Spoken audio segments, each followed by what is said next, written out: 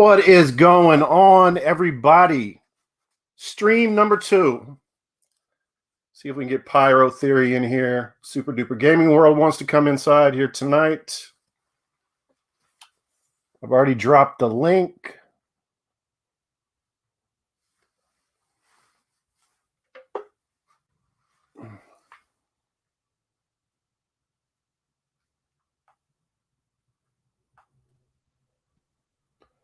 What is up, the Pyro Theory? Hey, we're back, man. We are back. Back at it. Drinking some beer. Talking some horror movies. How old are you, the Pyro Theory, if you don't mind me asking? That's all right. I'm 18. Okay. So you're not drinking beer, but you're gonna still talk horror movies with us. That's perfectly fine. We got Ty Lord coming in here tonight. He is at the store getting beer right now, so he'll be on the stream as well. I heard. I actually rewatched the last one, and I was going to ask you if you watched the playback because I had some questions. Oh yeah, I definitely did watch the playback, and I seen someone else joined in just right after I left the last time. Oh yeah, don't even talk about that. We're able to edit all that out of there, so the actual video now doesn't have any of that in there. Oh, well, that's perfectly fine. No, I was going to ask you. So this is what I was going to ask you about it. I watched some of it, and what's up, Mikey Garcia? I watched some of it, and I did notice some lag in it. So I don't know. You know, this is the first time I'm doing this in a long time, and my internet's never been known to be that great. So, but I am using wired. It's not like I'm going wireless. So I wanted to know if it was bad all night, or if it was just kind of off and on, or if it was okay. Yeah, it was perfectly fine. I didn't see any issue with it. All right, it might have just been my computer at the time. Yeah, it could have been. And then I also don't know if you add more people, does it drain on the internet more? I don't know how that works. Not so sure either. It looks like Super Duper Gaming World has his mic muted, or do I have it muted? Let me see. Let's see here. Investigating. Yeah, sorry. Oh, I got it now. What is up? What is up, Super Duper?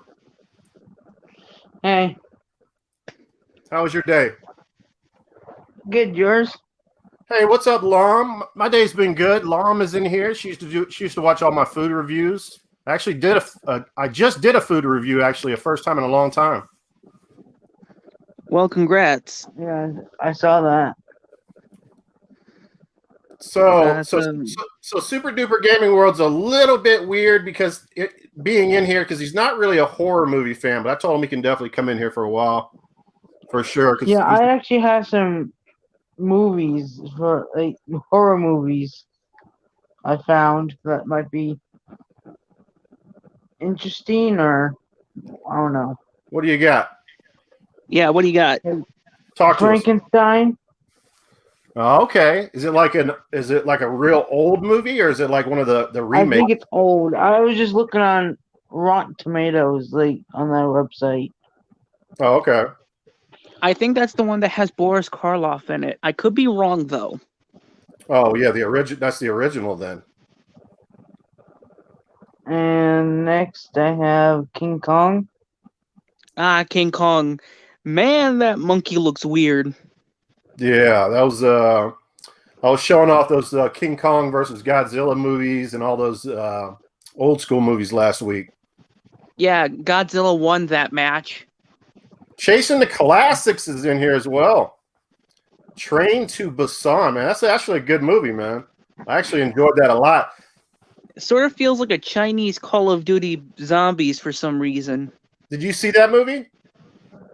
Train to Busan. I seen a trailer. It looked actually excellent, but it reminded me a lot of Chinese Call of Duty Zombies.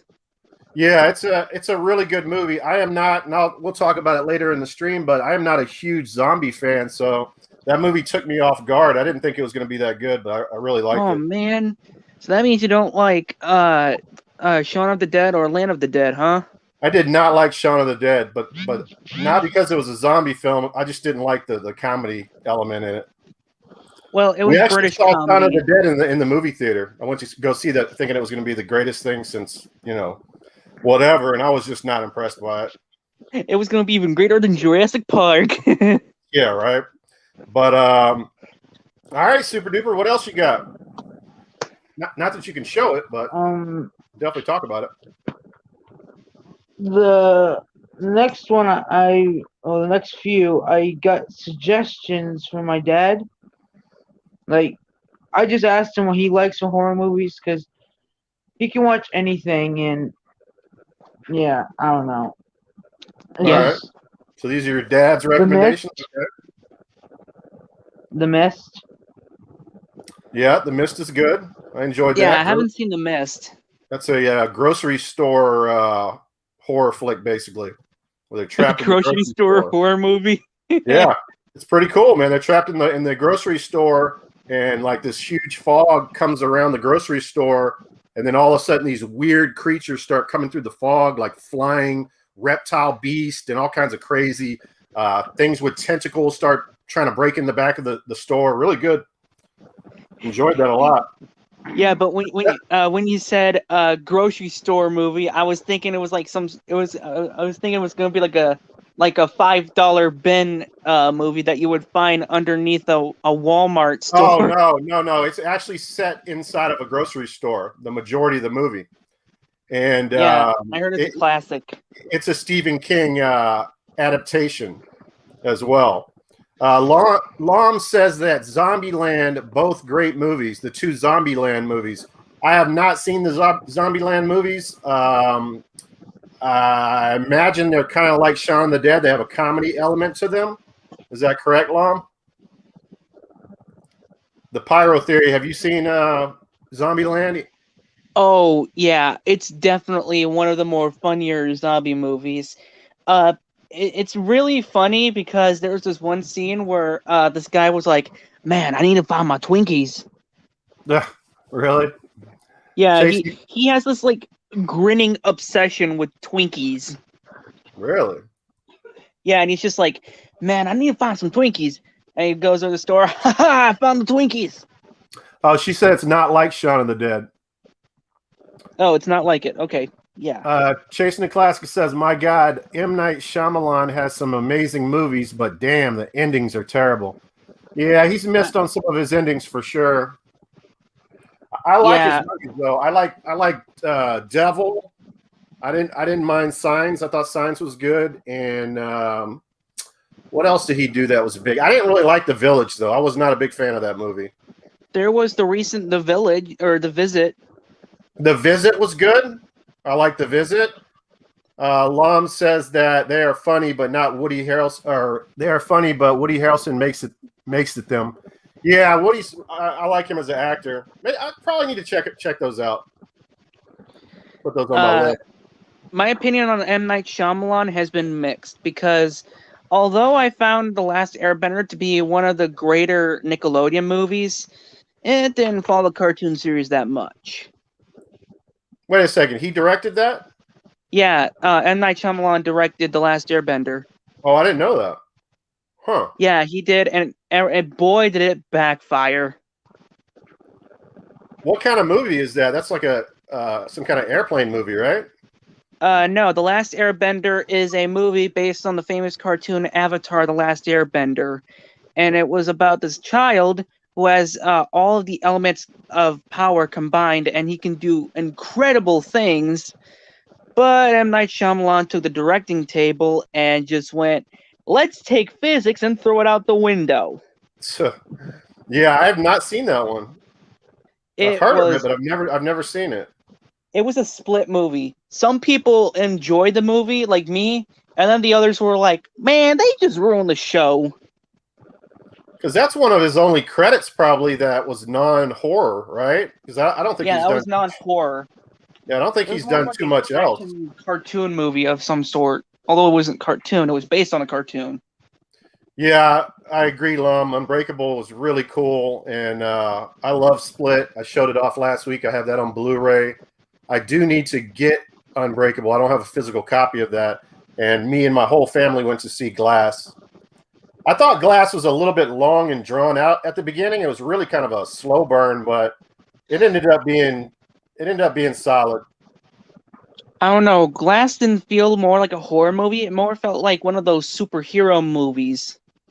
Yeah, Mikey, you overheard that last week, right? Where I actually taped them inside of the the shade so I can see perfectly. What did you just say? The pyro theory? I said that Glass didn't feel like a horror movie. It felt more like a superhero movie, and just to have an excuse to bring the guy back from Split. Yeah, I can see somewhat of that. Yeah, for sure. When I first seen a trailer, I was like, "Oh, great! They brought back Psycho Guy again." It took forever from I was about to say Morgan Freeman. It's not Morgan Freeman. It's Samuel L. Jackson. It took forever for him to do anything in that movie. Like he was just comatose for the first 45 minutes of the movie. I couldn't believe it. I was waiting for him to do something. So they really drew that out, man. I'm telling you. It's like you're sitting in the theater and you're shouting, "Do something, Samuel L. Jackson! Tell him about Pulp Fiction!" Yeah, something, man. That was kind of crazy. All right, Super Duper. What's your next dad's recommendation? Well, this one's actually mine, to be honest. Okay. And it's not a movie; it's a TV show. Okay. All right. Supernatural. You know, like Sam and Dean. Oh, my mother is a big, huge fan of that show. Oh, the TV series Supernatural. Yeah, it's a really interesting show. Yeah, I can't say I've watched. I don't think I've watched any episodes of it, but I know that it's really big and a lot of people are into it. My mom actually met Crowley. Crowley, that's one of the main characters. Yeah, that's one of the side characters. Angel. I thought the angel was Castiel. Oh yeah. Crowley was the devil at one point until he got dethroned. Oh yeah. All right, we got a little supernatural lore going on here.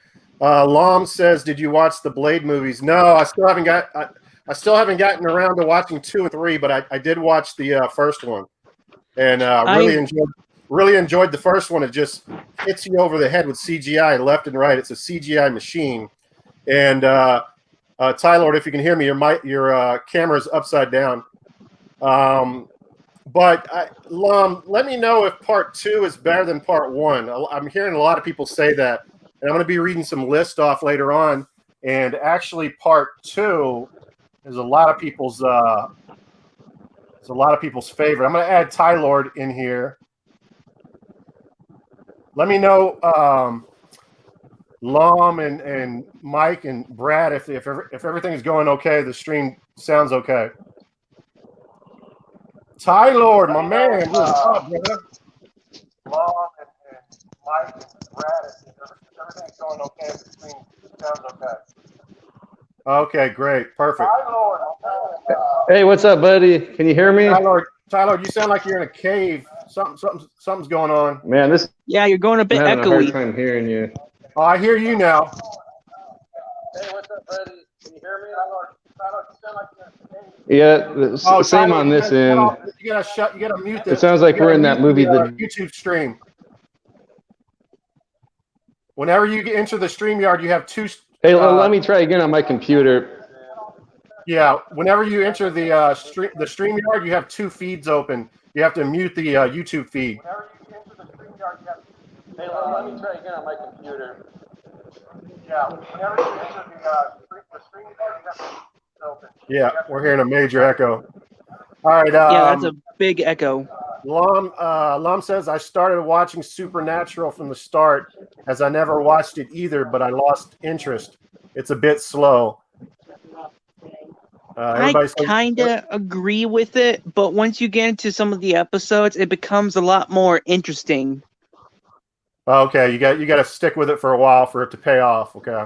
Yeah, my favorite episode was the dream episode where it shows everyone's imaginary friend, and some of them die, and and it was like the scene where Dean and Sam, they experienced someone, or they got back from seeing an imaginary friend die, and the mother was walking over, and she kept rubbing blood on herself, and the boys were like, you got a little something, what's going and she on doesn't there? notice it.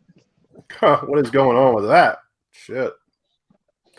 Now, I'm just going to forewarn you guys tonight. If I have to run out of here into the other room, you might see that every once in a while. I made the mistake of buying a 4-month-old German Shepherd, full breed German Shepherd. And let me tell you something. This dog is a handful. I already have one dog, the video game dog Taylor. Now I got this 4-month-old that's running around, jumping on everything, tearing everything up. It's just insane.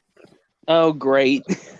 Yeah, so I actually had to pull my cage that Taylor used to be in a long time ago when I first got her out of the garage and put it back together because I can't leave the house. She'll tear up my couch cushions. She'll tear up everything. So it's a whole friggin' ordeal. She's a beautiful dog, full breed. Like I said, I always wanted to have a German Shepherd again.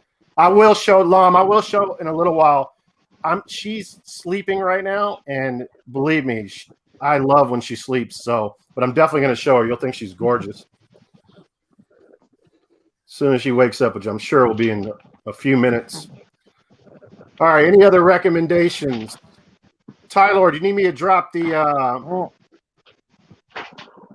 Taylor's going to be a little bit tougher. She's a big dog. These ones actually have dislikes from Dad, and probably from other people too. Okay. And this was Fear the Walking Dead. Is that the same as the Walking Dead series, or is that something else? Well, it's pretty much the same thing, except they took off some characters. I don't know. I don't watch it, but I know that a lot of people hated it. Yeah, everybody that I've talked to was huge fans of the Walking Dead series until it got to like a certain season, and they were like, "Forget about it." It jumped the shark, and they didn't like it anymore. I actually do have. Oh. No, Tyler. Or Mike says Tyler catch a raccoon. No, man. It's Taylor, not Tyler, but Taylor's thing is friggin' chasing squirrels, man. She goes crazy over squirrels. All right, I see Tyler, but he has a white screen. We're going to get him in here tonight because he's got actually a cool story. He actually went to Comic-Con today. Oh, that's neat. Let me try to add. And he met a horror movie director. Okay, I can see you, Tyler. All right, I think I'm up. I don't have any here. Yes, sir. Do I or delay? No, cool. Sounds good. So, hey, Tyler, I'm going to let you take it for a second here and just kind of tell us about your day going to Comic-Con and who you met and what stuff you might have picked up and just what you saw overall, just your general, day at the Comic-Con.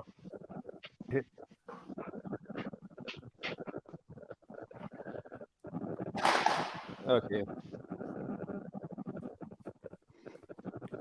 Lom says she stopped watching. Okay, well, my buddy's he's my buddy for 20, so at least buck. And that's actually the brewery where I had this beer from.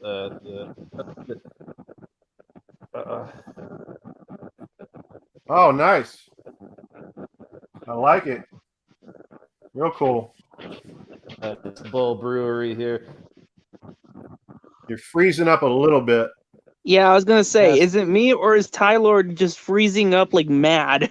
Oh shit. Yeah, he's there. You unfroze there. Oh, I think he froze again.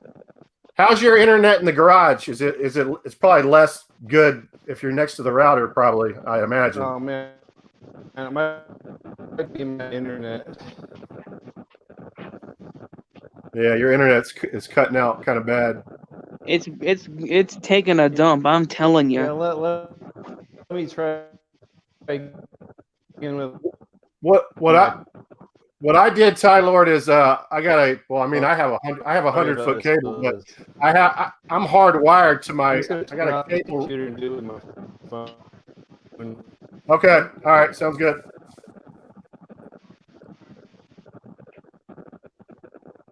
But anyway, Ty Lord met a. I don't want to mess the name up, so let me go ahead and check my text. He met a horror movie director that does some horror shorts. And he also did. I didn't understand it completely. That's why I wanted to ask him about it. But he also did the American Horror Show. I don't know if you guys are familiar with that series. Oh yeah, definitely. But he said something about a compilation of them. So I don't know if he means that maybe he directed some of them, which is still awesome. That's really cool. So it says, oh, you know what? He's back in here. Let's see if he's good now. He can tell the story. All right, got you back in here. Okay, so why do I turn the sound off on the? Well, I don't know on your phone, like when Hey, how's that? you want to mute the YouTube feed. Yeah, I don't hear you either. It just sounds like a robot. Oh, really? I hear you fine now. Yeah, me too. It looks like you're not freezing now. Can you hear it? Can you hear the other guys?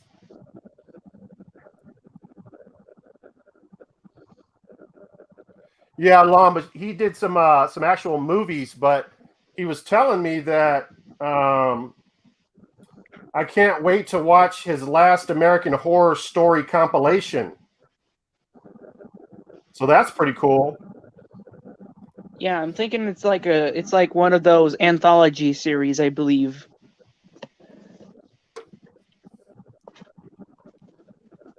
Sorry, Lord's still having problems, I guess.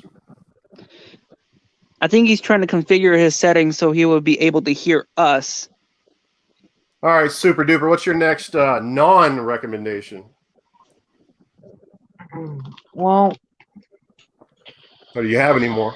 it's not really a recommendation. It's not really a non-recommendation. It's just that they kicked off important characters on The Walking Dead. Like, what was that guy that died on the bridge? Oh, I don't know. I I didn't don't watch think it. I remember. I never watched that series. Pyro, you Yeah, watched me it? neither. Oh, okay, yeah. Well, it I was think I've a seen bits very, and pieces of very. it. Oh, okay. Oh, it was an important, very, very important character.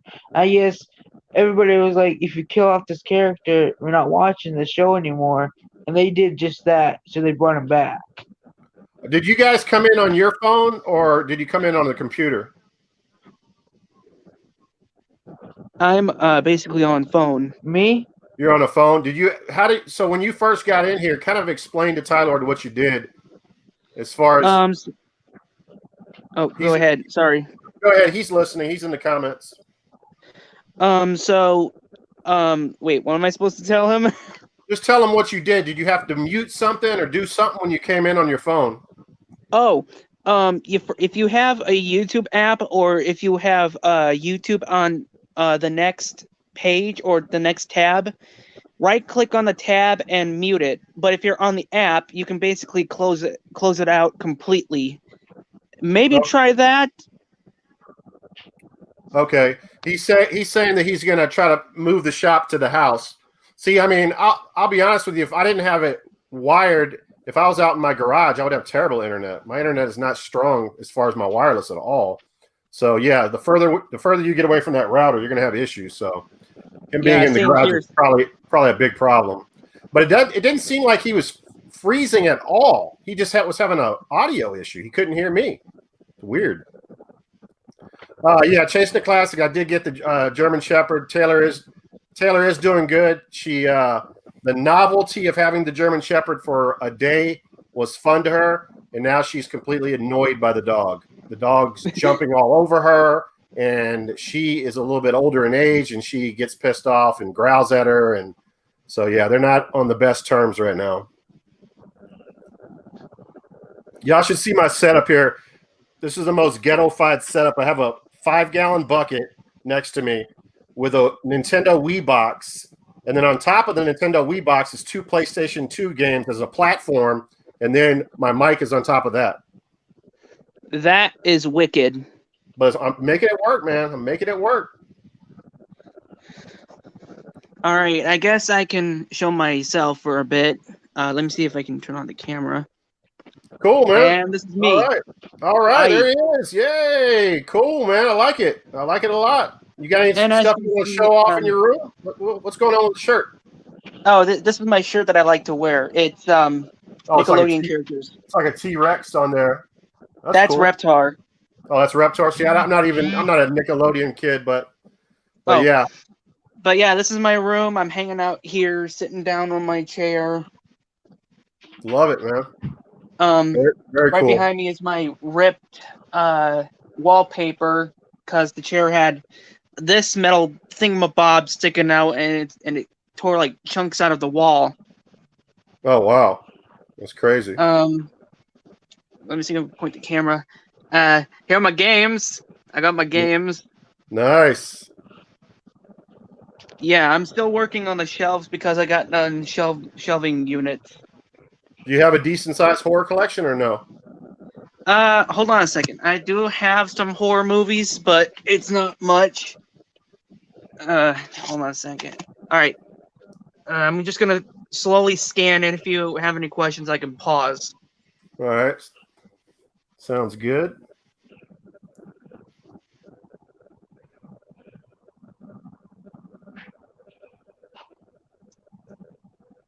Let me see what the background. There's some background noise. Let me mute one of you and see if it stops. Oh no, I'm sorry. Hey, we can't see that. You need to go down. Yeah, you were too high on it. Oh, yeah, you couldn't see the spines. Oh, there we go. Now Okay. you can see it. Yeah, it looks like 9. Yep, 9. Okay, go down a little bit. Okay, there, perfect. You got Cabin Fever. That's a good one. Yeah, Cabin Fever. That's my favorite one. That's a Cabin Fever is a Eli Roth movie, and I have some something I want to tell you guys about Eli Roth later on, which is really cool. Yep. Oh, you know who's not in here? What happened to Zomberry? Oh, I don't know about Zomberry. I just realized that he wasn't in here, and it's kind of weird though. He, he definitely wanted to come back on here, and I told him to comment on my video. He commented, but I was busy. I didn't comment back, but I did comment back like a few days later and say, "Yeah, I'm doing the new stream. It's going to be 7 o'clock," but he never commented back. So maybe he didn't see that, and yeah, maybe he didn't see that. Because I wanted to talk to him about, especially him about the Shudder, getting a Shudder subscription. Because Joe Bob Briggs he has a new series on there right now, and I watched a couple of those, and he had Eli Roth as a special guest on there, so it's really cool, man. Yeah, pretty interesting. Oh, here's Steve. Let's try it again here. All right, Steve, Ty Lord. How's that? I can hear you. Can you hear me? Oh, good. I'm sitting right next to the Rowdy here. I like my little shop I had set up out there. I had good lighting and everything. No, it doesn't look too bad actually where you're at. Yeah, mine. Right, cool. So I'm right next to the router, so that was probably the problem. Yeah, that's what I was telling these guys. Man, I have all my beer and all my DVDs out there too. Oh, you gotta bring them in. I brought a little bag of them in here. Okay, cool. Go ahead and take. What we started to talk about is the Comic-Con. Tell us how your day went. Oh yeah, right. So I wasn't really planning on doing it because my buddy dropped out the last minute. I was going to go to with my friend. I don't like going to those things by myself because I usually like to bring my wife. Otherwise, I get hit on by too many women. I can see that happening. Yeah. But my buddy Tom runs the thing. I've known him for like 30 years. He ran the video game store in my hometown of Turlock. That's actually where I got this Dust Bowl, Hops of Wrath from the brewery in Turlock there. Very cool. But got a nice little take on Grapes of Wrath. Yeah. Wrath, Dust Bowl. Yeah. How's it taste? It's strong. I have another one, the same brewery. This one's not as strong. This is 6.6. Okay. I have another one just like this is called The Therapist. I have that out in the garage. I was going to get to that after this. just a higher alcohol percentage. Yeah, that's what I'm doing too. I'm starting real light, Yeah. and then after this, I'm going to the IPAs. I'm going to Yeah. take the plunge tonight. I'm going to IPAs tonight. Right. Anyway, my buddy Tom, he's known as Ziggy in my town. He's been a video game, got a little video game store there since I was like a little kid. I guess he runs. I didn't know this until recently because I hadn't really been keeping up with him. But he has a Comic-Con. He runs these Comic-Cons throughout like Central California here, and they've been out due to COVID and all that. But I guess this is the first one he's had, and it was slammed. Like I went there was a couple hundred people in line. I'm like, I don't know if I'm gonna wait for this. And my buddy I was gonna go with backed out, but then I saw Tom and he said, "Oh, just go VIP in the back." So he let me cut through the line. He let me go in he let me go in for free, but I just gave his wife like the $20 or whatever it was when I passed by. Oh, that's not bad. But this place was popping. It was shoulder to shoulder, and they're just like the old days. Yeah, well, yeah, it's Saturday, and I'm sure where you're at, they're kind of back to 100%, right? Right. Yeah. Cool. But, yeah, all kinds of Hot Wheels and mostly like comics and Hot Wheels and toys and stuff. Not very many video games. But I did come across this booth. A guy, he had posters for horror movies. The director's name is Michael S. Rodriguez, and he's from Fresno, really close to me. So it's kind of cool to have a director near me. I kind of made friends with him over there, so I friended him on Instagram. I don't know if you heard me earlier, but is that show that I was thinking of, that the American Horror Show? Is that real famous series? I don't think so. I think there's one called the American Horror Show. This one's called the Last American Horror Show. Oh, okay, yeah. Okay, so I was thinking of something else. Okay, this is more. I was talking to him. He gets all kinds of these big actors, or they're kind of like older actors that are kind of nobodies now, but he gets a lot of them in these little low budget movies. Like old Lynn Lowry, I think she was in like the old Crazies movie. Okay. A lot of older movie. And then they have he gets. You remember Arch Hall Jr. that he was in The Statist? Yeah. He's been in a couple of his movies. The guy that's in his movies is that Mel Novak. He's from A Game of Death with Bruce Lee. I'm sure. So this guy's really low budget, but like he puts the heart into it and the passion into it, and that's pretty good movies. Yeah. I mean, when I was looking at the reviews today on IMDb, well, I always say it wrong. What is it? IMDb. Yeah, he got good reviews, like 8 out of 10, and I was like, wow. Yeah, so basically, I got the DVD from him. Where did I put it? Oh, yeah, and he signed it for me. The Last American Horror Show. This is like in the same vein as Creep Show, or we were just talking about Tales from the Dark Side. Oh, it's an anthology. Okay. Yeah, so it's like it's 3 little stories inside of one story. It's like a girl has an internet date, and they come over and watch horror movies. So that's like the little segue segment that connects them all together, and that one's its own little story too. Okay. But it has a few good little short horror stories here. One of them is really like a lot, reminds me a lot of something like Texas Chainsaw Massacre or a Rob Zombie type movie. The last one, I think you'd get a kick about this. I should have gotten another copy for you because they were doing streaming services. Yeah. So this was on. I'm not sure what this one was on, but he was saying this one here. This is the one I really want to see. A Day of the Pigs. Yeah, Day of Pigs. This one's on that Fear Flicks on Roku. Yeah, that's the one that got. He won some kind of awards for it. For most. I think it was brutally gory, most goriest movie or something like that. Yeah, he did. He got some awards for it. I'm looking forward to this one. It sounds good, man. Yeah, it really does. Yeah, it sounds like sort of like From Dusk Till Dawn-ish. Oh, really? He didn't want to give away the plot, but I didn't know it had zombies in it. I thought it was like more of a Wrong Turn type of movie. Oh yeah, it's something like that, but there's no zombies in it, I don't think. But it's sort of like I don't know if it'll give it away. He didn't really tell me what the plot is, but it starts off like dudes going to somewhere to get laid or whatever, but then it turns like sort of like Dusk Till Dawn flips over halfway through and it turns into something different. Yeah. Well, I think it turns into like a slasher type movie halfway through. That's cool, man. I like it. I like that.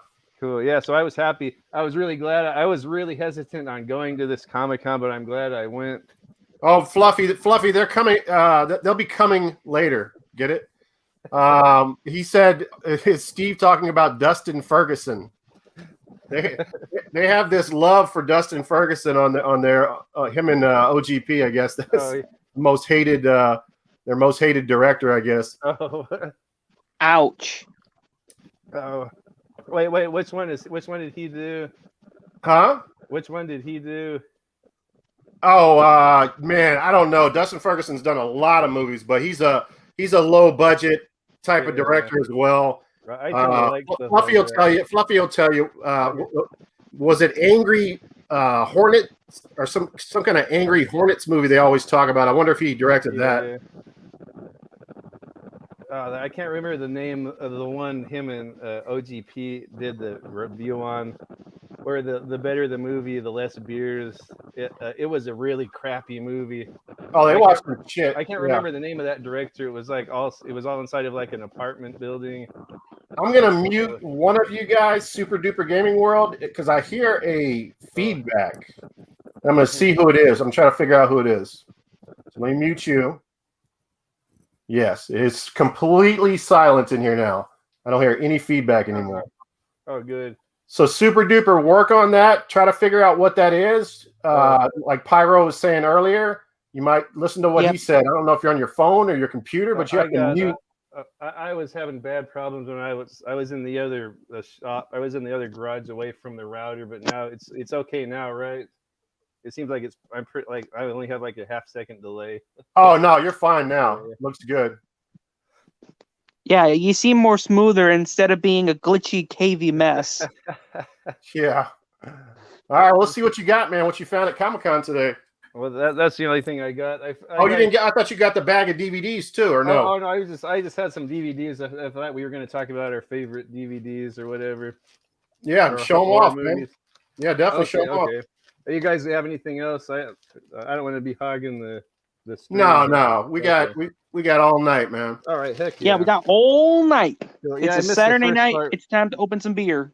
Cool. Unless you guys talking about M. Night Shyamalan earlier, I kind of missed the first part. Oh yeah.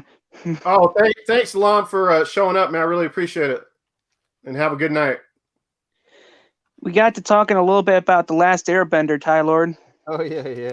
Have you seen that, Steve? I really like that anime. The movie, I could take it or leave it. I didn't know that Shyamalan had anything to do with that movie. Yeah, he was the director, right? Pyro. Yeah, he was the director, Steven. I mean, it looked nice. It looked like how I would want an Airbender movie to look, but it just wasn't that great.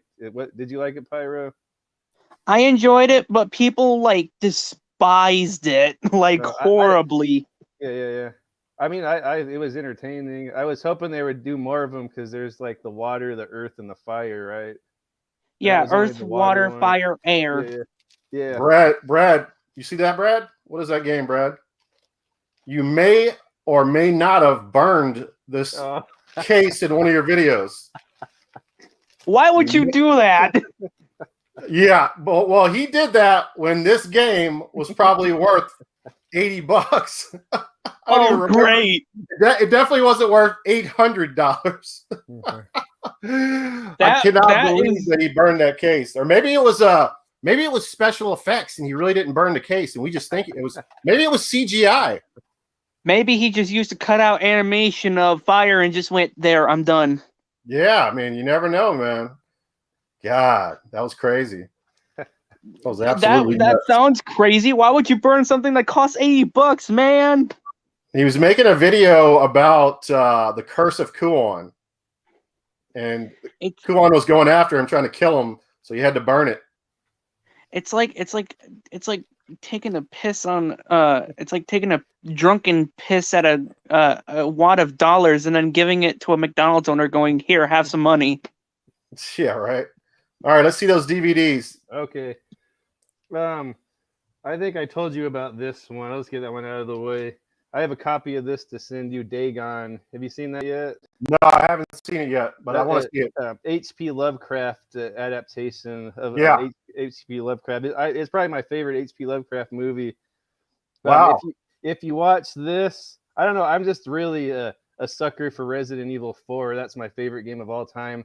If you watch this movie, I guarantee you the director of Resident Evil 4, like this was its main inspiration, down to crazy villagers in Spain and the Oh wow. yeah, a little Spanish village right by the sea. Crazy villagers. They capture the girl. They have a little. They're like a satanic cult, right? They even a Okay. lot of the characters look like the characters in Resident Evil 4.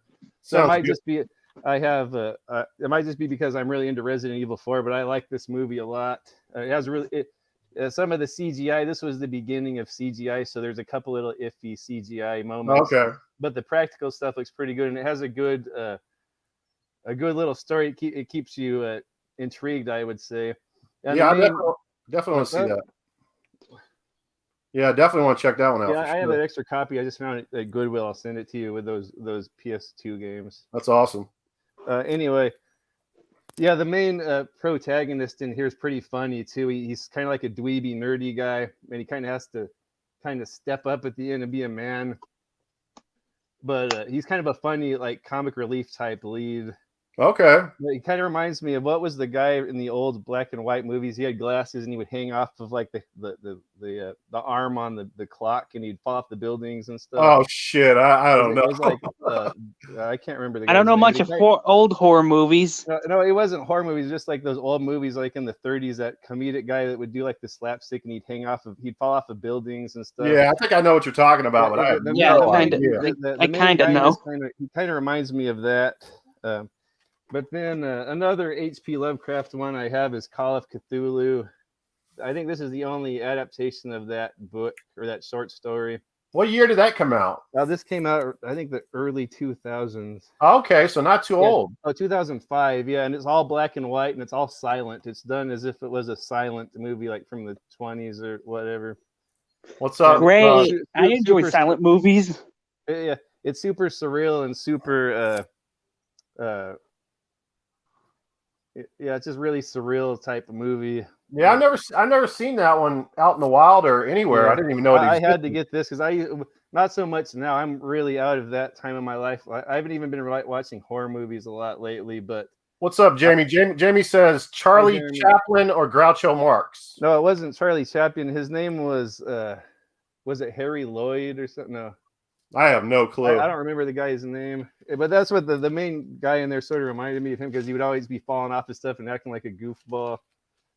Yeah, that sounds good, man. Definitely. Yeah, but there's a lot of gore in there. There's like sort of Texas Chainsaw Massacre 2 type skin removal type. It actually does sort of remind me of Texas Chainsaw Massacre, like in Spain. So, just the way those people are so weird in that little village. What's up, Correo? Correo says fire it up. Yeah, it does look like we'd be firing something up right now. Yeah, I can see that. It says, it's even real quick. Oh. Yeah. Is Metallica in Call of Cthulhu? Oh, no, I don't think they are. I think it just has some kind of weird synthesized, orchestrated soundtrack or something. Correo says Henry Garrison. Henry Garrison, is that him? Is the guy from Call of Cthulhu. Oh, okay. Cthulhu? Okay.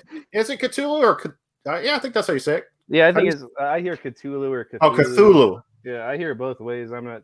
But I used to read all those little books. Yeah, go ahead. I always regret not finishing that game because I started it. And I started streaming it, and I got 30% done with it. The Xbox one. Yeah. A lot of that is in here in Dagon. A lot of because it's based on Shadow over Innsmouth, that the short story. A lot of that's in here in Dagon. You were mentioning Resident Evil. How many Resident Evil movies have there been? Oh God, I have them out in the garage. There's been 6 of them with Mia Jovovich. Is there anyone that? So is Part 4 anything like the game? No, there's no movie like Resident Evil 4 so far. That would have been cool. Yeah. I actually do own a Resident Evil movie. I got it right here. Oh, right down. Oh yeah. What was that? Oh, is that on PSP? I've only seen the first one. Yeah, PSP UMD. Oh, yeah, this is right. Degeneration. Right. Yeah, I have that one. I think it came with my Resident Evil 5 or 6. It was a DVD. Yeah, I've only seen the first one. I've not gotten Yeah. far in that series at There's all. a few of the animated movies too. I think I have all but one of those. The Vendetta, I think. I saw Silent Hill today. I wanted to pick that up, but Oh, yeah. it was a full screen. And I don't want to do a full screen. I'd Oh, rather have widescreen. Yeah.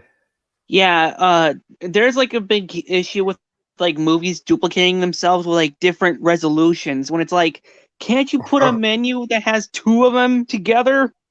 Yeah. Yeah, right. No kidding, yeah. Corral says a garbage pile full of Resident Evil movies.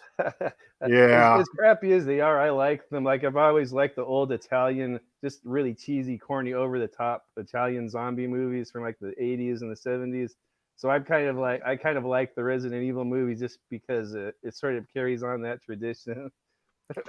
Well, I'm on the same page with you as far as Yeah. that game is concerned. I think that game is leaps and bounds better than any of the Resident Evil games. Oh, It's 4, so yeah. damn Oh, good. yeah. That's my favorite game of all time. I'd say still. I played that game like 100 times at least. And I love the fact that there's differences in the PS2 and the GameCube version.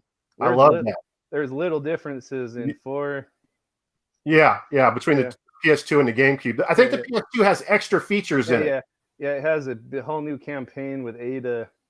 Oh, wow. So it's a big deal. Yeah. And what else did it have? Oh, it had a new weapon. Yeah, the GameCube one looks so much better though. Like there's so much more detail and the characters have more polygons and the lighting and everything's better. But Jamie says PS2 though one is solid. Like that's like one of the most nice. That's the like up on top of the nicest looking PS2 games. Yeah, that's another game that I didn't beat, man. That I played. I probably played 70. Well, I thought I played.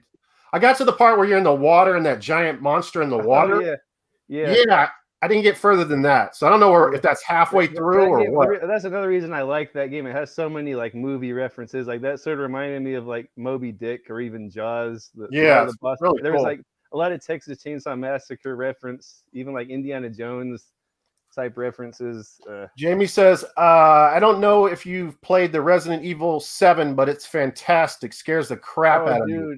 Is that the one with the VR? Yeah, I think you'd like that one. That one looks like Texas Chainsaw Massacre, the game. Really?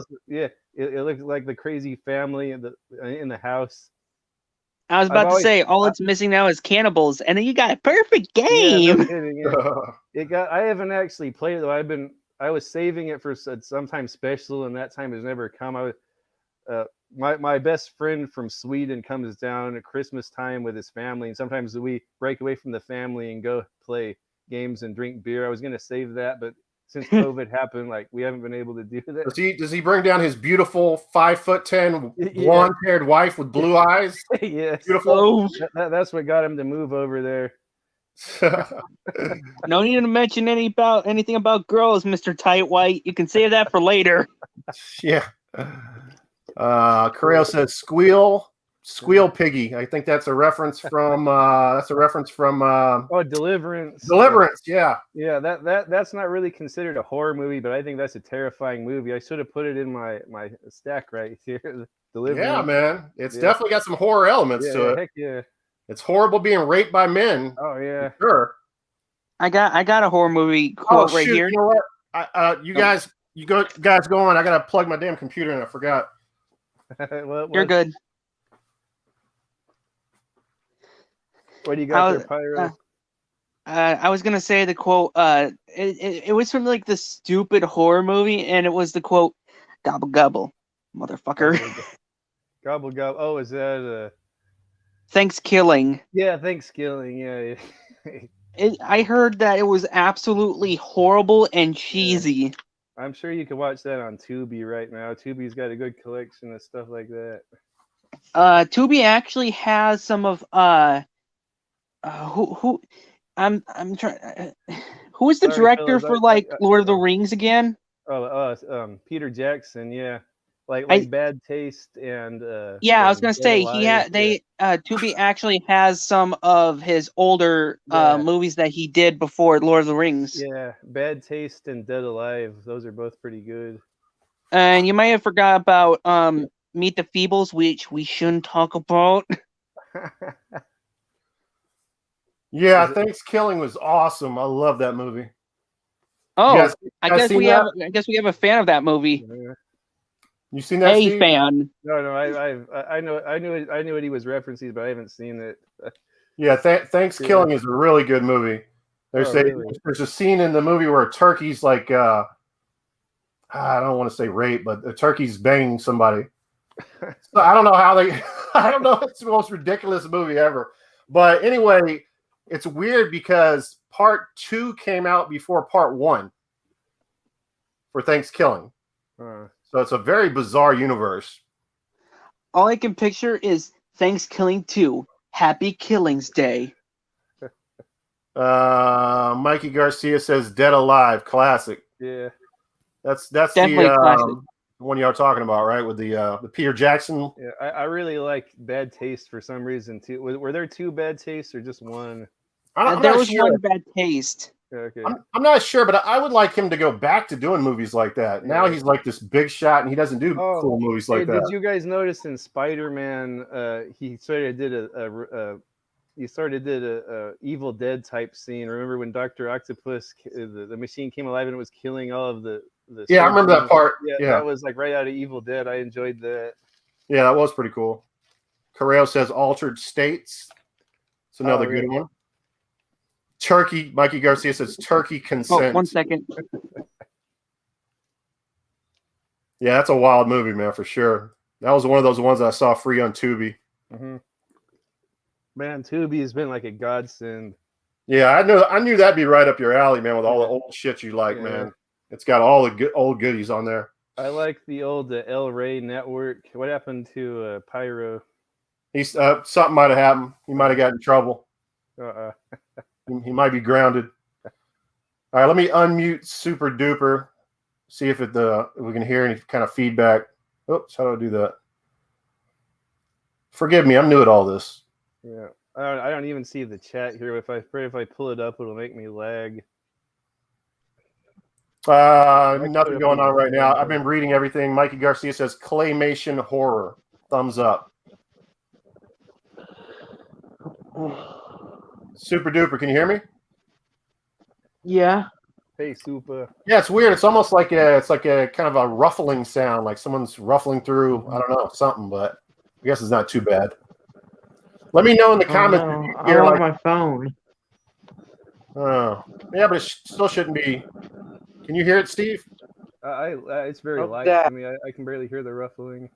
That sounds better, I think. Correo says, I remember. Oh, sorry. I'm in a bad area. Yeah, it sounds like you're. Sorry. Whenever you're talking, I can't. I just that. I can't even talk right now. I'm shy of doing this. I'm just. That's okay. That's right. And that's fine. It's no when big you're. deal. Yeah, and when you're talking, I don't know when you're talking because sometimes you're skipping. I'm in a bad area where my phone is. I'm using my phone, so. I was having that same problem out there when I was far away from my router. Yeah, it sounds like I only have strict like right now. You all are skipping. It sounds like you're under a freeway ramp. But anyway, what's it called? So go ahead, Steve. What was the next thing you were showing? Did you have something super or no? No, I think he's good. Let's see. Hey, what about these demon movies? You into those? Yeah, those are the originals, right? Those are classics, right? Yeah. So it's been a while since I've seen these, but I first saw these. A friend of mine turned me on to them when I was in like community college or maybe even high school, and I had to have them. Those are the Italian movies. Yeah, what Dario Argento presents. It's Lamberto Bava. Yeah, these are both good. Sort of the same. One of them set in a movie theater, and one of them is set in an apartment complex. They're both pretty good. They're sort of zombie type movies, all kinds of gore. And then this one, I don't know if it's connected to the series. I know there's Demons 3 called like the Ogre, but I don't have that one. And then this one, Black Demons. I don't think that's related to it at all, but it's Umberto Lenzi did this one. But I wanted to. What is it called? black demons. Is it actually black people that are demons? Yeah, most of them are. I think it's like voodoo type stuff, but like in Central America. But Yeah, that looks good. It was pretty good. This one, I just wanted to segue that into this one though. Umberto Lenzi, Nightmare City. Have you seen that? No, I don't think I have. Okay, this is like the 28 Days Later, like 20 years before that. It's sort of like fast-moving zombies that can use guns and weapons. Oh wow! Well, I do prefer fast-moving zombies over the slow ones. 1980s. It's just balls to the wall, just a lot of gore, a lot of like ocular trauma, like it's popular in these Italian movies, like eyeballs getting ripped out and guts getting ripped out. That's cool. A lot of fast-moving zombies. I really like the funky soundtrack in this. Are you a fan of fast-moving zombies over the slow ones? Depends on the movie. I do like. Probably my favorite ones are the slow-moving, like Dawn of the Dead and the original Night of the Living Dead are my favorites. But I do like the new Dawn of the Dead from what was that, 2000 or 90? Yeah, the one with Ving Rhames in it. Yeah. I do like that one, and I like 28 Days Later quite a bit. We're gonna talk about that in a little while. Good. Yeah, watch this one. I'm pretty sure it's public domain. It's also called City of the Living Dead, or it has alternate names, but you probably find it by Nightmare City. Okay, all right, yeah, I'll definitely look out for that one for sure. Or and DNA too. Yeah, different. Yeah, one of those. What else? You got anything else you want me to keep going? Well, let me just mention though.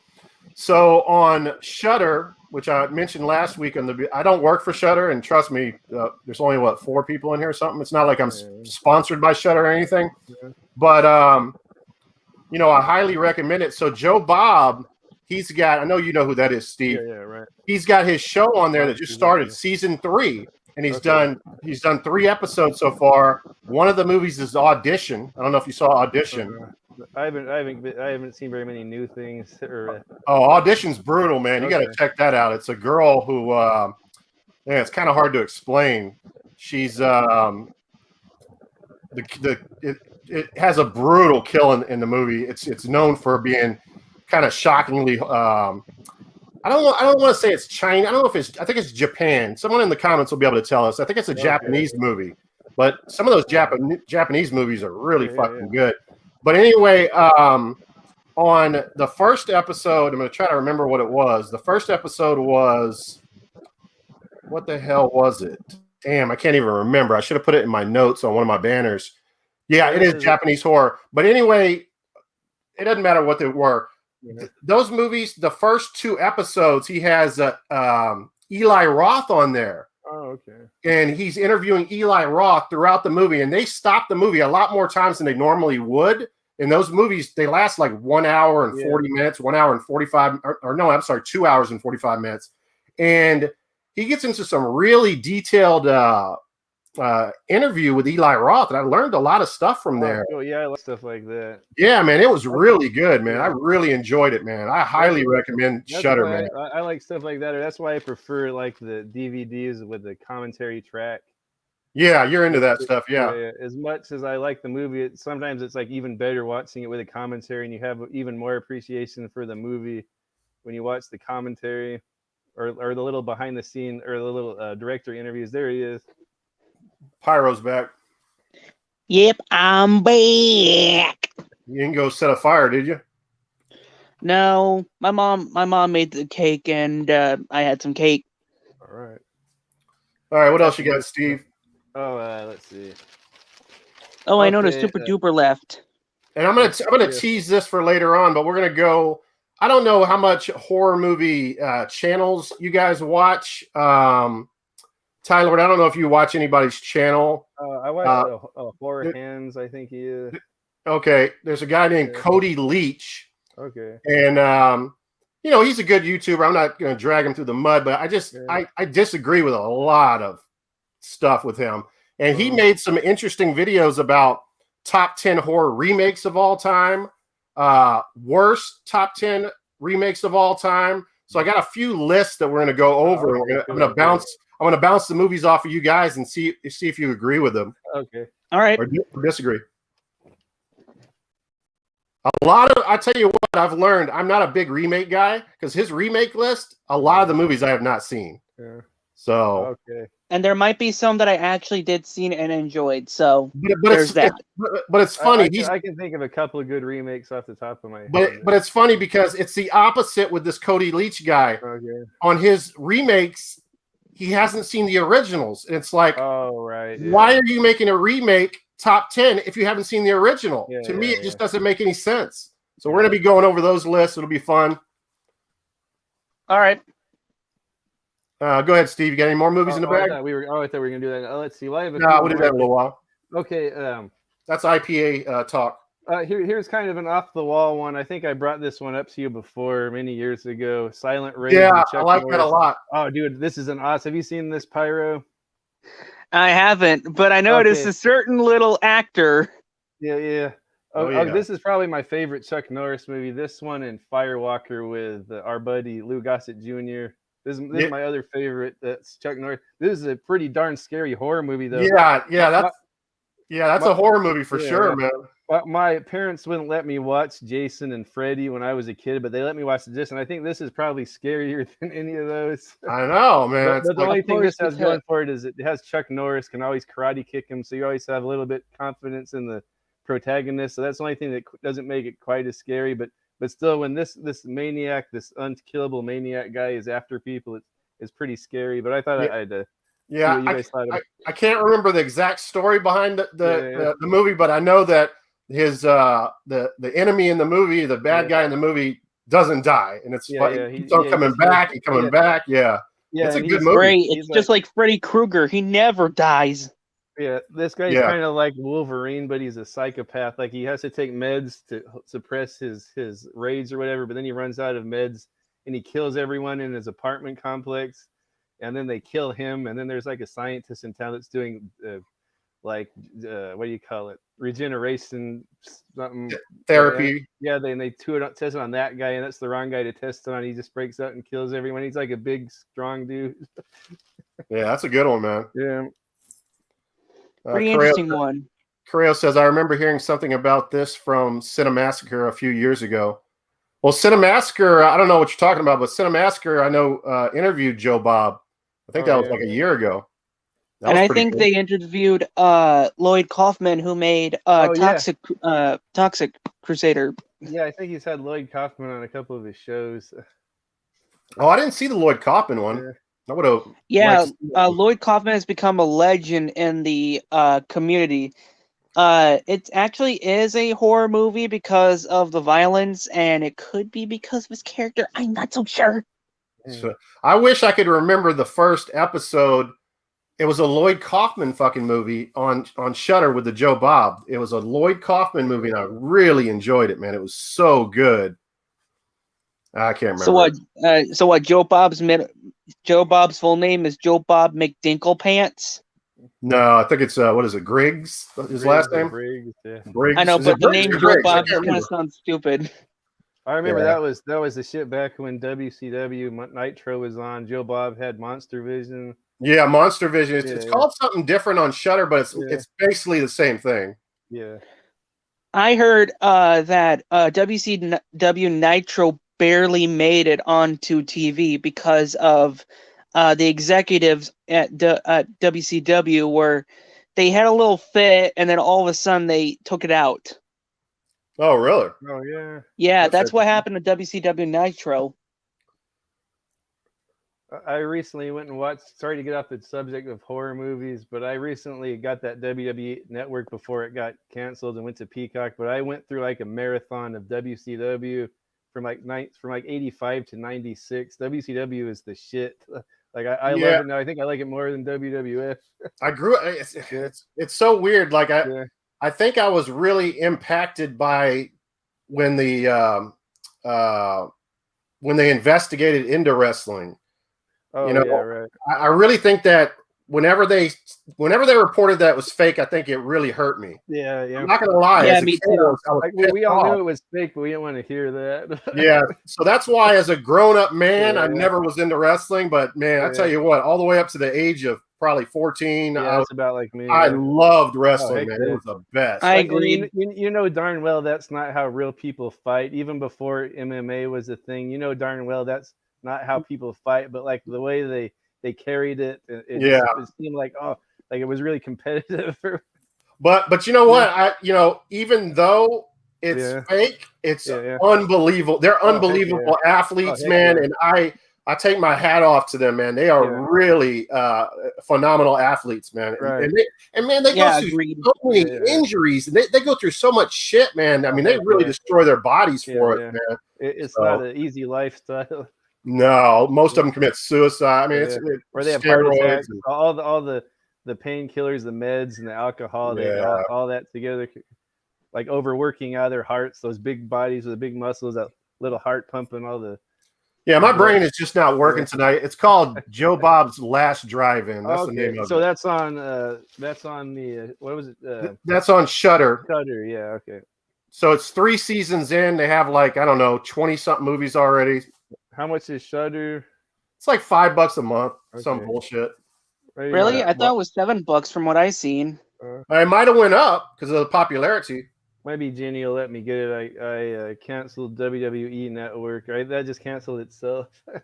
Oh, really? Well, Yeah, if it's I around don't the really same even price- I don't even really watch Netflix anymore. I would just cancel that, but I think there's a few things she likes on there. Yeah, I lost my password to it. The only thing that I was upset with, was I tried to go on there and I realized I didn't have the password anymore, and I was trying to watch the Notorious right. documentary, Yeah, and so I didn't get to see that. So I don't know if that was any good. there is a lot of good Yeah. stuff on there, but The Wu-Tang was amazing. The documentary on Netflix. I watched that the last days I had Netflix. uh, Yeah, They I did sold watch their last the- album. I don't know if you heard us talking about it. They sold their last album for $1 million, and they sold it to one guy. A What guy the- bought it for $1 million. Here's the deal: why it's so valuable, and it's probably worth 10 Yeah. times that now.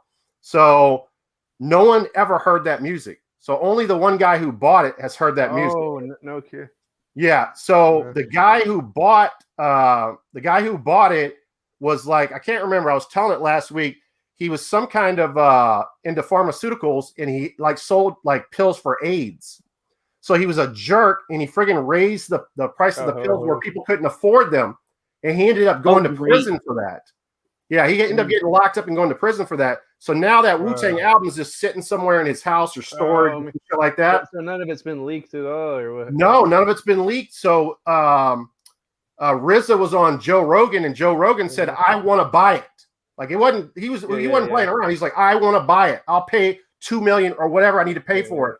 Where is it? And RZA's like, "I don't know. I don't know what to tell you. I mean, the guy has it somewhere. I don't know." So pretty crazy, man. Yeah, that's crazy. Yeah, I think that Jamie says she gets it through Amazon Prime, and it's like $5 a month. That's what I did too. So I guess, yeah, you probably get a price break if you get it through Amazon Prime, because I had Amazon Prime first, and I just added on Shudder. Oh, because I don't even know what I pay for Amazon Prime. It's probably, I don't know, it's not too much, but I watch more Amazon Prime than I watch Netflix. It wasn't even close. We had Amazon Prime for a while, but the navigation system I got confused, so I canceled it. Oh, really? Yeah. They got a lot of horror on there. Oh, really? Yeah. And Shrekley, Martin Shrekley. Who's that? One less Martin double Shrekley. cheeseburger a month's worth it. Oh, hello there. I quit like after Vader Sting. Yeah, I remember Sting. I'm not sure about Vader, but I do remember Sting. Vader sounds familiar. Sting was like imitation Undertaker. Oh, later on he turned into like the Crow. Yeah, earlier on he was like a surfer guy. Like he was kind of like the Ultimate Warrior, but more like a surfer guy. Oh, okay. His like, name was Martin "Whoa." Shrekley, the guy who bought the Wu-Tang album. Oh, Martin yeah, man, Shrekley. I think he's still in prison to this day. Yeah. Yeah. Shrekley. Yep, that's him. So yeah, very interesting. Yeah. All right, I'm gonna go grab another beer and I'll come back and I guess keep on showing off your DVDs. What else? Or you got anything, Pyro? I got nothing. You can go ahead and show the next one. Okay. I had I had 2 boxes the size of my daughter full of, but I left them out in the garage. What about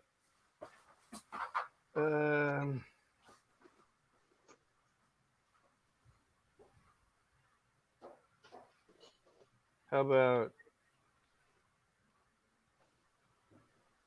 Okay, here's one. This isn't really a horror movie, but it has a lot of scary moments. It's sort of a multiple genre type movie. Dreamscape. You ever see that? No, I haven't seen that one. That This just is sounds like probably obscure to me. This is probably way before your time. You like Inception? Inception. I've heard about Inception, Okay. but I actually got it. But the same director also directed The Dark Knight, which I Yeah. started watching. Yeah, Nolan. Yeah, this one, Inception was all that go into your dreams and control your dreams and go into other people's dreams. Dreamscape. Come on. This one has some, like, they go into people's nightmares. They run this clinic and they go into the I don't know if they're psychologists or whatever. They go into people's minds. These certain kids or a psychic have psychic powers, and they can go into people's dreams and fix their problem. But a lot of them have nightmares, so there's a lot of cool special effects. This is around the same time as like Nightmare on Elm Street, Dream Masters, and stuff like that. I think the special effects guy did that. All right, this is my puppy. Dreamscape. You seen this one, Jeff? Oops. There she is. Oh, how cute. I gotta let my kitty in right now. A little pupper. Oh, Here's my puppy. oh. So her name is Storm. Oh, I haven't seen Storm before. Stormy. Yeah, I just got her. Girl.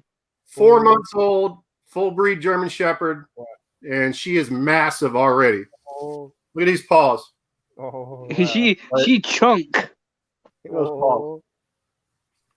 Big ass Them paws. the paws of a fierce warrior that wanting to destroy everything. Go down. Oh God, no, she doesn't want to hang out. Please don't. I was just trying to show you off. All right, no, get. Don't go around my cords. Oh.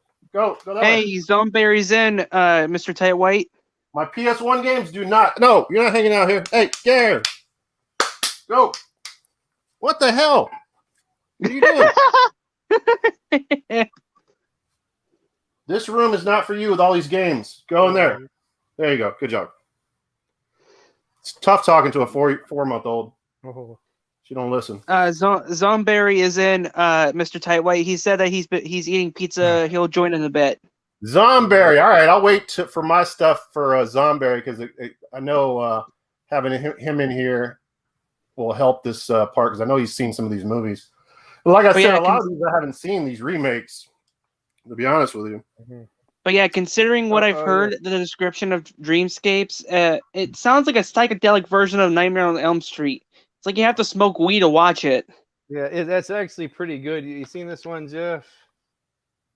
Dreamscape. It sounds familiar. I would say it has. This was the movie that scared me the most when I was a kid. It has a lot of nightmare segments, but it's an '80s sort of. It's sort of thriller / horror / sci-fi / adventure, but it's sort of in the same idea as Inception, Chris Nolan's Inception. But I like this a lot better. Dennis Quaid's in there. He's like a psychic kid that can go inside people's dreams to fix their problems. Oh, okay. You know the little dweeb guy from the Warriors? Warriors! Come on, yeah. I know He's in exactly what you're talking about. That guy is at the same clinic and he has psychic powers and he's like a little douchebag. He's like the antagonist guy and he goes into people's dreams, but he can kill them. And like the there's like a government or there's like a conspiracy and this guy's going to go inside the president's brain to kill him. I don't like her being around my games. Oh, yeah. What about your cords? Yeah. So this computer is the weirdest computer in the world. Nothing is broken on it, but yet my Ethernet cord doesn't stay in. I have to like tape it or do something ghetto with it. And if I move my computer just a little bit, I'll lose my wired connection. Oh, So it's like a nightmare. So I got it taped on the floor, taped up here. Man. So I knew the dog would be running in and out of here. All right, so let's get into a little bit of news here. You want to read this part? Can you see it, Pyro? Yeah, I can. The new Texas Chainsaw movie is set to be released late in 2021. The producer of the movie is Fede Alvarez, who directed the 2013 Evil Dead pseudo remake. The director is David Blue Garcia Tejano. Yeah, Fede Alvarez actually came on late. They fired the other producers. I think there were 2 producers on there. So not late. He came on there like a few days in, and they fired the other guys. Fede Alvarez also did Don't Breathe, I think. I think he directed Don't Breathe. I don't know if you guys saw that. That was like a 2000. I seen the trailer of it, and that was pretty much it. Yeah, that was where they sneak into the house and the guy's blind. And the guy's. Oh yeah, okay. You saw that, Steve? Yeah, that's pretty good.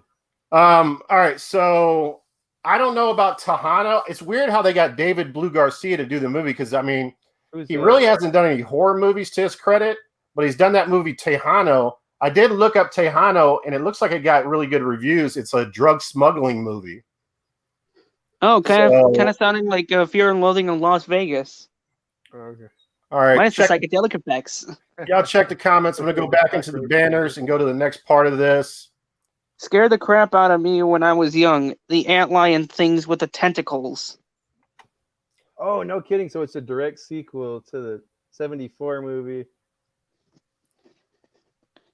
All right, Alvarez confirmed that the new movie will be a direct sequel to the classic 1974 film, which was confirmed last October when the first poster for the movie was released. Sorry, guys, I'm not on my A game. I should be showing you a poster right now, but I'm not.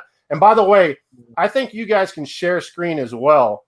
So if you're smart enough to pull up the poster, you could just share your screen, but I don't know if that's going to be possible, if you can figure it out. I do have a... Oh. Go ahead. I was going to pull up some news myself. There's been talk about a Exorcist remake that's been speculating around here. Okay, talk about that after this because I'm going to go through a few more banners here, and then you can talk about that. Steve dropped out for some reason. I don't know if he had to go somewhere or just I don't know. All right, so the original Leatherface will be the villain in the new film, and referred to him as the old man Leatherface in this podcast. We last saw the idea of an older Leatherface in the 2013's Texas Chainsaw Massacre 3D. Let me add Steve back to the stream. All right. Alvarez confirmed the use of practical effects, yes, for gory kills of the movie. He also revealed that the movie will be shot with a vintage lenses to look like the 74 film, which sounds really cool. But if the movie's a 2021 movie, should it look like the 74 flick? I don't know. I guess it sounds cool though. You're breaking up, Steve. So is this going to be or what? Oh, I can hear you now. What'd you say? Is this going to be set? It's going to be set 2021. 50 years later. Yeah. Hey. Oh, okay. Yeah, don't try to make sense of any of the timelines in this Texas Chainsaw Massacre movie. They're all really confusing. Yeah, it gets pretty confusing. All right. Yeah, none of them are really connected. Maybe the first 2. Now, this is cool. No, it's actually funny that the second one's definitely not connected really to the first one. It has the same guy in there. The main guy in that movie was Chop Top, and he's not been seen in any of the other films, which pisses Texas Chainsaw Massacre fans off. Actually, I thought Chop Top. When I was a kid, I thought Chop Top was the same guy that got ran over by the semi at the beginning of the first one, but it's not the same guy. Oh no, it's not. Totally different character. Huh? Now this is cool right here. Sally Hardesty. I don't know if you guys know who that is. Who was the final girl from TCM 74? Will be returning to the 2021 story. Marilyn Burns passed away, but the replacement actress is Olin Fier. She was in the horror movie Mandy. I don't know if you guys saw that. The horror movie Mandy also has Nicolas Cage in it. Yes, exactly. That's what I was going to say. Nicolas Cage is in that. So she's the beautiful lady in that movie. And I think she kind of looks a little bit like her. I think that's perfect. She's a nice looking older lady. Yeah, she's going to be perfect for that role. All right. Let me see. Is there anything else in that So that was it for the Texas chain. I can hear my other dog growling at that. Taylor's growling at her. She must be by her food. So let me take that off. All right, that was it for that. I'll wait till Zomberry gets in here for the other stuff. And Pyro, if you want to talk about that Exorcist thing, go ahead. Okay, so there's been talk of an Exorcist remake, and we had our first picture, and it was a retake of the original scene where we see our main girl backwards crab legs and doing the lizard, but instead her face is covered and has white eyes. Huh. Oh, that's interesting. We don't know what is going to be happening since we have not heard anything about the movie. I'm not even sure if they have any history or if the movie's going to be pushed back for 2022, which could be a possibility. I didn't catch the first part. Is this going to be a sequel, or what is this going to be in the Exorcist series? Remake. It's going to be a remake of the original movie. Oh, wow. That's Yep. interesting. Hopefully it won't be shot for shot. I hate shot for shot remakes. Just do something I think different. it's going to be Only shot for time shot because with what they did with the backwards crab pose and the death staring eyes, I think it's going to be a shot for shot remake. Which is in shoddy. the podcast that Fede Alvarez was in, he said with vintage lenses. So I am not certain. I would assume that means it'd be shot on film, but I'm not 100% sure on that. It's weird because it's weird that they didn't have that spider walk in the original movie. It was in the director's cut, right?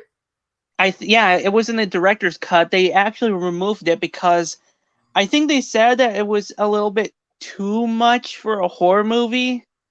Yeah, that's a real cool scene, man. Really cool. Yeah, I actually enjoyed the scene myself, even though the weird lizard tongue kind of looks a bit plasticky. As we go on tonight, kind of think in your head of the 3 scariest horror movie moments in your mind. That would be in there for me. And then towards the end, we'll go ahead and just reveal those, our top 3 favorites. I guess I already thought of 3 once already. Gosh damn it, I already have mine in my head. Don't reveal them yet. Yep. I guess I can show off a couple things. Yeah. Well, go right ahead. Got this little DVD right here. All right. Oh, heck yeah. Well, what the Jackhammer Massacre. Yeah. This is a grungy, dirty film, man. You want to take a shower after you watch this. A lot of like heroin needle stuff, and you're seeing wounds in people's arms, just nasty friggin' infected arms, and it's dirty, man. Is that an Australian movie? You know what? It might be. Speaking of Austrian, I heard that there was a TV show, and you guys are not going to believe this. You're going to be jaw-dropped when you hear about this. The TV show in Australia was called Australia's Most Naughtiest. Wow. That's not It good. was it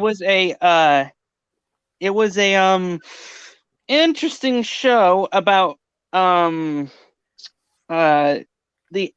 humans and the animals doing stuff. Oh yeah, that's no good. That's no good.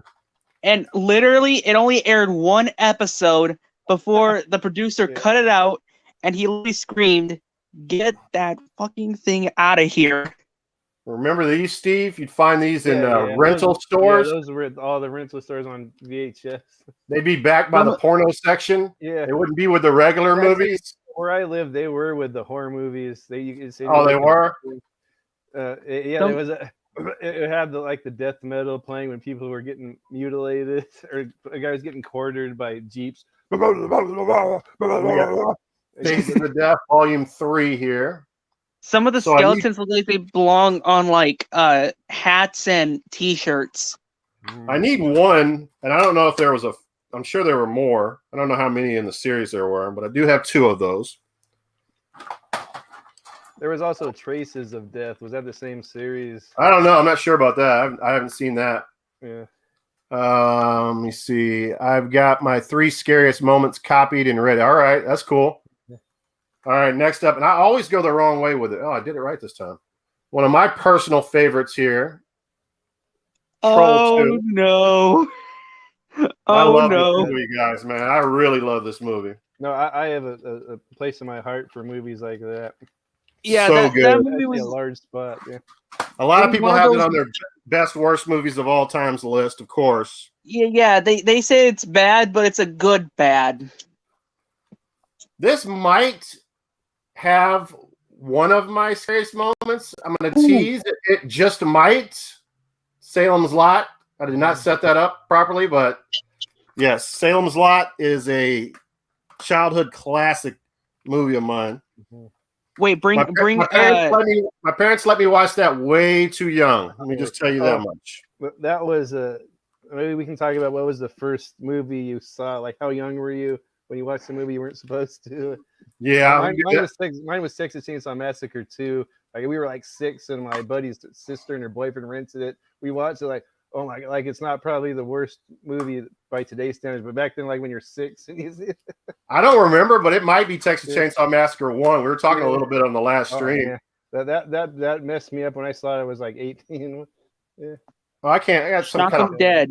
I got some kind of pop-up popping up on my screen there. So Shock 'em Dead. This is a cool Blu-ray right here. It's kind of like one of those retro horror movies. So you got the porn star Tracy Lords right there. Love her in movies. Very, very hot. And this is basically a movie where this guy right here meets this like voodoo lady in the beginning of the movie. And he's a total loser and he's trying to join a rock band, but he can't play guitar well enough. So he ends up selling his soul to the devil through this voodoo lady. Next thing you know, he's the greatest guitar player in the world. He wakes up and he's got a bunch of ladies in his bed naked, and he's this rock and roll star now.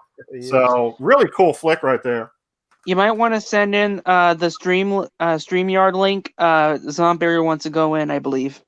Okay. All right, there you go. All right.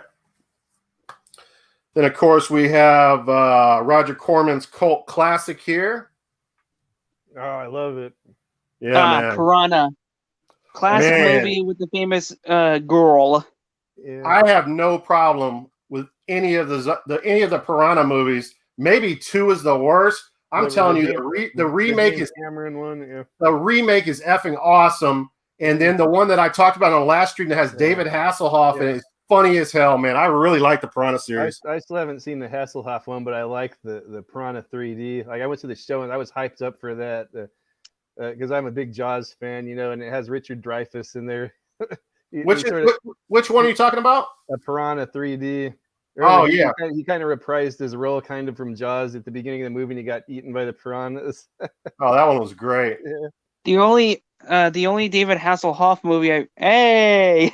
What's up, Zomberry? What's up, guys? We've been talking a lot of zombie what's movies. up? It just occurred to me that your name is Zomberry, so you're probably a huge zombie fan. Oh, where's that? What's funny is like I go by that name on like all of like the Discords, the collecting stuff that I'm on, and it was because my daughter, when she was like 4, which was 11 years ago, I was playing some zombie game, and she was calling them Zomberries, so it just kind of stuck. Oh, okay. Do you remember what it was? What game it was? I think I was playing Stubbs the Zombie. Oh, okay. Nice. That's a cool game. Yeah. All right. Next up here is Nail Gun Massacre. Oh. This movie is Looks like friggin' something out of a awesome. death metal cover. This movie, look at that cover, man. Unbelievable. So I read on Rotten Tomatoes, someone was reviewing it, and the guy, so I don't know, have you guys seen this movie before? Never heard of it. No. All right. So the guy is basically has a motorcycle helmet on. It has like duct tape, black duct tape. And he's wearing like this, like, I don't know, some kind of jumpsuit going around using a nail gun, obviously on people killing them. But he talks like through a synthesizer. So it sounds like he's a redneck Darth Vader. It's the most hilarious shit you've ever heard in your life. I absolutely love Nail Gun Massacre, man. That's one of my favorites. Well, what year is that? Oh, man, don't make me try to figure that out. I'm already Yeah, blind. don't make him figure that I out. don't have my readers. I'm already blind as hell. You can look it up. Okay. Next, and this is kind of my my stuff that I paid a little bit of money for. The stuff that I'm showing you now. Night Killer. Night Killer. Now, this movie right here is one of the cheesiest movies of all time. Guess who directed this movie? The same director that directed Troll 2. So you already know what you're going to get. You already know how bad it's going to be, but so good as well. So Night Killer is a really cool flick. Sorry, my mom just came into my room. I apologize. Oh, that's all right. And then we have Return to Nukem High. I love the green cover. It looks like something out of the Yeah. Teenage Mutant Ninja Turtles. Or an Xbox game. Really cool. I got that at Xbox game, Goodwill. yeah. Goodwill for a couple of bucks. Is that one a Troma? Yeah, Troma. Yep. Okay. Then we have Slumber Party Massacre 3. Oh, okay. That's my least favorite, to be honest with you, in the series. It's made me think of Sleepaway Camp and that one stupid ending where the girl is like frozen in fear and then it reveals that she's naked. And she's Yeah. This is Weird movie. I think these are all horrible movies. This is when Charles Band started releasing, the later days when he started releasing trash. Yeah, I love Charles Band. I mean, I love Demonic Toys 1. Toys, Oh, it's a good I one. don't know about 2. Yeah. Yeah, 2 I don't think is very good. And I don't know about the doll movie. What is it? I haven't heard about those movies, but I did heard about the Puppet Masters. Doll Graveyard and Worry Dolls. He had his hand in the Puppet Masters too, right? Yeah, I believe so. Zonberry will know. I think he was talking about the series last week. Yeah, we talked a little bit about Puppet Master. Pretty interesting That's movie. That's all I'm going to show off, to be honest with you. Why don't you show off some stuff, Zonberry? I know you've been last week. You were going to show off some stuff, but I went yard selling today, and I got a couple of new things. I picked up this set here. Oh, right on.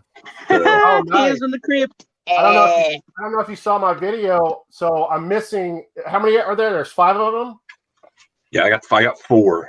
So I picked up 3 of them at Goodwill, and they had a stupid price on there, $9.99. But I ended up hiding them and getting them 75% off. So came back on 75% off. Good deal. Day. Yeah. So I got 3 of them. I want to get the other 2 though. I love that. So there's that 5 seasons. Yes, it's funny because the yard sale I was at, there was an old lady, and she had a bunch of like old Western, like Louis L'Amour books, and some books on tape, and then she had all these Tales from the Crypt. So very nice. It was just $6 like, though. $6 Nice. out the door. Good deal. it was like a wide open space of like westerns, and then you see at the bottom, and it's like Tales from the Crypt. Gimme. Yeah, and kind of on that same line, I picked up this one the other day. Oh, That Glare Sword. Creep show. Creep Show. That's the first one, right? Yeah, I got the first one. I know the second. They had the second one, but I didn't pick it up. Should have grabbed it. But then I got what is widely considered really the third one, because the third one is apparently the worst thing in the world ever made. But yeah, I've heard bad things about it. Oh, okay. Tales from the Dark Side. Yeah, I got that thought it on was a later. perfect You know what? movie. Yeah, I see your laser disc up there. Yeah, I forgot that I had that up there. I tried to change it up this week. Yeah, I really love that one. I watched it with my daughter recently. I mean, I've watched it many years ago, but I watched it again with my daughter, and she enjoyed it. The last one is so good. The very last one of that little anthology is so good. Yeah, the last one actually made me shiver because of the transformation. Yeah, it's pretty crazy. They did a good job with that. Yeah, it almost felt gruesome. Tales from the Crypt was a good show, but Tales from the Dark Side was my jam. Yep. I can't argue with you there, Correo, man. That's I always call that a ghetto Twilight Zone, but I really loved it. Man. That was my child. Yeah, when I was a kid, man, I watched so much Tales from the Dark Side. I couldn't wait for it to come on. I love the beginning, how the intro was to that, and how they exited out of the movies or the show. So good with that dark forest. What if there was such a thing as ghetto Twilight Zone and everyone was replaced by like famous rappers? Yeah. Just be like, cool. What's up? Welcome to the Twilight Zone. Hey, I'd watch it. Speaking of rappers, man, rest in peace to I don't know if we said it last week, to DMX and friggin' Shock G. Yep, rest in Died peace, way too DMX. young. I heard about DMX's funeral. They actually did bury him, or not bury him. They took off his coffin in a monster truck. They did some crazy stuff with that funeral. It was awesome, man. There's a caravan was of really awesome. thousands of motorcycles popping wheelies going up the highway in front of the Popping wheelies. hearse. There was craziness going on. Yeah, I think Twilight Zone the movie had one of my favorite, like quotes when they're driving down the road and You want to see? and the guy's like, "You want to see something really scary?" Yeah, Yeah, that was so good. that's a classic, man. And they're playing that really cool song. What is it? The Midnight Hour on the radio. They're jamming to that, and I'm like, man, that song is so good. Is that the one where John Lithgow redid the William Shatner one with a gremlin on the side of the plane? Yeah, there's something on the wing. Yeah. Okay. And that was the remake of that, because they had a black and white version of that a long time ago. William Shatner, Yeah. I really enjoyed X Gonna Give It to You. That was one of the best songs for sure, man. Good call on that. Oh, I did find Exit Wounds and Cradle to the Grave on DVD. I thought maybe they would be hard to find, but I found them the other day. Yeah, you'd think the prices would go up on those. They were in the dollar section. I got them. I couldn't pass those up. I don't know why I didn't have them already, because I got all those kung fu movies. I need to rewatch the old Neighbors movie with him and Belushi. I love that movie. Yeah, that's a good one. Rooting Around with Ramona. I don't remember. That must be part of the movie. I actually own 2 versions of Phantom of the Opera. Nice. One I is the Phantom of the Mall. I bet it's like an out of print friggin' movie, and it has Pauly Shore in it. It's supposed to be a really good Phantom movie, or a really good horror movie. Phantom in the Mall. All right, Zombie, what else you got? That's all I picked up today. Huh? Is this all from garage sales today? Well, the Tales from the Crypt was from yard sales. The other 2 were from Vintage Stock. Oh, okay. Or movie trading company, whatever you have there. Okay. Yeah, those were today's pickups, but I brought a few of them. Some of my favorite ones. The Orphanage. Okay, I've just seen that probably like a month ago for the first time. Yeah, that's a really good one. Isn't that the one that has the potato sack on his head? Yeah. Something like that. Yeah, I remember that one. And then this is a kind of a classic right here. The Orphanage is a Del Toro movie, right? I think so. What was the one you just showed? I didn't see it. House of Wax. House of Wax. Is that the one with Paris Hilton in it? Vincent Price? Was that a good remake? I can't remember. I saw that at the show. It wasn't that bad. Yeah, The Orphanage was Del Toro. Okay. It's hard for me to remember if I saw that other Del Toro movie that was Labyrinth. Yeah, I saw that at the show. I saw that at the show with my mom. Like, I thought it was going to be a little cute fantasy movie. It turns out to be gory. Yeah, I can't remember. It was weird. Movie. I'm definitely looking for a copy of that for sure. Yeah. Yeah. So I brought a funny one over here. Probably one of the first scary movies I watched as a little kid. But it's fun just to go back and watch it too. The Ghost of Mr. Chicken. I've seen that. I don't understand what was with the love with the Ghost of Mr. Chicken, because I never got into Don Knotts' movie or movies. Well, I was like 6, so there wasn't really much into any movies, but was that had Mr. Furley in it, right? Yeah. Yeah, Barney Fife. Yeah. Yeah, but it's kind of like a tame House on a Haunted Hill where they have to stay the night in a haunted house, and yeah, where somebody had been murdered, and the classic formula. Yep. That's the one I got to put on for let me the see. kids. Never seen it. I prefer Bowie's Labyrinth.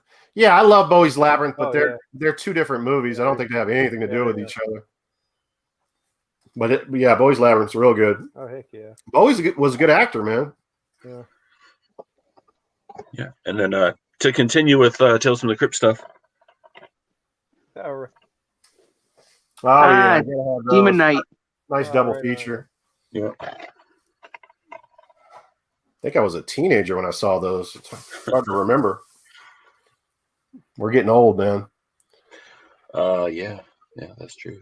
Oh, yeah. You got any? Yeah, I really Yeah. liked you. You guys were talking about "Don't Breathe" earlier. Man, Yeah. that's a good one because it's I guess it's technically horror or suspense.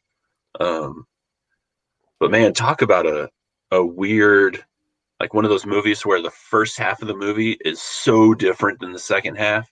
Because as soon as they go downstairs and shit starts getting really crazy, Yeah. when they figure out what this guy's doing, the whole turkey baster thing was kind of was insane. You didn't see that, Steve? Don't Breathe with the blind guy. Yeah. Oh, you did see it. Okay. Yeah, I forgot all about the turkey baster part at the end. And so, I'm trying to slowly introduce my 15-year-old daughter to scary movies. And so I put that one in, and it got to that part, and I was like, like that awkward silence sitting next to your kid. Yeah, we went to the movie theater too, me and my daughter around that. Yeah, it wasn't good at all. It was not good. It's funny because that movie's it's almost like three different movies because you have the beginning and then you have the basement, but then you also have it turns into like a Cujo film. You have that whole last chapter where the dog's chasing her. But yeah, I like that one. So I'm kind of happy that Fede Alvarez it has something to do with the new Texas Chainsaw Massacre. So that's Fede Alvarez that did that movie. Yeah, I believe he directed that movie. I'm pretty sure. Cool. But he's only producing. But still, when you produce movies, you have to stay in it. And like I said, the other guy hadn't done any horror movies. So, and then we talked about it last week, me and Zomberry, about the Evil Dead remake. He directed that as well, like I mentioned before. And it was good, but it was nothing. We'll get into that when we talk the remakes and stuff. How this guy had that as his better than the fucking originals.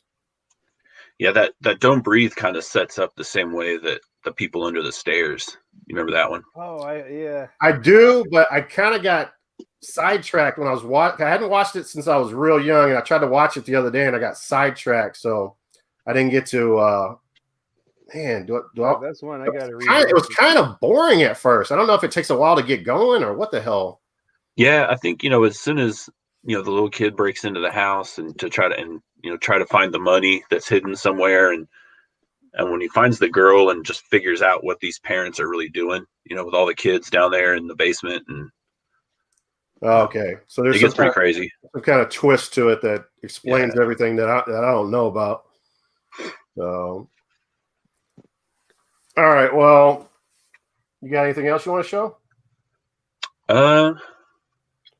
We're just sitting around drinking beer. Yeah, I need to go do a beer run in there in a little bit. Yeah. Oh man, you didn't bring beer? Nah, I went and grabbed pizza, and then my son's staying the night at his friend's house across the street, and so I haven't been able to get out yet. I just recently picked up a couple of the Amityville horrors. Oh, right. Okay. Are those the first two films? Yeah, one's the first one, the black and white. Well, not black and white. One of the first ones, and then part 2, the possession, and then the third one's the 3D one, and I don't have that one yet. Oh, okay. I got the two of them in a 2-pack on VHS actually. Like I said last stream, it's funny how they tied the Conjuring universe into that. It's kind of crazy. Yeah. I didn't know that until you said that the other day. Yeah, that's the first case that they go to in the Conjuring 2, the very first case they're at. It's like, why is this even in the story? Like, that movie was way too fucking long. Because they have to add time to the movie. Was that like the extended cut, or was it in the actual theatrical one? I don't know, because I watched it on a streaming service, so I wouldn't really Oh, no, I'm sorry. I watched it on that DVD. I didn't look, to be honest with you. I was kind of upset with that DVD. Buying it brand new at Walmart and it freezing during movies was really pissing me off. Oh man, I've been having that happen with my PS4. I didn't know if it was the Blu-rays or just my PS4 because everything else I put stuff in never skips, but a lot of times my PS4. Yeah, I use my Xbox One to watch movies as well, but I don't remember that happening with other movies. But like three of the movies from the Conjuring universe froze on me at least a couple times, and I was like, "What the fuck's going on here?" I usually don't pay money for shit. Go ahead. When I used to watch SpongeBob episodes on my 360, most of the time, some of the episodes would get all glitchy, and it would like glitch up the character's face, and it makes it look like a big jumbled up mess of Fruit Loops and Cocoa Puffs. Yeah. Wow, that's an interesting description. Well, it's like a jumbled up mess, and I realized that it was an overheating from the 360, which happens a lot. Like when your NES was dusty or whatever, you didn't have good connection. Right. All jumbled up. Yeah. It's all jumbly. All right, so I was teasing this earlier. I don't know, Zomberry, if you watch Cody Leach's channel. He's got like 60, 70,000 subscribers. He has a good channel. I enjoy some of his stuff. I just really disagree with him on a lot of shit, though. So what we're going to talk about here is the top 10 horror remakes. Here's the list that he compiled. So the first one is, and the reason why I had a problem with the video that he made is he didn't watch the originals of some of these movies. I haven't been drinking. So it's like, how can you make a video about the remakes if you haven't watched the originals? Yeah, it didn't make any sense to me. So number 10, he has The Crazies. Now, I never actually watched The Crazies. The original was made by help me out, guys. George A. Romero. Yeah, it's good. Yeah, so I have not, like I said, I haven't seen a lot of these, and I'm thinking that I'm probably not a huge remake fan. The remake of Crazies is pretty good, but I don't know if it's. I'm just old school, so I like the old one. But the new Crazies is pretty good. Yeah, I did hear good things about it. So number 9, he has It Chapter 1. Oh my gosh. I remember watching that movie, and I was like chuckling every time Pennywise done something scary. I put it in quotes. I didn't mind it at all. I mean, I thought that. The original guy who played the clown you're not going to ever beat him.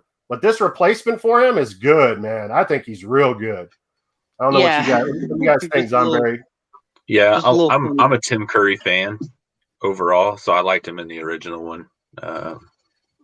We were just watching a Tim Curry. Go ahead, Zomberry.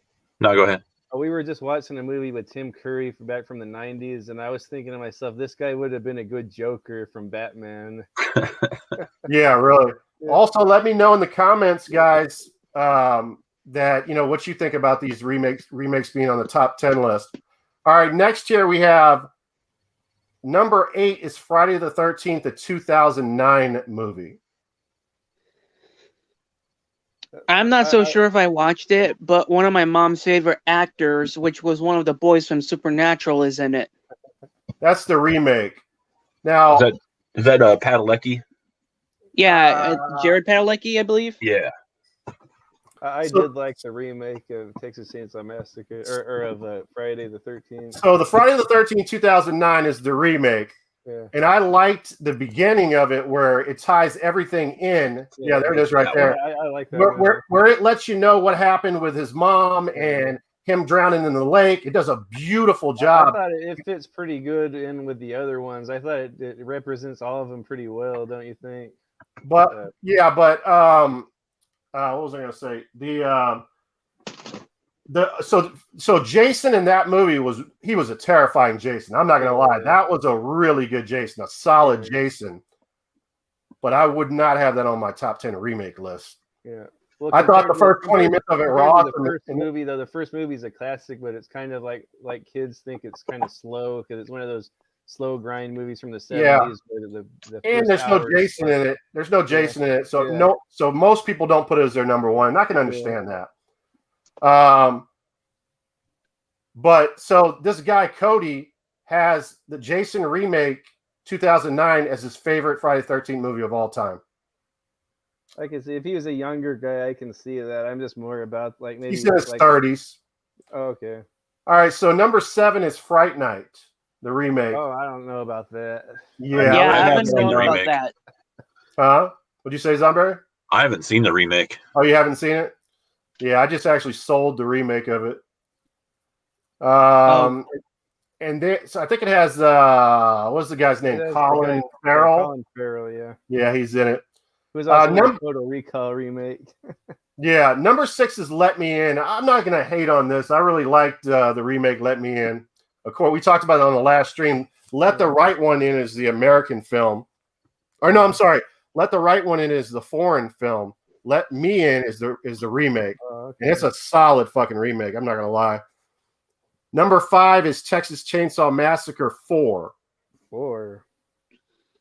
Yeah, I Oh, you mean think the I've Matthew, seen. the Matthew McConaughey one. yeah, that's the Matthew McConaughey one. So he likes that better than the original one. Oh, he didn't see the original one.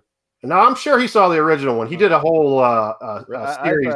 I thought that's universally or generally not put up there high.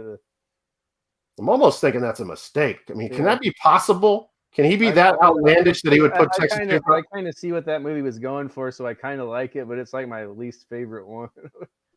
I'm gonna check my notes after I go grab another beer, but I'm pretty sure, unless I made a mistake on Maybe that. he means the remake of Texas Chainsaw Massacre, the Michael Bay produced one. Maybe he's talking about that. Well, let me see. Top 10 horror remakes. The remake was because Texas Chainsaw Massacre 4 wasn't the remake. Mhm. All right, well, I'll check my notes on that. The Fly, which I agree with him on that. That's a great Fly. Jeff. Yeah, that's the Cronenberg one. Yeah, Very good. I would definitely. I do like the Vincent Price one though, but the Fly takes the '80s one just takes it up to another level. Oh yeah, I would definitely have that One in my of the top. more grosser ones. Oh yeah, Then we have Evil Dead 2. Evil Dead 2. Solid. Yeah, that's kind of a remake of the first one, right? Yeah. Yeah, technically a remake, huh? Yeah, I would go with that. Yeah. Now And with then- additional barf bags. Mhm. Yeah. Then number 2, we have Dawn of the Dead. I like the original, but the new one is badass. Yeah.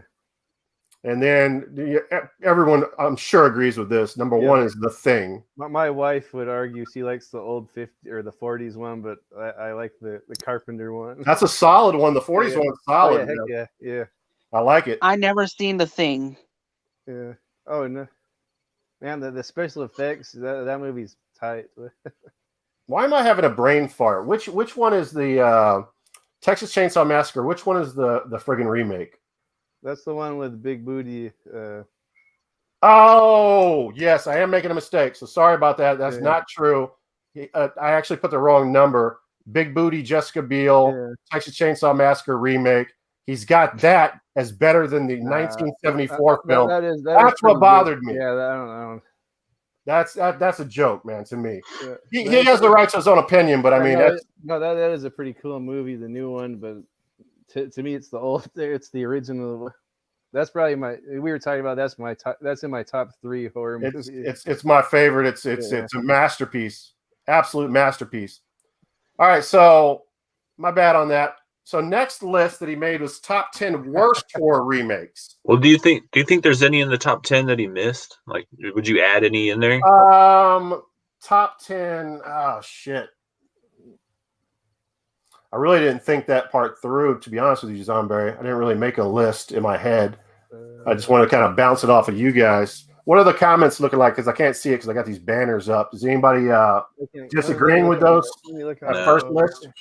A whole crap of Care Joe comments, basically. What do you got, Zomberry? What would you put in that list, that first list? Let me pull that list back up. I might put in The Hills Have Eyes. Yeah, that's a good one. You know what? I did think of that one earlier when I was putting it on my shelf because I had a box that I just got a new horror shelf and I had a box that was hidden in the closet that I didn't see when I put everything up. And that was one of the first ones I looked at. I said, damn, I heard this was a really good remake. No, it's gross. Yeah. It's good. How's the part 2? Oh, the one with the Marines. That one's all right. It's just all right. Okay. Yeah, we saw it at the show. We were hyped, my brother and I, because of the first one. But I think we enjoyed it. I don't really remember. It's not that memorable to me. Okay. Did you see like The Ring was a remake of Oh, yeah. Ringu? Yeah, a lot of scenes from the movie are almost like like the same scenes. A lot of the movie, like they have like the same scene, like the same camera angle and everything. It's a trip. Yeah. Yeah, that's a good one. I have not seen. I don't think I've seen. Yeah, It's one of the ones I've started, and I didn't see all of the Ringu, but the Ring I've seen the multiple American times. one I kind of like more. Yeah, that's kind of like the not the Kuon, but was it the Ju-on movies? Oh yeah, Ju-on, yeah. There you go. I own the third one. The third one is a weird one. A lot of people have a problem with the American, because wasn't there like a foreign the Grudge? Yeah. A lot of people like those better than the American. A lot of people hate on the Grudge American releases. Yeah, I think The Grudge and The Ring are, I don't know, they, for some reason, Japanese horror gets too focused on little kids, like as the scary thing, and I don't know, they just overdo it. Yeah, makes sense. To me, it was a nice, beautifully shot movie and everything, but the Ringu was kind of slower, I thought, than the American one. Because did you hear, Zomberry? I was talking earlier about the Joe Bob and Eli Roth being on the first 2 episodes of season 3. No, that sounds cool though. Yeah, man, and I'm telling you, he did some really great interviews with him, man. I loved it, man. It was very good. I mean, I hate to say it, but Eli Roth copied a lot of shit from famous movie directors. Oh, same he admitted it on there. He wasn't shy about admitting that. Same thing with Tarantino. Yeah, they copy a lot of shit, man. And a lot of it's from Italian horror directors. Yeah, heck yeah. That's kind of like how I kind of connect to Tarantino. I'm not really a fan of him, but I like what he likes. I like those old Italian things. All right, let's go into the top 10 worst horror remakes. Number 10, The Wicker Man. Although The Wicker Man's a fun movie, you can't say it's not fun. I like both. Not the base, not the base. Ah. The new Wicker Man doesn't have Britt Eklund dancing around naked. Like you know what? I just realized on the last list, I probably had number 4 as the 4th thing, and I was thinking it was part 4. That's why I made that mistake. Now I'm realizing it. Number 9 is Halloween. And that would be, I think, the 2018 release, if I remember correctly. Was it 18 or 19? Was it that new? That the Rob Zombie one? No, I think it was the one that was released in the last few years. It was the last Halloween movie. Don't get me. Go ahead. What you got? Don't get me started on Rob Zombie's version of Halloween. Oh my lord, was my brain screwed up from the sequel? Oh my gosh. That movie was so twisted. I wanted to unsee what I just seen. Yeah, it turned into like a redneck. Yeah, there was like a WWF match at the end. All right, number 8 is Black Xmas, and this is the first remake, not the second one, because the one came out in 2019. We'll talk about that one in a little while. Yeah. I can't say anything about it. I haven't seen it. Yeah, me too. Me either. Have you seen it? I've seen one of the Black Christmases, and it might have been that one. I can't remember. Well, if you saw the original, you'd know it was a classic. What's the guy's name, Steve, that directed that? Joe Clark or John? I can't remember now. But it is a classic movie. Black Christmas. Who's in there? You don't know Black Christmas? Wow, that's one of the biggest horror movies of all time. That's everybody's go-to Christmas movie. It's not Silent Night, Deadly Night. No, it's better than that, man. There's also... Although I love those. I think they're cool. There's also Better Watch Out.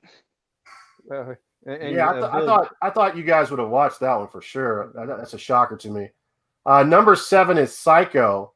And I wrote Gus Van Sant on there because I'm a big fan of his movies. I mean, his filmography is insane. But I forgot that he had directed the remake to Psycho. Wasn't it just like a shot-for-shot remake of It it? was. Yeah. It was exactly a shot-for-shot Ugh. remake. Was that the only- Copycat. Hold on a is that the second. only- Hold on. Is that the only time that's ever happened? A Hey, shot-for-shot what's going on out remake? there? Oh, okay. You good. Can you think Yeah, of you any might as well other? remaster it or something. Yeah. Remaster of it, or any other- maybe add like a 4K filter to it. I can't think of any other movie that was like the remake was shot for shot. Is that the only one, or are there more? That's the only one I can think of. I want to say The Omen was shot for shot. Don't quote me on that. Oh, The next one, but again, I haven't seen the Omen remake. yeah. You know, some of these movies, the originals are so much better than Yeah. from what I've read. I can't be honest. Yeah. You know, like I said, I hadn't seen the Omen, but the Gus Van I never Sant, saw he has, the new one. Yeah. Gus Van Sant has one of my favorite movies. I think it's called Elephant. It's about the Columbine murders. Okay. And it's not a documentary; it's like a real movie. And Oh. man, it's solid, man. It's a great film. He's also did the movie with Sean Penn, Milk. He's done. I mean, if you go to his Wikipedia page, man, you'll be blown away by the movies that he's made. So next we have The Omen. Anybody seen this remake? I haven't seen the remake. I haven't, but I heard it was an inspiration for one other movie. I don't know which movie though. And They sell the Zomberry's box set at Walmart. Zomberry's gonna like the next one because he recommended this to us on the last And I stream. recommended. And that is number 5, Poltergeist. I don't understand why he hates this movie. I love the movie. He probably tore that one apart more than any other movie on here. What, the original He one? said it was horrible. Really? Now, hey, that's his opinion, man. Yeah. You know, I got the feeling. I guess if you're a lot of your favorite movies, if you really look at it and want to critique it, and you're not into it, you could find a lot of flaws. Yeah, that's true. Yeah, but Next up, number 4 is, but you know, Zomberry loves that film, and he's recommended it to us. The original one, yeah. No, he's recommending the remake. All right. Next one is A Nightmare on Elm Street 3. They remade that? Oh, no, I'm sorry. That's no, wrong. Just the remake. That's wrong. I'm sorry. A Nightmare on Elm Street. Yeah. The one that had different Freddy in it. How I haven't seen the new one. How is it? Everybody tells me it's terrible. I can't remember. I might have saw it one night, but everyone says it's bad. I never heard anybody say it's good. It's just tough to go from Robert England to anybody else, no matter who they were going to get to. That. Yeah, we talked about that last stream, man. It could have just been so true. In the remake. All right. Next up here is Prom Night. This is another film that I haven't seen. With Jamie Lee. I own it on DVD actually. Well, Jamie Lee Curtis is the original. This is a remake. Yeah. I think my copy is the unrated edition. Hold on a second. I don't remember Prom Night, the first one, being blown away by that either. Yep, I think the second one was better than the first one, if I remember correctly. The old school second Prom Night. Oh, right. Yeah, this is my copy right here. Easy as all hell, man. Yes, that's the cover right there, the remake. Yeah, I watched it. It was all right, and the alternate ending was fine. It's okay. It's not my favorite. And then next we have The Fog, another movie that I haven't seen. Curtis, Yeah, I've only seen the original one. The original is such a favorite of mine, man. If I watch The Fog, I probably hate it. Is the new one the one where they're in the grocery store and it's foggy and there's monsters outside there? That's The Mist. Oh yeah, you're thinking of The Mist. Mr. Tyrwhite said it was a grocery store film, and I thought it was gonna be like one of those dumpster movies that would have been like under a Walmart bin. Man, the Mist has the most fucked up ending of any movie I've watched in a long time. You know, I can't remember the ending of it, and I've seen it twice. I can't fucking remember the ending of it. Oh, so spoiler alert. Turn it off. The end is just the one surviving guy and his kid, and they're out on the road thinking that they got away from everything, and here it comes again, and they hear it coming over the hill, and so he decides he's going to take him and his kid out before this stuff can get him. Oh. And so they both die, and then it turns out it was like the army or something, like the National Guard rolling in instead. It wasn't even the Mist. Oh, okay. Yeah, I do remember that. Wow. he kills his kid for nothing. Is that the real? Is that the alternate or is that the official ending? I think that was the official one. Oh wow. Yeah.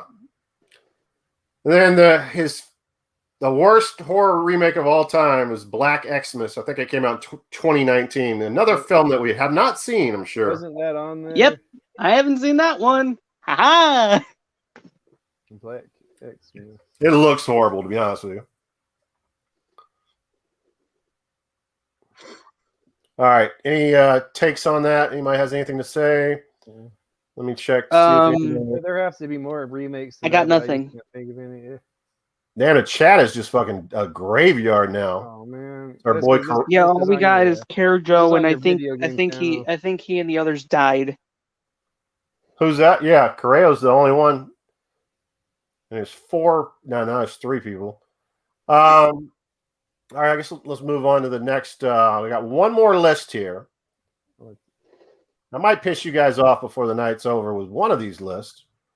Top 10 horror sequels better than the OG original film. He says that Saw 2 is better than Saw 1. I haven't seen the Saw movie, so I wouldn't care. Saw 2 is the one where they're all in the house and they're trying to get out, right? I believe so. Yeah, I don't. Shelton Colby is in it. Have you seen the Cube movies? I saw the first one. Saw 2. My dad's seen it. The Cube, yeah. Well, also there's some elements in the Collector too. In the collection. Yeah. I like the Collector. I saw that at the show. Yeah, really good. Hey, come here. I did not understand the Collector. I didn't. Yeah. I watched it and then I was like, what was the point of like so much of this? I mean, the guys. How did this guy break into this person's house who was only gone for a couple hours and set up all this elaborate shit? Yeah. It's a little bit far-fetched to say the least. Definitely far-fetched. Some of the stuff he had to have been like, I don't know, a crazy engineer who builds Rube Goldberg machines in his spare time. I don't know. Yeah. That's my favorite thing. Rube Goldberg machines, those are the best. All right, so he had number 9, Dawn of the Dead. The sequel. Dawn of the Dead's better than Night of the Living Dead. I maybe could go with that. Really? I'm kind of surprised. I'm not a zombie guy, so Night of the Living Dead's the shit, but I don't know. Dawn of the Dead's my favorite. But it's hard to say. So that's a popular pick there. Okay. Yeah, I don't know. It's kind of a toss-up though. Like I could go with that though. And then he's got Friday. And I hear people say this all the time. Yeah, Friday the 13th, Part 4. Yeah. Corey Feldman. Or no, I'm sorry. Yeah, Corey Feldman. Yeah. Number, and again, Friday the 13th didn't have Jason in it, so you're going to get that. Yeah. Number 7, 28 Weeks Later. I kind of like 28 Days. It sounds more like one of those alien movies that you would find. 28 weeks is sort of like good. Alien Abduction. Yeah. Again, I'm not a huge zombie fan, so I didn't really care for that. That's a fast zombie one. You might like it. Hey! Don't chew on that. Go. Get out of here. What are you doing? Well, so on that subject, what's everybody's favorite, fast or slow zombies? We were talking about that earlier. I would say fast. Were you? I would say fast. I don't. Yeah, I prefer slow because you can get some like funny moments out of it.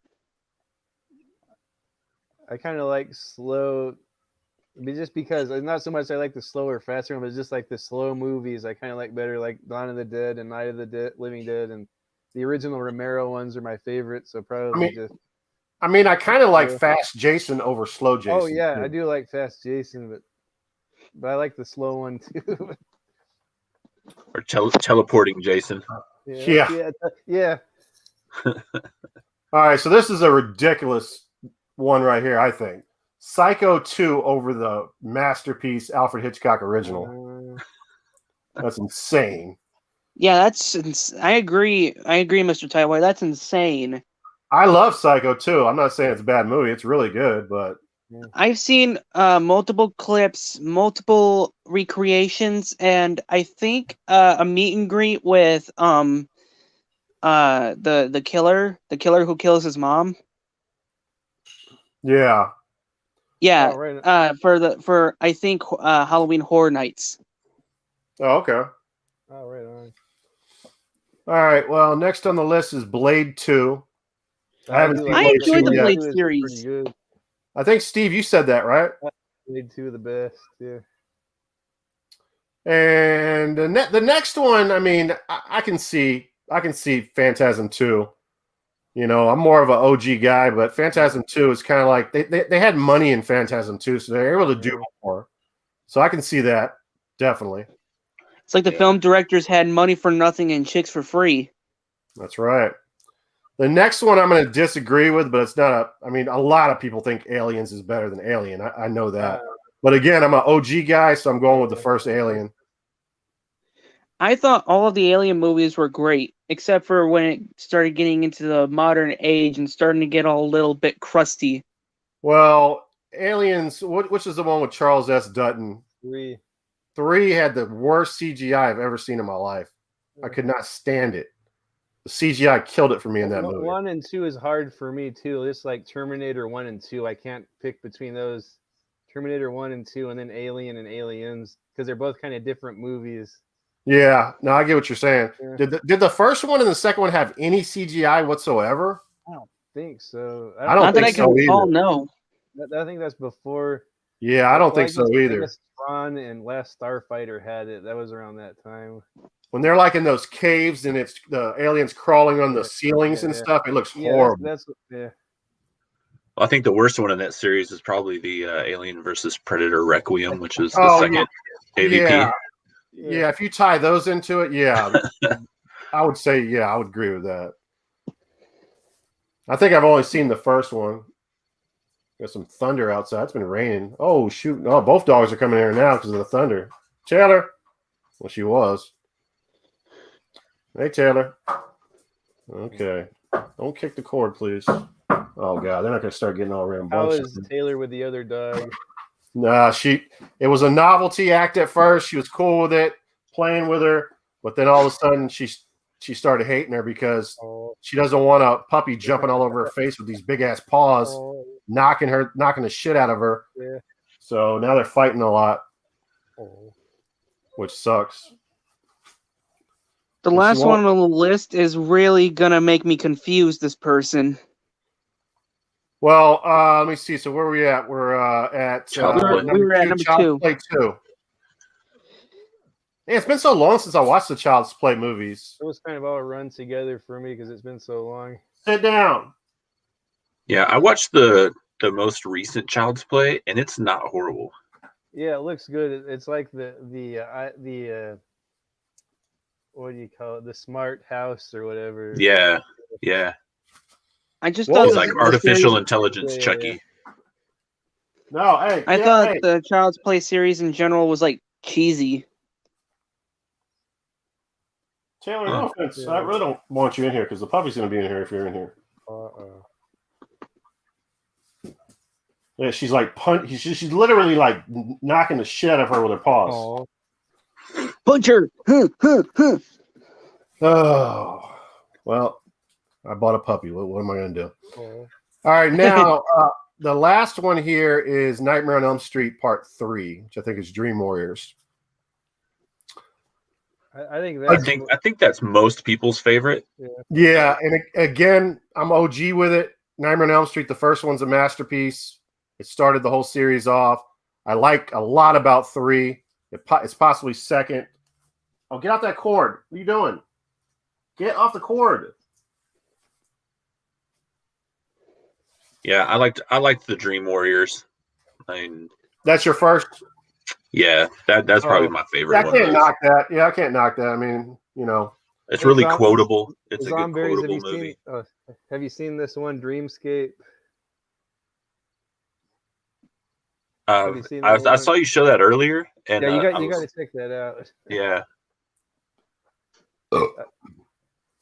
Yeah, I remember watching that as a kid, the Nightmare on Elm Street 3, and like, you know, maybe I can do that if I can have like some kind of lucid dream happen, and you know, you just think about those kind of things. Yeah, that's when we were kids. We always thought about stuff like that. Yeah. Shelton, what's going on, Shelton? Got a couple other people in here. Ryan, what's going on, Ryan? Yeah, we don't want that. I love the Child's Play remake. It shows how droids running our lives right now. All right. Interesting. All right, let me take that off the banner down. I should have probably did. I mean, that was all my prep work, all that stuff that I read you guys and stuff, but I probably should have added some videos to share, but I kind of ran out of time. This stream kind of came up on me a lot quicker than I thought. Yeah. And I literally drove 2 hours out to the country to go get this dog and wasted a lot of time doing that. And oh, I do have some news for you guys. Something that's really cool. All right, if I can figure out how to get this shit off of here.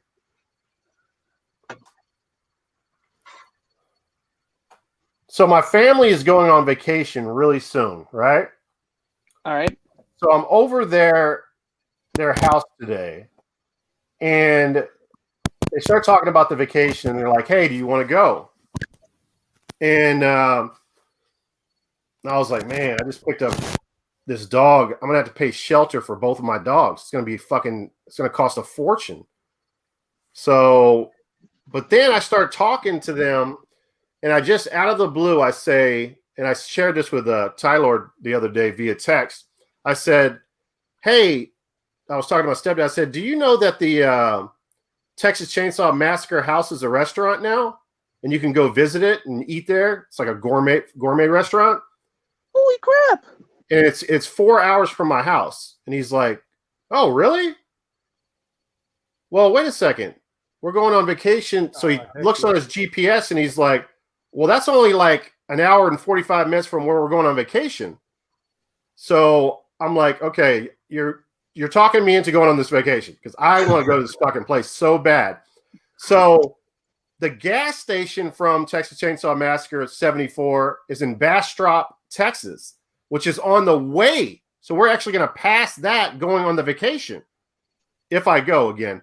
But so, and the gas station has like a store. You can buy all this novelty stuff. The actors used to go there all the time, and like they have signature days and stuff like that, and That's all wicked. kinds of cool shit. The van from the 74 film, I think, is parked there. All kinds of cool shit. Like you can get cabins behind, like in the woods behind the gas station, and stay the night there. And I'm sure you'll probably hear a chainsaw in the middle of the night. They'll probably pull a gag like that. It'd be hilarious. Or maybe they'll just have it on some kind of speaker. But that is wicked. That is so cool. So he's like, "Okay, we'll go on this day on our vacation, and we'll leave at 9 a.m. and we'll go eat barbecue at the Bastrop Texas Chainsaw Massacre gas station, and then we'll travel to San Antonio to the hotel or wherever we're staying at, and then the next morning we'll travel to I don't know if we're gonna go for dinner or lunch, but we'll travel to the Texas Chainsaw Massacre house." So yeah, I'm pretty excited, man. That sounds like that's wicked. Vacation. I was thinking about backing out of not going on the vacation, but now I'm like, I'm totally in now. I'm like, I'll pay whatever for these dogs to be watched. Heck yeah. So last time I went somewhere, I paid for Taylor to get watched by some girl, and she came back with a huge scar on her nose that still hasn't went away, a bad cut. So I don't know, man. I just might take her to a kennel. Or not a kennel, but I guess it's called a kennel. Have you ever visited one of those either a real haunted house or something from one of the movies? No, I've never done anything like that. So the thing is, we were talking about it a little bit last week, how Fluffy and OGP, they always go to these movie sets and stuff, and I'm so jealous of that. So that started the hamster wheel in my head spinning, and I was like, well, wait a second, I'm in Texas. I can go see the fucking Texas Chainsaw Massacre shit. That's when I started GPSing and everything. So this is going to be the first time I do anything like that, man. I'm happy about it. What have you guys seen? Oh, Tyler went to see the Phantasm House. Yeah, that's not far from me. That's in Oakland. I wanted to go to the Winchester Mansion that's in San Jose, but then my buddy at work was telling me all this scary shit about it, and I don't know if I want to go there. I didn't hear the backstory about that. Like, he sold his soul to the devil to be famous, and he built corridors to different dimensions or to demonic corridors or what? Really? Yeah. Yeah, I heard the Winchester Mansion was like a mystery house, and it was like it had 13 floors, and all of the areas that you go through, it goes through different pathways and set ways and secret passageways. It's Yeah. basically like one of those mazes you go through on Halloween. Yeah, so something like that would be in a video game or something like there's corridors or staircases that just lead to nowhere. That sounds cool. Yeah. I think it's cool that you went to the Phantasm house, man. That's Yeah, badass. I'm more of a Bond fan. I love horror movies, but I'm more of a James Bond fan, and that was in A View to a Kill, and that's the only Bond location I can go to besides Vegas. Hey, Yeah, what? speaking of those kind of houses, I went to Washington D.C. a couple of years ago, and they have a house called the House on O, and it's a mansion that was built using it was the same architect that designed the Capitol building, and Okay. they used a lot of the leftover hardware and parts and some of the lumber and stuff to build this mansion. And since then, a lot of famous people have stayed there, like uh, some of the Beatles would stay there. Rosa Parks lived there for like 10 years. People come and go out of this place. But it's got over 100 rooms in it. Oh wow! And you can rent different bedrooms in there. They rent out part of it, but the whole thing is that there's a lot of secret doors. And when you go tour it, it's a self tour. You don't have anybody walking you around. You just go in and start looking through stuff. Yeah. And the lady that owns it claims that like most people only find like 7 or 8. I think we found 13 because we were there for a while, but she doesn't know how many are there. But she said her kids haven't found them all yet. But it was really cool, like just opening mirrors, and it's a door into a different room. Kind of like the Resident Evil mansion or something. Yeah, it was really cool. Shelton says, which Halloween y'all didn't like?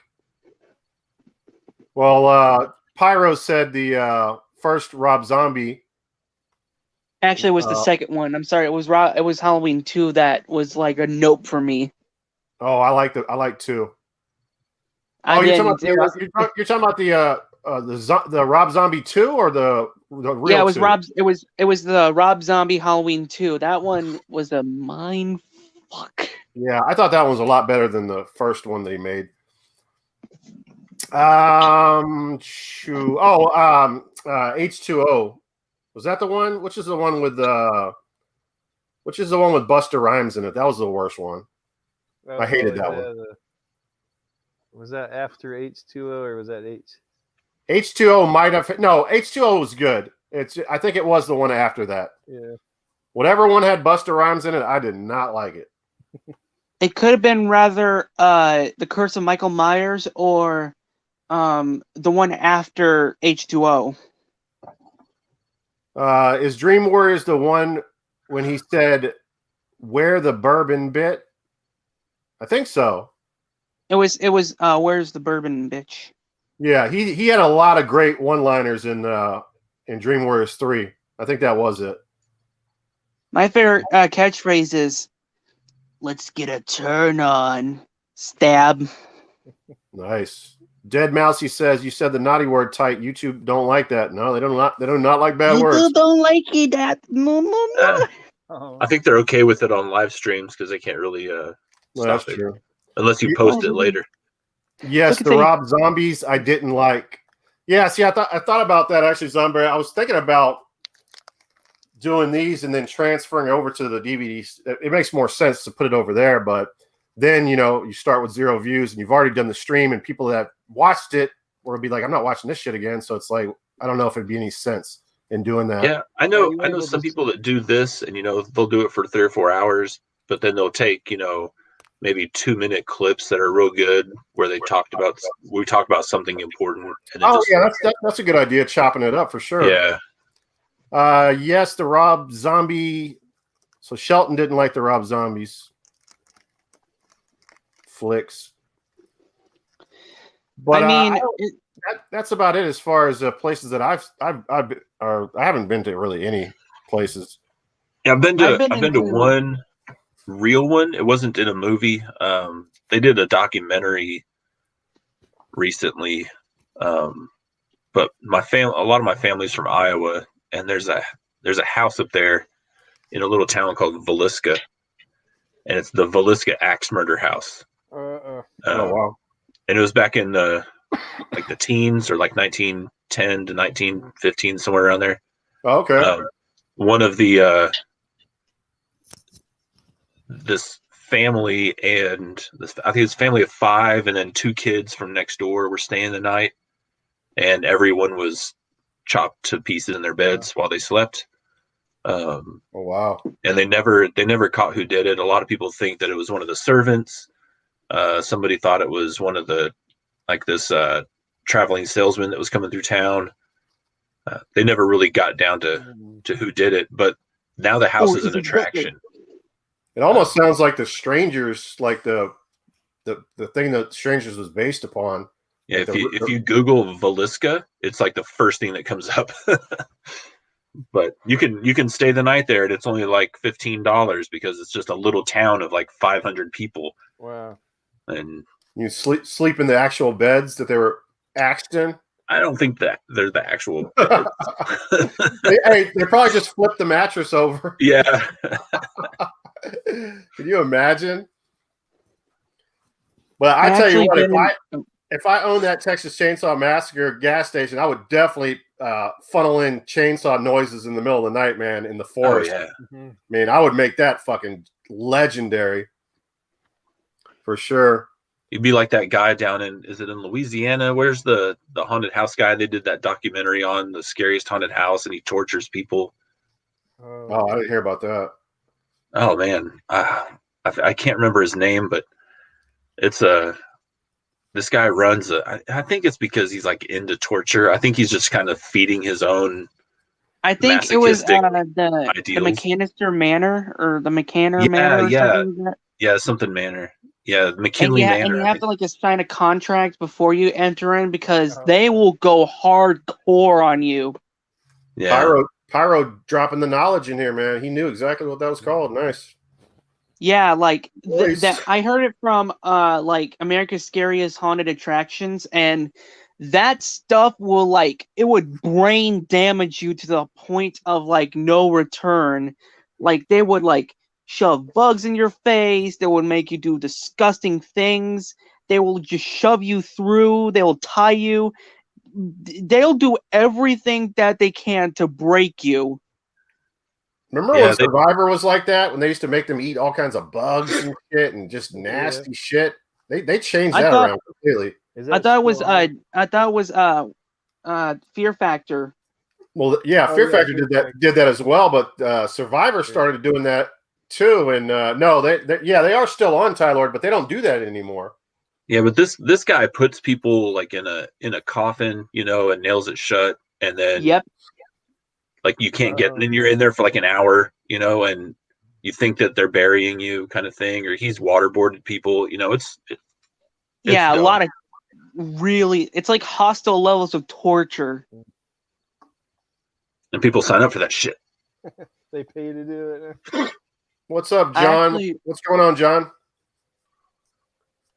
I actually been into 2 Comic-Cons that I've been to. Oh, you've been to some Comic-Cons? Nice. Yeah, I've been to some Comic-Cons myself. I forgot to tell you that since Steven said that he went to a Comic-Con. I remember that I went to 2 Comic-Cons. What area are you in? What neck of the woods are you in the United States? I'm in the part of Michigan. I'm in Battle Creek, Michigan. Okay. I'm thinking of moving down south, probably in like Texas or Louisiana or something. Hey. Yeah, Texas is no state tax. A lot of people are moving down here. Yeah, it's blown up. I hope you guys don't mind if I tell you my Comic-Con story. Sure, go ahead. Floor is yours. The first time we got all packed and we all hopped into the car and we took a nice long drive, and we had to make a small stop at it was like right in between like Emmett and Flint, Michigan. And the reason why is because we got a little bit hungry, so we stopped at a restaurant, had some like pre-dinner or something like that. Oh God, Flint. Um, You talk about horror movies. God, that place is bad, man. I don't know, man. I've been to Gary, Indiana. It's Gary so- Bass Flint. Holy Yeah. shit, man. It's dirty. It's just so industrial. after we finished our food, we finished up, and then we went to our hotel. It was like this beautiful, like fancy schmancy hotel. You know, it had like the seats, and it had the plants, and all of this lovely fancy stuff that you would see like in movies. So like Home Alone. Oh, okay, yeah. Oh yeah. So the John we got Hughes into our house. rooms, and we had to be split into two. So I had to sleep with my grandma, and yes, her grandma decided to come along. What up, John? It's Terry White. So after we got up and got ready, we went downstairs. I actually had my cosplay on at that moment. I had dressed up as a security guard for Five Nights at Freddy's. I had a Golden Freddy shirt. I had a Five Nights at Freddy's hat, and I was supposed to carry a flashlight, but instead I carried one of the Five Nights at Freddy's plushies with me. Is that some kind of anime? It's not anime. It's a video game series that I enjoy, and I really love it to death. And I decided to cosplay as it because it you can be whatever you want, basically. Is the VR Five Nights pretty good? I just got it and I haven't played it. Yeah, it is really good. I'm gonna tell you, the animatronics are gonna be huge. Really? Yeah, when you go to parts and service, you're gonna be surprised at how big Bonnie is. So I've never entered the VR world yet. I'm behind, I guess. Yeah, I haven't been done So it yet. I've we always made it to wanted the place. It was the McCormick Mall, which got converted into the Comic Con. And if you're wondering, it was C2E2. What's that? C2E2 is Comic Con Expo. Oh, okay. I thought it was like a Star Wars character. No. It's a little saying that they do. CP3O.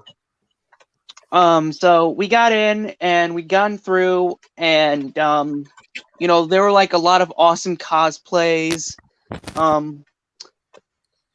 The ones that I can list off are there was Darkwing Duck, Cobra Commander from G.I. Joe, Nice. Reinhardt from Overwatch, Gordon from Half-Life 2 or Half-Life. Oh, that's cool. That's cool. I'll tell you a story about that. That's one of my favorite games of all time. No doubt about it. It is so Agreed. fucking good. I think I'm going to go ahead and play through that game again. I'm going to stream it live. I love that game. You even like it on the original Xbox, like I do, right? Oh, I love it on the Xbox. Heck yeah. I love it. I mean, I'm not a PC gamer, so I love it on the Xbox. That's the first time I played it, so I thought it was the business. I tried to play the PS2 Half-Life 1, and I got in some kind of train station. I could not get past it. I don't know what the fuck happened. So I'm kind of pissed because I know I was like, 20. I was way into the game, man. I just really wanted to beat it, man, but I couldn't do it. That's all right. You know how you play a game and you procrastinate for a while and you go back to the game and you don't know if to go backwards or forward. You're like, where the fuck am I supposed to go? And that's kind of same here. Same thing that happened with Metal Gear Solid 2 with me. I did not know how to get by where those above bridges where you had to plant bombs and shit. I got so lost in that shit, man. Yeah. All right, continue, Pyro.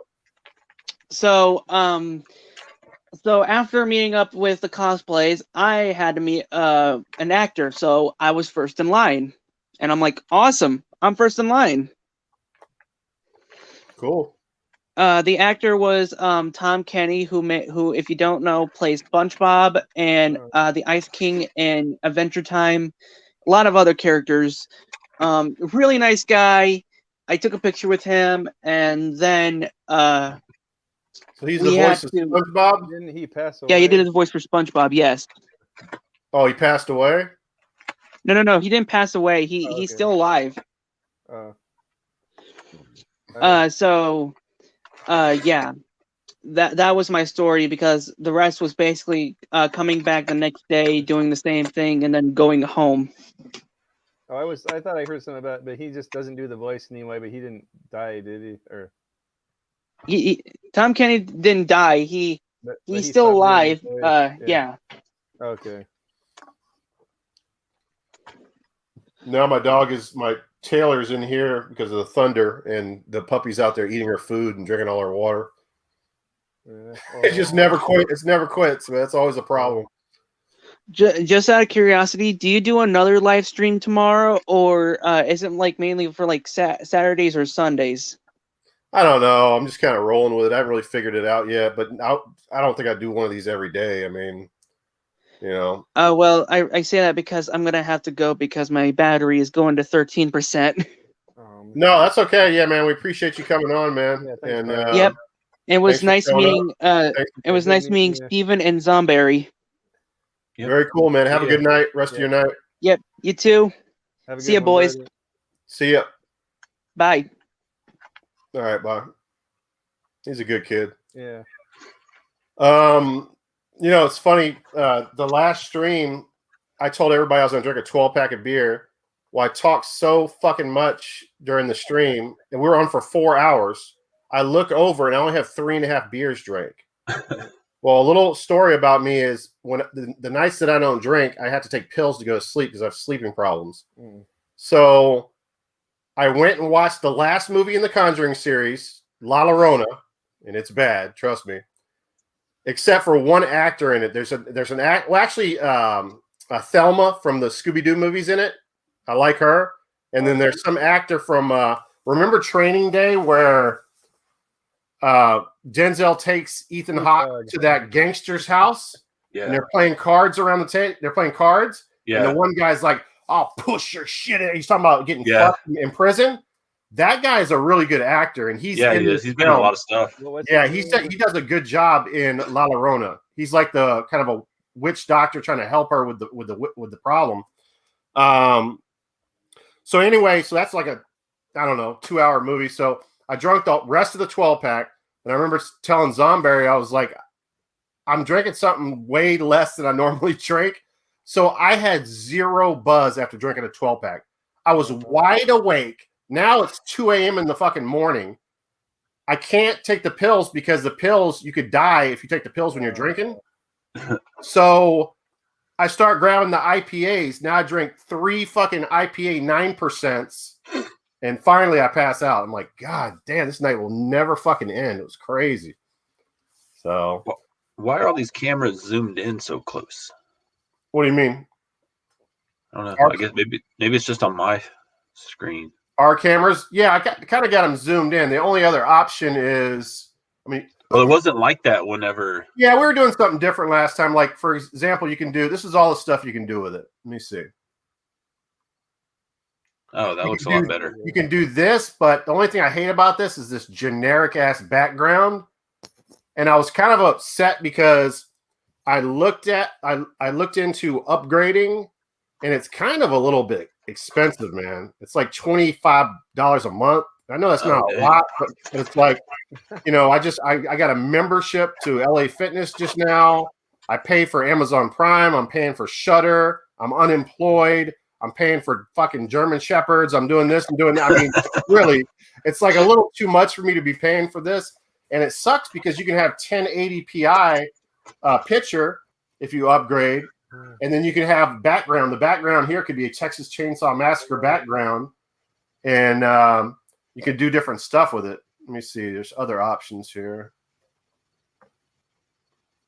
Oh, that's the same option. We got this. Why is it not changing when I do that? We got that. That's the one we had before. So you guys like that one better? I kind of like this one better, so I don't have to sit right in the middle of the screen. Hey, I was thinking, Shelton Kobe says I was thinking the same thing, but I don't know. I was like, Hey, How let many me go you get got? another beer and turn some lights on. I'll be right back, Phyllis. Yeah, you're like you're scaring me, man. Yeah.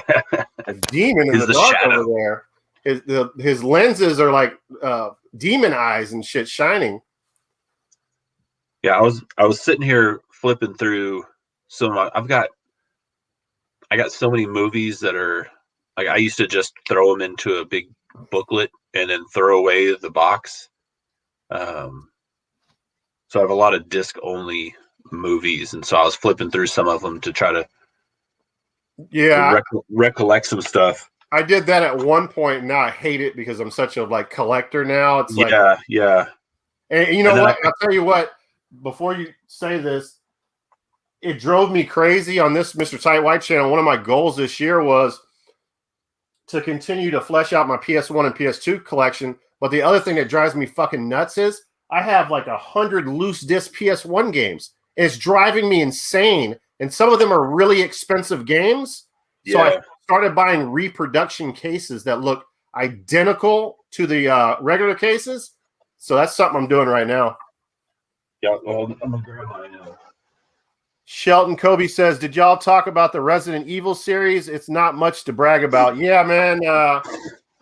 We were saying the Resident Evil 4 is our favorite in the series as far as video games are concerned, and I only watched the first Resident Evil, but I don't hear great things about the Resident Evil series in general. Yeah, I liked it. It was a good one. You like it? I thought it was okay. Yeah, some of the later ones get kind of weird, but I like the original when she breaks out of the Umbrella Corporation buildings. And Is that when they have the laser beams where it chops them up? Okay, yeah. I like that one. But like later on when she starts getting like some kind of superpowers and stuff, I didn't really get into that. Oh, okay. Yeah. This is my stack of PS2 disc only. So. Yeah, man. It drives me nuts, man. And let me tell you something, buying the reproduction cases is not cheap, but if you're smart and you just go with the expensive games and forget about the loose games that are worth nothing, that's what I'm kind of doing. I'm trying to do it one at a time. They cost between 10 and 13 bucks a piece for them. But when you're talking about something like Azure Dreams or, you know what I mean? Like, it's nice to have it in a case. And the cases look identical to the original cases. The only thing is you don't get the full-fledged manuals. You know what I mean? So. Yeah, so I was looking through my movies and I came across what I thought was an actual decent remake. Well, not really I guess it's not really a remake. It would be a sequel. It would be a sequel, maybe. Okay. But it was Exorcist: The Beginning. Oh my God! Did you watch that? I have such a problem with some of those Exorcist movies. They fucking drive me nuts. The CGI is so bad. I'm trying to remember. Okay, so let's just break it down. Exorcist classic. Exorcist 2, I don't think anyone liked that movie. That movie got terrible reviews. It's been a while since I've seen it, but that had Linda Blair in it too, right? Yeah. Okay. Sequel, yeah. The third one is amazing. I'm sure you'll agree with me. Now, what was the beginning? Was it part 4 or part 5? Because there's been a few of them. Yeah, I don't know what number in the series it was. You said it was a sequel? Yeah, but it might be a prequel. Well, I can tell you one scene that I remember, and tell me if this is the movie you're talking about. They had they're in an area, I want to say there's like a well, and all of a sudden these wolves start tearing apart these kids. That might be The Exorcist, because you know what I mean. There's a few of them after the first 3. Yeah, and I don't recall the scene that you're talking about. Let me see the disc on that one. It's just like a cross. Man, I don't know. I went down the rabbit hole of the ones after the 3, and there was so much bad CGI, and it just turned me off. 3 was not bad, right? Do you remember the scene that I'm talking about, Steve, where the wolves are tearing apart the kids? On which one? I think it's either that one he's talking about the beginning, or it's the one. It's not the first 3. It's one of the. I don't remember any past that. Or don't remember maybe, any or of the maybe that backstory. movie turned me off so much I didn't watch the next one, and maybe that was the next one. I don't know. Did you like the James Earl Jones one? A lot of people don't like that. Was it James Earl Jones one? Isn't the second Exorcist? Isn't he in there?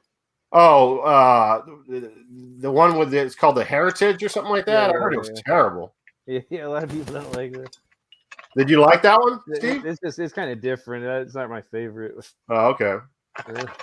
What'd you think about the Pet Cemetery remake? I don't think I saw it. I haven't seen it. I hear it's not bad. It depends on who I. Yeah, I don't think I saw it. Yeah, it's not bad. It's pretty good. It's pretty good. Yeah. I just love the old guy in the first one so much. Oh yeah. Herman Munster. I love him so much that God, I love that guy, man. He's such a good actor. I'm sure he's passed away by now. I love that guy. Oh man, I got to go do that beer run. That's making me thirsty. Go get some beer. Hey, you guys heard? Did I hear this incorrectly, or is Rob Zombie doing the Munsters? That's something he would do. Yeah, I've not heard that.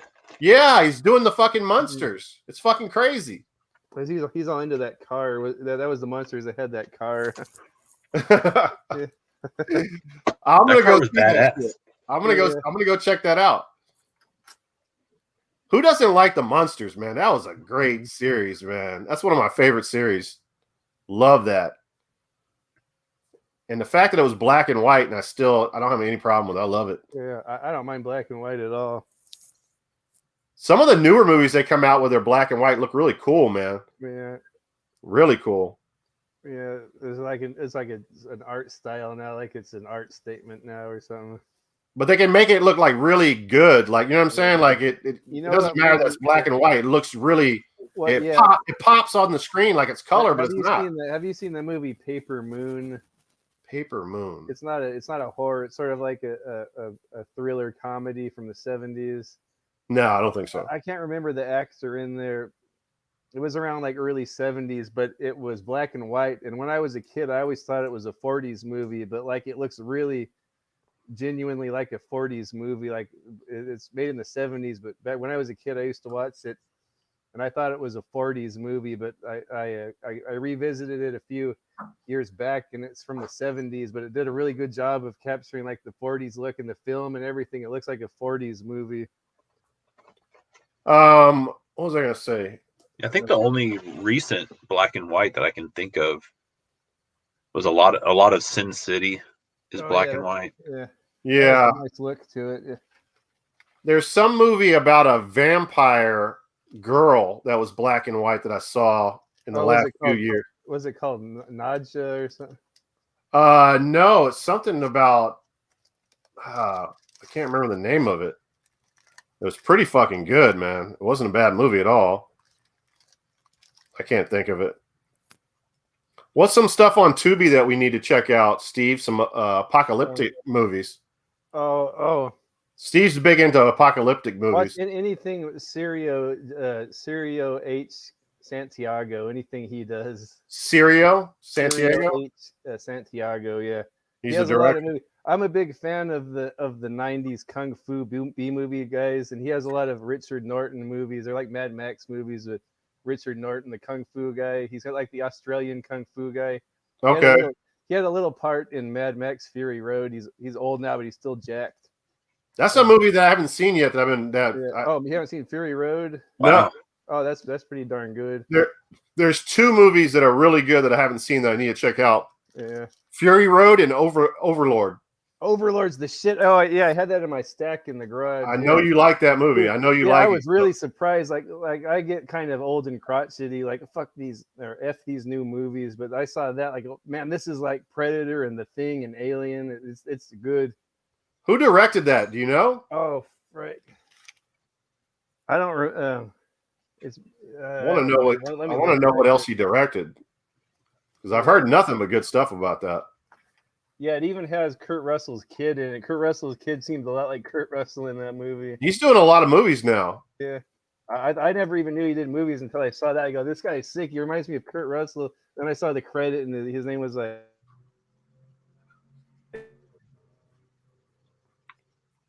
Zomberry's just a still. He put a still up. He's actually at the store getting beer right now. Scott Russell. I'm here. I'm just joking with you. Julius. Steve, you started Julius freezing up. Avery.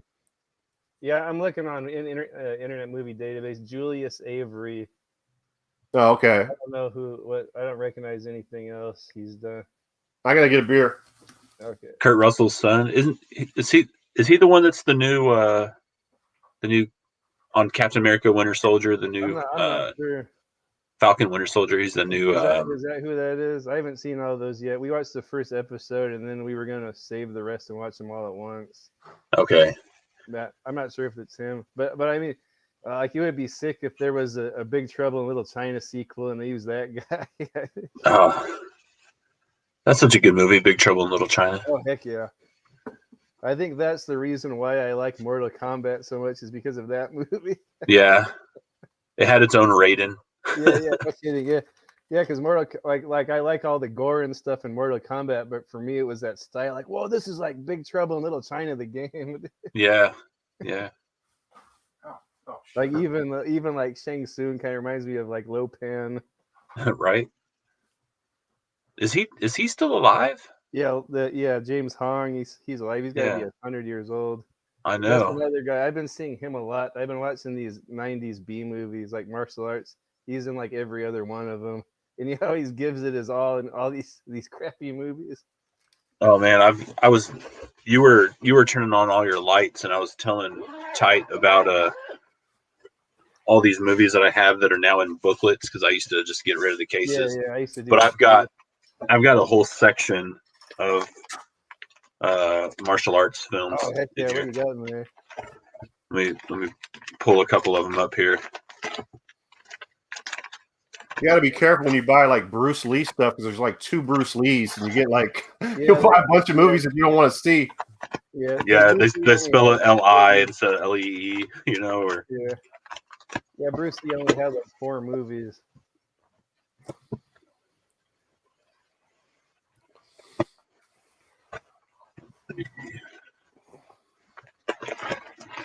Oh, I found my Pan's Labyrinth. Yeah, I like that one. Yeah, I gotta see that. I gotta watch that one again. I love when he uses his hands with the eyeballs at the dinner table or whatever the hell he does. Yeah, it's just that Nazi uncle guy was brutal. Like I didn't expect it was going to be like a movie like that with like mutilation. I got Fist of Fear, Touch of Death. Which one's that? Oh, you know what? I have that. It's the one that's like it's kind of like a variety show, right? Or it's like a bunch of little shorts. Yeah. Yeah, it has Fred Williamson in it. I have that one. Yeah, a lot of these were like the same publisher, so like all the discs look the same. Yeah, it's just like the title's different. Yeah. Like Iron Dragon Strikes Back and Shadow of the Tiger. Oh, nice. Steve, I don't know if you heard last week. I was talking about VFW. Did you hear about that? The veterans Against Veteran of Foreign Wars. Foreign Wars movie. It's got a bunch of the guys, old school guys like Fred Williamson's in it. Fred Williamson's the shit. The guy from Cheers, Norm from Cheers is in it. Like all these like old school guys are in it, man. You would love that movie. I'm telling you right now. It's called It's called VFW. Where can I watch that? I watched it on Shudder for free. Okay, I gotta get this Shudder. Yeah, it's got a lot of good shit.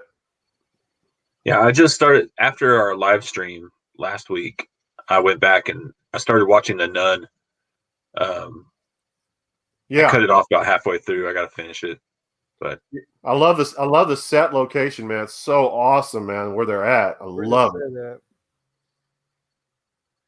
I mean that whole universe. It's a jump scare universe. You just have to get used to that because I mean you're gonna have that. There's a lot of jump scares in it. I don't mind that. Yeah, I don't really mind it. People hate on it all the time, but I don't mind it. Yeah. All right, what else you got in the loose disc pile? Or do you want to get some beer? Me and Steve will hold it down. Are you like man, me? Are you like me and have a house with a fucking convenience store like right up the road? Yeah, it's right across the street. There you go. At the come and go. Because I'm doing this, man. So who knows what the fuck's about to happen? You see that? Oh, some Voodoo Ranger. Yeah. That's real man beer right there. I don't know too many people that drink that all the time. Here's this. It's got a fucking dead guy on the bottle. We'll see what the come and go up here has to offer. I'll be back. All right, sounds good. You can just leave your camera up. Look at all that shit. What can we steal from him, Steve? No kidding. He's got a bunch of shit there. What are you drinking? Are you drinking the same shit? I got this Therapist now. This Therapist IPA from the same brewery. This is 10%, I think. But, Is that 10%? Holy shit. yeah. I'm drinking 9%, so 10% is no joke. What size bottle is that?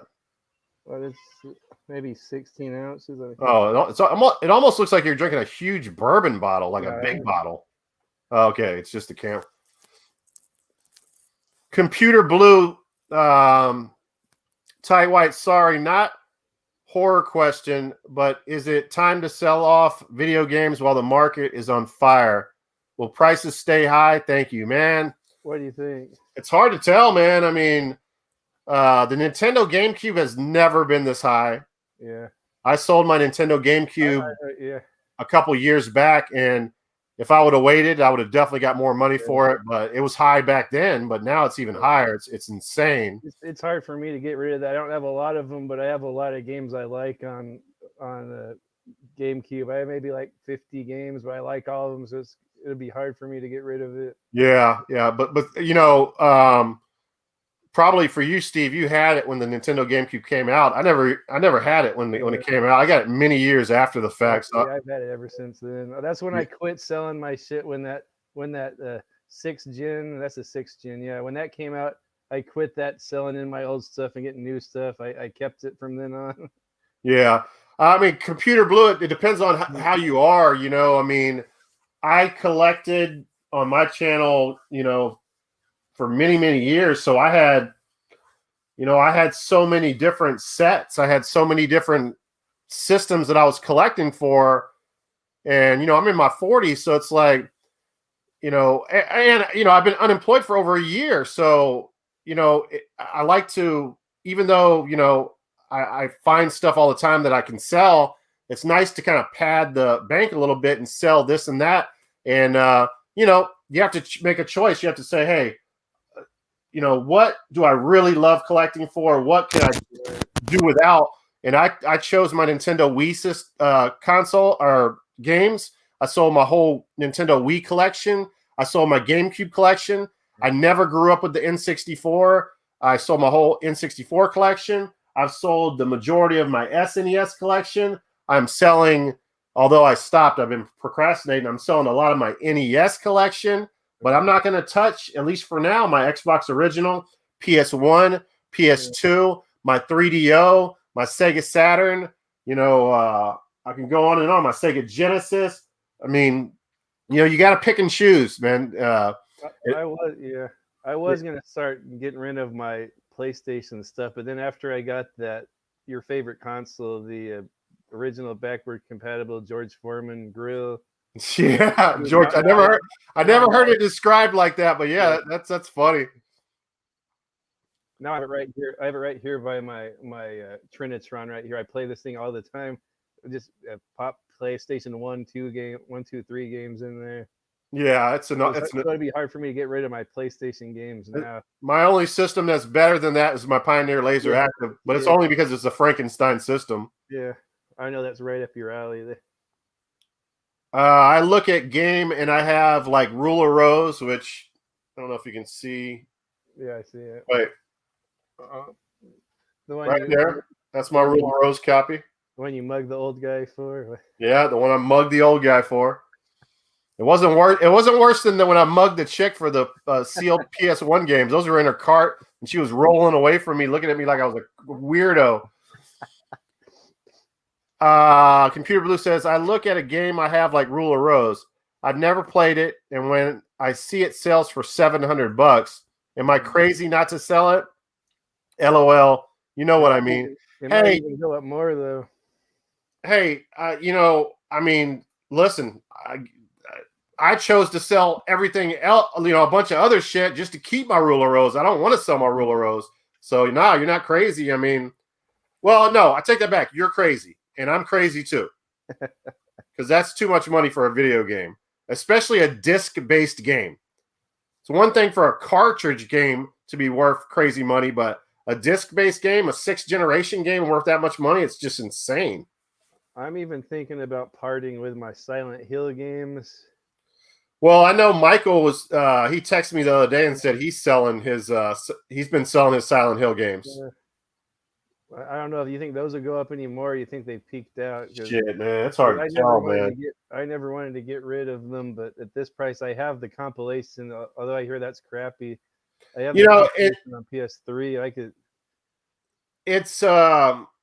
It's strange, because you have pandemic prices, but then post-pandemic, when everything is 100% opening up and people aren't out in their houses anymore, which is happening in a lot of places now. Yeah, I haven't noticed a nosedive yet, so I don't know. I imagine this is definitely a time to sell what you don't want, but it could have whetted people's appetites, though. This whole pandemic thing, it's so hard to tell, man. Yeah. I remember saying this in a text group a long time ago and getting hell about it, that video games are an investment, and they are an investment. I mean, shit, this whole situation with the pandemic and people being out of work this long shows that they've invested in video games and they're able to make money and do whatever they want, not go back to work. Yeah. Even stuff like Nintendo 64, Pokemon Coliseum 1 and 2 are now going for $300-$400. Oh, I didn't know that. Wow. I didn't know Pokemon Coliseum was going for that much.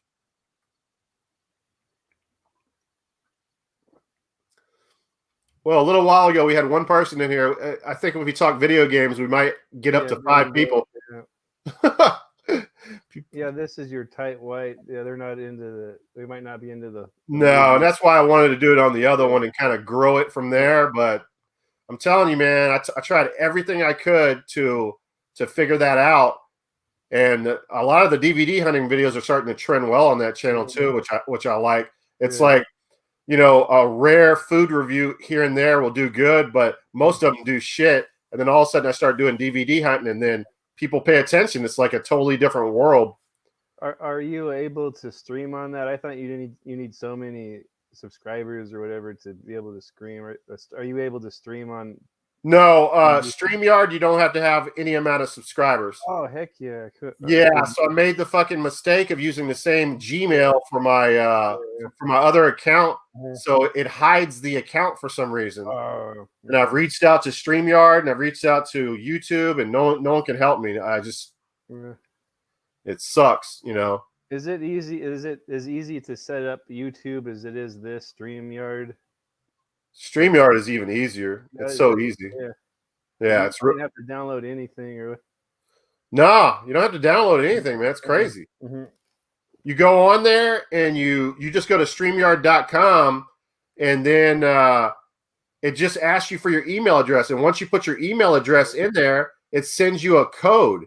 And then you get the code and you come back and put it in the bar, and you're pretty much set up. You're there. It knows your YouTube. So it'll have an icon you click on that'll say destinations, and it'll say the destinations will be like Facebook, Instagram, YouTube, where whatever you want to stream it to. And you can, another thing that's cool with it, but I've never been this type of guy with Facebook, Instagram, anything. You can stream at the same time on all platforms. Oh, really? Which is really dope. But yeah, you just choose YouTube, and then you click on your channel, and it automatically links it to it, and you're good to go. You can stream StreamYard, with little to no subscribers, which is really nice. Here's the one for a little over $300. Yeah, I didn't know they went for that much. Wow. But it's funny, like Dan from the Rebel Gaming Club, he has a complete GameCube collection. And the fact that it's worth so much money right now, and his house, he could barely navigate his house because it's so stacked with shit. Does he have the complete Wii collection yet? He had a few games he was missing. I don't know, but I still call bullshit on him because I still don't think he has Herbivore for the GameCube. And you can't go around saying you have a complete collection and not have Herbivore. And the other, you know what? Mm-hmm. No, he did not finish the Wii collection because the most rare game on the Wii that I found at Half Price Books for $7.99 is what the fuck is it? He didn't want to pay the money for it, so he said, "Fuck it, I got a complete collection. I'm not buying that." It was like at the time, it was like a $500 game. What the fuck was the name of that? I found it at Half Price Books On Wii.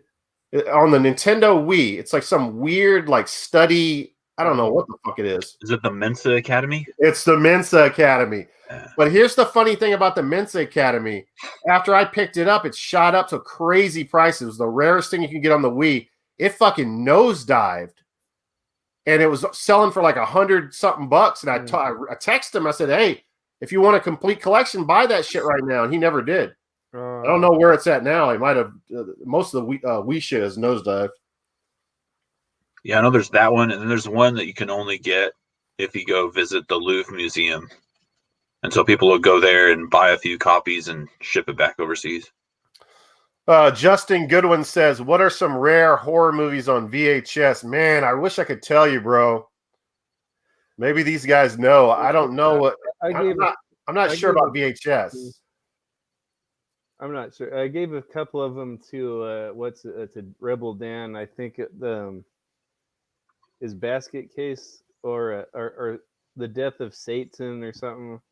Death of Satan sounds like it might be. Yeah, because I had a bunch of stuff, but I don't really collect for VHS. But so I gave him. Yeah, that's what I was going to ask you. Zomberry, do you collect VHS? No. Okay, yeah, I don't either. The only thing I really have on VHS is I have the factory sealed original Transformers VHS. Oh, that's tight. I got 3 sets. And then the other movie I have is Jackhammer Massacre on VHS. But once I found it on DVD, it's not really important anymore. I do have a lot of my favorites on VHS, but I'm never going to watch them. Oh, but Shad was saying Killer Clowns from Outer Space. That one's on VHS is rare. I don't know if it's rare, but it goes for a lot of money. I've got 3 VHS movies. Yeah. If you want to call them, I got 3 VHS tapes. Video Game Secrets. Oh, right on. Oh, yeah, I remember that. It was at the grocery store. You could rent it. That's cool. And then I got Majora's Mask and Star Fox. Whoa. Yeah, I think I've seen those at Goodwill before. Are those worth anything? Do you know? I think there's some collectors that pay like $10 or $15 for them. Oh, okay. Here's one. Mike Tyson's Punch Out complete with the letter is like $400. Yeah, I remember Mike talking about that actually. Remember he went out and bought the letter off of eBay just to complete his. Yeah, that letter's expensive. Ty White, what games will you never sell from your collection? Man, I don't want to say never because I don't know if I can say never. Well, I'll make it easy. I'll say Metroid Prime on the GameCube, Metroid Prime 2 Echoes, and then on the Nintendo Wii, I'll probably keep my Metroid Prime trilogy because using the motion controls on Metroid is pretty badass.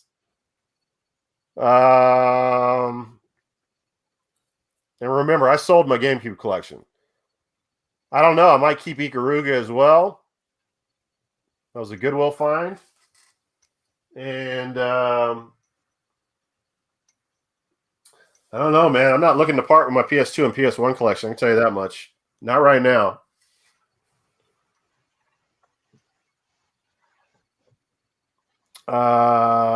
Here's the only one that I got that I'll never get rid of. This one. Oh, right on. It's got, and I've come across probably 4 copies in the last couple of years, and I keep mine instead of upgrading the label on it. My label's jacked, but it still has the save states that my dad and I played like 30 years ago on it. So that's cool. That's cool. So I keep them. Yeah, that's nostalgic. That's cool. That's really cool. What games do you guys play with your dad? when you were kids. I remember Kung Fu was the one for me. Kung Fu, we played that. My dad got so good at that, like he found out all the easy exploits for every boss, and then I could go through the game a lot. Yeah, my stepdad was he bought the Nintendo with the Rob the Robot, the deluxe set, and we hated him, but I think he bought that to try to get closer with us. And we played that a lot as a family, and then once that kind of wore out, they just gave it to me, and I was just the Nintendo guy. But yeah, at first we're playing it as a family, and we played Gumshoe. Remember Gumshoe? You shoot the gun, and what else we play together? We played some of the like board games on there together as a family, like Anticipation. I think it was one of them. I can't remember. It's been so long. Yeah, my dad was real into the RPGs. Oh, that's cool. Yeah. So we started playing Final Fantasy and Dragon Warrior 1. Wow. And man, back before the internet, my dad would keep like a notebook where every time he fought a monster, he'd write down like how much gold it dropped, how much experience it gave, so he could remember where to go farm guys at. And he was into it. Yeah, a lot of those games like Phantasy Star, you had to draw maps. Yeah. My dad had maps drawn out of dungeons, and a lot of times you'll pick those up in the wild, and the instruction manuals will be filled with pencil. Yeah. I still have my old official Nintendo Player's Guide, and my buddy and I wrote down all the locations of the items and the dungeons on the second quest for Zelda on the map. We have all the notes on there where everything is on the second quest. I'm not a big fan of second quest. This shit pisses me the fuck off, man, because it's like you put all that time in and they tell you, oh, there's a second quest. And like in the butt. I mean, my buddy is a pro at it. Like he can go through it and nothing, but not me. I'm done with it after the first quest. The biggest one for me is, and I'm not going to say I beat it on cartridge. I think I might have beat it with a save state. Is that fucking, what is it? It was on the Nintendo. Is it Ghouls and Ghosts? I think it's Ghouls and Ghosts. Yeah, I can't handle that. That game is so fucking hard, man. And you get to the end of the game and Satan laughs at you and says, this was all a mirage. You have to beat the game again. I'm like, fuck you. I'm not playing this game no more. I'm done with that shit. Fuck that. That game will put you through some shit. You guys played that game before? Yeah, I can't even beat it. Ghouls and Ghosts is a motherfucker, man. I thought I was badass for beating Ninja Gaiden. I can no death Ninja Gaiden, but that's not even a hard game. Yeah, that one's Ghouls and Ghosts is harder than Ninja Gaiden. Heck yeah. Yeah, now you watch people do the speed runs of Ninja Gaiden in like 12 minutes. That's crazy. My mom was never into games, but there was one game that she would play with us, and it was Tetris Attack. Oh, right on. Oh, okay. I like that game. Yeah, it's the little like you match the jewel colors, right? Yeah. Yeah. And like you make a match, and it feeds the other person some stuff. My wife loved that game before we were married. Yeah. Yeah, women love Tetris, man. They love those Tetris games. They're good at it. They are. They're better than us at it for sure. I think she still has that on Game Boy. We have it on Super Nintendo, but she has it on Game Boy as well. Computer Blue says that Dragon Warrior goes for around $300 CIB. Yeah. I have notes and strategy guides from when I was in high school. Now I'm too lazy to do that kind of stuff. Oh, heck yeah. Yeah, I hear you. Yeah, those old Dragon Warriors, those kind of games, they're so hard to get complete in box because of how many different like maps and inserts and all kinds of stuff came with those back then. I can't remember what happened to me. I'm not a big RPG guy, but I played Dragon Warrior almost to the end. Wow, and I remember that you had to build up your what the fuck is it even called? I can't remember now. You had to build up something in order to go into certain areas because you would lose your health so fast. Oh yeah. Am I saying that right? And you're talking about when you're like walking through swamps and you take damage? Yeah. So the last area you have to go to is like in a castle or some shit to beat the game. I lost my save somehow, and I was at the end to do that, and it broke my heart. I just could not play the game again. I said, I'm not doing it. I'm not playing that game again. Have you ever beaten an RPG? Yeah. Do you call Legend of Zelda RPG? I mean, like the turn battle bull crap one. Oh, I hate turn battle shit. I hate You know it. what? I was always like that when I was young, but a couple of years ago, I beat Final Fantasy VII. That like changed it all. I love RPGs now. You got to play Final Fantasy VII on the original PlayStation. I started playing it, but I never finished it. I started playing an hour into it, but yeah. Embrace the random encounters. I didn't like those random encounters. I don't like taking turns, but just embrace that because that's what gets you the more experience. So just take all that you can get, and then you can go dominate the bosses or whatever. But I mean, like that. Yeah, the turn-based battles is just so weird to me because you're just pressing buttons. I was always like that too, but now I'm all about it. I got my daughter playing Mario RPG. We've been playing that a lot lately. Yeah. I know some people love that game. They consider it the best RPG of all time. Yeah. I got my Mario RPG last year or the year before.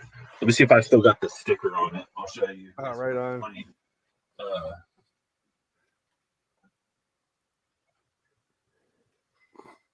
Shelton says only games my mom plays is Mario Brothers 1 and Miss Pac-Man. Yeah, I mean, Miss Pac-Man is great. That's the best Pac-Man game, I think, in my opinion.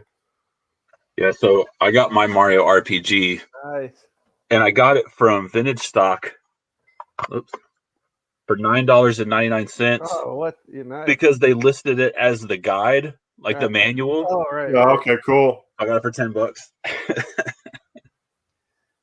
I remember when I first got Mario 3D World on Wii, they listed it as a 3D Land on DS, so I got it for $20. At GameStop, they had it listed as Mario Land on DS, so I got Mario World it was like a 50 or 60 buck game, but I got it for 20. Yeah, Shelton. Mario Brothers, the first one's my favorite Mario Brothers game. Oh, heck yeah. Without a doubt. It's a toss-up for me. I don't know what to choose between the first three. Like, I love all the first three Marios. Yeah. I like 2 because it kind of changes the formula up a little bit. Yeah, it's different, but it's still like B is run and A is jump, so it feels really natural, but it's totally different. Have you ever went and watched like any of the stories on how Mario 2 came to be? And it was a whole different game, and they made it Mario. And I'm glad. We probably wouldn't even ever known about it if it was that. So I'm glad. Yeah, that's a badass game. I just when I went to get this last beer, my puppy had all 8 bones that had been laying around the house in one area. It's fucking hilarious. Well, they're not bad, Jeff. I got the same thing. No, you got something different, but that's Juicy Haze. What's the percentage on it? Probably not much because it was at the gas station. Yeah, it's gonna be less than this, but it could be 7. Yeah, 7.5. Yeah, I don't think I've tried that one. Let me know if it's good. It's good. Justin Goodwin says, "Tight. What is your sick pick of the week?" Yeah, I need to start editing a new video together. I have plenty of games to show you guys. I'm just trying to figure out a theme for the video this week. It's going to definitely tie into the rap stuff from last video, but Money B, obviously Shock G died, so I don't know if he's still doing Cameo. I don't know how that whole situation's working out right now. And I can't tell you what the sick pick of the week is. I think I mentioned on the last video, the sick pick of the week I found right after or right before I posted my last Goodwill Hunting video. I'll tell you, it's a factory sealed Wii game. That's all I'm going to say. We talked about it last week, but if you need a game to tie into, rap and hip hop and stuff, that Afro Samurai is a really good game. And I thought you said that was on the PS2. No, it's PS3. Oh, okay, that's why I was getting confused. I was like, I never heard of it on the PS2. I have it on 360. Yeah, the anime for it is really good, and like the RZA does all the music, and that's cool. That's cool. RZA does the music on there. My favorite wrestling game is Def Jam Vendetta, and I like Fight for New York also. God, that one shot up and so. Yeah, I'm That was God, glad, that's expensive. crazy. I actually legitimately like that game, so I'm glad I had it. Shelton says FF7 was my first RPG game Oh, heck yeah. I ever completed on PS1. Parasite Eve was my second. That's one I got to try out is Parasite Eve. Trying to remember. Oh no, I don't think I've tried my Parasite Eve.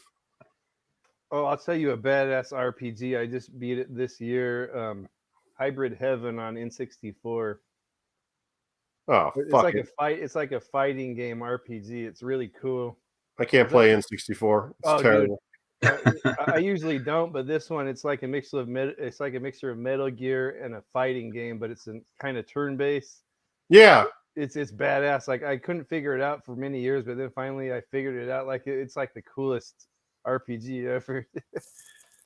it sounds cool. Yeah. Yeah, and N64 is pretty terrible.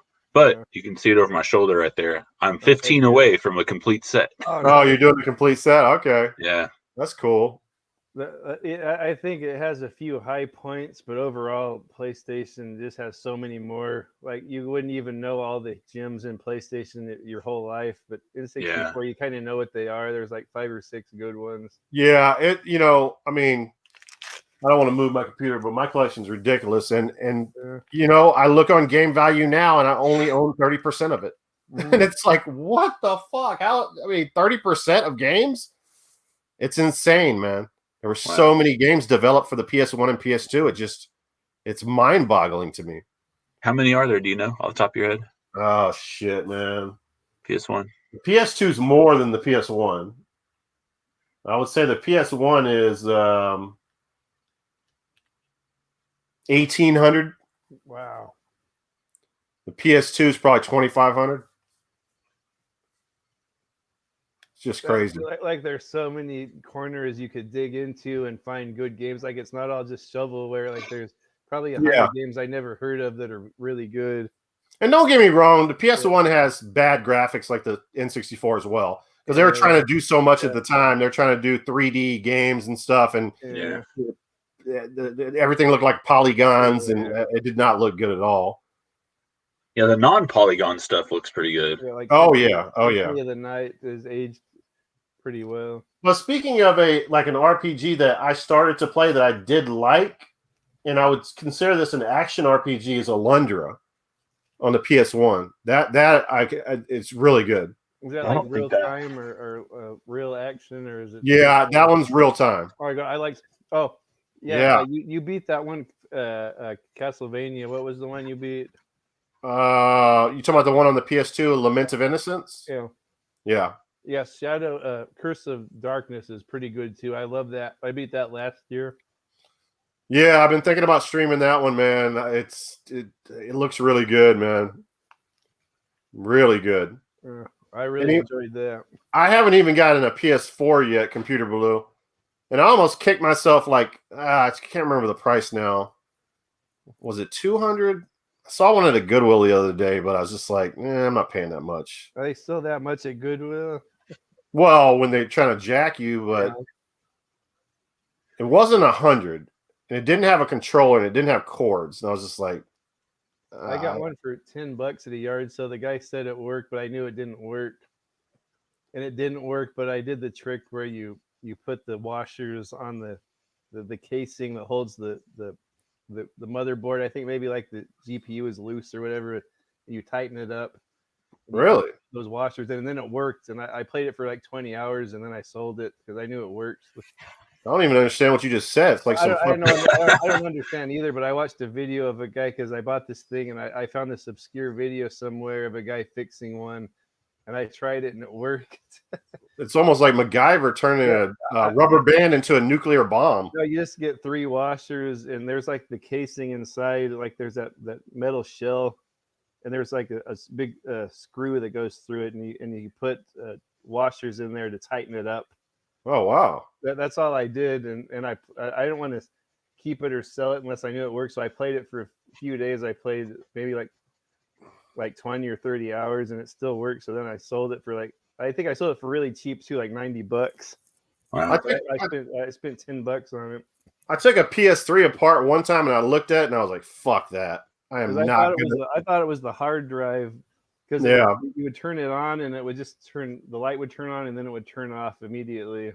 The PS3 is so. It's so. There's so much shit there to replace like lenses and shit. It's like it's almost not worth it, man. I couldn't deal with it. Yeah, computer. I found one. I got the PS5 probably a month ago. I just got lucky and got one from GameStop when I had to buy the bundle. You know, where they bundle a controller and a game and all that stuff with it. But I had a bunch of trade credit up there, so it was free, I guess. Oh, right on. Heck yeah. Have any of you Mostly guys watch movies on it. Have any of you guys ever come across the adventures of Lomax out there in the wild for the PS1? Had it as a kid, pretty difficult to find these days. No, I have not seen Lomax at Goodwills or pawn shops or thrift stores. I have back when I was trying to snipe a little bit on eBay. I was in a few bidding wars over it. I remember it dropped in price a little bit, but I think it might be back up in price now. So no, the answer is no to that. And then Computer Blue says, they say all PS4s will eventually go dead unless you change the battery out inside. It won't play without the battery. Batteries last about 20 years, they say. That's interesting. Yeah, I've seen a couple of videos on YouTube about people saying that. Is that kind of like the Saturn? Yeah, I don't know. I can tell you this much. The Sega Saturn, I figured this out a few weeks ago. The battery is easy to replace on that shit. Yeah. It's got that little door in the back. It just comes right off, and you But put is it in your memory and stuff still on there? Or is it gone after you replace it? Or shit, I don't remember. Or how does it work with saves and whether does it have memory cards? I don't know anything about Saturn. Saturn's the weirdest system for me to explain because I've never played anything to the finish. It's almost like I'm just having sex. You know what I mean? Like I'm just like it's not. Well, I shouldn't say sex, but it's almost like I'm just I'm so in love with the system, just like playing games. But I'm not like because it's most of the stuff I own on it are like shooters and shit. Yeah. You know what I mean? Like it's like the coolest looking system in the cases. I love it. Coolest looking. Yeah, I love my Sega Saturn, man. It's really cool. I always thought it was trash. I know it's not trash, and everyone loves it. And it's a collector's item. But I remember my buddy that runs the game shop back in the day, like people would come in and get one. I want a Saturn. He's like, "Why do you want that thing?" Or like, so it like didn't have a good reputation back then. Well, yeah, and it's all about the promotion of it. It was so weird, you know. It was so popular in Japan, but yet it was not popular here. Yeah, and I can't remember the story on it, but it was something about there when they released it. They didn't do something. They didn't promote it well or something, and it didn't sell. Around the same time as that 32X. It was a weird. Thing. It was just terrible promotion behind it, but it's pretty badass from what I've heard about it. Like over the past 10 years, like it could have been the big dog. Well, it did like rendered backgrounds so beautifully. Yeah, and the fighting games, I guess the other ones couldn't touch it. The 2D fighting games. Yeah. And that was what was funny about the 3DO. I remember I used to boast about my 3DO all the time and say how it's the greatest system of all time. I was just trolling people and shit, but fucking Street Fighter on that was badass, man. They had a badass version of Street Fighter. Yeah, of course now there's better versions, but I didn't have that much money back then, but I wanted that so bad, that 3DO, just to have Street Fighter, like it was closer to the arcade. Yeah, Road Rash and Street Fighter were the two standouts for that system. Yeah. For sure. Which 3DO console did you have? Did you have the I got the they say it's kind of the rarest. It's the one you don't see a lot of. It's the one that looks like a VCR actually. Yeah. Yeah, it's the it's not the F, right? There's it's the where the hell is my 3DO at? I thought I had it in here. Yeah, there's a lot of the Panasonic console releases back then. There's the Panasonic, right? Yeah. And there's the there's kind of a cheaper name brand one. And you will have problems playing some of the games. They'll glitch out a little bit. That's the one I have. Oh, They don't play every game 100%. Some of the opening scenes don't appear right. And I used to think I was having problems with my 3DO, but then I found out later on that because it was made by a different brand and there was some kind of glitch issues with it. I'll tell you. Well, that was one of the cool things about the 3DO is you could burn discs and play like any I game on it. know that. That's tight. Yeah, that's crazy. That's like that. I love that freaking JVC XI. I love that thing. That was like my favorite console, and it was so you didn't have all the tower and all that bull crap. It was just one power source. We were talking about that last week, and I was talking about how the Pioneer Laser that's Pioneer Laser Access bitch, basically the JXC or whatever, because it does everything and more. Yeah. But it's kind of like that Retron or that new thing. What is it called? Retron, where you can put the modules on there. It kind of reminds me of that thing because you put the different systems in the slot. They're getting really advanced with that shit now, man. It's crazy, man. But that JVCXI, and it runs. I still have mine, and it never had any problems. And even that's made by Pioneer, right? JVCXI, JVC. Oh, JVC. You said JVC. Okay. I had one when I was a kid. Because I think my parents bought it for me for Christmas. It was expensive, but then they marked it down to $40 because no one wanted it. So I had one when I was a kid, and I loved it. I played Final Fight and a bunch of other games and Prize Fighter. And I played Genesis. I never had a Genesis until I had that, so I could get Genesis games and play it. But then I ended up selling it to put money towards a PlayStation, and I regretted it. But maybe around the time my daughter was born 8 years ago, I found a JVCX. I had a yard sale for $5. I'm like, hell yeah! I'm never selling that.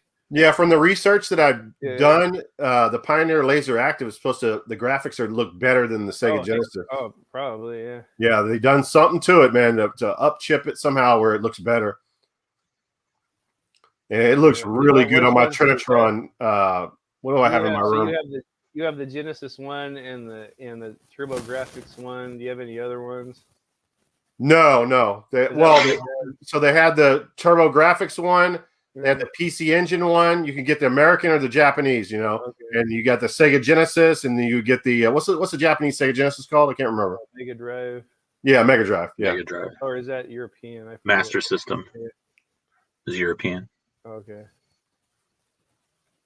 And then I figured out ways to play the Master System on it. So heck yeah, it's pretty insane. How do you play Master System? You just got to get the Master System. I think it's like an adapter. Yeah, adapter. Yeah. Oh, so that works on there. Yeah, you can actually play, which is crazy. A lot of people don't know this. You can play 32X games on there. No. So, that's tight. So here's the deal. So that 32X thing is so fucking big and bulky, it won't fit. Like you'll block one of the controller ports. So all you have to do is break that shell of that thing, and you'll just have the board. And you put the board in there, and now you can play Sega. That's another we didn't talk about last week. Another rabbit hole you can go down with that system. What about the disc-based games on 32X? Did you have to have a cartridge and a disc, or is it just a disc? I didn't know they had disc-based. Maybe I forgot. There were certain games like Supreme Warrior and what was it, Tactical Assaults or whatever. A couple of them. I forgot about that. I don't know if you need a disc and a cartridge or it's just a disc. Yeah, I'm not sure about that one. Not sure at all. All right, you fellas talk. I gotta go get a beer and see what this dog is tearing up out there. What else you got there? So Tyler, do you go out yard selling and stuff? And I haven't been in a while, no. Probably since. But you're a collector? I used to go. I collect, yeah. Since COVID, I haven't really been out much. I just go to my usual little thrift stores, or I go to this music or a used music spot called Rasputin's we have in California. That's about the extent of my hunting these days. And then I work swing. I get off at 2 a.m, so I don't really get up early. Man, how about you? You go out on every weekend? Yeah, I try to during the yard sale season. I got to get back into it. Yeah. Sometimes I'll go at lunchtime at work, and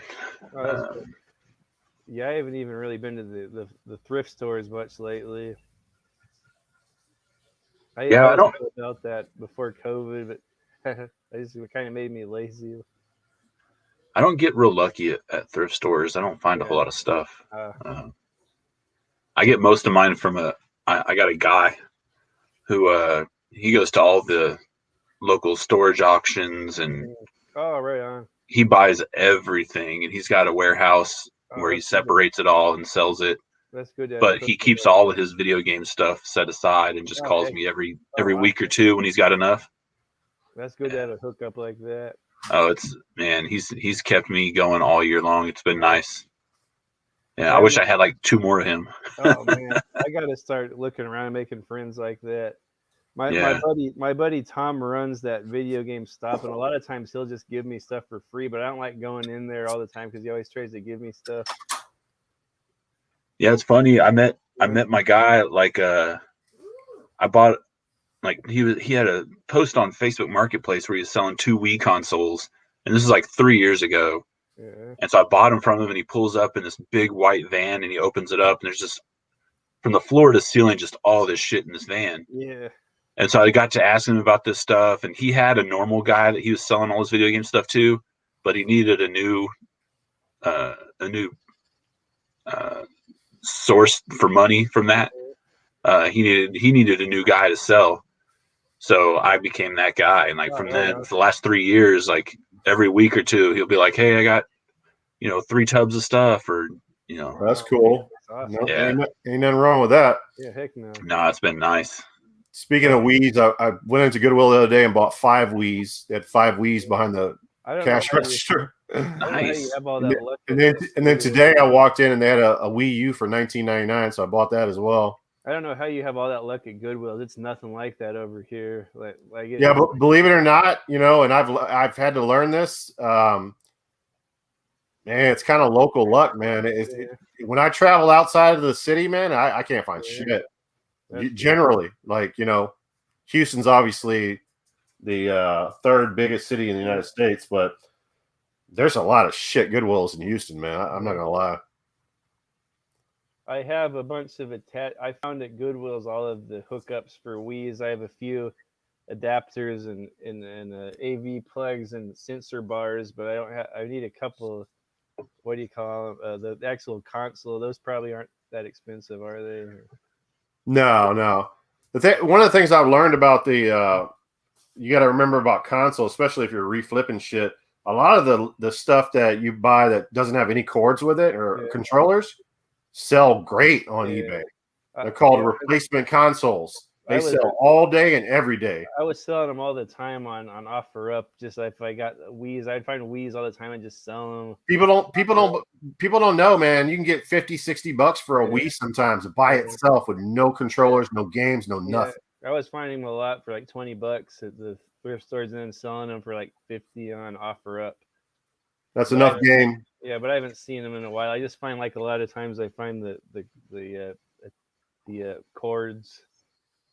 My Goodwills know me, so the manager stopped me today and said, "Hey, were you the one that bought all the Wii's the other day?" I was like, "Yeah, come on, And she's like, "Will you take a bunch of Wii's to fix and stuff?" And I was like, "No, I don't want to fix broken Wii's. If they don't work, then I don't want them." What about GameCubes? Did you see that video that CVC did on how easy it is to fix GameCubes? He's making videos still? I mean, it was an older one. Like he takes it apart and screws something, and then all of a sudden the GameCube works. Oh no, I didn't see that. Yeah. Well, it would be a treasure to find one at all these days, but before, like when you could find them more, and if they didn't work, he had that little trick where you take it apart in the bottom. There's a little screw, or I don't know if it's an Allen wrench or a screw, but you tighten that up, and then it starts working again. How weird is that? Yeah. Yeah, it's funny. One of my Goodwill pickups from a long time ago, I just, you start having all these tubs. I got tubs like everywhere, you know what I mean? In the garage and this room, that room. You forget what you have sometimes. And I just assumed I sold it, but I just found my Pokemon Gale of Darkness. console. with the Oh, wow. controller and everything. And I thought that I sold it, and I'm like, wait a second, I still got this shit. It was in a tub with 2 Dreamcasts that I hadn't found in 2 years. The Dreamcast is down there, but yeah, that was cool to find that again. Man, that game is blown up. It's over 200, I think, right now. Jesus, the GameCube is out of control. Yeah, absolutely out of control. Yeah, it makes me want to start going through and just sell my GameCube and buy it back for half price next year. Yeah, right, exactly. Because it can't stay this high for. I can't imagine it staying this high. I just don't. What about? But you know what, Tyler? We were talking about this a little bit earlier when he went to the store. It's like even before the pandemic, like 2 years before the pandemic, everybody kept saying games are going to go down, and they really never did. No. Like there was this huge talk about games, the game crash. I've never seen the game crash happen to the Wii, and the game crash happened to the Wii U for whatever reason. Which I always told everybody, be careful trying to collect the full. Everybody thought that was going to be the new hottest system, and I used to tell people, no, do not fucking collect it. I'm telling you, it's not going to be worth shit. Oh, the Wii U? Yeah, the Wii U ain't worth shit, man. Really? Everyone's talking like that's going to be the new Dreamcast. That's what I'm saying. The people have been saying that for years, but nah, those are the ones that crashed. But I haven't seen too many other consoles crash. So. Oh, the Wii U crashed. Huh? I have that Wind Waker Wii U with the box and everything. I was hoping that would be worth something. It probably is. There's a few games that are worth money. Yeah, PS3 right now is on the rise. That's the big thing now. PS3. It was because that's good.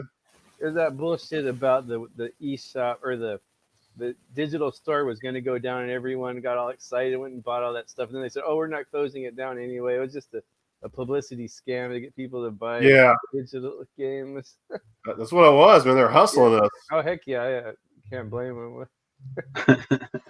They're definitely hustling us for sure. Yeah. I love that digital store on PlayStation 3.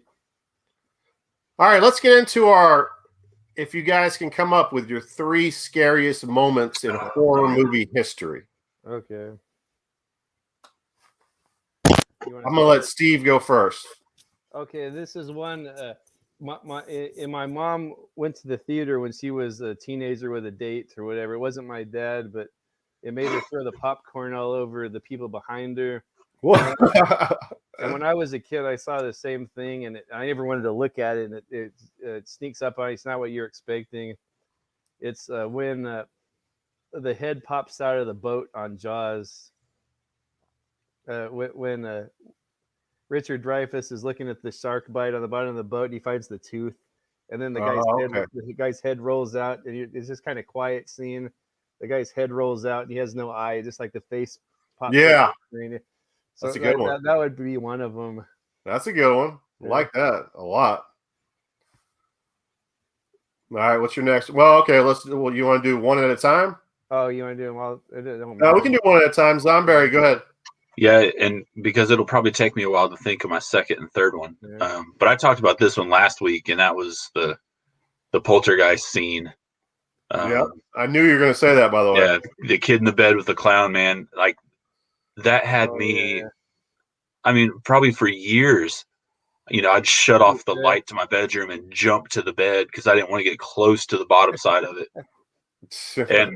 And there was a time when I had, had a bunch of stuffed animals, and when just like I'd stack them around the bed so I couldn't see anything else in my room. Wow. Because I know the feeling, yeah. Yeah, that one got me some PTSD from that one for a while. Yeah. Did any of you guys do the thing where you had to have the covers covering every part of your body so that the demon or whatever, the monster couldn't get you? Oh, like reach up underneath. If any of your skin was showing at all, then you were in danger. But if you covered yourself completely with the sheet, you might be safe. No one's ever done that? No, I used to do that as a kid. Trust me. I'm going to have to go with, since we're talking about stuff from our kid, and I showed this a little while earlier, Salem's Lot. So I watched this when I was way too young, and I might have watched this before Texas Chainsaw Massacre. And there's a scene in it where the vampire is like floating in fog. It's a vampire kid, and it's tapping on the window of the boy in the room, and he's in his bed, and he's looking over at the shit, and he's like, "What the fuck?" And it keeps on tapping, and it's basically saying, "Let me in, let me in."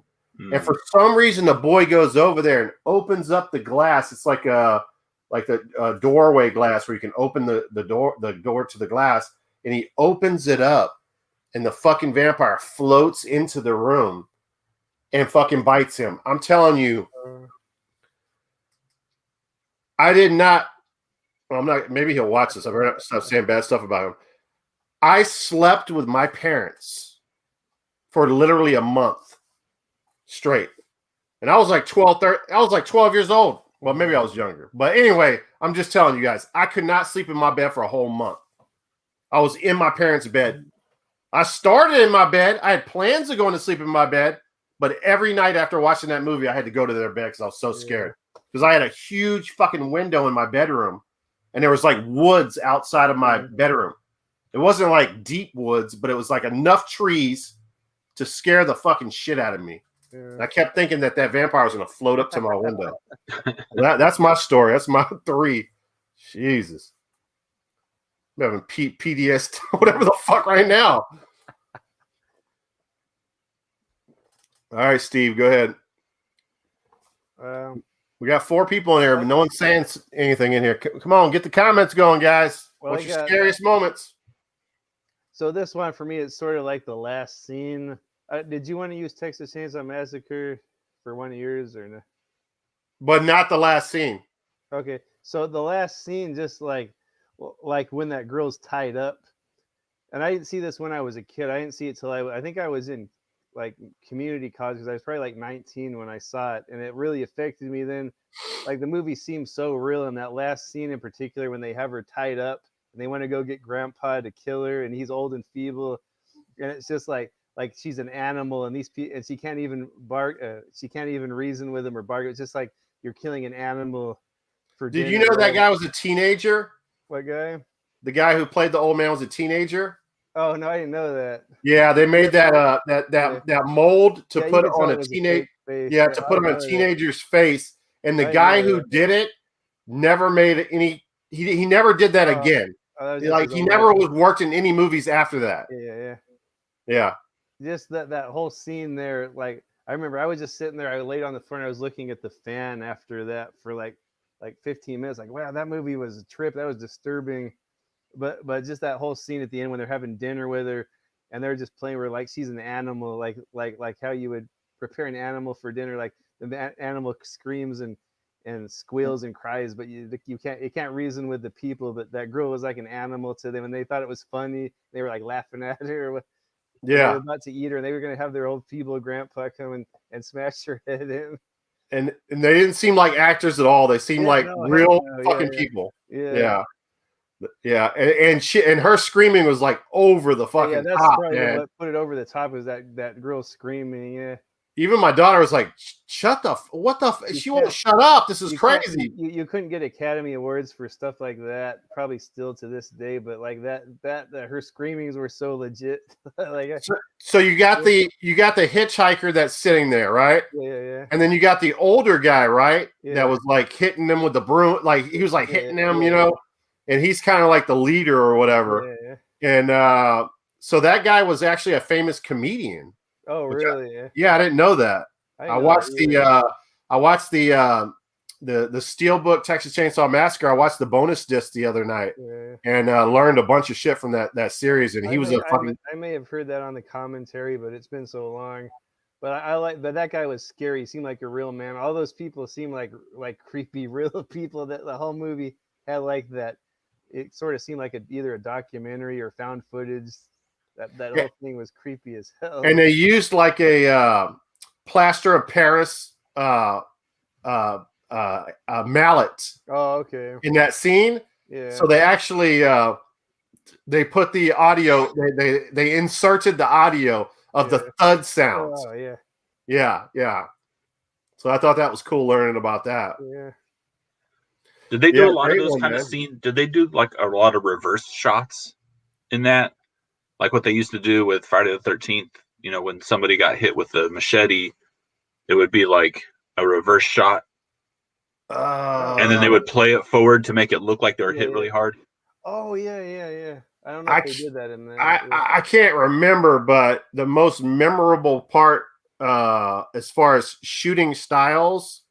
Ah, fuck! I wanted to mention this earlier. I did not put it on one of the banners. The guy who was the for the original 1974 classic, the guy who was the guy that was responsible, the cinematographer, okay, that was responsible for how stuff was recorded and how it looked, right? He was actually hired back to do the remake with Jessica Biel. Oh, nice. He did that. No, a lot of people don't know about that. Uh-uh. So he comes up with this idea. You guys have to watch the movie again, the 1974 classic. Watch it again tomorrow if you can. Okay. He tells Toby Hooper, he says, I have this idea. I'm going to build a track for a camera. And it's after the guy walks in and gets studded with the mallet in the famous scene where he's shutting the door. His legs are twitching. Yes, the girl is outside. The hot chick is outside, right? And she's walking up to the house, and they do something on a track down low that as she walks, first of all, you see her in her little booty shorts. You see her butt. And then the house becomes massive as the camera rolls on that track. Is it sort of like the dolly cam like they used in Jaws? Kind of like that. So the closer she gets to the house, the more imposing the house becomes, the more massive the house becomes. Watch the movie again. It's such a brilliantly shot part. And so a lot of people don't know. So Toby Hooper worked on that film. There was a lot of film students on that. It was a very young movie. It was a bunch of young people fresh out of college doing that movie. Their creative juices are running. Yeah, they're running. 90% of the people that were involved in that movie thought this would never even be a movie, would never even be seen in the theaters. Wow. And but Sally Hardesty, I'm forgetting her name right now. I mentioned it earlier. She thought it was going to be good. Yeah. But yeah, all those guys. So anyway, on that scene right there, they were like, "That's not it. That was not written down. That shot is not in our shit. It's not going to be done." And Toby Hooper's like, "Fuck you. This shit's being in there." He told the guy, "That's genius. How did you figure that out?" And he made sure that was in the movie. So I thought that was really cool. Heck yeah. Whose turn is it now? Well, hold on. Paul 2K12. What do you guys think of Event Horizon as a horror movie? I like it. I haven't watched it in many, many years, but I keep hearing people say they love it. I had it out in my garage. If I was getting a stream out there, I had it in my garage in the stack. But oh, do you? Yeah. Yeah, I loved that movie. You know, a funny story. It was probably, I think it was senior year in high school, and we were at a buddy's house, and we were having a party out in his garage, and his dad wasn't there, and so everybody's smoking, and my buddy got a hold of a little bit of LSD and decided he was going to watch Event Horizon. Oh, that'd be the best movie ever. And it's funny because we just kind of left him in there as he was watching it by himself in the living room. It was a big open room. It's not like we left him in the closet or anything. But we go back in, and the movie's been off for like an hour, and the dude's still staring at the TV. But it's like, I don't know if I would watch that movie while tripping, you know?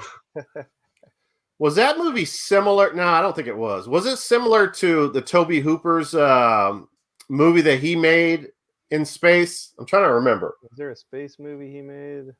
Oh, you don't remember? It was a space vampire movie. Life Force, dude. Have you seen that? It's been a long time. Oh, dude, you got to watch it. The freaking chick in there. You got to watch it. Oh, I have. Now that you say that, I have. she's walking around with the breast out. Yeah, She's I remember walking that. around naked the first half of the movie. Yeah, dude, you gotta watch. Yeah, that's a cool vampires like zombie type movie. That's pretty good. Hey, It's she pretty high might be hotter than the girl from the Star Trek. Yeah. Was it New Generations? Deanna Troy. Do you know what I'm talking about? Deanna Troy. I think it was the girl that was tall and perfect. Like she was beautiful. Yeah.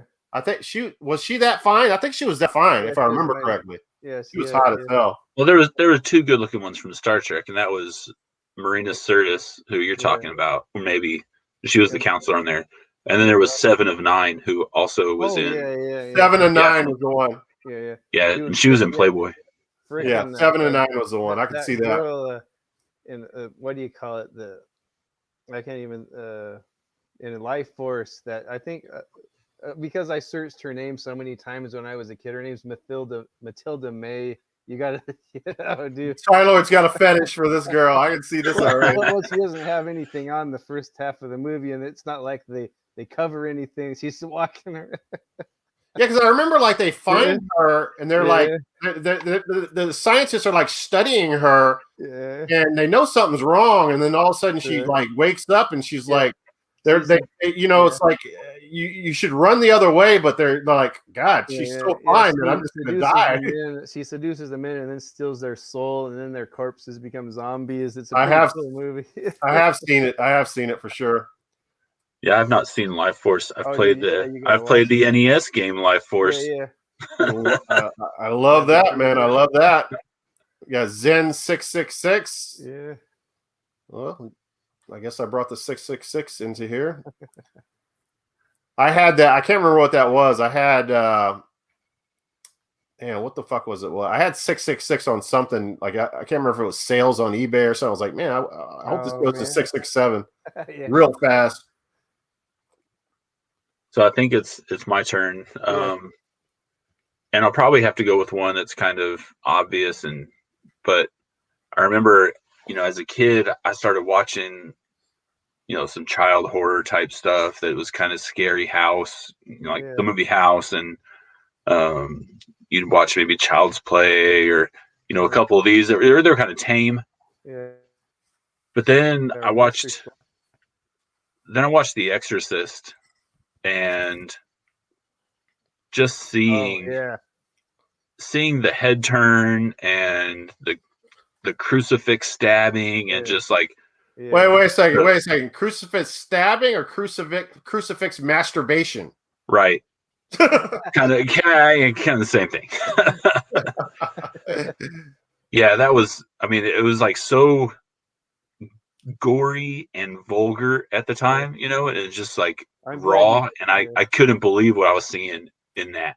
I'm glad you said that, because I was going to say that if it wasn't for the Texas Chainsaw Massacre one. That's a good one. Yeah. All right, so, and I almost forgot one of mine. I couldn't believe it, but we talked about this last week. It's definitely I don't know if you guys will let me tie them together because they happen right after each other, but the booty shot with the track camera kind of mixed in with it. So I'll take either one of them. I mean, him thudding the guy with the fucking hammer and shutting that fucking door. I will tell you this. I do have one problem with that. And people will be like, what? That's your favorite horror movie of all time. That steel door was way too clean for me.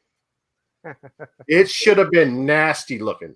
It shouldn't have been clean like that. And you could tell it was something that they just produced somehow, and they used it. They should have splattered some shit on it and made it look bad. That's the only problem I had with it.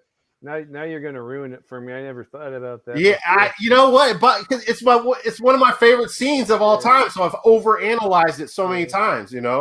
Well, maybe they're not total slobs. Maybe they clean the blood off of certain things. I don't see that happening at all. I don't not. It was stainless steel. Oh, speaking of, don't let me go out of here without telling you some stories about that house and them recording the last scene of that movie. There's some oh my God, some crazy shit. Yeah. But I was telling Zomberry last week, when he shuts that door, I just envisioned that's the doorway, that's the gateway to hell. And what's behind that door could never be what my mind thinks about what's behind that door. It could never be that horrific. But then when I see what's behind the door and they do that, he grabs, the girl that came in with that track shot, he has her now in his death chamber and hangs her up on the fucking meat hook. Oh my God. Yeah. One of the guys that were working on the movie said, I'm not going to be a part of this. I don't want to have anything to do with that scene. And he was one of the guys that should be responsible for that. He's like, I don't want to have anything to do with it. Yeah. And then he's cutting him apart with the chainsaw while she's hanging on the hook and she's not dead. Oh my God. That was brutal, man. So that's my number 2. Yeah. That could be my number 1. They're interchangeable. Whose turn? That'd be you. Okay. I hate to go back to this movie again. I keep trying to plug this movie, but no one cares. Going back to when I'm a kid again, this scene really scared me. Dreamscape again. Dreamscape. Yeah. So the story is the president of the United States has nightmares every night that he causes World War III, and so he has dreams that he's on a train going through a apocalyptic United States. Everything's on fire. He always has this nightmare where he's going on a train and he's seeing all the because he caused World War III. It's during the Cold War, so he's really guilty. And he's going to this clinic to get rid of his nightmares because he can't run the country. But one of the dreams he has in this, it's always like scary. Even when I'm old and I watch it, I still like try to prevent myself from covering my eyes. One dream sequence, he gets off the train and you see first person view. He's walking through the ruins. It kind of looks like Fallout or Terminator. Everything's burning up and all the buildings are destroyed. And he hears like a bunch of crying, like children crying, and you hear it, like a bunch of screams all at once. And that screaming gets louder and louder as he goes through these ruins, and he comes to a door, and the screams get louder and louder and louder, and he opens up the door, and then there's all these like burnt up little kids that reach out. Oh, wow. And I always thought that really scared me. I think it's a pretty powerful scene in a movie, and I think that would be in my top 3. I don't think I've seen that movie, man. Now that you say that. Yeah, me neither. It's a dream sequence, but the dream sequence in here, like, they really feel like when you watch the movie, it really feels like how, at least for me, when I have dreams, like it really captures how dreams feel. It's funny. A lot of stuff is distorted and it doesn't seem quite right. Like the way the camera is, it's kind of maybe funny angles or doors might be distorted or whatever. It's pretty cool effects in this movie. Yeah, I'm definitely gonna have to see that. I had a dream last night where I went into a Goodwill and this old lady that I've known for many years, she starts fucking letting me have it. She's like, I saw your Goodwill hunting videos. How fucking dare you put me on camera? Oh no. What the fuck is going on? I never gave you permission. I never signed anything. And she's like it's like a horror movie. She's like after me in this fucking Goodwill. And I can't get her to stop messing with me. It's like it was really surreal. That's terrifying. Yeah, it was very surreal. So I looked it up and it looks like Dreamscape is streaming on HBO Max. I might have to go check that out. Yeah, it's a cool movie. It has a lot of like. Go ahead and show off, Zomberry, that you have HBO Max. I mean, come on. Hey, it's my brother's login. give us the login, Zomberry. Come on, I want to watch HBO Max. Come on. It's got who's the broad in here? Oh, Kate Capshaw's in here. She's fine. Oh god. He has a dream where he pounds her in his dream. Dennis Quaid, like he goes into her dream and pounds her on this romantic train. Is pretty hot, but Dennis Quaid's such a weirdo anyway. Yeah, he's a stud in this movie though. But Max von Sydow and Christopher Plummer in it, and those are like 2 badass old school actors, and they share a lot of scenes together. And little twerp from The Warriors is in here, and from Commando, Sully from Commando. Oh man, Commando! I love Commando. I'll tell you, this movie is a classic. Like people don't know about it. This is a good 80s sci-fi horror classic, sci-fi adventure horror. sort of thriller, political intrigue. Will you stop hyping that movie? Come on. Yeah. We'll watch it already. Zonberry, what was the movie that we were talking about, or the series that we were talking about on HBO that you could watch last stream? And you were like, I have HBO Max. I need to see if that's on there. I think that was the one we were talking about, the Conjuring series. No, it was something else. It was I know now. Paradise Lost. Oh yeah. Yeah, you need to check that out. All right, so here's my number one, I guess, man. Oh shit, I need to get a beer. I think I'm gonna make you guys wait. You get one. I didn't put mine in, I don't have them in order. But yeah, mine are all interchangeable, man, to be honest with you. Kind of a curveball here, because it's not even a horror movie, but the scene, you know, for years after watching it, every time I went camping, it gives you that feeling that some shit might happen at any moment. And so it was scary in the sense that it had a lasting effect afterwards. But it was the squeal like a pig scene in Deliverance. Oh yeah. Oh, absolutely. did you hear us talking about that earlier? Yeah. No. Yeah, someone in the comments randomly said "squeal like a pig." Oh, really? with no context to it whatsoever. That's and I crazy. said, "Oh, you're quoting something from a movie." And then I was trying to remember the movie. I knew what it was, but I couldn't remember it. And Tyler had said Deliverance, and I was like, "Yeah, Deliverance." And I was like, "That is actually."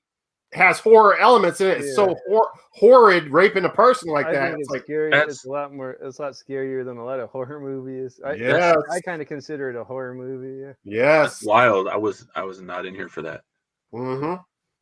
Yeah, we were mad at you earlier. We were like, Zonberry's like supposed to be in the stream. We're like, what the fuck's going on here? I was a little late. Yeah, you're a little late. That's and I told someone, I was like, Zonberry commented right after my last stream on my channel. He did exactly what I told him to do. But then I took like 3 days to answer him. And then I answered him, but he never commented back. So I was like, we might have lost him. We might have lost him. Nah, he didn't lose me. All right, I guess I can say it before I go get another beer. Then we can start a new topic. I'm going to say it's got to be the Friday the 13th. Jason as a kid jumping out of the fucking lake. At the end of one. Scene. I mean, I cannot leave that off my list, man. Yeah, good one. Absolutely insane. And in the future, guys, remind me to put clips like that in the video. Share the fucking clip right now. That's what I need to do. I need to share it for everybody. You know, this video is not tearing it up as far as views are concerned, so it doesn't matter. I'm not looking to make any money off of these videos. Every time I leave this page, it lags out. Or every time I try to open a new page to bring up a picture or video, it lags out. So. Oh, so you do see where you can share something? Well, I was gonna try it, but every time I go to try to find something, I think I just have an old computer. Yeah, I keep getting on my laptop. My drives are outdated. I get it every fucking day, and they say you need to update your drives. You need to update your drives. I can share video files. Yeah, that's what I was telling you. But cool. but I think that you'd have to have it already downloaded on your channel though, Yeah. or your. If next time we do this, let's figure out what we're going to talk about. We can find videos. Yeah, we need to plan it out like that because you know, like I said, I'm not looking to blow anybody out of the water here. I wouldn't mind showing the clips that we're talking about. Some of the clips, man, that would be cool. Yeah. I think that would be cool. Why did I get someone else?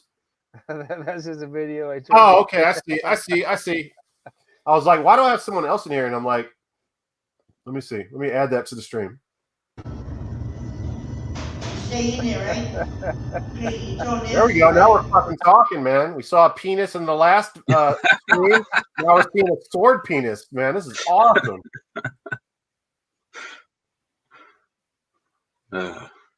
What is it? What is that from? Final Fantasy what? 7. All right, now you're responsible for.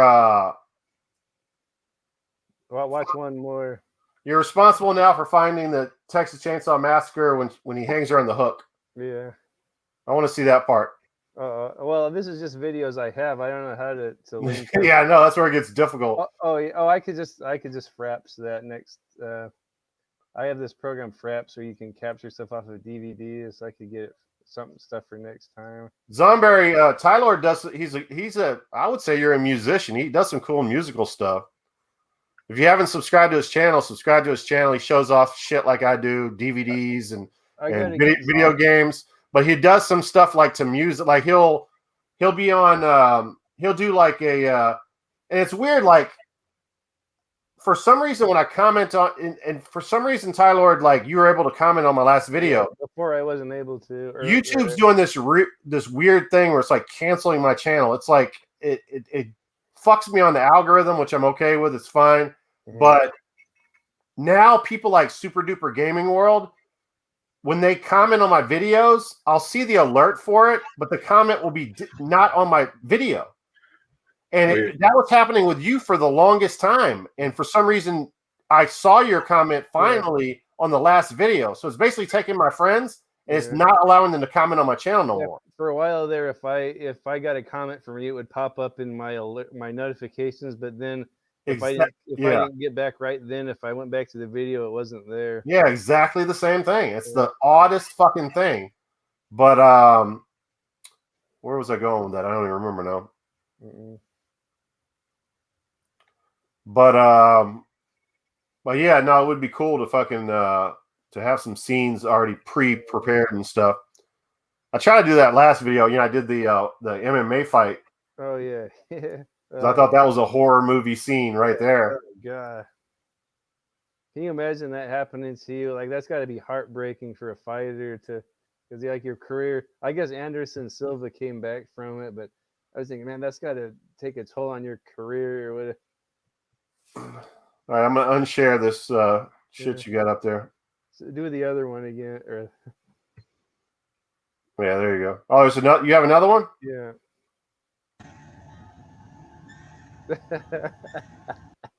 The fuck's going on there? I can't even tell. It looks like she's pleasuring him.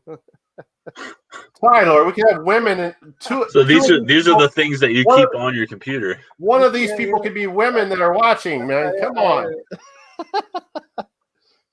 I've had it on there for many years. I don't know why. That's the first video that came up.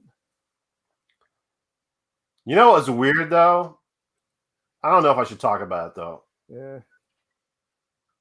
Maybe if I have a couple more beers, you guys will talk me into talking about some controversy. Yeah. Yeah, I don't even see how many people. Is it just the three of us? I don't see like a.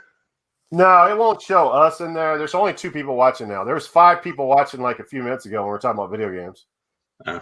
There was 10 people at one point. There's 12 people at one point, but it's, you know, what time is it now? 11. It looks like it only lets you. That's why it shows up. It only lets you share short videos because all my other videos are not there. That's why these popped up. Like, yeah, I think there's a 2-minute or 3-minute or something like that. Yeah. But you know what? Who gives a fuck if anybody's in here? I'm having fun talking to you guys. And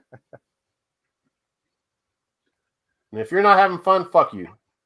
Yeah, I saw the notification come up that you liked my comment when I said, "Hey, I'll be there next week" or whatever.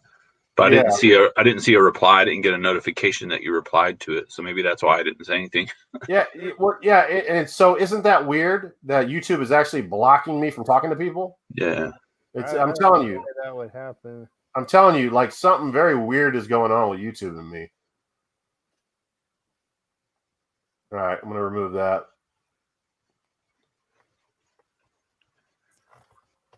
Do I have to start another channel called Mr. Tidy Whitey? Start from scratch or some shit? Like just don't show up in just tidy whities. Yeah. Is this the part of the cancel culture that am I part of this cancel culture now that I'm getting canceled? You know, it's funny. Like I did that food review. I haven't done a food review in so long a time, and some guy commented on the video. He's like, "Good job, man." He's like, his name is like Toilet Bowl Movie Reviewer, and he's like, Oh yeah. By the way, I do movie reviews on toilets. Over his channel. Yeah, sure enough, he's on toilets doing movie reviews. That's hilarious. You gotta have a shtick. Yeah, I said everybody has to have their lane. So I told him, I said, he's eating cheeseburgers on toilets and shit. And I told him, I said, listen, man, if you do have a heart attack, I will have a plunger to resuscitate your heart, buddy. I got your back. He pulls the Elvis. Yeah, exactly. Pulls the Elvis. That's a good spot to make videos. So you have a nice privacy. Like a lot of times, my wife and I, we just go hide in the bathroom and pretend like we're going number 2 just to get away from everyone. That's a good. You talk about that a lot. The kids. You got the kids running around, man. That's tough for you. That is a good spot to make videos if you want to. There's some movie called. It's something to do with turning 40. I don't know if you guys have saw it. But the guy in the movie is always in the fucking bathroom. Like, he's trying to stay away from his wife. He's like in the bathroom constantly. It's the greatest time of his life in the bathroom. He loves the fucking bathroom.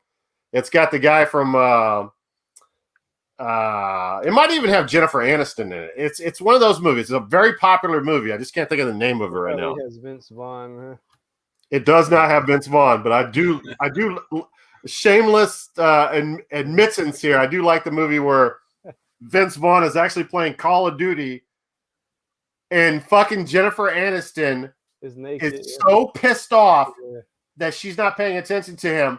Yeah. She walks out butt naked on film in front of the camera. And I'm like, Jennifer Aniston, go ahead with your bad self. You are a badass bitch now in my book.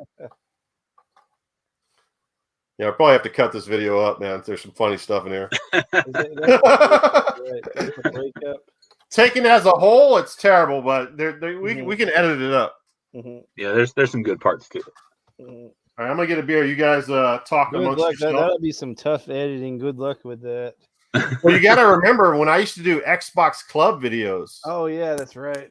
Yeah, when I used to play Xbox Live with a bunch of people, which it's almost like cancel culture, cancel that. But then again, it spends a lot of time editing. You can edit it out some cancel culture shit. Yeah. But I used to edit that shit together, man. It wasn't like you were seeing us play for the whole time. I'd take the best parts and do that. So I've done that before. Yeah. You just have to watch it all over again. What's your new site? I think you sent me a link to it. There's there to download YouTube videos. Is there a? I use now. A lot of people know this, by the way. I use. Can you Google this while I'm telling you? Yeah, but I might lag out here. Y2 Mate, I believe it's called. I use 2. No, Y. The letter Y. Yeah. 2. The letter Y, the number 2, and then Mate all together. Oh, Fluffy Gamer said the movie's called The Breakup. Yeah, that's it. Yeah. The Breakup. Hey, what's up, Fluffy? If I leave to go Google that, I just lag out and I can't hear you. Yeah, that's fine. So Y2 Mate is the new way of doing it. YouTube, you can't do it anymore. Yeah, I haven't had that work in a while. I've had no problem with Y2 Mate. That's how I download any video off of YouTube. Okay. If I want to use content on my channel, I do it all the time. I remember it was either you or Mark, the Game Shark, sent me a site. That might be the one. No, I sent it to you. Fluffy Gamer says The Breakup is the movie. Yeah, man, The Breakup is a pretty freaking cool movie, man. I recommend that one. I saw that at the show, actually. He's like, instead of having sex with Jennifer Aniston, he'd rather play video games with his friend. Yeah. My wife knows how that feels. I'm gonna have to disagree with that. No offense to your wife. I'm gonna have to disagree with this. No, yeah, I don't have any time to do that anymore, so I'll jump on that opportunity whenever I have it. No, I'm not gonna play video games. So you pounding it out with your wife is like a video game. Like when the kids are not there, your video game. Your video game. It's like a stealth game. It's like Splinter Cell. Splinter Cell. That's what it is. You banging your chick is like Splinter Cell, the sex edition. Yeah, there's like a sound meter that I can't exceed. I just know we're going to take this into forbidden areas in a second because I know when I drink IPAs, it's going to get bad. So Jennifer Aniston in that movie We're the Millers. Yeah, I like that She's movie. in that barn doing the place doing that Oh, dance. yeah. I like that movie. I forget. Did she show anything good in Leprechaun? It's been a long time since I've seen that. That was before. I don't believe she stripped naked in Leprechaun. No, Okay. I 'Cause saw it about 4 'cause months usually ago. No, back then in the '90s, everything was okay, which was cool. But then that was before she made it big, so I was hoping for no, there's no tits and ass in Okay. Leprechaun, the first movie. Okay. Yeah, she you know what, I have mixed feelings about Jennifer Aniston. I feel like she's the most beautiful, average looking chick of all time. Yeah. The old HR rep at my work looked a lot like her. Really? And then she would have she was kind of more I don't want to get graphic. She was kind of more bucks full up top. She looked a lot like Jennifer Aniston, but she would have sexual harassment training. At the same time, her freaking blouse was tight and one of the buttons were popped. She'd be given sexual harassment training. Or else Oh wow. Yeah, human resources. You don't want to. That's not a place to be showing your breast off. And yeah. my biggest beef with a human resources person Yeah. happened because of a fart. So I worked in a hotel, and I got on the elevator on the second floor, and her office was on the 5th floor, and I was heading up to the 7th floor, and I laid the nastiest fart in the elevator you could ever imagine. I was praying to God no one got on the elevator, and here comes human resources. Yeah. And she was gagging, absolutely gagging. Oh, poor thing. And then I got off the elevator, and the next day they had me in there writing me up for some bullshit that I didn't even know what the fuck was going on. It was like some dumb shit that I had left my keys somewhere, and I went back to get them, and it was something stupid. I was like, what the fuck? A couple of times over the past 20 years that I've worked there, it's only happened twice, but the boss will call me in and tell me my hygiene is bad. I think I probably just passed gas around people and they got offended.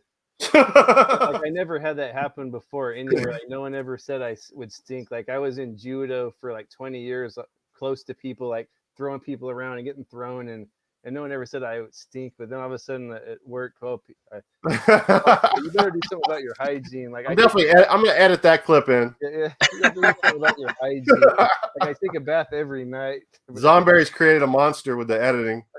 Yeah. All right, Fluffy, that's all you got is Breakup as the movie. You're going to talk to us a little bit, man? We're 4 hours and 21 minutes into this motherfucker, and you're just showing up? Fluffy's How fucking dare you? He's done with the lift. You lift driving bitch.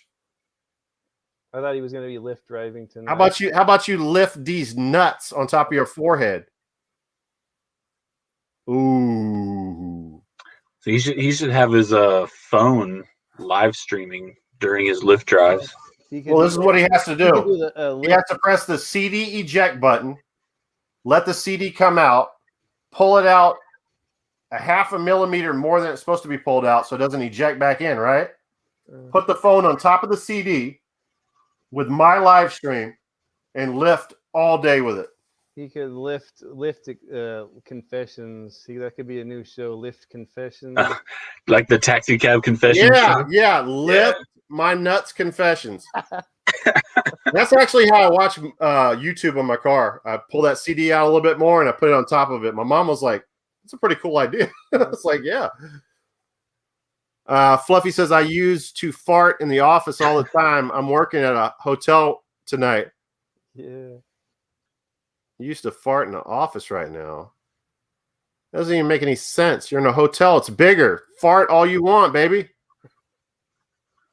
Oh, his new Camry doesn't have a CD player. Don't tell me we've come to this fucking age where you don't have CD players in cars. I don't have one now either. Really? Yeah. Well, how the fuck are you going to watch a Blu-ray on your car? I don't know if you can do that. So, Fluffy, does it get creepy working overnight at a hotel if there's nobody fucking there? Like that? That would get me a little bit. I mean, every once in a while, hotels get robbed. I don't know what area he's in. I don't think he's working in Compton or anything like that, but.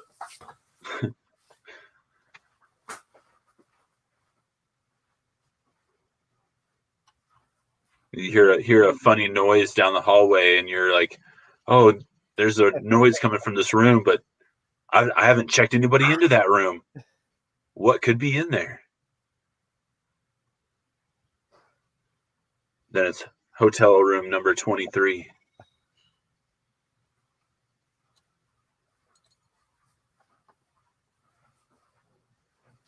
All right, I do have a funny. I worked in the hotel industry before I became an unemployed bum. Is that ever gonna come back, or you're done for good with the hotel? Oh, they let me go from that job. That job, they let me go. So you'll never get that back, or apparently not. They don't want to communicate with me. They it's weird because I thought I was super close with them, but they don't even call and say, "Hey, how you doing?" Or that's weird. Yeah. My favorite hotel story is with when I was in. Speaking of dicks, when I was in Florida and working in Boca Raton. Wait a second. Was it Boca Raton? Yeah, Boca Raton at a Town Place Suites Marriott hotel. So you got guests that are scammers, and they'll scam you for shit. You know, they might carry a fucking roach in their luggage and bring a roach down to the front desk on a paper towel and say, "You have a roach in your room. I want a free night." Just like shit happens like that all the time. So one day I'm working with this at this hotel. We got a lot of young people working there. There's a guy who they just hired as the assistant manager, and he's only like 21 years old, very immature guy, and he knows nothing about customer service. All of a sudden, he's in this little office of his, which is tied to the front desk, very close to the front desk, or right across from the front desk. A guy comes down the elevator, comes into the office area with a 12-inch black dildo, black fucking cock dildo. He's holding it with the balls right behind his hand, and he's shaking it in the fucking assistant manager's face. "This fucking dildo was in my fucking room under the kitchen sink. What the fuck kind of hotel is this?" The dildo is fucking flexing over and almost he's like dodging and fucking ducking the dildo. And he's like, he doesn't know how to handle the situation at all. He's like, "We didn't put that. That's yours. We didn't." He's like saying everything like, "I don't know what you're talking about." I had just walked from the back and I'm watching this shit. I almost lost it, Tyler. I literally almost lost my shit. It was the funniest shit I've ever seen in my life. This guy trying to bob and weave this big black fucking dildo at his head. And I don't know if the guy brought it with him and tried to say the housekeeper didn't check under the sink, but oh my God, it was hilarious. He should have been like, "Well, I can move you to a dildo-free room." Yeah, that would have been a good line. A complimentary dildo and every. Yeah, that was one of the perks. Well, sir, you're a platinum member, so we usually give our platinum members big black cocks. We'll edit that in. Fluffy the Gamer says, "I had a guy walk in one night to check in. He started sniffing, then said, 'What the hell is that smell?'" Okay, you're farting at the front desk. I get some weirdos at night sometimes. Once got held up at gunpoint. He might have told me that before. Guy got a 102-year sentence. Wow, that sounds weird. Guy's name was David Casper. His dad was a famous golfer, Billy Casper. Oh, man, that's some crazy news. That's a nice nugget. Yeah, real nice nuggets right there. Yeah. I wonder why he got 102 years. Yeah, that's a big bid. I'm assuming that he violated parole for the worst thing you could ever imagine. Yeah, probably. 3 strikes law. Yeah, he was like, "Yeah, I was out on parole for killing 7 people, and yeah, I tried to rob Fluffy, and that was the end of my life." They call me Richard Ramirez Jr. Right. David Casper. Well, he's a ghost now. That's for sure. Ooh. Oh yeah. So Ty Lord, what was I going to ask you? I had some shit to ask you tonight, but I'm forgetting completely what I was supposed to ask you. Why is it so dark in your room? Yeah, what is up with that again? I don't have a main light in this room. I just have. This is a professional broadcast that'll one day have millions of views, and you're sitting there in the dark. Yeah. He's like, I got this glow stick. Yeah, you got your hurricane preparedness kit ready. Wow, this is bad. Yeah, you're right, Zomberry. The guy was a 2-time felon. He robbed like 37 places. They caught him in Vegas with a gun. Yeah, it must have been his third strike. He's gone. I've never had my dog hang out in my game room like this. Oh no, I'm sorry. I used to before Hurricane Harvey. So Tyler, is that a Zelda hat? It's kind of dark. Oh yeah, I've had this since the Twilight Princess release on GameCube. I think my brother gave me this. That's cool. Yeah, that's what I have over here. Why am I adding that? Whoa, what the hell? Stay in there, right? I'm trying to get rid of that Hey, shit. Joe Nancy, right? Yeah, don't be getting mad about my Final Fantasies when you got the Black Dildo story. Well, you ran off 2 people that we had in here with that see. bullshit. Oh, yeah, That's my curtains. I've got the yeah. Zelda thing from your hat. Heck yeah. Oh, nice. What's his name? Brad needs to get those on his curtain. Yeah, yeah. That's a little inside joke there. Oh yeah, that's tight. That was funny though. I don't know if that stream's still up. It's weird because Reggie was actually in that stream at the beginning, where I was like ranking on Brad for all the curtains and all that shit. Yeah. All of a sudden, this guy Reggie starts fucking hanging around us. It's like, who the fuck are you? Why are you here? Just odd. That's a lot of banks, man. That guy was a fucking maniac. Yeah. So, Tyler, what's your favorite Zelda game? The original. Oh, man. We're in the same boat, man. That's my favorite. Oh, I thought you were going to say Breath of the Wild, though. No, it's pretty close. I do like Breath of the Wild. It's close. Yeah, I get that. And also, Ocarina of Time is pretty close. Yeah. What about you guys? I know you're original, right? And what about the Super Nintendo one? Is that up there? Link to the Past. So Zomberry don't know this, but on my other channel, I actually just barely, for the first time, I played all the way through the Legend of Zelda, the Super Nintendo, the third one, the Super Nintendo one, and man, that game you need a strategy guide. Yeah, my buddy at work says, "Oh, it's easy. I play through it every year," but I get confused. Yeah, if you play it a lot, but man, that game you need a fucking strategy guide. Like, yeah, it's tough. Like when you go to the other world, like the dark world or whatever, you have to come back and go. Like, yeah, have you played it all the way through, Zomberry? Yeah.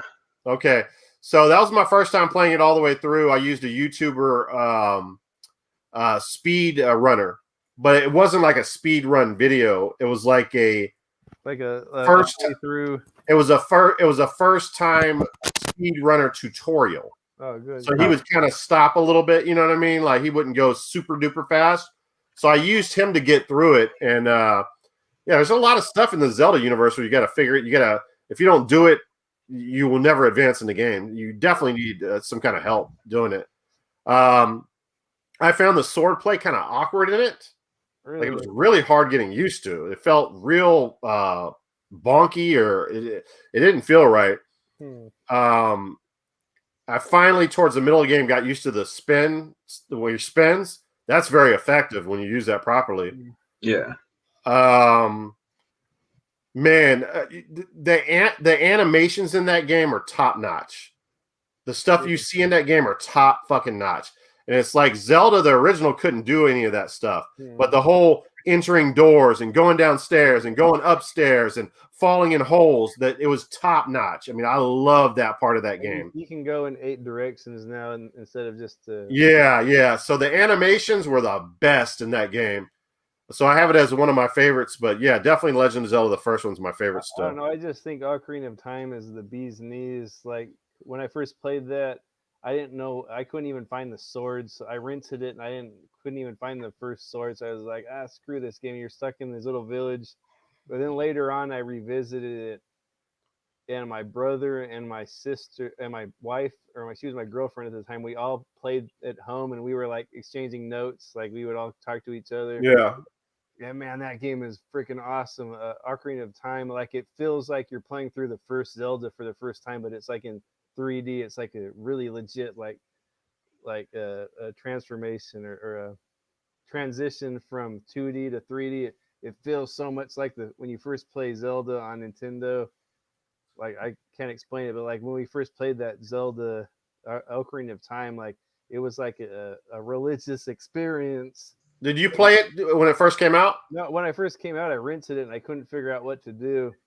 But then once I think we even had a guide for it, and the guide was wrong on the Water Palace.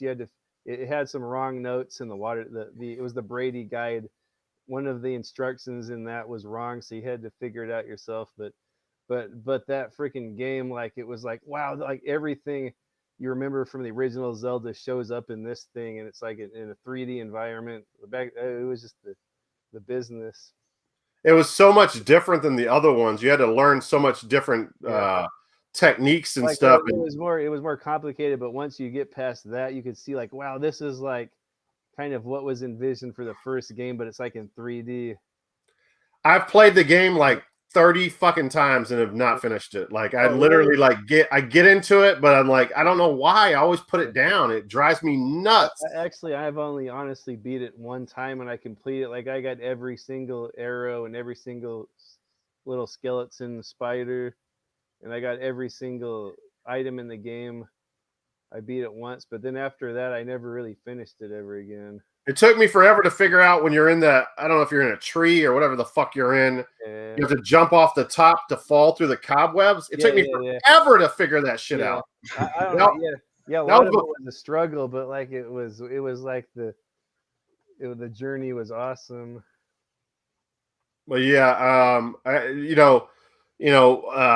But the original Zelda, I still put that on top because that was like there was nothing ever that could touch that before that or at the same time, right? Was there any game like that? Was it Zelda? No, that was it, man. There might have been some on the PC, but as far as I didn't have PC, but Crystallis was pretty good, but that was later on, right? Yeah, as far as console based, man, that was the well, you said earlier the bee's knees. That was the badass game, and I'm definitely most nostalgic for the original, the first one, but with Breath of the Wild, I was about to say Breath of the Wild after like 50, 60 hours, like I can't play the original for that long. Yeah. You know, and like you put that much time into it, you beat the game, and it's like, well, I'm still missing all this stuff. I could go back and do all these other things. It's just amazing. It's amazing how those developers can like just keep breaking the ceiling with every game. Yeah, Breath of the Wild I've never played before. I picked it up once. Dude, you haven't? I picked it. No. You're not going to want to stop it if you start it. You're not going to want to stop. I picked it up once in the wild, factory sealed, and I think it was factory sealed. I can't remember now, but I sold it because I didn't have a Wii U at the time. Now I have a Wii U, and then I picked it up again recently in one of my recent videos. But then when I opened it up, it was a different game. It was fucking Legend of Zelda Wind Waker. Yeah. Oh no, was it Twilight Princess? No, which is the one that they say was a prelude to Breath of the Wild. It had a lot of Breath of the Wild qualities in it. Skyward Sword. Yeah, Skyward Sword. Yeah, for sure. Yeah, I'm interested in playing that. I kind of want to get it when it comes out on Switch. I honestly don't like all that wand bull crap, you know. Yeah. Do you like that? The Wiimote stuff? I don't like that at all. Like, well, it depends on the Nintendo Wii. There's some shit I like playing on it, like Metroid. Metroid is good. Oh yeah, because it's kind of like you're playing an FPS. Like that's the mouse, right? Yeah. Yeah. It works on some games. Yeah. One of my favorite parts in Breath of the Wild is when you go to you do the Master Quest stuff, Yeah. and you go into the tree, and it Yeah. strips you of all your stuff. You start out with nothing, and you have to progress through the levels. Yeah, there's that That one reminds me of, if you ever played Lufia 2 on Super Nintendo, there's a cave in that game. Like the cave is only accessible like halfway to like 3/4 of the way through the game. And so you're already like, your guys are already pretty powerful. Yeah. And you go into this cave and it starts you at level 1. You got nothing. Oh, wow. And you have to find like treasure chests to get like a weapon or a piece of armor. And you progress. It's almost like a, what do they call those types of games now? Like Dead Cells and shit, what do they call it? Like a crypt something? Dead Souls? A rogue-like game, almost. Yeah, that's what they call them. Crack of Dawn was supposed to be in here this week. He fucking didn't show up for some reason. Oh, shit. I gotta let my dog out. Shelton Kobe says Zelda 1 is the cream of the crop. Hell yeah, bro. Shelton, if you want to get in here, man, I'll drop the link, man. Come in here and talk some shit with us, man. Your family, bro. You've been following my channel forever. Fluffy, if you grow some nuts, man, fuck that hotel, man. Jump in here like old school time. Jump in here. Used to be at the front desk, man, all the time jumping in. Use your phone, bro. Here, I'm gonna drop the link in here. You're gonna surprise us. You might only be in here for 5 minutes, but you're gonna do it. I just know it because I have overpowering power on you. Does that make any sense? Overpowering power. I have voodoo power on you.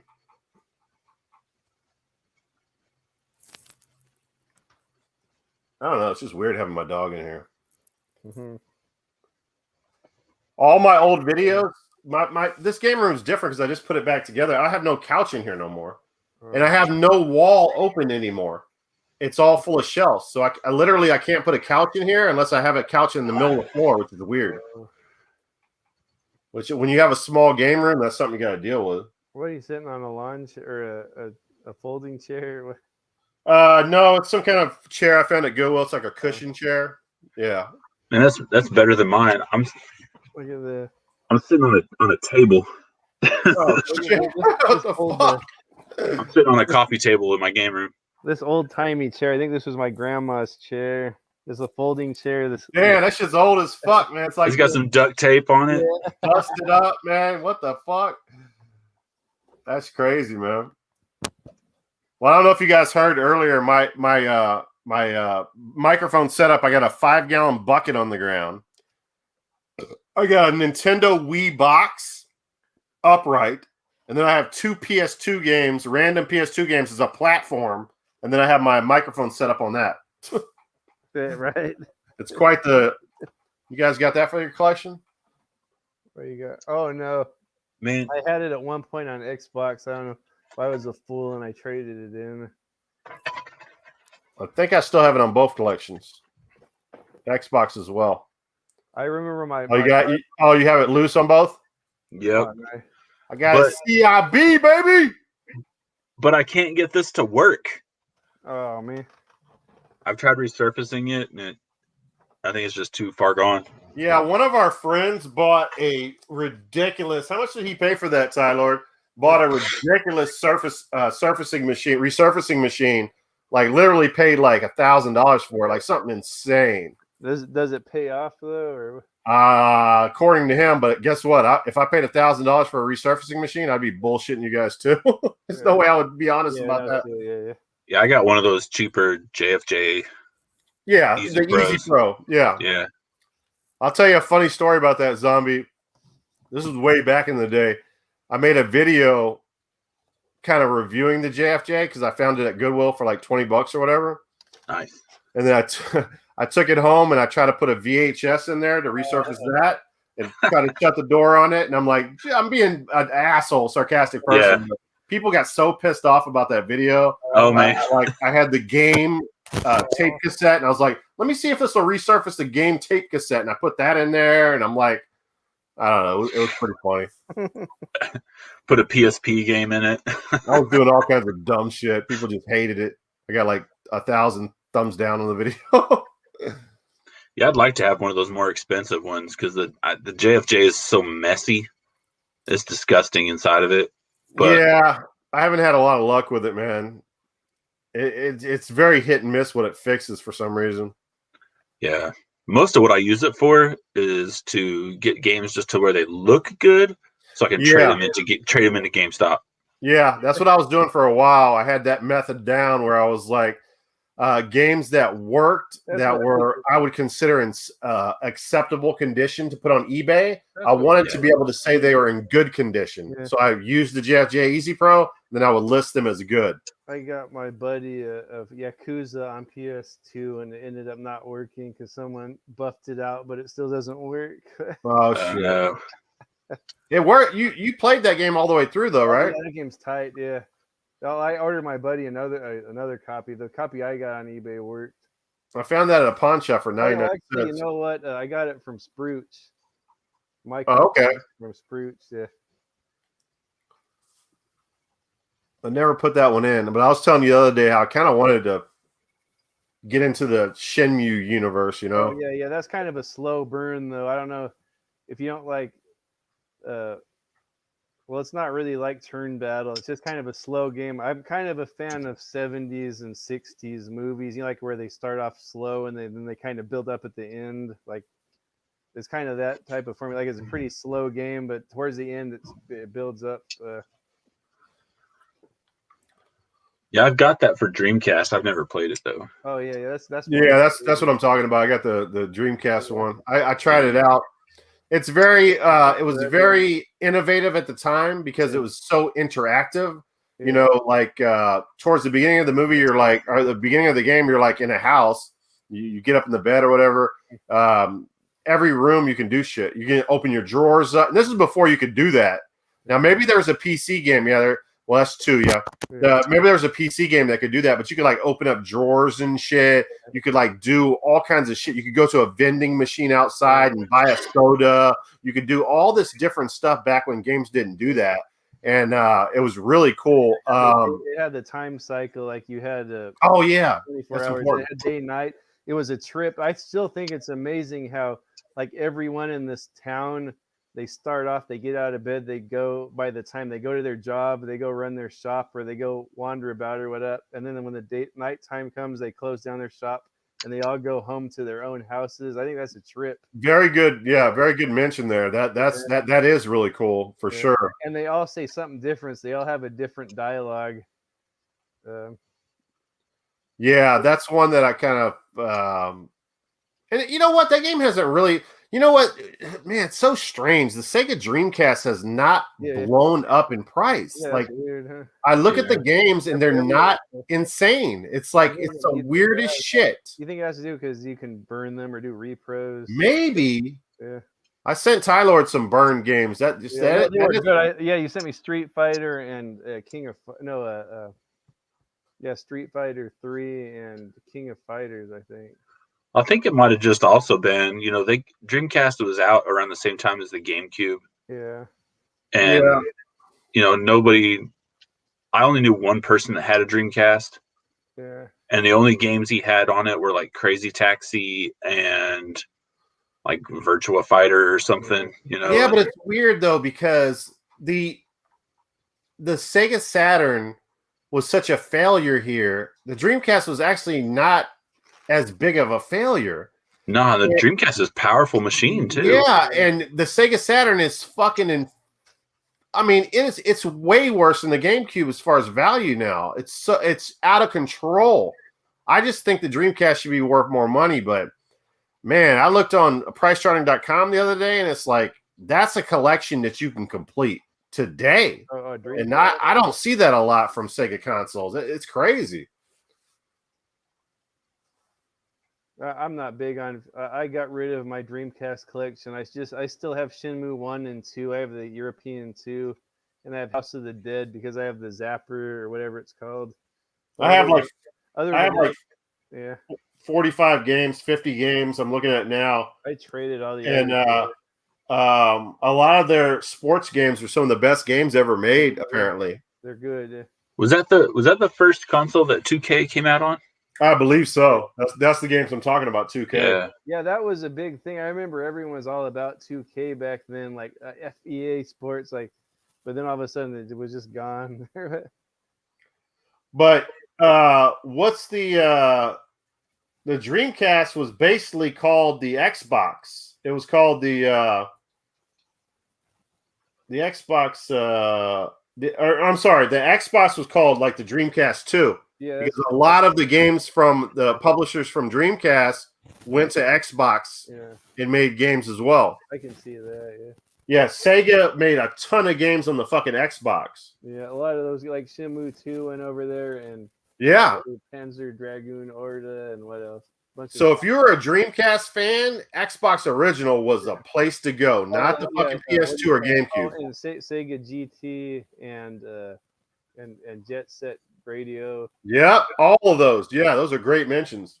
Also, what? But then again, certain games like it didn't get Virtua Fighter. PlayStation got Virtua Fighter, which is kind of weird. I got way too many video games. Yeah, they got Gauntlet. That was one of my favorites. That was one of my favorite arcade games. Yeah. For sure. I don't know if a great port was ever made for that as far as consoles are concerned. What Yeah, about man, Gauntlet was such a great arcade Yeah. game. Like a lot of those games where you could have 4 player were Yeah. just the best. Yeah. I don't know if you remember that was after that. You remember WrestleFest? Mm-mm. WrestleFest, I'm not sure about You could play that. 4 wrestlers at once in a battle royal. Like you got 4 guys playing on the. Oh, they had an arcade machine called WrestleFest? Oh, Yeah. no, I didn't know about that. Oh, you don't remember? Yeah, that was big over here in California. Every arcade had one. Wow.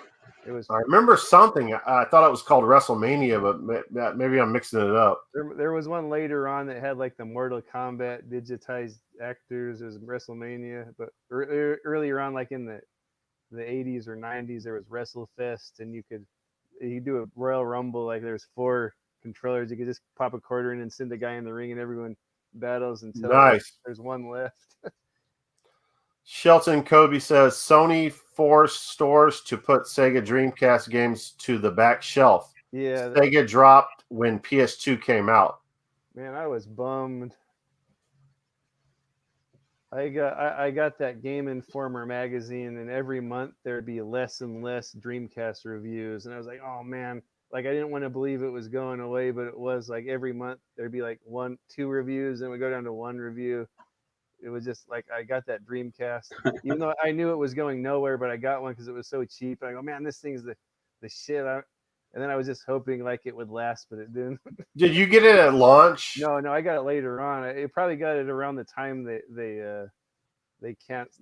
stopped it. I got it for dirt cheap, and I was like, man, this thing is the shit. If Sega came out with a console today, I would fucking buy it. Yeah, heck yeah. I mean, it's like I know it's never gonna happen, but I love Sega, man. Fucking love Sega. Yeah, my couple of my favorite consoles were that and that JVC XI or JVC XI. Yeah. And then I don't. A lot of people like it was garbage because of the battery life, but Game Gear was. Well, like there was nothing like that. That was like, oh my, this almost looks like Super Nintendo on a portable thing. Game Gear. Then at the time, if you go back then, like because there was Game Boy, which was cool, but then if you play this Game Gear, like whoa, the sound, it's loud and there's bright colors and the little characters have a lot of colors on them.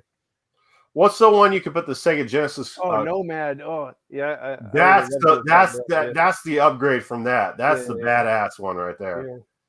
I never had any of those. Growing up, I think I got a Game Boy, an OG Game Boy later on, but my buddy of mine had a Game Gear. Yeah. I was so jealous, man. But yeah, he burned through batteries like nothing. They don't look very good. You know, it's like the screen, like it's back then they look good. They're all faded out now. And you know, I picked up the Neo Geo Pocket Color at Goodwill for like $5.99 or some dumb shit. Yeah. But man, the screen is not lit on that shit, man. It's just like you can't play it. It's just like it doesn't I look was good. never really interested in that thing. Is that I hear a lot of people are all wet about that. Well, you could play a lot of the Neo Geo games on it, so that was Yeah. cool. But it's like the But they screen. went- The screen did not have a back lid on it, Yeah. so it was hard to play. Yeah, I think the Game Boy SP has to be probably one of my favorite handhelds. Yeah. That was like a Super Nintendo in your pocket. That was so Yeah. rad. Shelton says he got mine a month after launch. I guess Shelton doesn't want to come in here. He might be at work. Fluffy's doesn't want to come in here. Man, you guys remember when back I think it was around the same time. I don't know the timeline of all the console releases, but I know I was living with a friend of mine and he had a Dreamcast and we were still playing GameCube, I believe. But then we would go to this store called Front Row Video where we would get all of our Faces of Death or Ultimate Fighting Championship as soon as they came out, like UFC 1, 2, and 3. But they had a little store on the side that would sell video games and rent systems, and that's where I first saw the Atari Jaguar. Yeah. And man, you want to talk about an expensive system. Yeah. Like I didn't know anybody that had one, and I still haven't found one in the wild yet. I haven't seen one either. I never knew anyone that had one. Same thing with Neo Geo. Yeah. At Toys R Us, there was the big cool video game row with all the Super Nintendo, like their little cards you could lift up and look at the description on the back, and then there was a little tag you pull out to go buy it. But there was like a big row of all those like Genesis, Super Nintendo, and then on the other side there was the consoles, and there was Neo Geos back there for like $600 and a Jaguar for however like $400. Like, man, heck no! And I never knew anyone that had those. There's Taylor, the video game dog. Oh, there she is. Oh. And it's so ironic. The puppy was sleeping, and somehow she hears me pick up the dog and runs in here immediately. It's so insane. Yeah, they don't want each other to get the attention. No. Taylor's a shelter dog. We rescued her. She was heavily abused by her owners. And she's adjusted now. She finally took many years to adjust her, but she's in complete faith in me that I'm not going to hurt her. All right, go ahead. Oh, sorry, I'm hurting you. My bad. Forget what I just said. Belton said I always wanted a TurboGrafx 16. Me too, man. I had never played that growing up or when it came out. And go ahead. I'm sorry. I went to a yard sale last summer, and they didn't have any video game stuff out. But I went ahead and asked, and she said, "Yeah, I've got a TurboGrafx in the house and some games for it." And I was like, "Well, I would love to see it if you're interested in maybe taking an offer on it or something." And she goes, "Sure." And she comes out with this box, and it's got what the heck? It's got the TurboGrafx 16, a bunch of box games, and it had the Turbo Duo in the box. Oh, dude, and like was badass. Just all this stuff. Yeah. And like I was like, you watch all this video, you make fun of the people that are like, "Oh, I'm shaking." Like, man, I wanted to grab that and just go. Like, oh yeah, I wanted to throw out a price and get out of there. Oh yeah. And I asked her, how much you thinking on all this? And she goes, "Well, I put it on eBay and I'm thinking 2,500. I'm like, fuck. Oh, man. Like, which now might be a good deal. I don't know, but I don't know. Last year, no, it was probably a little bit over asking price, and she knew what she had, but man, it's one of those times where you're hoping like, yeah, for sure. Tell me $100, please. How much do they go for now? TurboGrafx. I have no idea. A few years ago, there was one for $80 at the retro shop in the town next to me, and I was close to getting it, but they're probably way more than that now. It's funny how you mentioned that because like that's happened to me a few times. You know, when I found all those, well, when I robbed a lady out of her cart of those RPG factory sealed. I don't know if you saw that video, Zombie. PS1 games. I then had to relocate the games to the shelf to record, right? And my hands were shaking so bad that it took me a few times to record that shit. I was like, fuck, man. You didn't want to put them back up there because somebody might see. I'll show you a couple of them, Zombie, if you haven't seen that video, because you'll be kind of surprised. Oh, it wasn't the Turbo Duo she had, it was the Turbo Express. I had to look it up. What was the handheld called? Can you imagine having that thing back then? Because it was like a 16-bit console that was like a portable. You could play freaking Street Fighter on a portable system. Yeah, and didn't they have like an adapter you could like watch TV on it and stuff? Yeah, that's the same as Game Gear had that. Yeah. And it just played the same those cool little cards that the TurboGrafx, you just slide that in the back of it, right? Yeah, I didn't know anybody that had TurboGrafx either. It was region free, right? So you could like the PC Engine ones, could you use, or was it not? I have no idea. Yeah. No. My buddy had one, and back then I felt bad for him because everyone else had Super Nintendos, and he had this TurboGrafx thing, and like, oh, you poor guy. He had some games, but they weren't like the best ones. Like, this thing's garbage, but like, what do I know?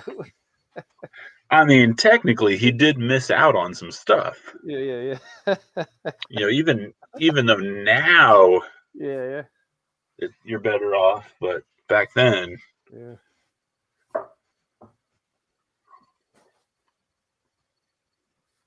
Calm down, Taylor. I don't know how I lost my phone in my own living room. it's because it's so dark you can't see anything. Yeah, no kidding. You forgot to pay that light bill. Can you call me on my phone, Jeff? Huh? Can you call my phone? I don't know where it is.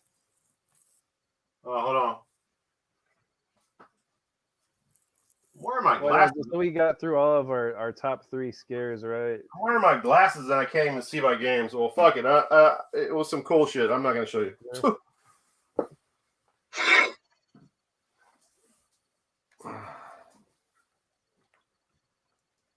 One of them was Resident Evil 2 factory sealed for $2.99. Oh, dang. Oh, it was unbelievable, Zombie. Oh, like there Lord. was, dude. One of the games was Beyond the Beyond on PS1 factory sealed. Oh my Lord. It was nothing but just unbelievable RPGs, all factory sealed, and it was in her cart. All right, let me call you. I don't have too many factory sealed games. Not retro factory sealed. I need to get them graded because they go for ridiculous prices. No, I'm gonna grab 2 of these real quick. I've got. Let's see. I have some factory sealed PS4 games that I never got. What's your name under? Tylord or Steve? I don't remember. Oh, there you go. So I've got 2 factory sealed Super Nintendo games. No way. And they're both. I hate this glare this computer gives. They're both Bassmaster tournament. Okay. Yeah. But it's crazy because they have the hang tabs on them and everything. This lady had one posted on Facebook Marketplace for $10. I was like, oh man, a factory sealed Super Nintendo game for $10. It doesn't really matter what it is, I'll take it. And I go to meet her. I go to meet her at Quick Trip or whatever, and she's got a box of them sitting next to her, and she's like, I asked her, I was like, can I just have the whole case? Because she cracked open a sealed case, Oh. and the case holds 6. And she goes, no, somebody already bought the other 3. I was like, Okay. fuck. So I bought 3, and she wouldn't sell me the case box that it came in. But It sucks. yeah. So those are, I've got a couple of newer factory sealed stuff, but nothing crazy. That's the only factory sealed I have right here. Just games I never played that I got for Christmas. Oh yeah. Evil Within 2, Call of Cthulhu, Nice. Red Dead Redemption, Days Gone. Those are the only ones I have. I have a Call of Duty big red one on GameCube. I got that at Goodwill for $1. I don't know if that's worth anything. Matt Mania was the shit. Who's Matt Mania? I'm not sure about that. Matt Mania. Yeah, Fluffy says Matt Mania was the shot. Boss has me putting together tables for the pool area. Yeah. Damn, I thought the whole point of working at a hotel this late is your boss is not there. Like, that's weird. I saw today Vectrex has gone way up in value. I still have mine in the box, so that's nice. I never played that. That's a cool little thing of that. What is it? It's basically like playing an X-ray machine. Yeah, it's like Yeah. a little line. That's fucking weird. Yeah. Yeah, there used to be a couple of arcade machines at my bowling alley that were like that. There's a couple Nintendo games that have those vector graphics, I think, and I know there's a PlayStation game that has that. The little girl that runs around and it's all like the little line graphics. And there's like triangles and circles, and she has to jump around them. I can't think of the name, but I think original Nintendo did have 1 or 2 games like that, the little vector graphics games, which is kind of amazing. I'm looking through my NES collection, trying to figure out what it could be. It could have been a Japanese or a Famicom game. What was the other one that? Let me see. Yeah, I got a couple sealed Wii games. I got like Guitar Hero Metallica and Guitar Hero Aerosmith. Yeah. They're sealed. I got Batman for PS2 sealed. Batman for PS2. I'm trying to remember which one that they had a few of them, I think. Was it the Batman Begins or Batman? There was like an animated. Yeah, I know what you're talking about. Yeah, it's this one. It's Batman Begins. Yeah, that one looks pretty cool. Yeah. I have what do you call it? Any of you have King of Fighters Maximum Impact on Xbox? I might. I don't know. I have one sealed, but I don't really want it sealed. I want to play it, but I would trade it if you have an open copy. All right, well, let me go to Game Value now. Let you know. I don't have King of Fighters. It's King of Fighters Maximum Impact on Xbox. I have that sealed, but I kind of want to play it. I don't want to open it though. It's doing some weird shit where when I try to go into Google Chrome, it just like takes me. I don't know what the fuck. I'm not leaving this. If I go try to search something, I just lag out of the stream. It's acting really weird in my computer. I put all my collection on Game Eye on my phone. Yeah, we use Game Value now. I don't know if yours shows color pictures of the games as well. Yeah. Okay, that's why we did it, because PriceCharting.com did not do that. So that's why we chose Game Value. Before the app works, but now it only works off of the website, right? No, it's fixed now. Oh, cool. I haven't been on there in a while. I think. I mean, I use it. Yeah, I have no issue with it. Cool. Yeah, I use that Game Eye app because I can't see it on the phone, but it'll show you, like, you could scan the barcode into your collection. It makes it a lot easier.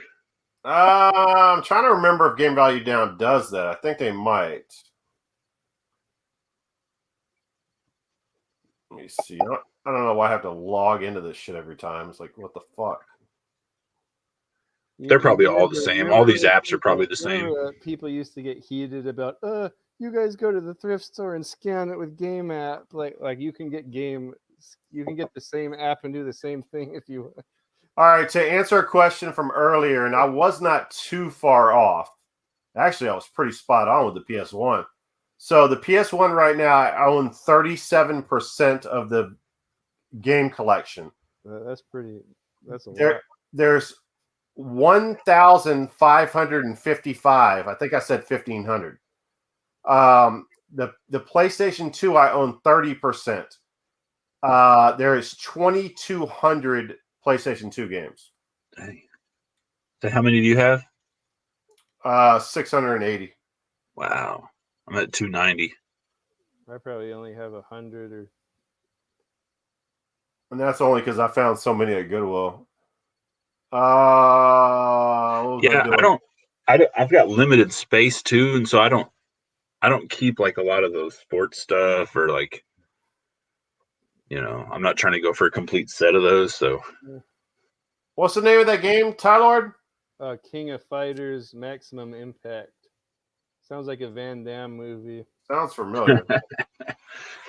with him on the cover going like this, Yeah. maximum impact. With the gun. That's not promising. Nothing's showing up for that. I guess I don't have it. Is it called? Yeah, I think it's called Maximum Impact.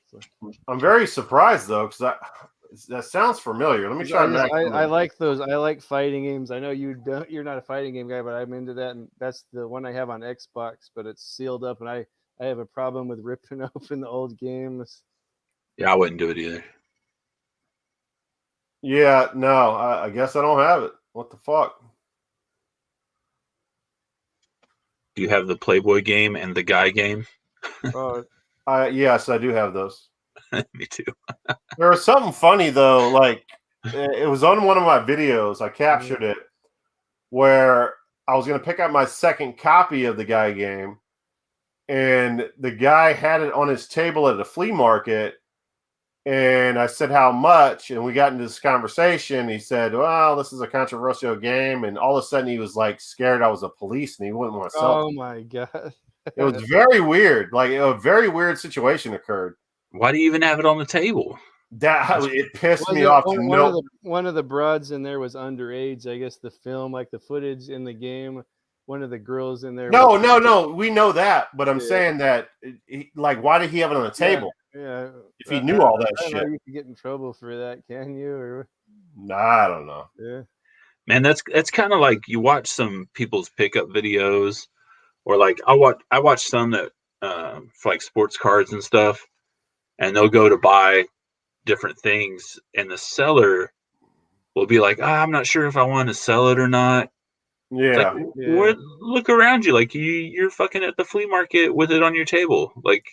Yeah, it was. Why would you not want to sell it? Yeah, it was super aggravating. I already had a copy of it, so I was just like, "Fuck it, man." It's like, and then he took it off his table. He's like, "Oh, I'm not going to sell it." I'm looking at my PS1 collection right now. According to Game Value Now, my most expensive PS1 game is Klonoa: Door to Phantom Mile. Yeah, it's a $450. Now, Game Value Now is not correct because I have sealed games that it's not giving the proper due to that are way worth more than that, but it still gives you kind of an idea. Klonoa is a weird game. Like, I did not find that out in the wild. I actually bought it off of eBay at the right time and got a great price for it. It's literally quadrupled in price since I bought it. Damn. Yeah, I had the Wii one for a while.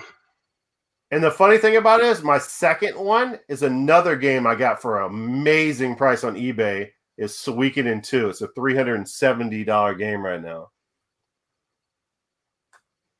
Yeah, I got Suikoden 4, but I only have it loose. And then even the third one was something off eBay. Clock Tower 2, The Struggle Within is $332. JoJo's Bizarre Adventure was a half-price books pickup for $40. It's worth $257 now. Dang. R-Type Delta is worth $250. You're still not at my most expensive one yet. I'm way down there. Oh, I have like I think 35 games over $100. Say go down to Silent Hill, and that's where I that's the start. only one I have. The Silent Hill's the highest one I have, and I don't even. It's not Yep. even complete. Me too. Yeah. So this will tell you. This will tell me the games that I found at Goodwill that day. Wild Arms, I found that factory sealed. And let me see. What was the other one? You said, what did you say? Resident Evil? Oh, I already talked about Beyond the Beyond. Yeah, so I'm there now, Silent Hill. I'm about 30 down. Symphony of the Night I have. Is that more than Silent Hill? No, that's right. How much is Symphony of the Night? Do you have the same app as I have, Game Value Now? I haven't. I got rid of it because I thought it wasn't working, but I could just log in on the website. I guess I haven't been on it in a while. Game Value Now has its issues though. A lot of people don't know, and I tried to tell people Ridge Racer Jewel Case Black Label is worth a ton of money. It has it at $151. I'm not agreeing with that price at all. It's not correct. It gets skewed by the other Ridge Racer. It's the Jewel Case variants are very fucked up on pricing. Yeah. They're never correct. Yeah. Because I'll like count these games and I'll say, okay, how many PS1 games do I have at 100 and over? I'll like do this like every week. I mean, I have a Bugs Bunny game that's worth $100. Wow. It's pretty ridiculous. Ghost in the Shell's worth $100. D the video game's worth $100. Man, I got D for Dreamcast, but it's missing the first disc. Like I found it in a pile of games. I'm like, oh shit, this is a good one. And it was missing disc 1. That sucks. Yeah. Another really good one is and why the fuck am I not seeing this at the top of my list? This should be up to there. It's another Jewel Case variant they fuck over. Is Alien Trilogy, I believe. Jewel Case variant Black Label. Look that one up. It's pretty fucking insane. I don't have that. Yeah, you got me on PS1 stuff. I don't have a whole lot. What about Castlevania Chronicles? Castlevania Chronicles, I don't have that game. It's worth over 100, I'm sure. Okay, I got that one. I got Symphony of the Night. That's the only one I got. I love that one. I got that one. I wouldn't want to get rid of that. Yeah, I got that in my most viewed video actually, but I got it in the DVD case. Oh, I just got this one for $95 at the game store the other day. Hold on, Xenogears. Yeah. Let me pull up the stream. Where are we at? Oh yeah. I found that Black Label for $2.99 at Goodwill like a year ago. Wow. That was my sick pick of the week. This is the weekend sickest pick. It's over there somewhere. I got that Azure Dreams one you were talking about earlier. Yeah, I had that loose. Thinking about buying a reproduction case for it. It's impossible to buy cases for expensive games. Like you will spend out the ass for that shit. Yeah, like you were saying. Let me grab my PS1 loose stuff or my PS2. I saw today. Okay, copy on sale on eBay for $18. Buy now.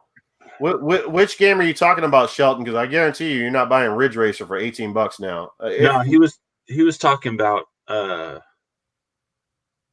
fighting game. Tyler was asking about. Oh, okay.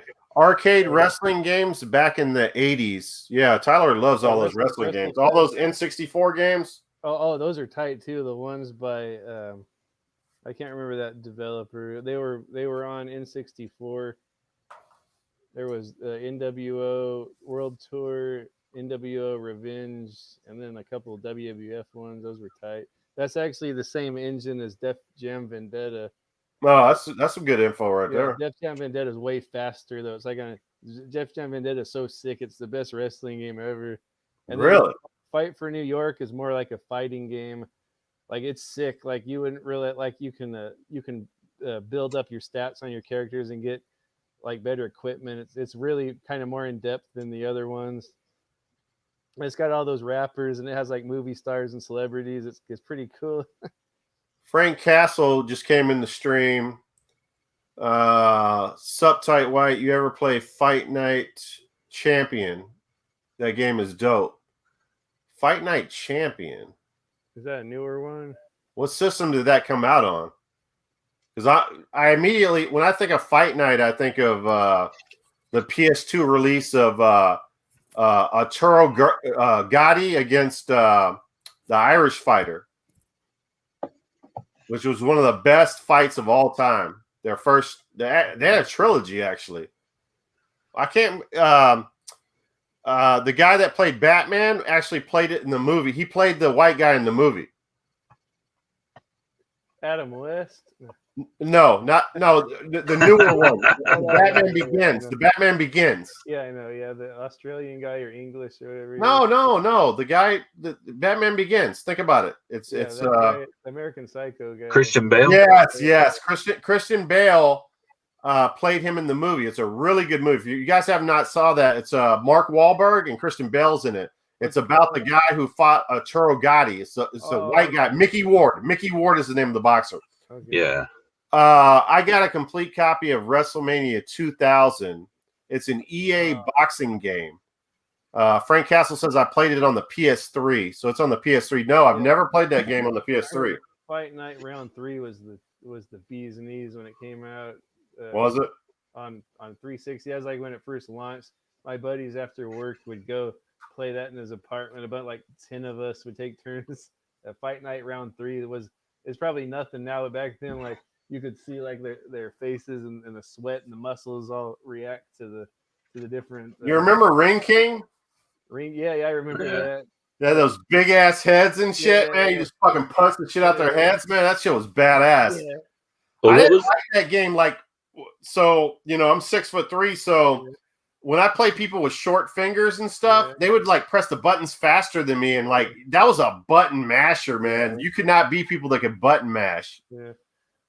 It's kind of awkward, but I found the perfect way to button mash and I never lose. Like, grab the controller and put your either 2 or 3. Oh shit! Are you gonna give this up? Yeah, 2 or 3 of your nails, the back of your nails, and just run it across there like that. Look at this fucking technique going down here, man. I can get I can always win button mashes with that. Just get the back. You can even use 4 fingers, and that makes it even faster. Just the back of your nail, just go back and forth on one button. That was the NES secret to track and field, man. We would take the lighter, like a Bic lighter, and rub it across that thing. Shit! I was just gonna tell you, at the 7-Eleven close to my house, my best friend growing up, his name was Trevor. He was a little black guy.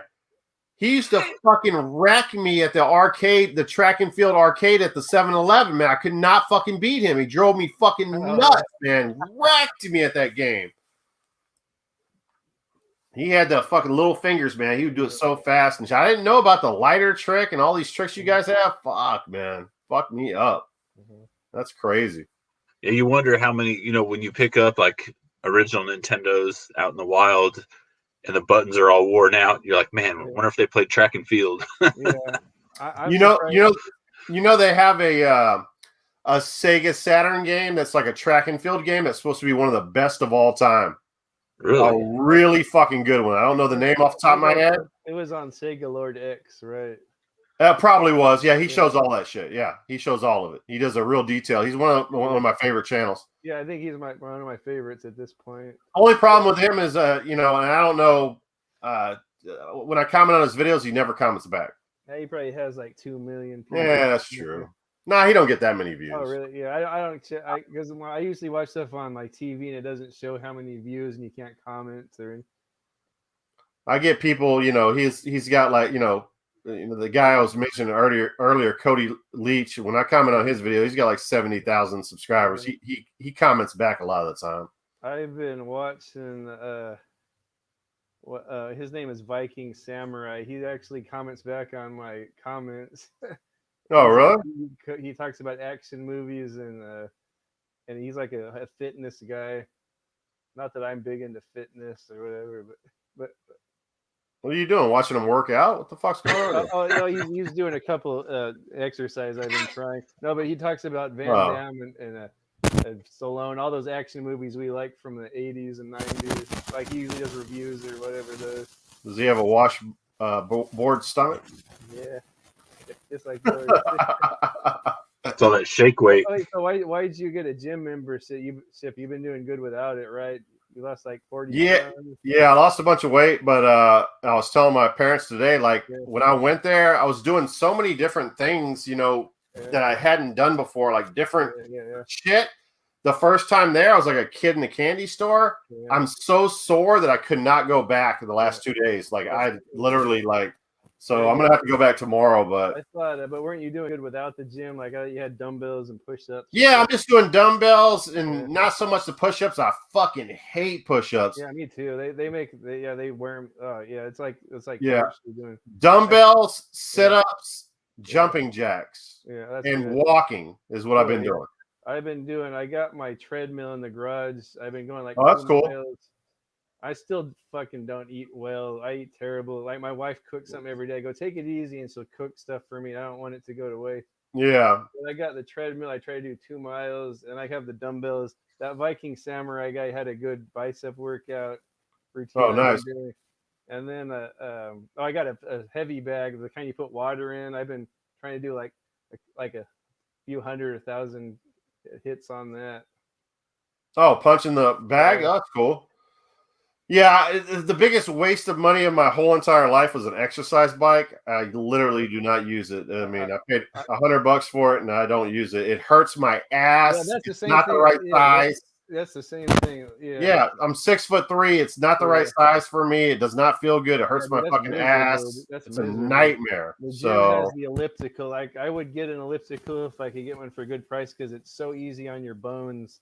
Yeah. Like at the gym, that's pretty much how where my money goes at the gym. I just go to the elliptical instead of like I get all wore out because I'm so big. I weigh like 260. Running on a treadmill, it wears out my bones and my body. But that elliptical. Yeah, I can't remember what I did. I the first day I was there, I jumped on something like that. It's like a stepper where you push the steps like this. Yeah. Is that the elliptical? Yeah. Okay, that's what I did. Yeah, I did that I did that for 7 minutes straight, and it was like grueling. I realized my cardio sucks. It's the worst. Man, if you want to kick your ass one day, go get on a rowing machine. Yeah, do some rowing. True, yeah. Oh yeah, I can imagine. Holy shit! My brother-in-law spent like $1,000 on this water rowing machine where it like dude, that thing wears you out. Like if you try to do it for a minute, do that motion, it wears you out. Anyway, I was telling you guys earlier, like, so some female jumped in the chat tonight and commented for a while. I acted really cool and even read her comments. Like I didn't like snap on her or talk no shit. So she's a part of this horror community. I mean, this guy doesn't have a huge channel. He has like 10,000 subs. I have whatever. I mean, he doesn't have too much more subs than me. But you know, maybe I'll mention his name on a later stream or whatever. But it was weird. Like, so I go. Like Tyler knows, I haven't done any streams in a long time. I didn't know anything about the StreamYard shit. And then all of a sudden, I'm having some drinks and chilling one night. And I'm like, I'm really into horror movies. And I'm watching like everybody that's talking about horror movies and stuff. And this guy pops up with a horror. I can't remember if I had the text group back then. I actually like text you guys and I was like, the previous video that he made, I said, this guy's streaming. Let's get in there and play around and troll like we usually do and just have some fun or whatever. So I don't know if Tyler, I can't remember if you went over there. So, and it was all like, it wasn't bad shit. It was like us being fun, like we try to do. It's not like we're not being nasty or anything. They were laughing about it and it was all good and shit. So the next people take it like that. Some people take it the wrong way. yeah, I guess. So the next stream he does, I jump in there. I don't think I told you guys about it. Mm-hmm. And he does the StreamYards and he has a bunch of people in there. And I'm like, he says, hey, if anybody in the chat wants to jump in, here's the link. No, that's how you found out about it. I'm like, fuck it. I jumped in there. And I had all kinds of issues with the audio. I didn't know how to shut off the other, like, I didn't know what was going on. Like, I put the headphones in. I'm trying to figure out why I got echo, and I'm hearing echo the whole time and stuff. And so I get in there, and he has, I guess it was one of these things where he has this inner circle that's in every one of his streams. But for some reason, this video, he's like, let me get some new people in here. And he had like basically fans of his channel. And I'm not a fan of his channel. I'm just jumping in there to do my little tight white thing. So he has someone that I think was in his inner circle. He has another guy that's just like a fan of his channel that doesn't have a YouTube channel. And then maybe he has somebody else in there. I can't remember now. So you ever seen that Seinfeld episode where George Costanza says when he walks into a room and says something funny and everybody's laughing, he immediately walks out the room because he won the room. There's no sense in being in the room anymore. I basically do that. I'm on fire. I'm drinking. I'm feeling good. And I'm like, I took over the fucking stream. So, and he's even saying, he's like, you the man. You taking over my stream. And so have you ever heard, like, I was asking earlier if you ever heard of like movie review channels, or if you guys watch a lot of movie review channels. There's a channel called Bloodbath and Beyond, which, by the way, is probably one of my favorite movie names. Besides DVDs, Nuts, and Popcorn, I love Bloodbath and Beyond. Yeah, that's a good name. Badass name. So they're 100,000 subscriber channel. And they're in the comments fucking rolling, laughing, falling out, saying tight white is a shit, blah, blah, blah. They're talking all this shit. So I am dropping the F-bomb every 5 minutes. I do admit that. And I'm just being passionate about horror movies. And I take over this guy's stream. Pretty soon he's like, you've taken over the stream. All comments now. We're just going to ask you questions. So everybody in the comment section, which is his fan base, he's one of those Patreon guys, send me shit for free. I have a P.O. box, and everyone's sending him shit and worshiping him. Which, by the way, if you do that, that's fine. I just never done that. I'm not with that, but I'm not going to hate on you for doing that. That's your shit. We talked about that before, Tyler. So everybody in the comments is like, I'm loving this guy and blah, blah, blah, and all this shit. And when I watched the playback, I was seeing that, and I was like, man, these people are like loving me on here. So after that shit is over with, a few days later, I started commenting on all, like, I was like, this is cool. This guy let me in here. Let me start supporting some of the people that are in the inner circle. Some of the people that were in the stream, I go to their videos. I'm like, good video. Although some of the shit is boring as fuck, I'm trying to be, you know what I'm saying? I'm trying to be supportive. And I'm in there in people's streams, watching their live streams, saying, hey, good job, da da da, all this shit. So, right. So 3 days pass, and all of a sudden, everybody in that community cancels my ass. They all block me. And I'm like, what the fuck is going on here?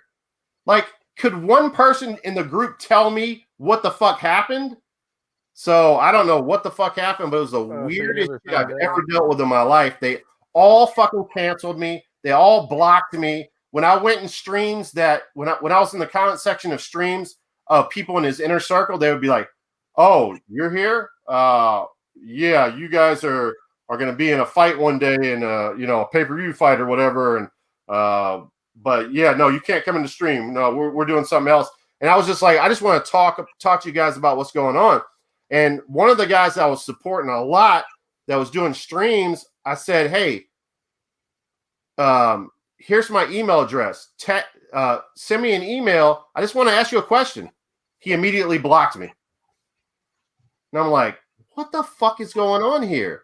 And then I go on this other stream with this chick, and I'm doing all these nice comments in the comments, and they start saying, oh, he's in the fucking chat.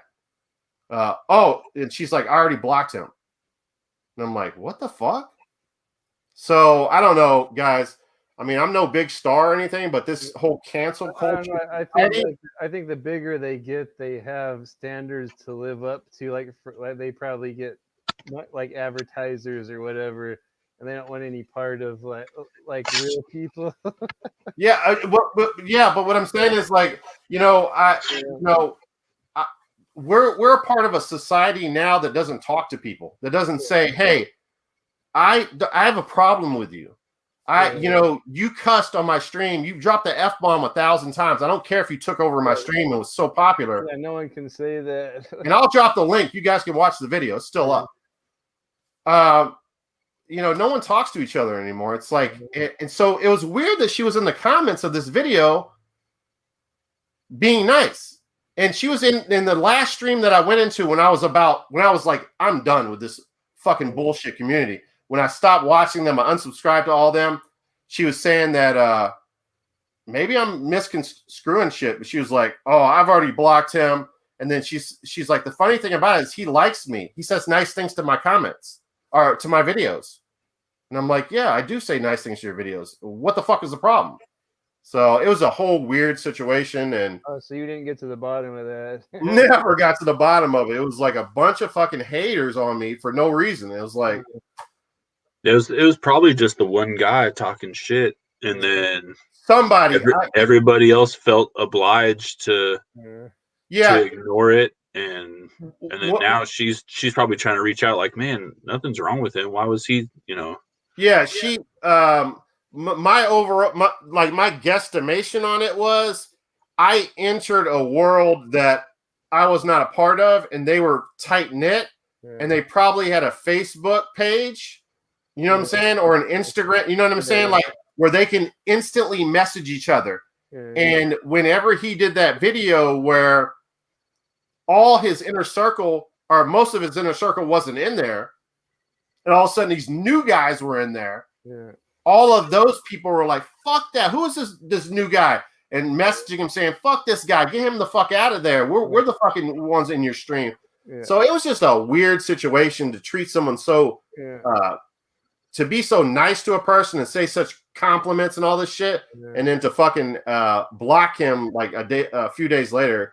It just shows me that people are fucking fucked up these days. That takes me back though to when I started watching YouTube's. Like I didn't know any of you guys. I just started watching and commenting and enjoying your stuff, and you guys let me right in without being douchebags. Like you didn't know me from and that's that's how I've always been, man. I just like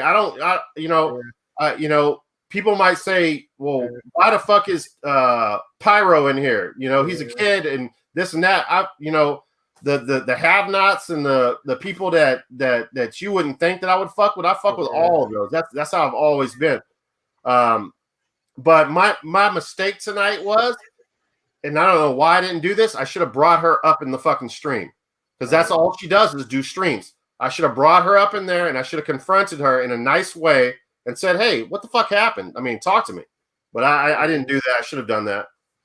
And eventually, she left the stream. I think maybe she, I don't know, thought that she was going to be up in the stream. But you just farted. Just like they were. Dog just ripped a big ass fart. They were having fun with you in the heat of the moment, like they enjoy your company. But then afterwards, this guy dropped the F-bomb, and we have Patreon supporters that might not want to give me money anymore or whatever. So. I watched it back thinking that because me, Tyler, I cross the line sometimes. But I mean, I watched it back, and I don't think I crossed the line too much, but I did. He was even like at the end of the video, he's like, "All right, Tight White, close out the stream and put me on the big screen." And I'm like, well, first of all, I want to say Bloodbath and Beyond, your corporate fucking slime balls. And but I mean, come on, man. I was being funny. Like I was trying to joke around and be funny. You know me, Tyler. So I said that, but at the same time, I mean, come on, man. And when the next stream, so I didn't even tell you the best part of this. So he's like, Tight White's coming back next video. So the next time he did a stream a week later, he drops the link. I start to join. He kicks me out the on deck circle. Like you guys go in the on deck circle and I have to accept you. It doesn't automatically put you in the stream. He kicks me off it like 7 times in a row. kick, kick, kick, kick, kick. And like the last time, I'm like, what the fuck? What the fuck's up? Kick, kick, kick, kick, kick. Just fucking kicks me. It's like, fuck you, you little bitch. You're fucking nobody. Who the fuck are you? Talk some, be a man and fucking say what the fuck your problem is with me. Yeah. So maybe you just had too strong a personality and were taking too much of the attention away. I think that's what happened, man. It definitely. Yeah. How about next video we show clips of that? All right. Might as well show clips of it. That'd be funny. We should do that actually. Put together a video montage. We'll put together a little video montage. All right, what is Shelton? I'm calling him Shelby now. I know I'm getting drunk. Running is really bad on the knees. Bike riding is much better. Yes, it's not Shelton Kobe. It's Shelby Cobra. Sure. Yeah. What do we got in here now? We got 5. Oh shit, we're up to 5, guys. We better fucking light this on fire. 5 guys. What a bullshit hamburger chain. Our top 3s, right? The scare moments. We already finished that, right? Well, give me your 4th and 5th. Oh, I don't have any more. You don't have any more? What's your top 5 horror franchises of all time? Franchises. Evil Dead. I guess. Well, hey, Tyler, before you finish that, what did you think about the remake? What, Evil Dead? I actually haven't seen it. Oh, okay. I have it on Blu-ray over there. I just haven't ever put it in it. Well, you can't name that as your top 5 then if you haven't seen it. Okay, well, yeah, it can't be your favorite franchise if it's still sitting on the shelf. Yeah, well, I mean, you're pulling a Cody Leach where it doesn't even watch the original and says this is the best remake of all time. You're pulling a Cody fucking Leach. Okay, so I have to see all of them. I've seen all the George A. Romero movies. He's dead, so I've seen all of them. So I'll put the Living Dead series. So what are we doing? 5? Yeah, if you can come up with 5. Okay, Jaws, of course. I even like the sequels. That's how much of a Jaws fanatic I am. All right, hold on. Yeah. What did you put Jaws 3 as your second favorite? I like Jaws 3 a lot. 2 is my second favorite. I do like Jaws 3 a lot. Oh, you have it 1, 2, 3? First one probably Jaws. Second, the George A. Romero zombie movies. No, I'm saying the Jaws movies. Do you have them 1, 2, 3? Oh, I rate them. Yeah, probably 1, 2, 4, 3. Oh, really? You have see a lot of people like 3. That's not taking anything away from 3. I like all of them. Because 3 is like the water park, right? Yeah, that's kind of it's not really connected to the rest of it. I like it though. Yeah, I heard it's good. I watched it a long time ago. A lot of people think it's trash. I just have it. It's nostalgic for me. It's so bad, it's good. Yeah, Lou Gossett Jr. nails it with every role. Like he gives, like that guy doesn't even seem like he's acting in whatever role he's in.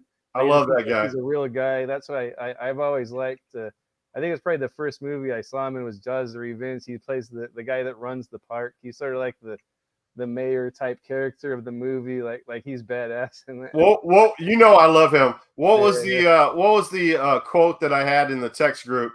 Oh, from Iron Eagle. If I were to have a black stepdad, it would be fucking Louis Gossett Jr. Yeah. That is, I fucking worship that guy. Yeah.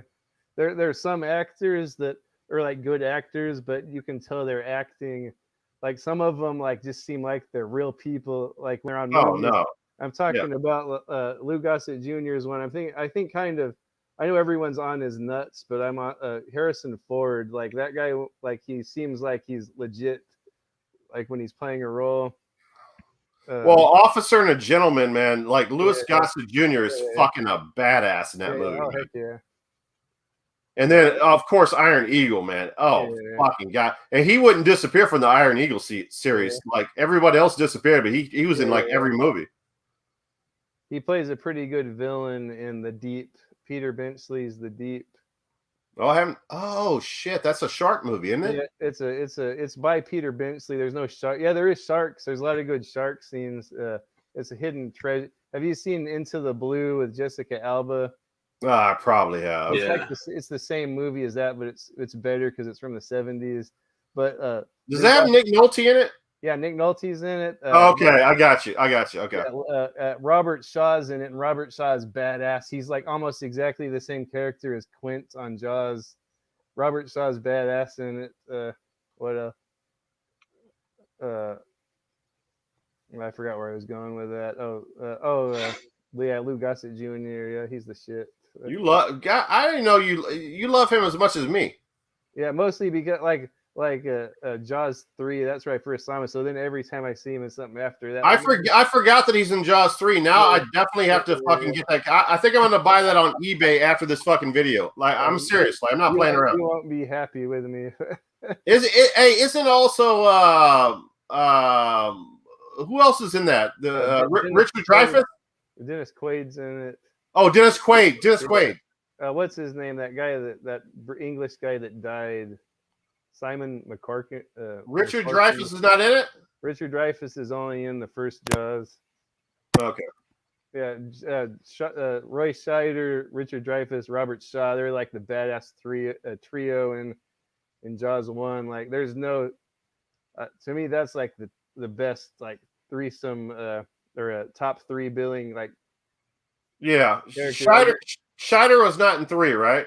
No, he was only in 2. And 2 is badass. A lot of people knock it. It's not Steven Spielberg, but like it kind of shows how like people are fickle with movies. Like all of a sudden it's a trash movie. But I was watching a video. It was like live recording of a cinema watching Jaws 2, and the people were going nuts, screaming and yelling, ah! And then at the finale when Roy Scheider kills the shark, everyone's yeah, like those theaters going nuts. like it. Well, the people like were really into that, but all of a sudden, Jaws 2 is trash. I want to see Jaws 3 again. I got to get that one for sure. Yeah, Jaws 3 is not on the same level as 2, but I like it a lot. Fluffy Gamer says me and Tight shared a corn dog. Fluffy Gamer came down to Texas and actually went to a flea market with me.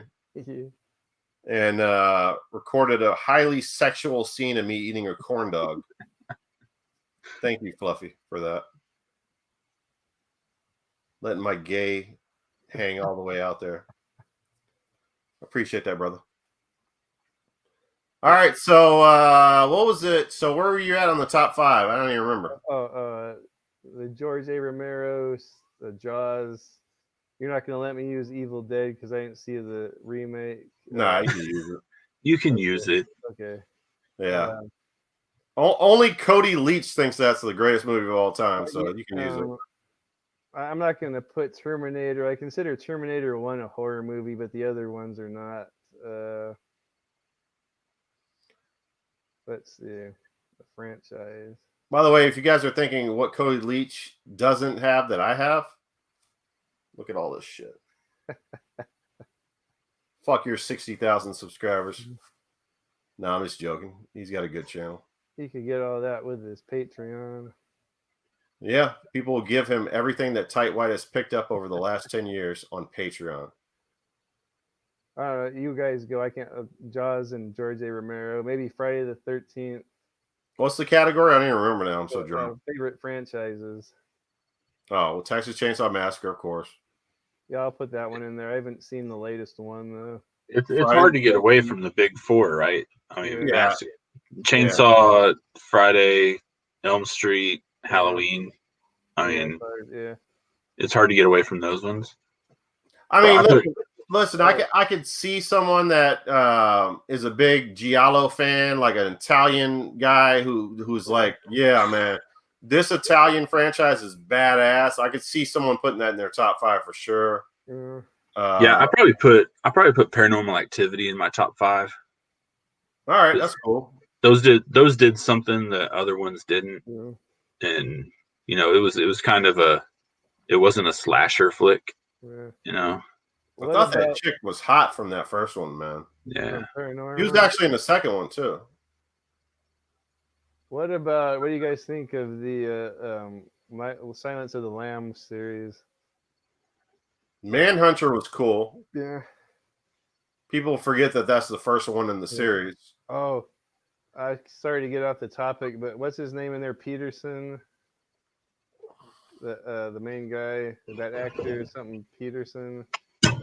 My best friend growing up was Trevor Peterson. Is that him? Yeah, you know that dude. You know the main dude in that Manhunt. Have you No, I seen? can't. Have you seen To Live and Die in L.A. with him?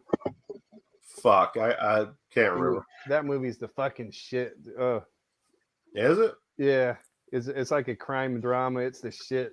It has like a car chase through L.A. like a legit car chase. Oh, I heard about that. Yeah. It's bad. Zombie told me it was bad last week. He says one of the worst movies he's seen. What? Live and Die in L.A. Yeah, I'm trying to stir up some controversy on here. Nah, I haven't watched that movie in a million years, man. I really need to see that again. Who directed that movie? William Friedkin. Oh, Exorcist? Yeah, is that him? Yeah. Oh, yeah, and French Connection. That's him, right? Holy shit! That is the fucking. Friedkin did Exorcist, right? I'm 99.9% sure. Yeah, dude, that Wow, guy's that's a badass. bomb. We just dropped a bomb in here. We might have one more subscriber. No, we got 4. We lost one. Oh, Hey, that's that guy. I mean, come on, man. that is him, William Friedkin. The fact that I knew that, you guys should just bow to me right now. I mean, that's fucking crazy knowledge. And you've been drinking on top of that. I know. That's some pretty that is insane good. knowledge right there. You know what? It was funny, though, because I was thinking about that in like a stream as a side note saying that William Friedkin, it sounds weird when I say that, is a very underrated director. Oh, like, he's the best. Yeah. The Sorcerer. I don't know if you've seen that with Roy Scheider, The Sorcerer. I think so. The French Connection. Those are the freaking bee's knees. It's funny because the French Connection and Live and Die in L.A. Yeah, had some of the best fucking car scenes. Yeah. Like, he's known for that. Fluffy said he saw Jaws 3D in the theater. Yeah, and it was awesome. Boy. Yeah, hell yeah. You and Marty McFly. Oh, I forgot that was 3D. Yeah, he did. Yeah, director of The Exorcist. Good one. Why does Friday the 13th 3D get so much hate? Like, I love that movie. Yeah. Man, I remember having to go. I love that one. People hate on it because of it throws in like you can tell like they just do that for the sake of 3D, like a broom handle or something. It'll be close to the yo-yo, yo-yo. But I mean, come on, like, but it was so early in 3D that they had to do it. I mean, and that's the first one with this hockey mask. Right? Yeah, the first one with the hockey mask. So it was so legendary for me. It's one of my favorite in the series. I remember having to go up to 7-Eleven to buy the 3D glasses to be able to watch that on 3D. Now, let me ask you a question about the 3D glasses. So I bought the DVD and I have the 3D glasses. Do I have to watch that on a CRTV to get the 3D effect? Yeah. Okay. I think there's finally a Jaws 3D on like Ultra HD that's actual 3D. Before it was never released in 3D on any television. Is it really a thing to do to like watch that on a CRTV? Like, do you get the effect or no? I don't know about that. that. I think if you watch it on a CRT with the red and the blue glasses, it'll work. Otherwise, you have to watch it on an actual 3D TV with the new style stuff. Oh, okay. Yeah, I'm too ghetto. I don't know. Nobody owns a 3D TV, man. Only people with Neo Geos. Fluffy the Gamer saw 3D in the theater? What the fuck? Man, what was he, like 2 years old?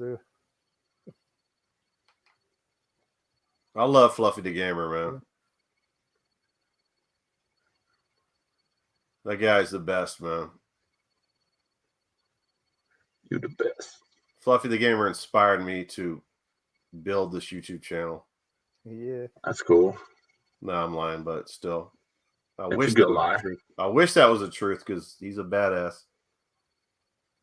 Tyler, you remind me of The Exorcist when they show the demon in the dark. I could have put that scene in my scariest movies of all time, or scariest sequences of all time. Remember they would like just randomly show the demon in the dark. Oh yeah. Yeah, And you were talking about the covers. You remember that scene in the Babadook where he it's been looks a under minute. the covers and like it's like his face is down there. Yeah, a little bit. Yeah. That was a good movie, man. If you haven't watched that in a while, you should go back and watch it. Yeah. I watched it. I watched it and I rewatched it with my daughter. Man, it's a good flick. I don't know why that one gets hated on for some reason from people, but not every movie is going to be The Exorcist, guys. Not every movie is going to be, there's going to be different takes on movies and different styles. And I think The Babadook was really good. Yeah, I think it's a victim of a lot of people who watch horror movies are nostalgic for the horror movies they grew up on. Mm-hmm.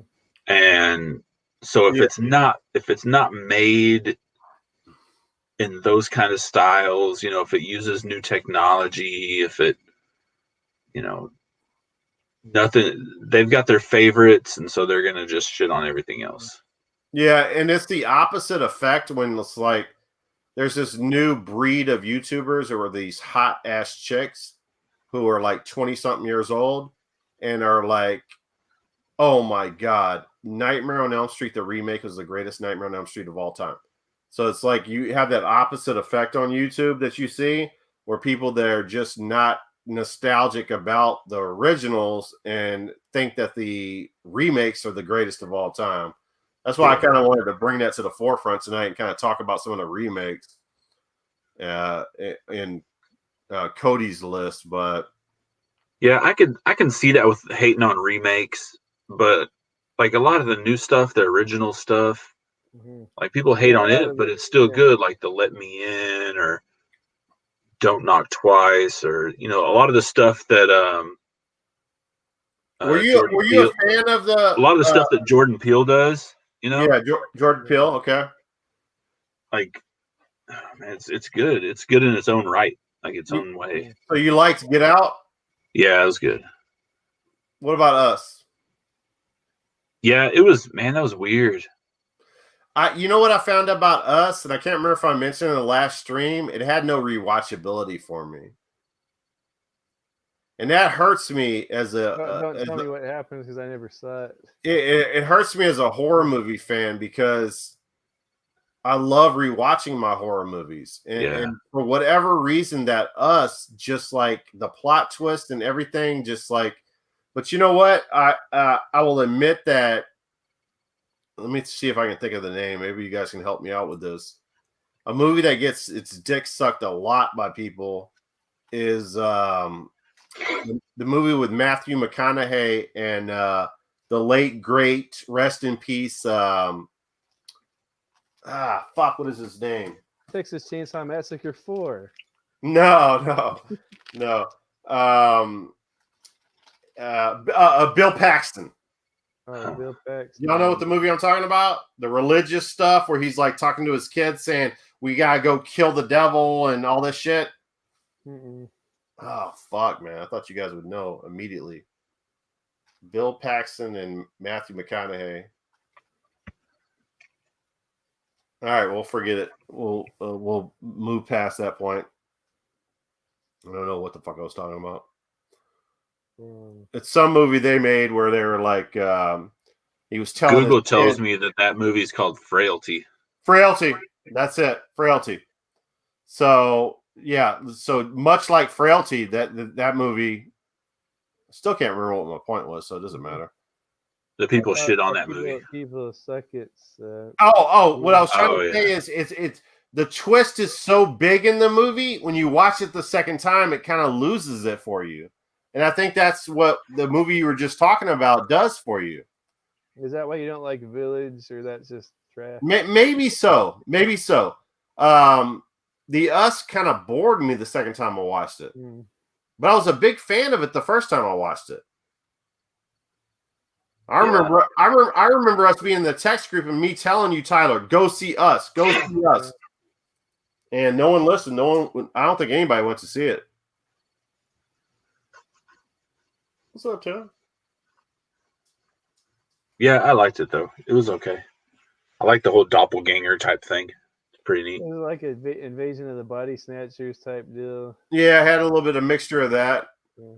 And then they added some comedy elements with the white couple, which was kind of funny. I don't know if you guys remember that. It was kind of hilarious. They were kind of like it kind of reminded me of the guy from True Lies, the Bill Paxton. No, the white comedian. Tom Arnold. Tom Arnold. Tom Arnold. Yeah. And the character from Us was kind of remind me of a Tom Arnold type of character. And his wife was kind of funny too. She seemed like a comedian. And how that whole fucking scene presented itself where I can't remember now. It's been so long, but where they were killing each other and I don't know what the fuck happened, but it was pretty crazy. But it had some hilarity to it. It was funny. So you didn't like the village? You didn't like the twist in the village? Is that what you're saying? Yeah, I don't know. It didn't really grab me. Yeah. Yeah, that's my movie was Lady in the Lake, and I don't remember if I've seen that or not. I know that got a lot of hate. I never saw that one. That's an M. Night Shyamalan film. Yeah. Speaking of twists, yeah, Shyamalan. Signs gets a lot of hate, but I actually like Signs. I don't mind that one. No, I liked it. I liked it up until Swing Away. You know, like was it the CGI that of that part that you hated? No, it was just kind of cheesy. Like, cliche.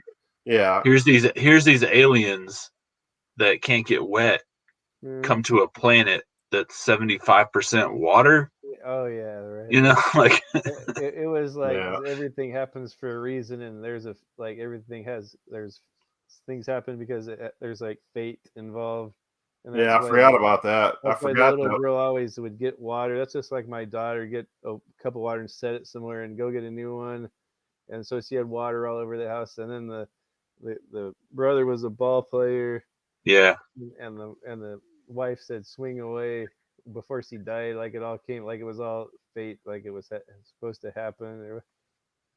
Oh, I remember now what I wanted to talk about. So the Texas Chainsaw Massacre movie, the 1974 film, inside that house, they literally had someone responsible to travel the Texas roadway and find bones, dead dogs, dead squirrels, dead raccoons. Were there like little art pieces around the house? Yes. So really in that movie, you saw like these fucking squirrels and fucking raccoons and fucking bones everywhere. Those were real shit. Imagine being the guy that makes. So that's pretty creepy. Listen, movies today don't do that shit. That shit was legit. They were doing that shit in 1974. That's why you cannot beat that movie as a horror film. So there was one chick that was I can't remember if she's the one that had to go out and get all the bones and all the dead dogs and the dead this and the dead that, but she was part of it, right? So what they were doing was, it was August in Texas, which if you have not been in Texas in August, it's 110 degrees, baby. You are fucked, man. The house that they filmed in had no ventilation whatsoever. So they're in this house. They got dead fucking bones. They got all these fucking animals and shit. So the one chick said, okay, well, I am going to use one of you guys can help me out with this. I'm going to shoot with a needle into the animals. What do they use to keep them preserved? Embalming fluid. Embalming fluid. Yes, they were shooting needles into the fucking shit to keep them so they wouldn't smell so bad in the house. There was no ventilation. This is the acting area that these guys had to perform in. you can almost smell the movie the way it looks. It does look like that comes. Oh across. my God, nothing has ever been Yeah. done like this before. So the chick shooting the formaldehyde into whatever she was shooting into, shoots it through her the animal into her leg. Shoots the formaldehyde into her fucking leg and goes into shock mode. Oh, poor thing. Yeah. She's like, oh my God, everything's gonna freeze up inside of me. I'm gonna die. So that happened during the fucking scene. Toby Hooper's dealing with this. All these straight out of fucking college movie interns and shit are dealing with this shit. So so you talked about this. Your favorite scene was at the dining room table, right? So it was so hot in that fucking room. It took them 27 hours to record that part. 27 hours to record that part. It comes out well on film. It seems like a really grueling scene. Like that probably helped with that. Yeah. The sausage. Everyone had sausage on their plates that was at that table. I don't know if you noticed. It started decomposing. The sausage on everybody's plate started decomposing, and you could literally see from the film it decomposing into a steam from the fucking sausage.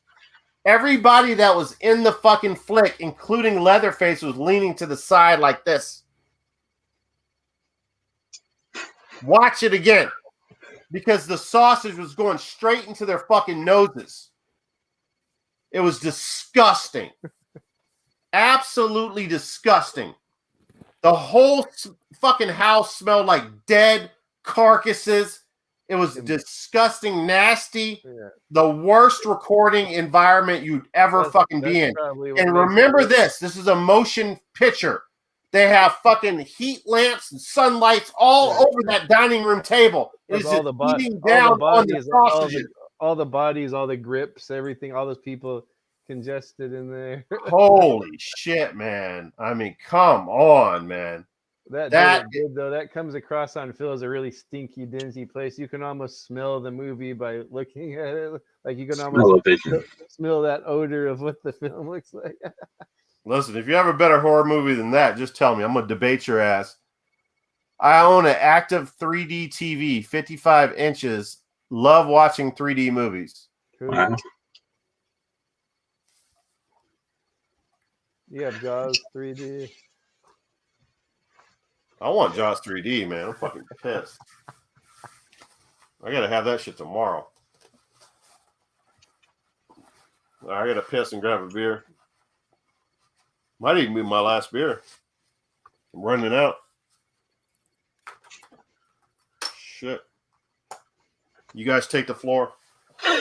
What else? Man, talking about... are your top 5 franchises? Yeah, besides that Paranormal Activity and then the other ones, I don't know.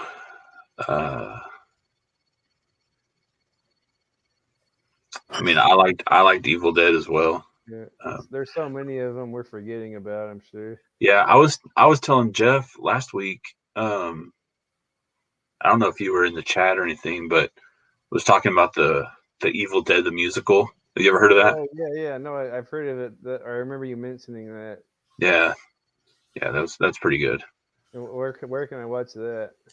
I don't know if you can watch anywhere. I think you just have to go to it. So it's like, okay. Like it's a live theater show, and they travel around. Oh, I wonder if it ever will play at that art center in my town. We have the company I work for, E&J Gallo, has the Gallo Art Center. A lot of big productions go there. That'd be sick if we could get Evil Dead the musical to go there. Yeah, they do like a lot of like the haunted trails around here, like around Halloween. Okay.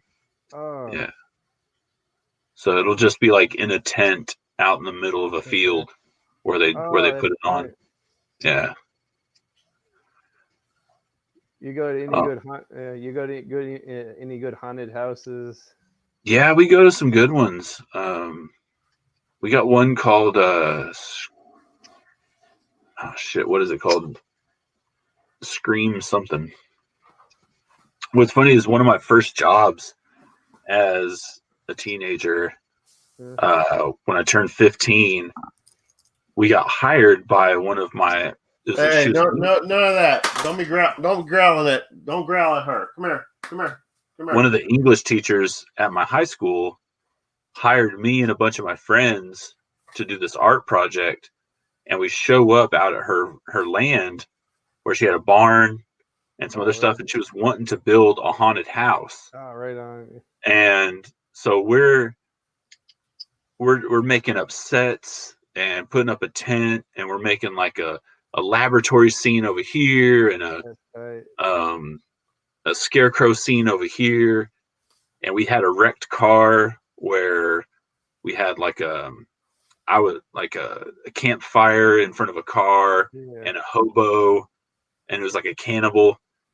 And so we did all these different scenes inside this haunted house, and then she had us playing the roles, and we did 2 weeks in this haunted trail every night, playing these parts.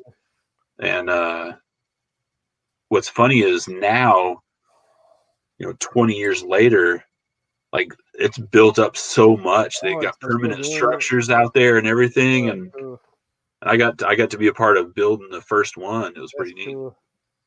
You guys better not have any drugs in your car because this fucking dog's coming. Still to this day, the most used police dog in the fucking world. No comment. Full breed German Shepherds are the fucking bomb, man. Yeah, my neighbor has one. He's a cop. I saw this guy, this little girl's mom and dad. Oh my god, they're mammoth. Oh shit, my bad. Wait, looking back over? What's up, Captain Retro? Hey, Captain.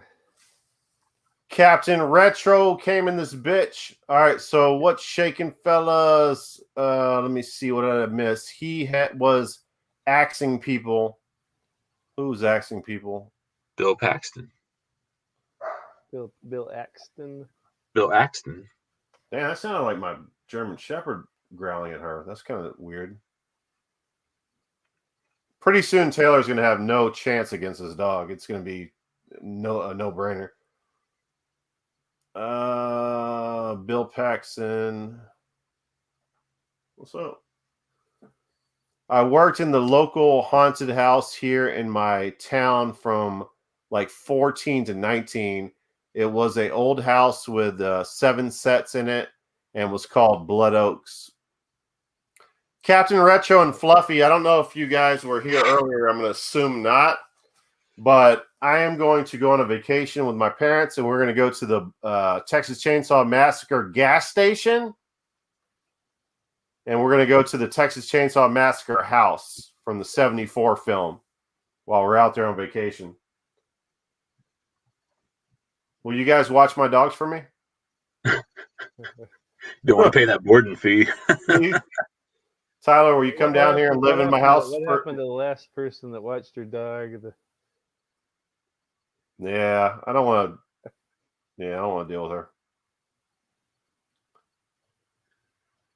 Oh, yeah. If I'm going over there to watch your dogs, I'd rather go to the Texas Chainsaw Massacre house. Yeah, I thought about just inviting you down here and just saying, hey, come on down here and let's go do this shit. I'm very surprised my stepdad's down with this shit. The funny thing about it is we'll arrive there on Mother's Day. And my mom's like, fuck this shit. Texas Chainsaw Massacre house? I like, she's the opposite of any horror movie. She's like, this is the dumbest shit ever.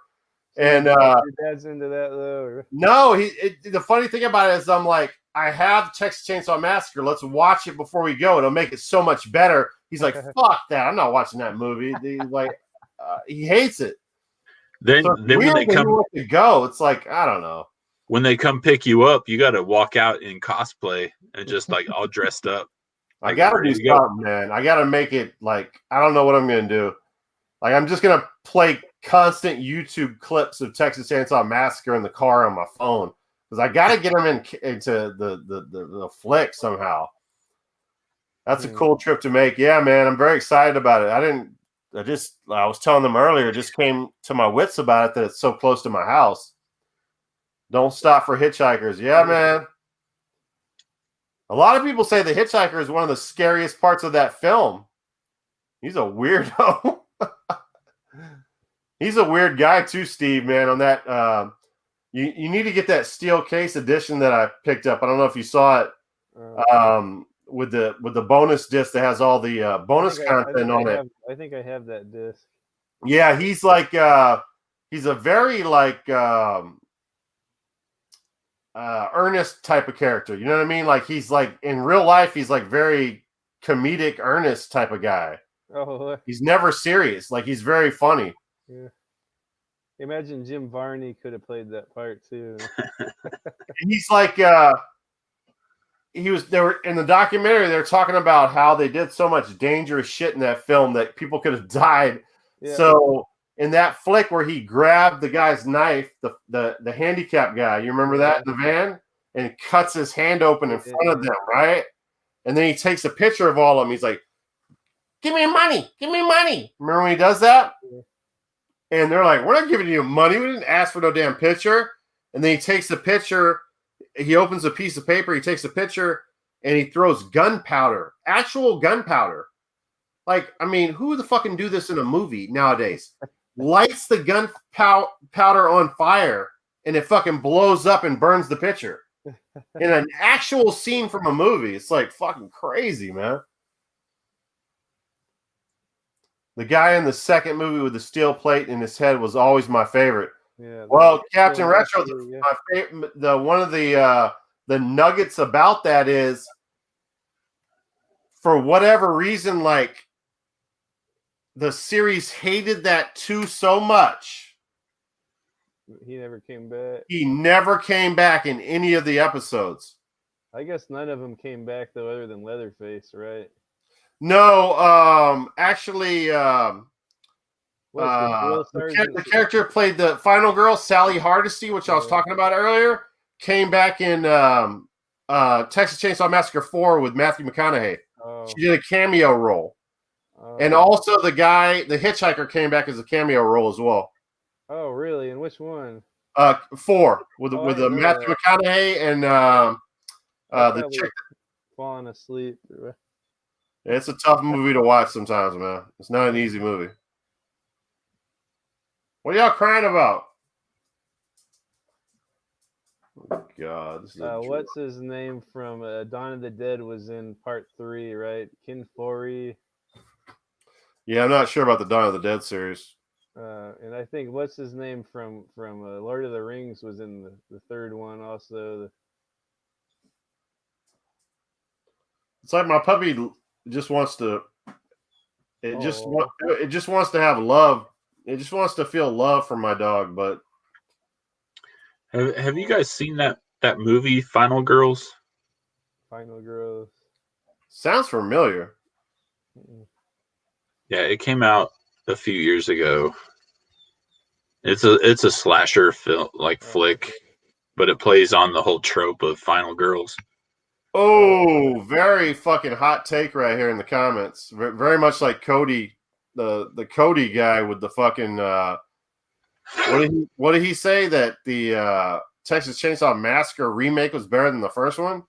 Captain Retro saying 2 was almost a satire, dark comedy. Of course it was, but I like it better than 1. Oh, wow. Captain liked it more than 1. That was the first one I saw.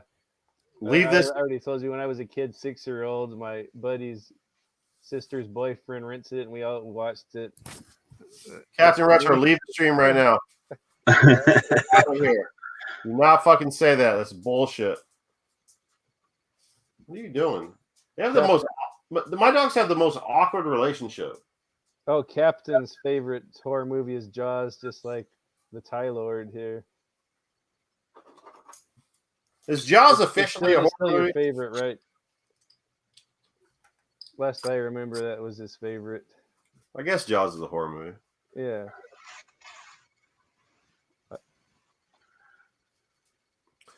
Yeah, the second one I have a problem with a lot of the first. Yeah, I can see what you're saying. I have a problem with the beginning of that movie. Oh yeah, his favorite movie. Yeah.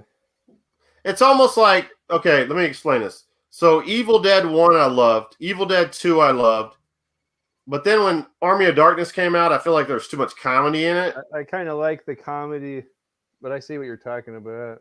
So that was the same thing with Texas Chainsaw Massacre. Yeah. Although Toby Hooper is known, has said this in articles that there was comedy in the first one, which I mean, I don't really think it's that funny. I know it's like such a funny thing to say, you know, but like because they're goofy, but you know, yeah. I was telling Zombie in the last stream, it's like, is he talking about the scene where like the people are showing up and Leatherface is looking out the window and shit, and he's licking through his mask, going, I mean, I don't know, like, what is he talking about? Like, he's stressing out, having a panic attack. I mean, is that funny? Yeah, I guess it's a little bit funny. I don't know, but yeah, the two, I like parts of it, but man, overall, I don't appreciate them being in a fucking Goonies mine half the movie. It's the stupidest I've ever fucking seen in my life. Friday the 13th, a remake, is they're in a fucking, he's all of a sudden Jason now is kidnapping women. Like, when did Jason start kidnapping people? Oh, he thought it was his mom, or did he kidnap a lot of girls, or just the one girl because he thought it was his mom? One girl, but still, I mean, come on, man. Jason's too fucking stupid to kidnap people. And Well, like, all of a sudden, he's got an underground lair in the movie. Come on, man. That's fucking dumb as shit. Well, in Friday the 13th, like 2 and 3, he was doing things like sabotaging car engines and stuff. Was he? Yeah. I thought 2 was you don't like 2 or who are you asking that? You guys like part 2? I thought it was kind of creepy. I had the little shack out in the middle of the a lot of people love that movie. I think it's one of the better ones. Yeah. That's Potato Sack Jason. Yeah, it's good.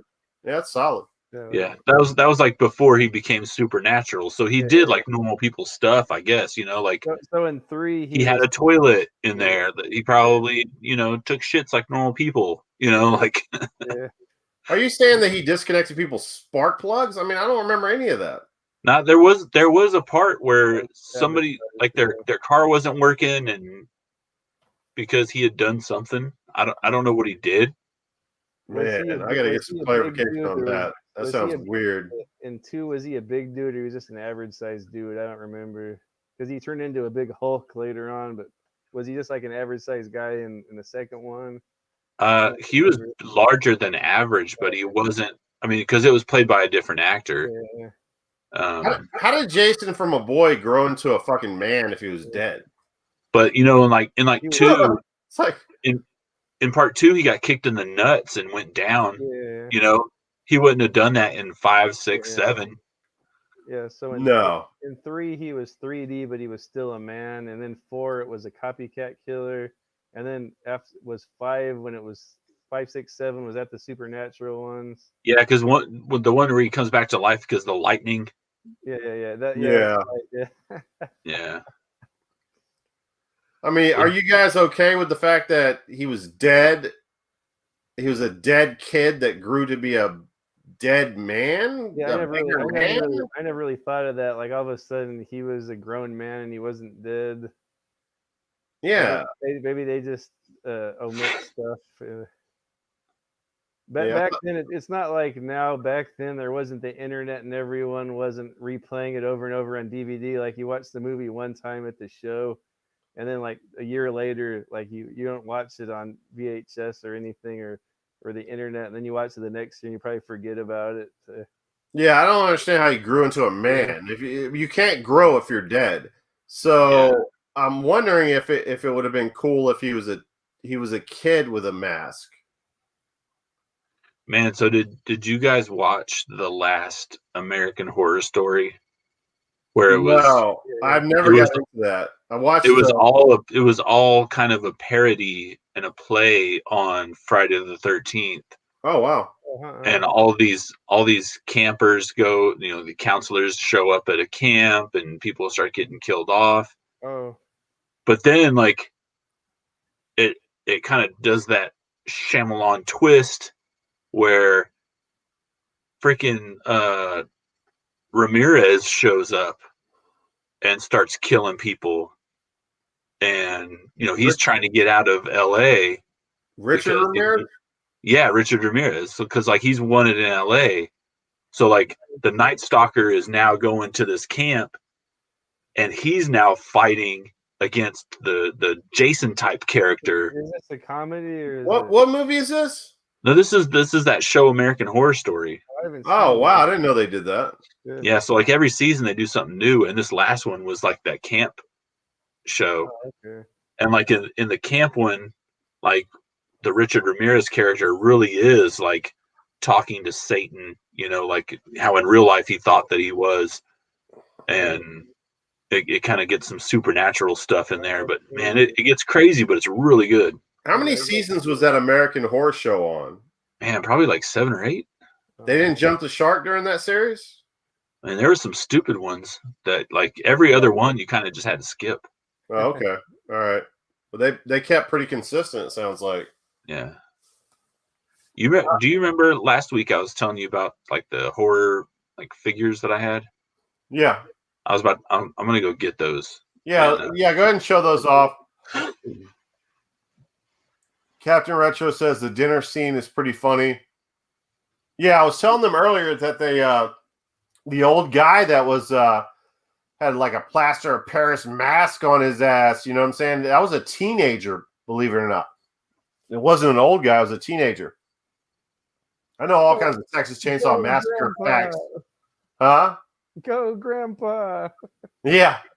I know all kinds of useless Texas Chainsaw Massacre facts. I mean, because I'm a Texas guy. Like, I feel like I have to let everybody know. Talking about that was the scariest moment in movies for me, and Captain Retro thinks it's funny. Yeah, what the fuck? Captain Retro, seriously? Captain Retro, you need to get up in here and defend yourself. Let me get you up in the stream. I'm going to drop the fucking chat in here. Let's get Captain Retro in here. Captain Retro.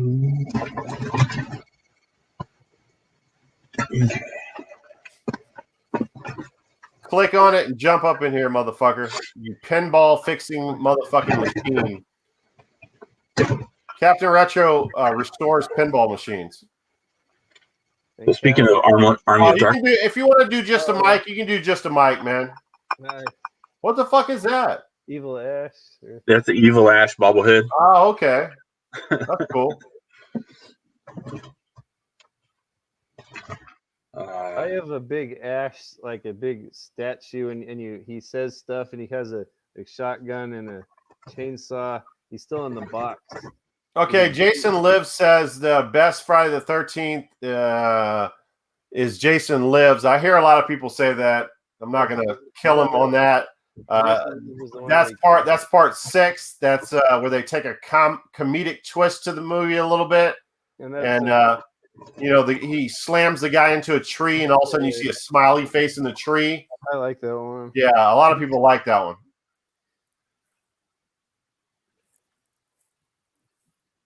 Hey, that might be the one where he gets struck by lightning at the beginning. Is that the one? I can't remember, to be honest with you. Because Corey Feldman's character, it's not Corey Feldman anymore, but he goes to dig him up to kill him, but then lightning strikes. I know that's when the guys are in the woods and they're dressed in like camouflage and shit, and they keep getting killed by them. They're in the woods hunting and shit. Let me go get this cat. I'll be right back. I got a little pinhead action on top of the. Oh, that's pretty cool the way they did that. I like that. Yeah. And we talked about this last week. The strange transition on House of a Thousand Corpses between House of a Thousand Corpses, Otis, and and Devil's Rejects. Like, that's really the same guy. Like, Yeah. it doesn't make any sense. Like, how do you go from being this satanic looking demonic creature to a hillbilly? The second one was when they had those weird scenes in the motel room, right, with the sexual scenes. Yeah, Yeah, it was a little bit too much. with a little bit of Captain Spaulding.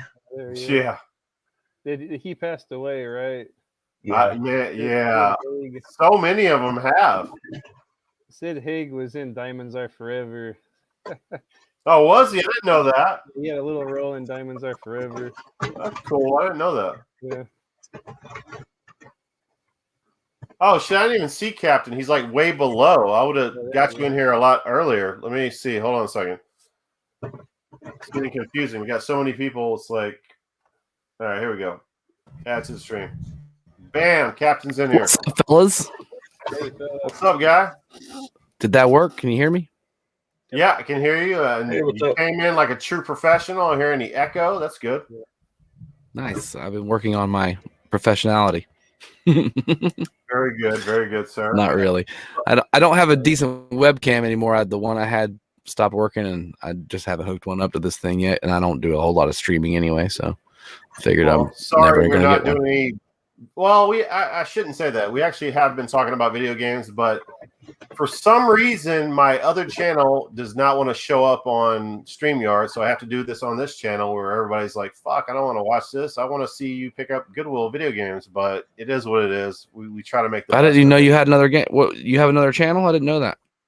Yeah, I started doing food reviews on it, but now I do DVD hunting, out of print stuff, and like cool stuff that I pick up, Blu-rays and shit like that.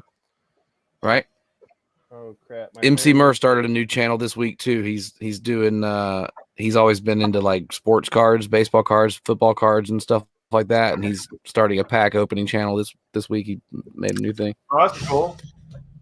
Zomberry, It's what called- was that last thing that you showed? Was that the I don't know why I'm forgetting the movie now. Jake Gyllenhaal. Yeah, Donnie yeah. Darko. Yeah, Donnie Darko. Yeah. You know what's funny about Frank. that? Like, I never knew. Frank And the Button. if you watch my, I think it was my third DVD and Blu-ray hunting horror movie at Goodwill pickup video. At Half Price Books, I showed off Donnie Darko double pack with Donnie Darko, the second movie. I never knew there was a second fucking movie to that movie. Yeah, But it's unfortunately, about his sister. It's a horrible movie, apparently. So, Yeah, it's not good. yeah, I left it alone. I did not pick that movie up. It stars first one's somebody. pretty good. What's her face? Not Mila. I want to say Mila Jovovich, but it's the girl from that '70s show, right? Oh, I didn't know that. No, maybe that's American. That's American Psycho 2. I'm thinking of. Yeah, American Psycho 2 It's, definitely has her in it, for sure. Mila Kunis. That's her name. Mila Kunis. She's in it? She's in American Psycho 2. But there's somebody else. Somebody else that's kind of famous is in Donnie Darko 2 as the sister. But so it's about his sister. I think I've seen it, and I maybe gave it like 45 minutes, and I couldn't finish it, kind of thing. Like, Yeah, I don't know if It's any crap. of you other guys have watched that movie, but I never knew that they made and I'm a huge fan of Donnie Darko 1. That's the one, like you were saying, with Let Us In. I watched Donnie Darko the first time, and it was like, oh my god, this is the bee's knees. And then every time I try to watch it after that, I'm not really into it. Oh, you don't like it on a second watch? Yeah, I don't know why. The first time, like, oh man, this is like David Lynch type stuff. Yeah, some people are like that Yeah. with second watches. It's weird. Yeah. Everybody's different on that. I don't know how to explain it. Yeah. Like I felt that way. On the second watch. I felt that way with Butterfly Effect. Yeah. Like, it was really good to me the first time I watched it. I was like, man, this is a really cool time travel mystery. And then the second time I watched, it's like, it really doesn't hold up. Yeah, you know what? You might be right about that one. And I don't know. Look at this. We got Fluffy the Gamer wanting to get up in here. He's wearing a mask. He could lose his job for this, but I am going to take the chance because I love me some Fluffy. I love me some Fluffy. And we got Fluffy in here. The comer is here. You know, it's funny. man. You know, Just speaking finished of putting the tables together. Now I'm all finished. Nice. Hey, has your boss left yet? No, but there's cameras there. They're always watching. Yeah, man. I was like, shit. I was like, damn. The whole reason to work overnight is because you ain't gonna be working with a boss, and this motherfucker's got his boss telling him to do shit at past midnight. I'm like, what the fuck? They'll text me a picture of me like laying on the chair with my eyes closed, like sleeping on the job. I mentioned on the last stream. Me and Fluffy used to stream all the time, and he'd be at the front desk at the fucking hotel. I guess it was so slow there. He'd stream with me all night. We'd be fucking talking all kinds of shit. It was hilarious. Remember that one time Renee and his whole family showed up? Yeah. I remember blacking out on streams before too. Hopefully that don't happen tonight. How was he safe? Fuck. So I'm playing baseball over here. So I just threw a guy down at second base, and I got fucking he tagged him and everything, and nothing happened. They called him safe. I fucking hate online baseball. Fluffy, let me ask you a question, man. You guys have been doing that that horror movie, drunken horror movie review videos for a while now. Yeah. Am I saying that right? What's the name of it again? It's Drunken Movie Reviews. What is the worst movie? I think I already know. What is the worst movie that you guys have seen? The most beers. For me, it was the Suburban film. Really? Oh, the Serbian, yeah. It was interesting, but it was just very disturbing. But the worst movie that I ever watched, and I can't believe I watched all the way through, was Dustin Ferguson's Angry Asian Murder Hornets. Okay, I said it a little bit wrong, but yeah, I said that earlier. I knew that was it. Yeah, okay, that makes sense. Yeah, I was pissed. I actually watched it.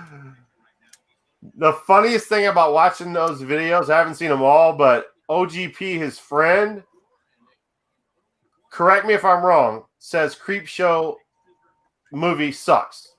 Yeah, he didn't. I guess he never saw it back in the day, so for whatever reason, he thinks there's a lot of flaws. It lagged. It took too long. I can't believe it, man. That movie is so good. Whatever. And then we review one of his friends' movie that him and his wife made during the whole pandemic, and it's called Attack of the Blurry Finger. It's like the stupidest thing ever, but it's kind of funny at the same time. And there's like a lot of like sexual like content where she's like nude and like messing around with this big blurry thumb. Okay.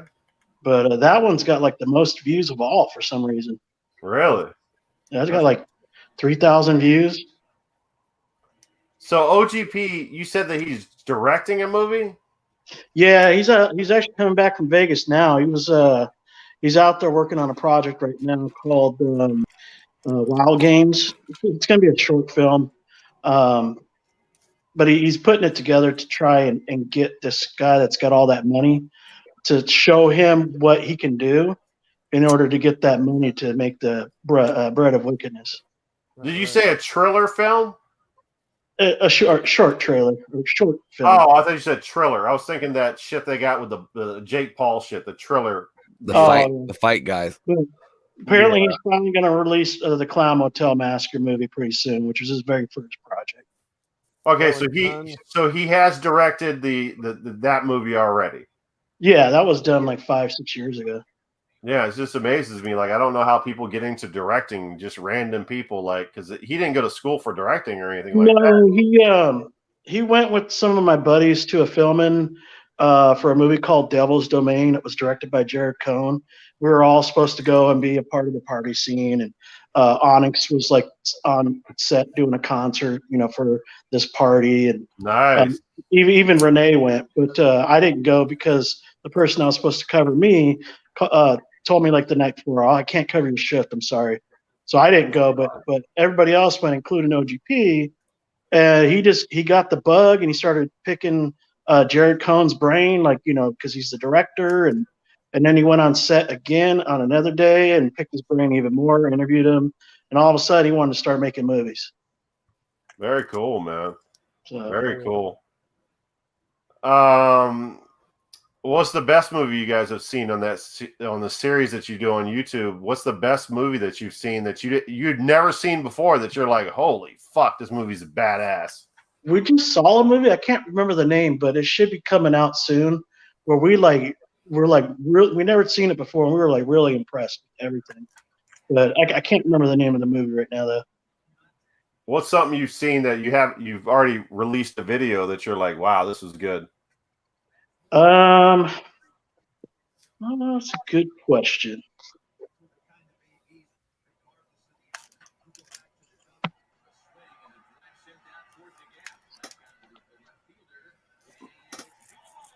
Well, don't worry about it if you can't figure it out. Hank Aaron It just was a homered to movie left. that we watched. Hank Aaron? I'm playing baseball over here. I'm playing the show, and Oh I just shit, man! took him Hank deep. Aaron, rest Just in took peace, some. Hank Aaron. Didn't he die in 2019? Yeah, I think last year, Yeah, sure enough.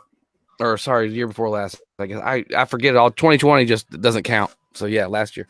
The real Barry Bonds, you know what I'm saying? Like that motherfucker was like didn't do any steroids and fucking hit almost as much home runs as fucking Barry Bonds. Yeah, I found Long a movie. Career. I found a movie a couple of months ago or a month and a half ago called Gummo on DVD. Yeah. Oh, I have Yeah. Gummo on VHS. I've got that on VHS. Yeah. That's a Harmony Korine movie. It's fucking great and terrible at the same time. I was just gonna flip it, but apparently, like I guess OGP was looking for that movie. You've been wanting to see it for forever because I guess one of the like weirdest movies or strange, hard to watch kind of movie. Yeah, I'll tell you a story about that. So Gummo, I really enjoyed that. I do own it. I own a physical copy of it. So Captain Retro will say the name of the guy again. It's Harmony Korine. Harmony Korine. So that guy right there actually wrote the story for kids. Yeah, well, he directed that too. He directed. No. Stanley Clark directed it.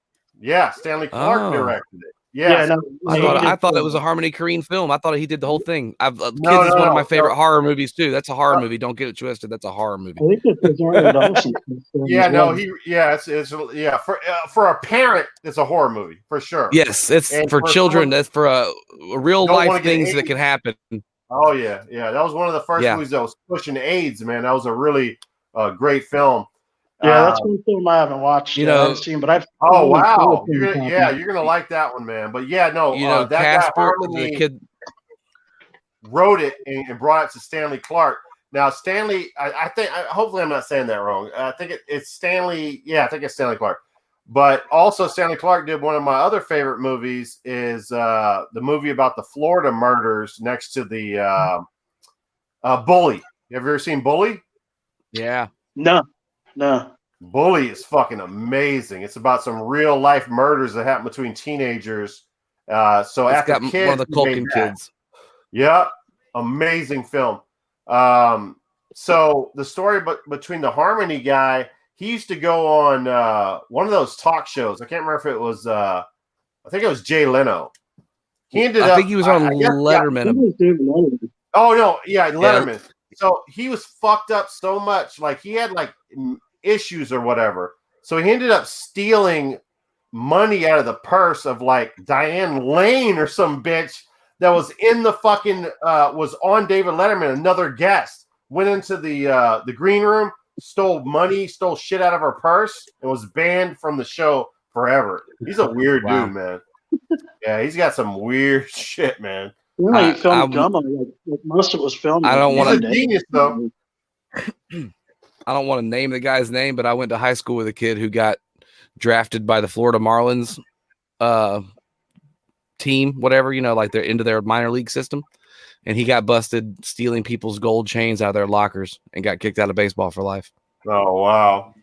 Man, as a teenager, I saw Gummo and Kids in like the same week and was kind of fucked up for a while. Yeah.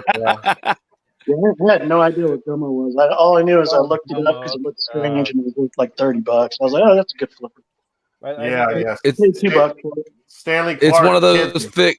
Fucking crazy. It's one of those movies you can't tell if it's a documentary or if it's a real movie. Like if it's a movie, you know what I mean? Like you don't know if it's filmed so differently that you're like, is this real? What the fuck is happening?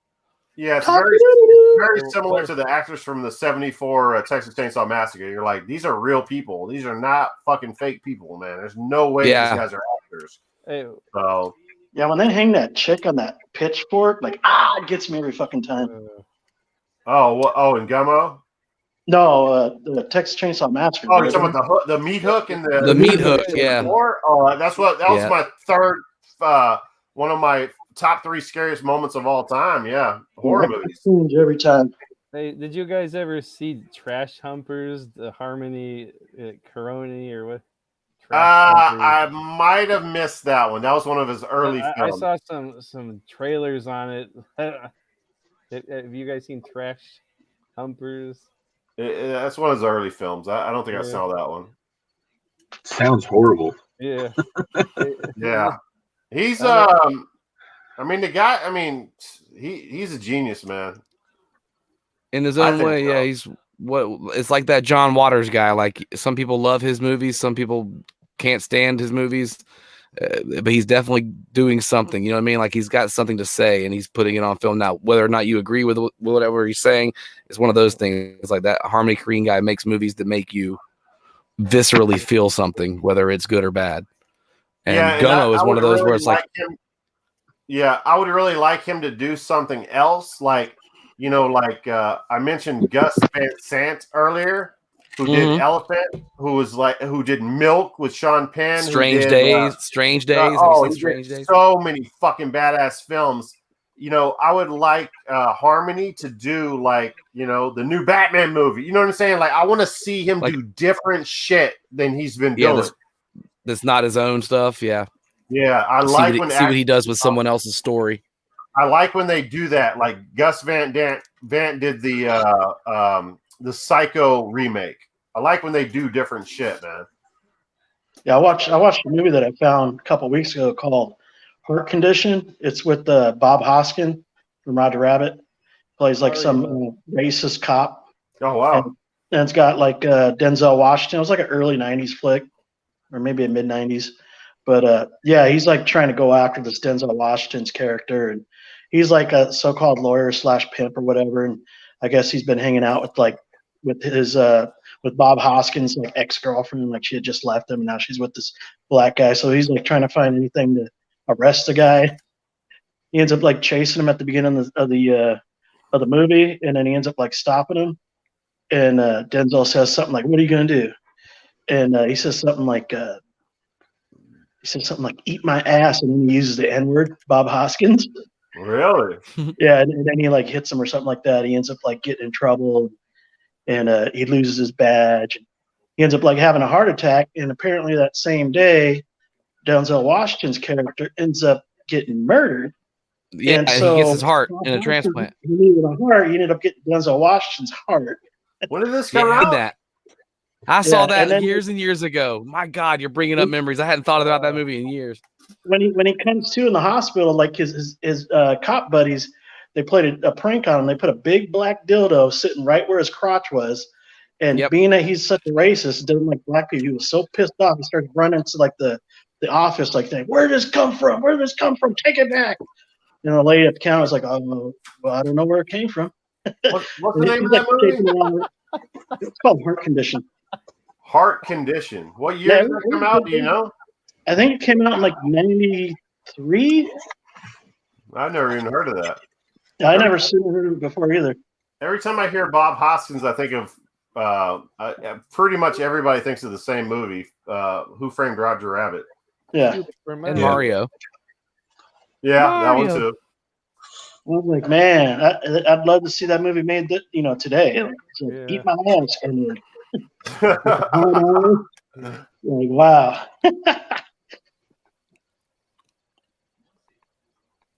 You know, was in Kids that plays the Casper character. That's the the one that gets AIDS at the end. Yeah, the one that's passing out AIDS like it's fucking candy at a fucking dessert. That kid ended up killing himself, but he's the kid from Friday too. He's the white dude that works from the Next Friday. The Next Friday, yeah, that's what it's called. Yeah. He ended up hanging himself, I believe, is what I heard in like a hotel in Vegas or something. Oh wow, I didn't know he killed himself. Yeah, that sucks. He's like thinking he's getting over on the chick in the fucking She's drunk. Oh well, basically the party's like over, right? He's raping that girl, dude. He's raping that girl. He straight up goes up and throws his dick in her. Yeah, he's passed. She's passed out. The party's kind of over and shit, and he fucking rapes her and shit. And then she has fucking AIDS. Well, I shouldn't be saying it.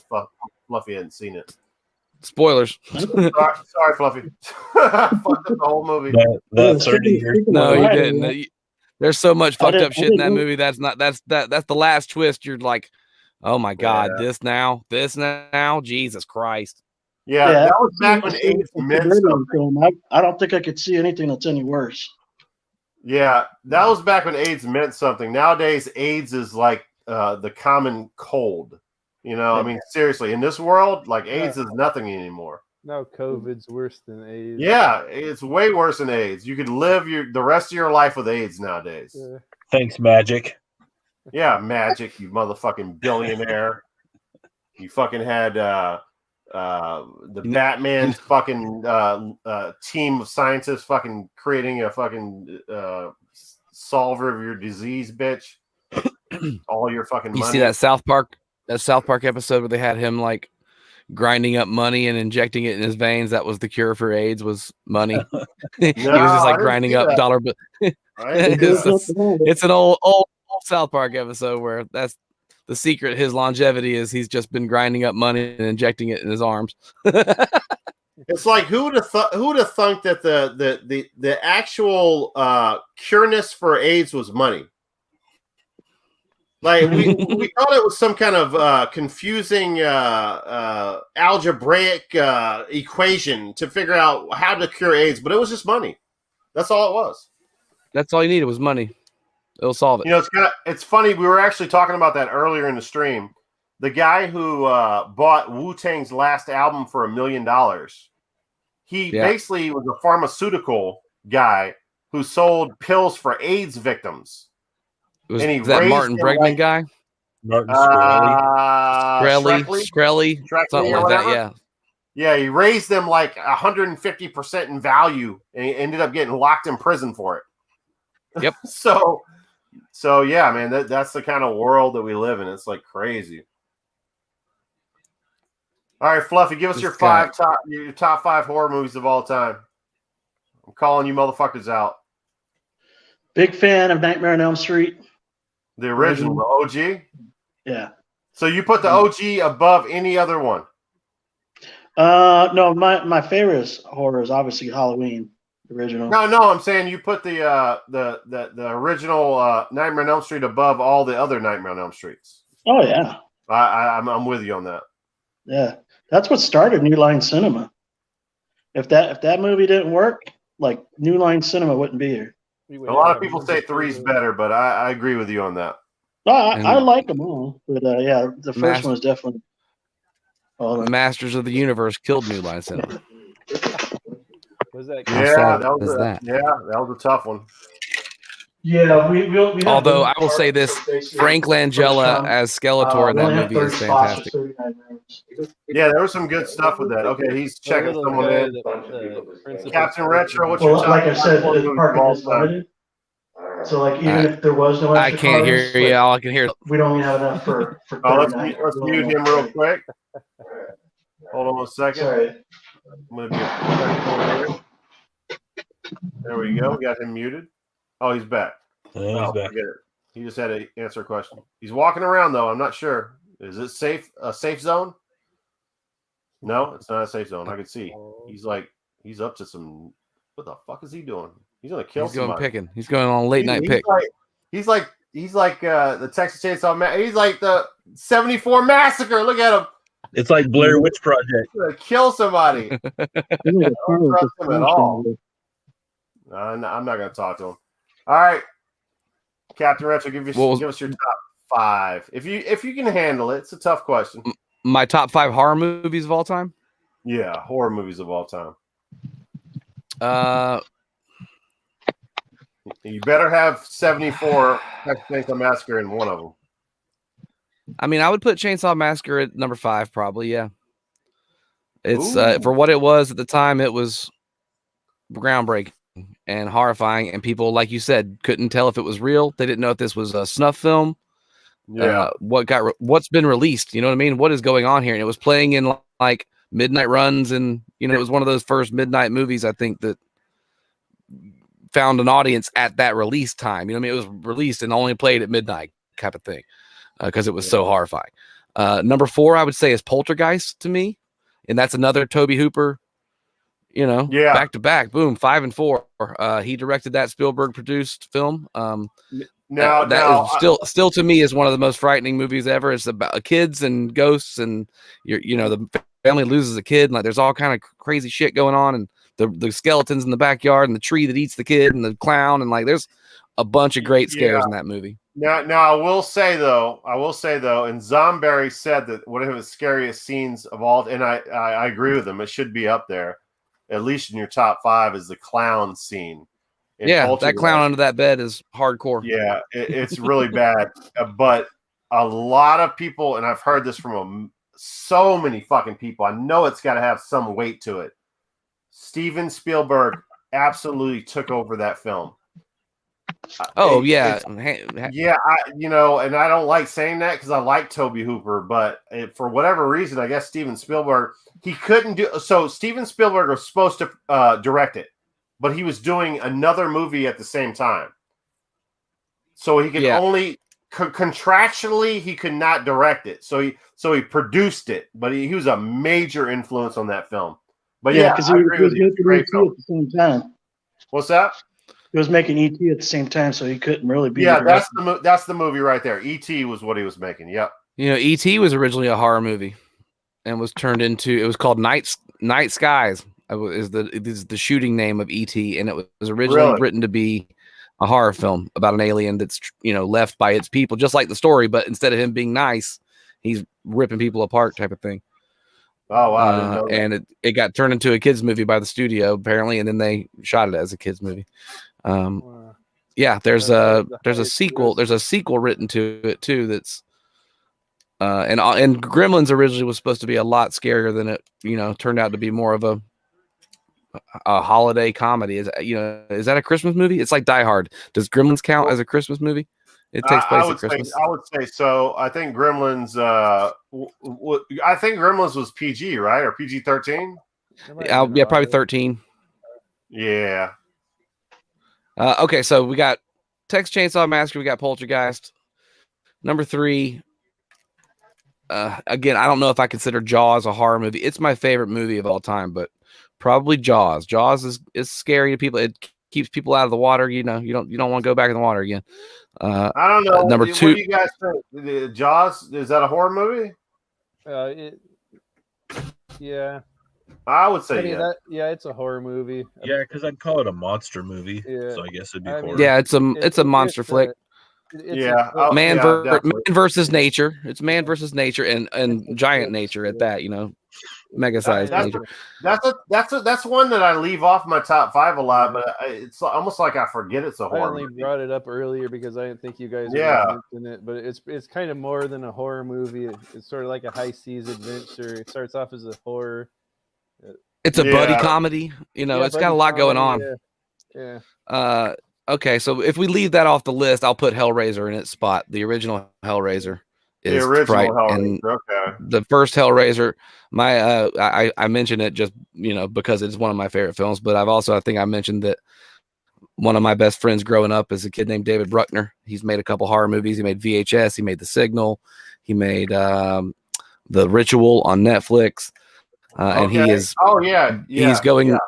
He's going this summer to be shooting the new reboot of Hellraiser, and hopefully I get to work on it with him a little bit. I don't know if I'm doing any music for him or anything, but I told him I'll just come over there and be your fucking assistant, man. He's going to like Bulgaria and shooting it in Bulgaria. And anyway, go ahead. I'm sorry. I would put the original Hellraiser, if Jaws doesn't count. Hellraiser was going to be 2, but I'll move it back to 3. And skip Jaws. Does anybody have Hellraiser 2 as their favorite Hellraiser movie? Because I know that's a big consensus with a lot of people. That is better than 1. If you guys don't remember, in part 2, it had Dr. Death. And it was people just love that fucking movie. Yeah, I like the first 2. Oh, you like the first? Okay, all right, that's cool. I don't think you guys remember the Hellraiser movies. Tyler, do you remember 2? I would say, Vaguely, Yeah, just Hellraiser remember 2 at the one. end of the movie, you got that guy that's all like bloated up, like his whole body is all just blood. You guys need to watch 2 again. It is fucking phenomenal. I remember watching it on HBO. Yeah, 2 is really good. yep. Was it 2 or 1? Which one was it when his name's Frank, right? Yeah, Frank was the guy in 1. Yeah. Yeah, but he was in a room and like the woman had summoned him, and so he was skinless and wearing a that's suit. 1. That's the original. That's the original. That's the first and movie. spent Yeah. like 5 fucking hours on that part of the movie. It took a Yeah. long. It was a slow burn on that. Yeah. God. He was in the attic and he was basically blood below the floor, and the blood somehow she had to Coagulates. kill people to get him to. Yeah, exactly. She had to kill guys. She got guys into the attic to kill them to get him to the blood to go into the floor to create him. Yeah. That I just remember that taking forever. Yeah, it took a while. A lot of people had problems with part 1. That's why a lot of people have 2 as their favorite. But yeah, no, that's it. You got a good top 4 so far. Well, Captain, we talked about Hellraiser last week, and I was talking about Hellraiser Hellseeker. Did you watch that one when they're in space? See, I didn't see that one. I don't think I've seen. Is that the one with the last one I remember seeing is the one with the fat CD guy, like the CD Cenobite. They had like the blades and the CDs. I think that's part 3. I think I quit watching pretty much after that. The one in space, like the ending, like spoilers. I don't know. It's so old. Like the ending in that one, they summon with the cube, like all the Cenobites, and then the whole fucking spaceship transforms into the cube and traps them in there again, and it's just floating out in space as a spaceship. Damn, that's fucking awesome. That shit. Fucker. All right, so I'm on 2, I guess. No, 2 and 1 I got left. Everybody probably has The Exorcist in their top 5. I'm gonna leave it off. It's a comedy to me as well. I just laugh and laugh and laugh. It's not a comedy. Get out of here. Get the fuck out of here. Come on. I've seen The Exorcist about 150,000 times, and it keeps getting funnier every time I say it. Sorry, that's a Beetlejuice joke. Serious? Come on. Man. Okay, but I'm gonna leave it off the list because it's just not my favorite horror movie. It's good. It's got moments. It's got some great effects. It just doesn't scare me. It never scares me. Everybody's like, it's frightening. I'm like, if you believe in those things, it's frightening. But if not, it's pretty funny. Okay. Are you a religious person? I'm a spiritual person. I'm not a religious person. Okay, I believe we are energy. We are energy, and we are here to be good to one another and float around and go back out into the ether, and you might come back one day. That's all right. Who knows? And I'm not going to take a shot at you for that, but I am going to say that religious people feel that movie is scary as fuck. Exactly. I'm sure they do. Yeah. That's the point of it. It's supposed to scare people that are believing that kind of thing. Yeah, it's like, I get it. I've made possession films. I've got 2 possession horror films under my belt that I've done the soundtrack for. It was a hell of fun making them. It just never scared me. That kind of stuff doesn't scare me. All right, number 2, The Cube. Oh, good one. Have you seen The Cube? Mm-hmm. I fucking love The Cube. You talked about that earlier. Yeah, Cube is cool. It was different. It was a whole different take on the genre to me when it happened, and I was like, man, this is different. This is new. This is cool. This is horror. And 13 Ghosts is like a rip off of The Cube. You know what I mean? Like there's a lot of things that took a lot of inspiration from The Cube after The Cube hit. I remember when I saw Saw 2 at the show, I go, man, Cube is better than this. It was sort of like this. Yeah. Yeah, I don't know if I have it in my top 5. Your list is shit. No, I'm just joking. Like everybody, what's cool about these lists is everybody has different opinions on it. I like that, man. Yeah, and this list that I'm making right now is my personal thought about like what are the best horror movies, like a good movie type of, you know what I mean? I have favorite horror movies that are not on this list, like Sleepaway Camp and Sleepaway Camp 2 and like shit that I love that's terrible, but I love it. You know what I mean? I'll watch it a million times. I've watched that more times than I've watched The Cube. but the What's Cube's your a better impressions movie. on the sequels of the Cube? Not as good, and how could you be? You know what I mean? It's none of them no like fault blew of you their away. own. Yeah, no fault of their own. How many was there? Was there like okay, 3 of them? I think there's 3 or 4 at this point. Yeah. Yeah, and they weren't. My number one horror film of all time is Alien. I think that's nice. I think we talked about that earlier with remakes, sequels, and stuff like that. And I was telling everybody Aliens plural is amazing, but it's a great movie. An OG guy, man. I love the first Alien.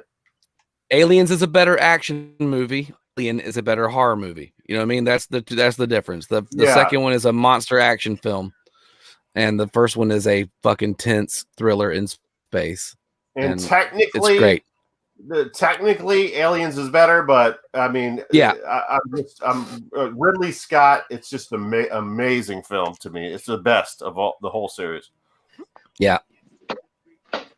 And I like most of those sequels, to be honest. For everything they do, most of those sequels are pretty good, even though even the crappy ones are all right. You know what I mean? It's like, what are you gonna do? How are you gonna top that? The same thing with Cube. How are you gonna top that initial story and thought? And you can't. So you just kind of trying to retread it, I guess. Although Aliens 2, Aliens is it's in the running for is it better than the first movie type of thing. It's one of those like. Yeah, I don't knock it. Is the sequel better than the original? When people say it's better, I don't knock them. I mean, it's so good. It's really good. And it has moments. There's a couple good jump scares in it when they're on the ceiling, when the alien, when they're climbing in through the fucking roof panels, and they're all like, "They're right on us, man! They're right on us." There's moments of awesome in that movie. Yes, so good. And the queen battle is great. Oh yeah. When it's like when she starts. Did Hank Aaron just go yard again?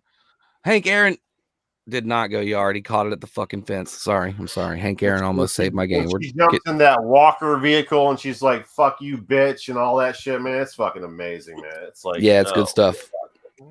Yeah, though I think the only negative on Alien and Aliens is a lot of the scenes are just so dark. It's hard to see anything at all. Really? I didn't notice that, to be honest with you. Yeah. In which one? The first one or the second one? In both of them. I didn't notice that one at all. I watched the laser dick. What the fuck am I talking about? The laser dick version. Dude, that's what my girlfriend calls it. Give me that laser disc transfer on it, and I didn't notice any darkness on that at all. It looked beautiful, man. I was like, what the fuck? I heard Sigourney was like afraid of guns. Yeah. Like in real life, she did not like guns. No. As a kid, I probably would have said that Ghostbusters was my favorite horror movie, but it's not a horror movie. It's a scary comedy. But goddamn, I love that movie as a kid. I still don't understand. Like when I watched the first Alien with Sigourney Weaver, like I've never seen practical effects like that before. Like if you would have said it was CGI, I would have said, okay, what is CGI? Like it, yeah, okay, like I've never seen something look that good before that was so alien. I mean, I don't know if you guys can name anything better than that. Like at that time, it was the most incredible thing I've ever seen on film in front of a human character. It was like, what the fuck is this? This is not real. It was beautiful. It was like incredible. They do just enough of like not showing the alien in the first one to like keep it scary at times, and not be like, "Oh, that's a dude in a big rubber suit." They do show it. They do show full. They show full body, and at the end, it's full body coming out when it's hanging out the back of the ship, and she has to blast it off with the rockets. It took a while, but they showed it, and it wasn't like just on the rocket scene. It was like. Remember when the alien killed the black guy and it was like in the middle of the ship? Yeah. I don't know if you've seen it recently, but man. Where he like jumps out with his hands. He's like, and his hands are coming out. Yeah, it was terrifying looking, man. It's terrifying. You're right. And again, but it's a brief, it's in the terms of modern showing of things where you see the monster for the whole damn scene. And it's in broad daylight. They're out fighting in a cornfield. It's like a quick glimpse of it back then. You know what I mean? Like you got 2 seconds on screen. You're like, holy shit, what the fuck was that? And it's one of those like, and also the setting like that, the ship, the way that it looks lived in.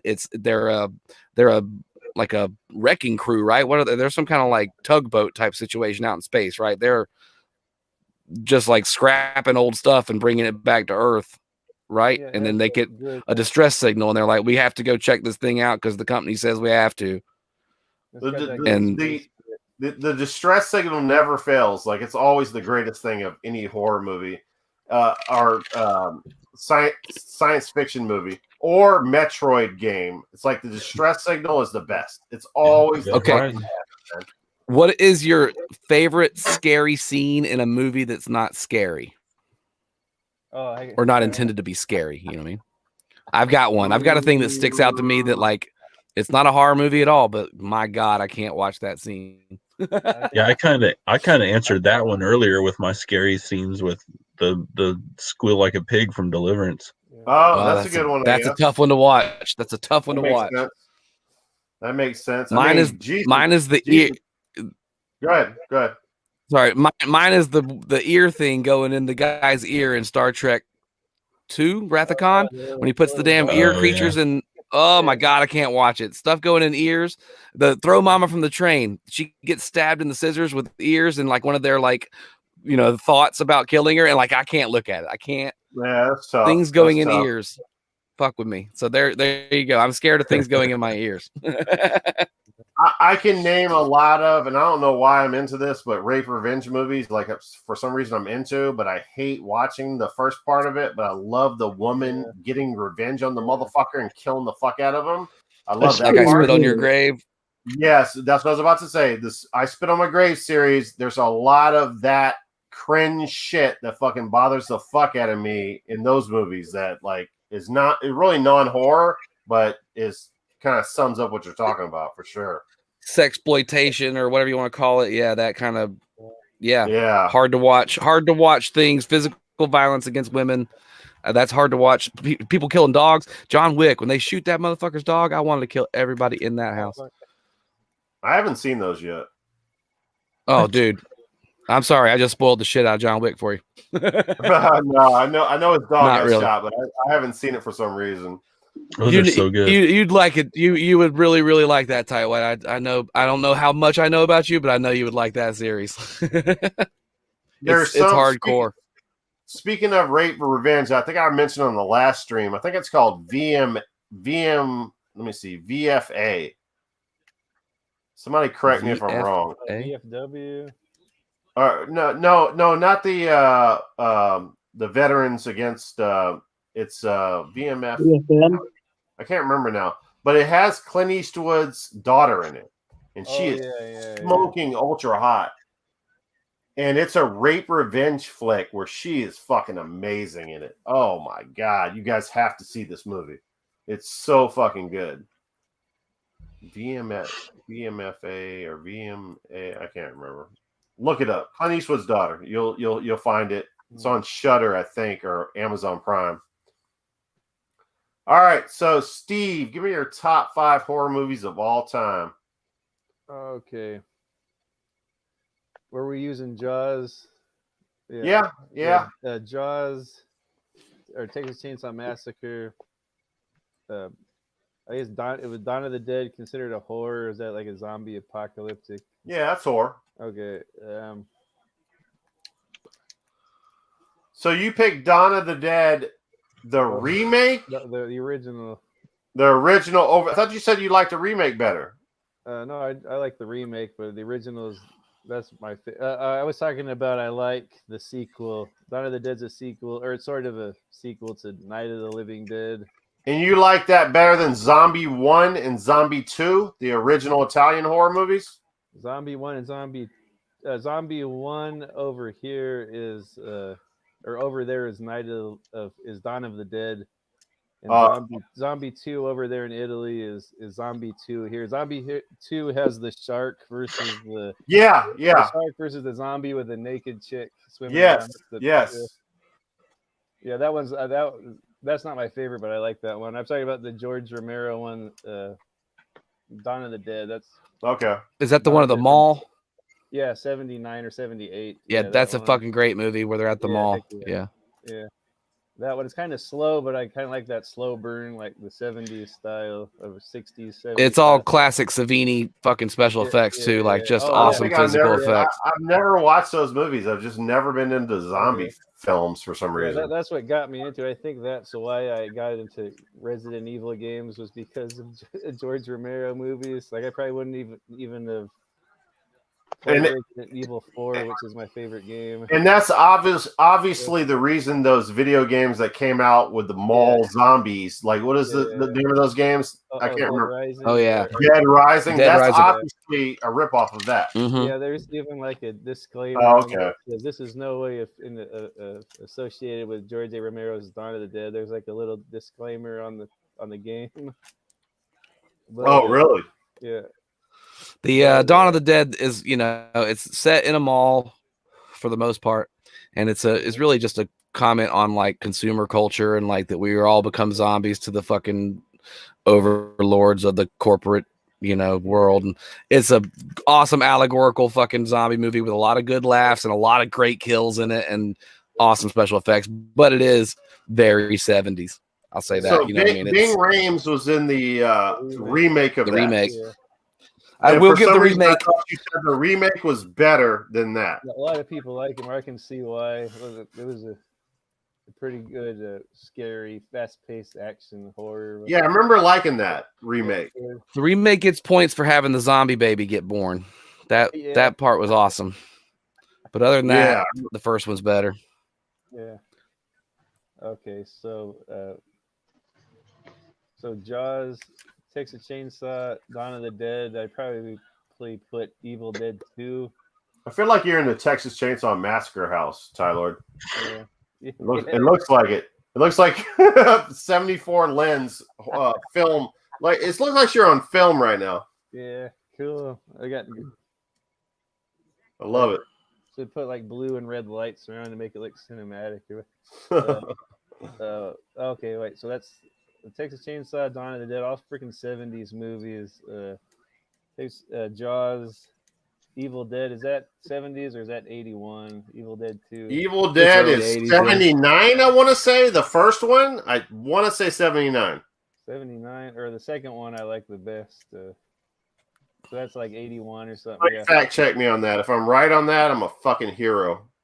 Yeah, I think 79 is the first one, and the second one might be 81. Yeah, I think so. And then, what can I use? Terminator, the first Terminator. Fuck no. You don't think that's a horror movie? The first one? It's a monster movie. That's a science. That's a science fiction. Science fiction movie. It's sci-fi monster movie though. He's a monster. He's coming after really scary in that. I don't know. I haven't heard a lot of people say that's a horror movie. I think it's a horror movie. It has a good horror movie plot. Like I get it. I get it. It's a genre mashup. Yeah. I would say the second one's not really horror, but the first one, if you take all the everything you know about Terminator 2 through now out, and you just watch the first one, I think that's a horror movie, right? Well, here's the answer to your question. No, you can't use it. So use something else. It's Ty White making the decisions. He gave that shit the move. We gotta make some strong decisions here, man. We got one person watching this. I forgot my favorite one, Duel. Dude, can you believe we're 7 hours into this? This is fucking insane.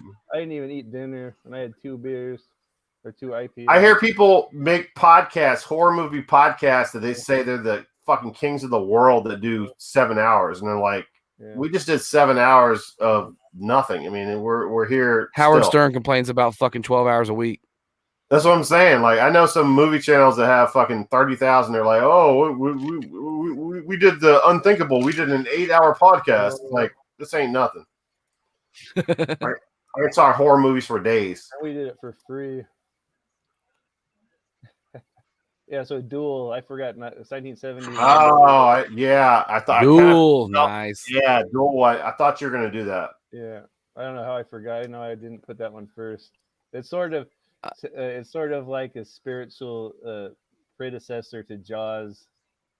I know even Steven Spielberg sort of felt like that's the same entity that big Peterbilt and the shark from Jaws, or sort of like the same Leviathan or evil entity, like man versus either machine or creature. I got the feeling Fluffy doesn't like that movie.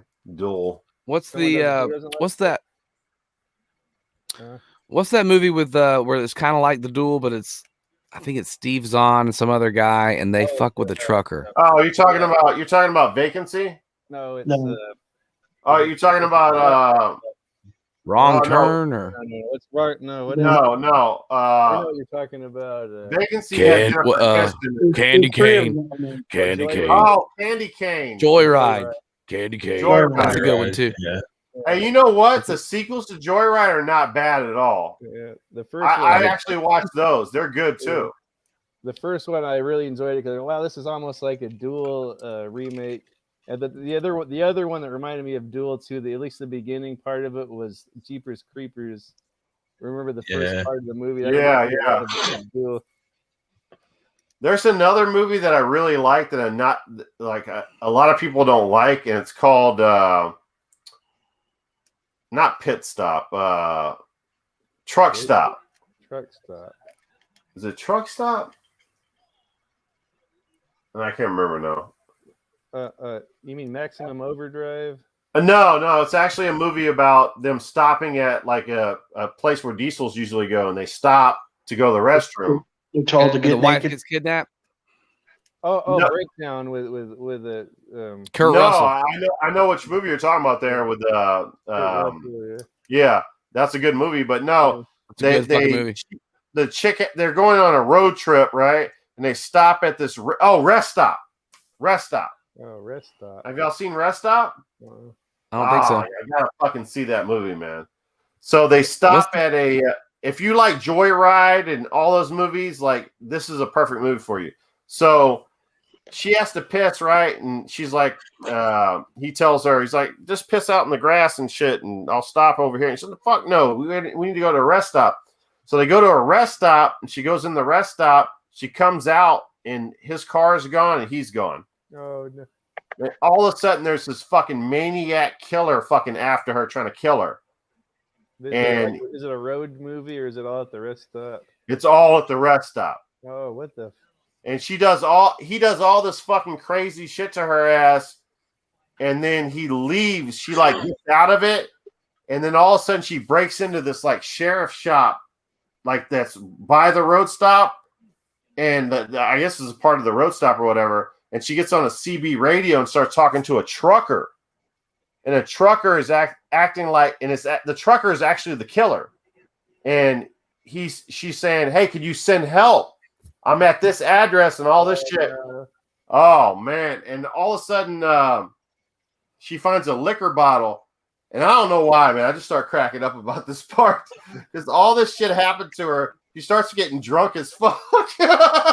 It's like, this is the last thing you're going to fucking do is get drunk during this situation. And she gets hammered fucking drunk. Yeah, you guys have to see this movie, man. It's so fucking hilarious. And the most out of the fucking blue, unnecessary shit of all time. The guy from fucking the cop finally shows up at the rest stop, and it's the guy from what the fuck is it called? What's that TV? It was a TV show during the 80s with Blossom.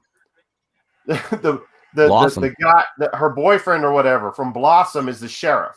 Oh, I don't remember who that is. You know what I'm talking about? I know the guy's name. He shows up, and it's like the most it's the most awkward scene you've ever seen in the history of fucking horror movies. It's just terrible. Isn't his name like Joey? Joey Lawrence fucking is the sheriff.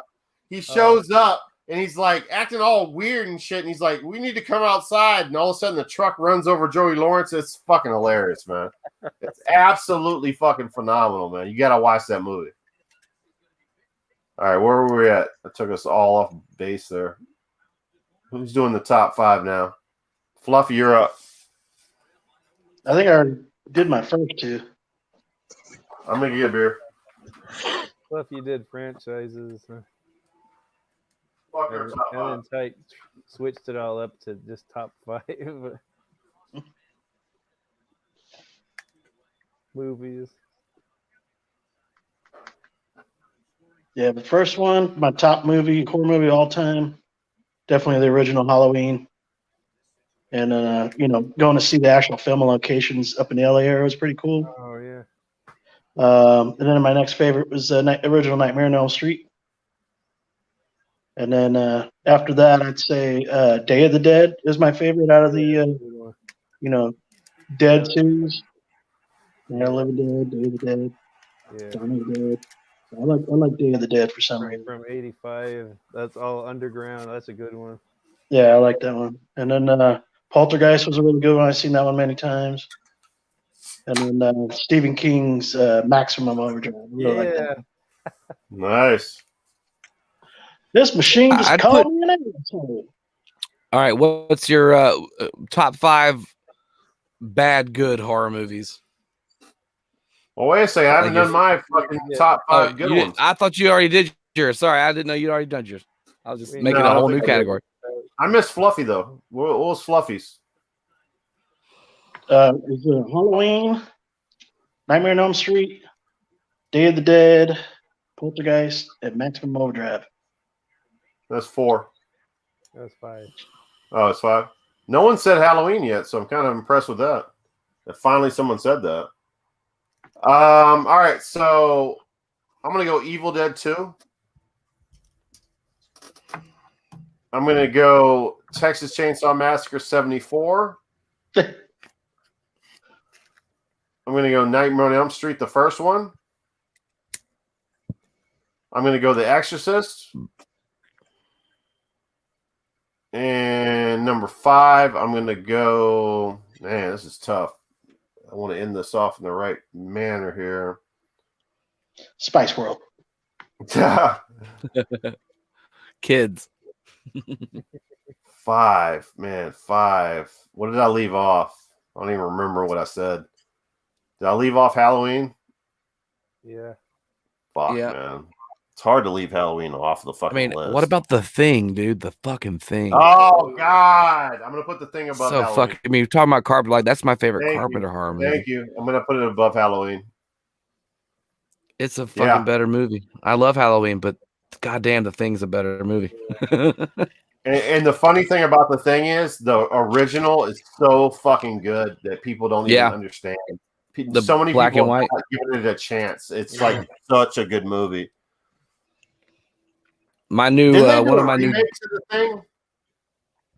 There's one that came out recently. Well, I say recently, probably in the last 10 years.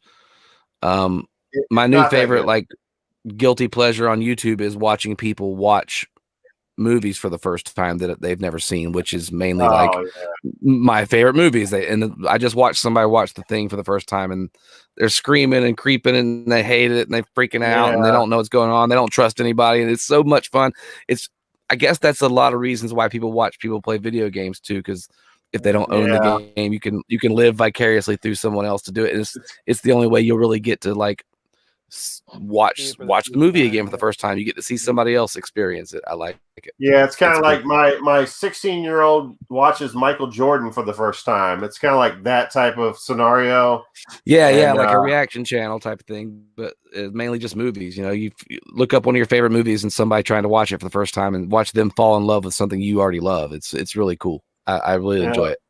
A big thing now is like the hottest chick in the world, like a 21-year-old chick, is like talking about horror movies, and it's like, you know nothing about horror movies. You're hot, okay. And then all of a sudden she does a movie, she does a video with her dad, and I'm like, this is fucking amazing. Like, good job.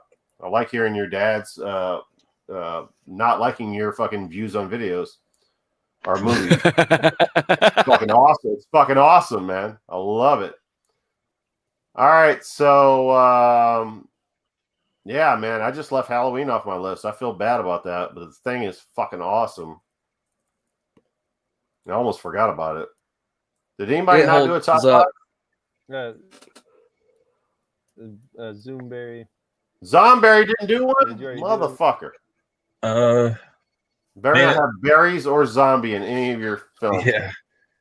Nobody had a Friday 13th, did they? It's hard to get away from the big ones, and I will throw Friday the 13th Part 4 in there. Yeah, it belongs. And I'll throw Nightmare on Elm Street 3, since we already covered the first. Yeah, Dream Warriors is my favorite one too. Yeah. And I got to put Paranormal Activity, the first one, in there. That was the actual houses in San Diego. That they used to film that one. Oh yeah. Yeah. I mean, it was really original. Is that a house out there, Fluffy, that you can go visit? Oh yeah, I think it's in like Rancho Penasquitos area. Like from where I'm at, I could be there in like 10, 15 minutes. Oh, that's nice. Is it open to the public, or does someone live there? Or... No, it's an actual house. Somebody lives in it. It's just like a regular house too, like a modern, normal house, right? The Goonie folks don't let people, or they're not big about letting people in it, right? The new owner, they don't really want people going up there to the house, but it is stated that it is actually public. It's a public street to go up the driveway. It's not private property. So they can't stop people from coming up, but they just say that, come up and be courteous and don't be loud. So people go up there, they take the picture in front of the house, and then they go back in. Yeah. I mentioned that I'm going to go with my parents to see the Texas Chainsaw Massacre gas station earlier and the Texas Chainsaw Massacre house. Yeah, that'd be cool. I think there's like a motel behind there that you could stay in. Yeah, we were talking about that earlier. You can stay in cabins and shit in the woods behind the gas station. Yeah. Yeah, really cool. Adam the Woo, I think he did it on the Daily Woo channel, where him and his buddy, I think it was Carpetbagger, they went and stayed there and filmed all the different filming locations, and they stayed in one of the rooms in the back, and he wakes up the Carpetbagger the next morning like wearing the whole get up trying to scare him, but it didn't work. Yeah, I was hoping that the part of the whole situation was the owners like kind of let a chainsaw sound off in the middle of the night to try to scare them, but I don't know if that's going to happen or not. Yeah, I heard the owner of the restaurant or whatever like died, so I don't think that restaurant is open anymore. No, what happened was from my knowledge, the first owners of the restaurant, they didn't embrace the Texas Chainsaw Massacre series, so they didn't promote it. So what happened was a new ownership took over it, and I see it now. It's on Yelp and stuff, so it has to be open. I checked on the website. So yeah, because I know Adam and the Carpetbagger dude, they both had like steak there. Yeah, a new company bought it out, and now they promote it. They have an actual Leatherface figure inside of the restaurant. They sell memorabilia. So now it's more customers, more people want to go. Yeah, why the fuck would you open a Texas Chainsaw Massacre restaurant and not promote Texas Chainsaw Massacre? It's the stupidest fucking shit ever. The house from Friday. He has like every Saturday, and a lot of people show up to take pictures. He has these two chairs sitting on the front, like where Ice Cube and Chris Tucker were at. Very cool. Smoking weed, and he does like photo ops for people that show up. They can sit in those chairs, get a picture. Cool.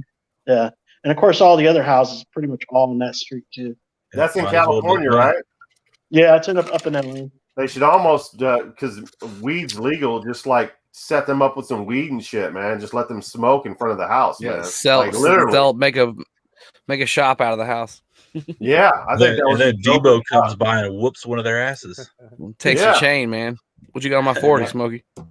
Have some chick try to fucking borrow their microwave. Have the whole shit going on inside of the house. That chick was actually a pretty chick. That chick that was trying to the dope fiend and shit. She was not like a crackhead. She was like actually a pretty chick. I watched her on an interview on Vlad TV. Y'all remember her? She, like sat on their lap and shit. She's like, "I need to borrow your microwave." Funny as shit, man. Yeah, I go Friday 4, Elm Street 3, and then Paranormal Activity 1, and then Poltergeist, and probably Amityville Horror. Yeah, I don't consider Paranormal a classic, but at the same time, I'm not gonna lie, like that movie had so much promotional push behind it. It really did a good job of, and the whole gimmick of this is the scariest movie of all time, and everything it did was so brilliant. And I'm not gonna lie, if you watch every movie in the series, you're not really disappointed by it. It really does. No, they're all pretty good. It's a good series. The Conjuring was not bad as well. It's a little bit predictable, but everything they do in it, they do well. It's a jump scare universe. You probably didn't see my last video, but I heard it beeping. I think he's back in. So in the last video, I was talking about the fact that I actually finally watched the whole Conjuring series. Thank you. Or the whole Conjuring universe was actually 8 films. I don't know if you know that. Yeah, all the Annabelle stuff too.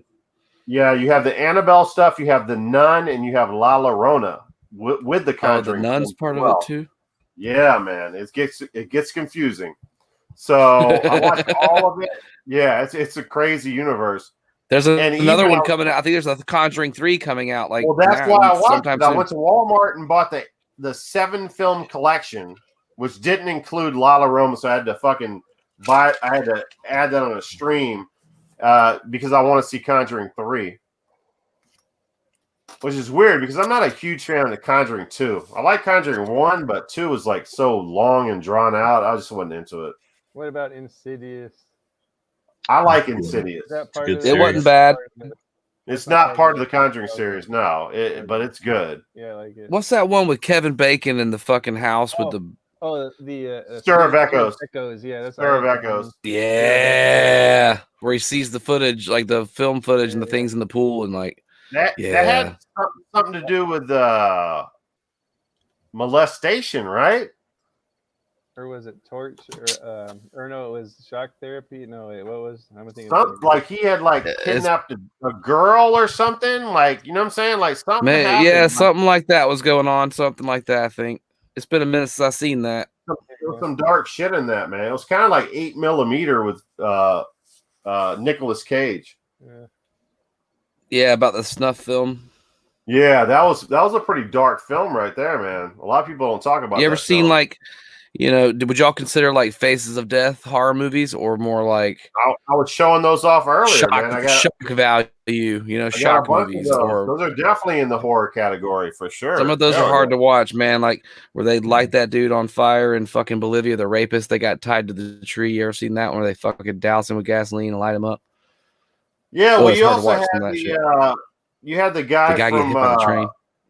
You had the guy from what was the hardcore rock rap group? What the fuck was that called? You guys know what I'm talking about. They were like a rock group, but they were like a Anthrax? No, they were like a they had all this political shit. Like it was a political Public group. Enemy. No, they were like Rage Against the Machine. Rage Against the Machine. Rage Against the Machine had the album cover with the guy who was like, the monk on fire. Yeah. Remember that guy? Yeah. Literally lit himself on fire. Yep. That was a protest of the Vietnamese War. You gotta have some balls to do that, dude. Light yourself on fire for the Vietnam War. Yeah. He wasn't the only one that did it too. There was a couple people on that in that day that did that stuff. And that shit blew me away, man. Like, those guys, they do something and they go all in. They devote those people devote their life to their belief. You know what I mean? And that's all they care about is their belief, and they're steadfastly. You know, it's got to be hard to be a monk, number one. But jeez, yeah, he was a monk, wasn't he? Yeah, like that's a life you choose. You know what I mean? You go off and you move in the woods and you don't talk to women and you devote yourself to your God, and then you light yourself on fire for your causes. I guess. I mean, it's hardcore. Pretty fucking insane, man. Yeah, I don't think I could do it. Movie reminds me a lot of, like, you see that Tom Hanks movie, The Burbs. You know, where you see something and they try to investigate. Yeah. Or Rear Window. Yeah. Did you watch that old one? Oh yeah, of course. Suburbia. Yeah. Classic, yeah. He thinks he sees a murder, so he's gonna go investigate that. And you know, it's a good premise. I like the. No one said Psycho in their top horror movies. You know, Psycho's a classic, but it's not scary. That could have been in there. That could have been in there. That could have been in there. Oh, We talked about what about the birds? I've always liked that one. You guys? I love that movie. I love it. Yeah, I love it. I love watching Hitchcock. I got the Hitchcock collection. I like watching all those. Yeah, heck yeah. He had some style. I don't like people that say that the remake of Texas Chainsaw Massacre is the better. That pisses me off. It's like I don't know what the fuck you're thinking, man. They're thinking big booty. Yeah, her booty is so badass. I'm not gonna lie. It's better than Jessica Biel. Yeah, Jessica Biel's booty is way much better. And we talked about that, how they put the camera on the track and shit, and like showed her with the booty shorts. Jessica Biel, if they did that, they should have redid that shot for shot with Jessica Biel. They would have fucking, oh my god! I might think it's the better movie all of a sudden. I'm telling you, man. Fucking phenomenal. I mean, Jessica Biel's ass is so fucking badass. I mean, I hate to say it though. It sounds like I'm a fucking. All right. You know what I mean? Like women are not gonna like this video. They're not watching. Well, they might watch the playback. I don't know. And I had women in here earlier. I had a few women in here earlier. I don't want to sound like a fucking pervert guy, but I'm just gonna call Texas Chainsaw Massacre the remake the Jessica Biel movie. I'm not gonna say women like Jessica Biel's ass too. Do they? They could. They have to. They might. How could you not? What else was she in? She was in The Illusionist, I think. Yeah. Her ass was in a lot of movies, man. It's just like her ass. Isn't she the Chuck and Larry thing? She's the lawyer in that. Oh god! Now, thank you. Now I gotta fucking find that movie. I've never seen that movie. Pretty sure she's in a soaking wet bikini situation in that movie that she's getting unchanged and she thinks he's gay because they're fake being gay to get married type of thing so they can save some money on taxes or whatever it is. Was she in the Adam Sandler movie? I think she might be in a bra situation. It's a good situation. We were talking about the breakup earlier with Vaughn and Jennifer Aniston, where she's like, he's playing video games, and she just like is tired of him playing video games and walks out fucking butt naked into the living room. Have you seen that? It's been a minute. Yeah, exactly. You haven't seen Jennifer Aniston butt naked just walking into the room saying, "Hey, you gonna fuck me and not play video games?" Oh yeah. You need to watch that. I don't know. I did not know she got naked in that movie. Yeah. Horrible Bosses. Horrible Bosses is funny to me. That movie is, but like, how could you be upset that Jennifer Aniston is trying to fuck you? Like that guy's character makes no sense. Like, just get with her, dude. She's the fucking head, the honest. She's got money. She's insane. But look at there. You're doing fine. You'll be fine. Get with her. Man, Charlie Day is the best. I love that dude. Yeah. Horrible That Bosses. show's funny, man. Who does that have in it? Who's the main male actors in that movie? Jason Bateman and Charlie Day. Yeah. Is that the movie where she's like what am I thinking about? She's the dentist. Oh, okay, she's a dentist or whatever, and he's like her. Yeah, that's the movie. Yeah, it's got Jason Sudeikis and Kevin Spacey's the boss. Yeah. Jason Bateman's boss is Kevin Spacey. He's a fucking dude. Does anybody agree that she's the most average-looking chick ever? Like she's pretty, but I don't know what it is about her. She's like, I don't know. She's like average-looking. Like we're attracted to her because someone we can get at. I don't know. She has a generic beauty about herself. Like, does anyone understand what I'm saying? I don't know. I never thought that. I think she's pretty hot. Maybe it's because I'm a blonde guy. I love blondes. Maybe that's the problem. I don't know. You like Phoebe? You weren't a Rachel guy. You were a Phoebe guy. No, you know what? I never liked Phoebe. Yeah, I think Courtney Cox is the hottest on that show. Yeah, I think so too. I think you're right on that one. I think I'll go brunette on that for her. Yeah, I'll go brunette. Yeah, I'm not dealing with that. Yeah. I don't know if she's so fucking stupid, the blonde, but that shouldn't It's the really matter. hippiness. Why do I care about that? Why do I care about your mentality? You know, it's funny because I went on this dating site recently, and they asked you, "Do you care how dumb the girl is?" And I'm like, "How do I answer this question?" I guess not. I don't know what the fuck. Felt kind of stupid to answer that question. Boys, it's almost 4 a.m. I appreciate the invite. I'm gonna call tonight. Oh, man, love having you on, man. Had a lot of fun. Oh shit, I gotta get my boy back in here. Night, Captain. Oh, he been muted the whole time. Anyway, you guys have a rad night. I'll see y'all later. You muted? All right, see you. Bye. Oh, Fluffy's here. Yeah, somebody left her cell phone out in the parking lot. Oh yeah, Jesus Christ! Did you hear my hotel story earlier? Is that how they lure you out into the parking lot? Yeah, that's how they lure Man, him. that sounds shady. Fluffy, somebody brought the phone in. Fluffy, did you hear my dildo story? Yeah, I heard that one. That's what reminded me of that movie, Heart Condition. Where he's like running out to the office at the hospital with the big dildo shaking around in his hand. This isn't mine. I don't know where this came from, but take it back. That's the funniest shit. Like, I still wonder to this day if this guy really is that much of a scammer that he actually set that shit up and said, "I'm gonna bring my dildo from home. I'm gonna shake it in front of the fucking front desk's face and say, 'Why is this under my cabinet?'" Like, I mean, that is some baller ass moves right there. But that's my funniest hotel experience. I don't think there's anything else that can top that. It's the best one. Yeah, I had a funny experience way back in the day where working here late at night, like tonight, like a Friday or Saturday night. My boss was with me, like just hanging out. And next thing we know, we hear some banging out in front. So we go out there to see what's going on. There's these two dudes like trying to take apart like our sprinkler system. Like they're trying to get like the metal parts off of it, trying like the brass or whatever.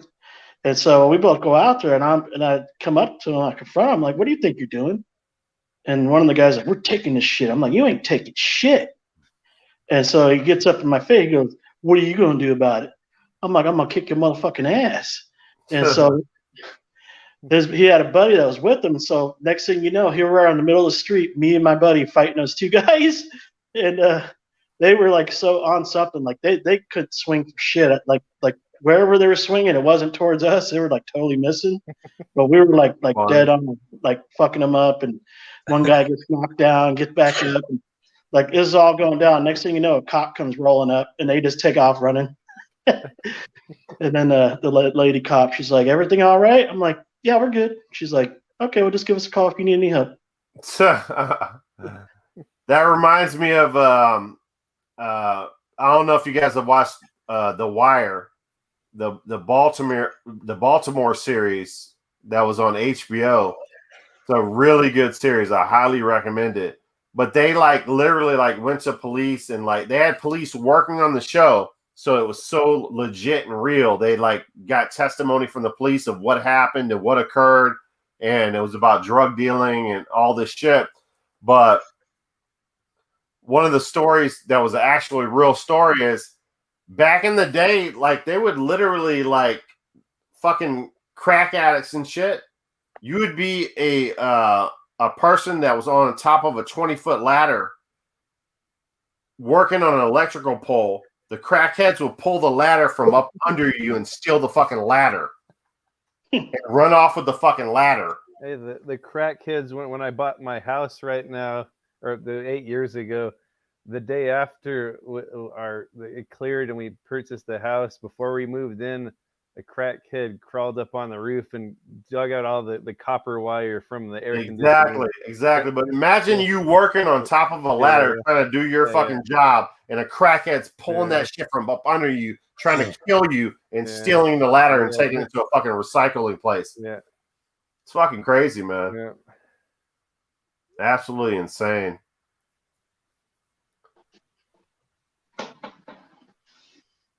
All right, where are we at in this, man? 7:47. Let's go ahead and end this at 8. We got 13 minutes left. Go. Lucky 13. 7:47. Yeah, let's go ahead and end this at 13. Yeah. I got to go out there and see what my German Shepherd 4-month-old has torn up in the living room.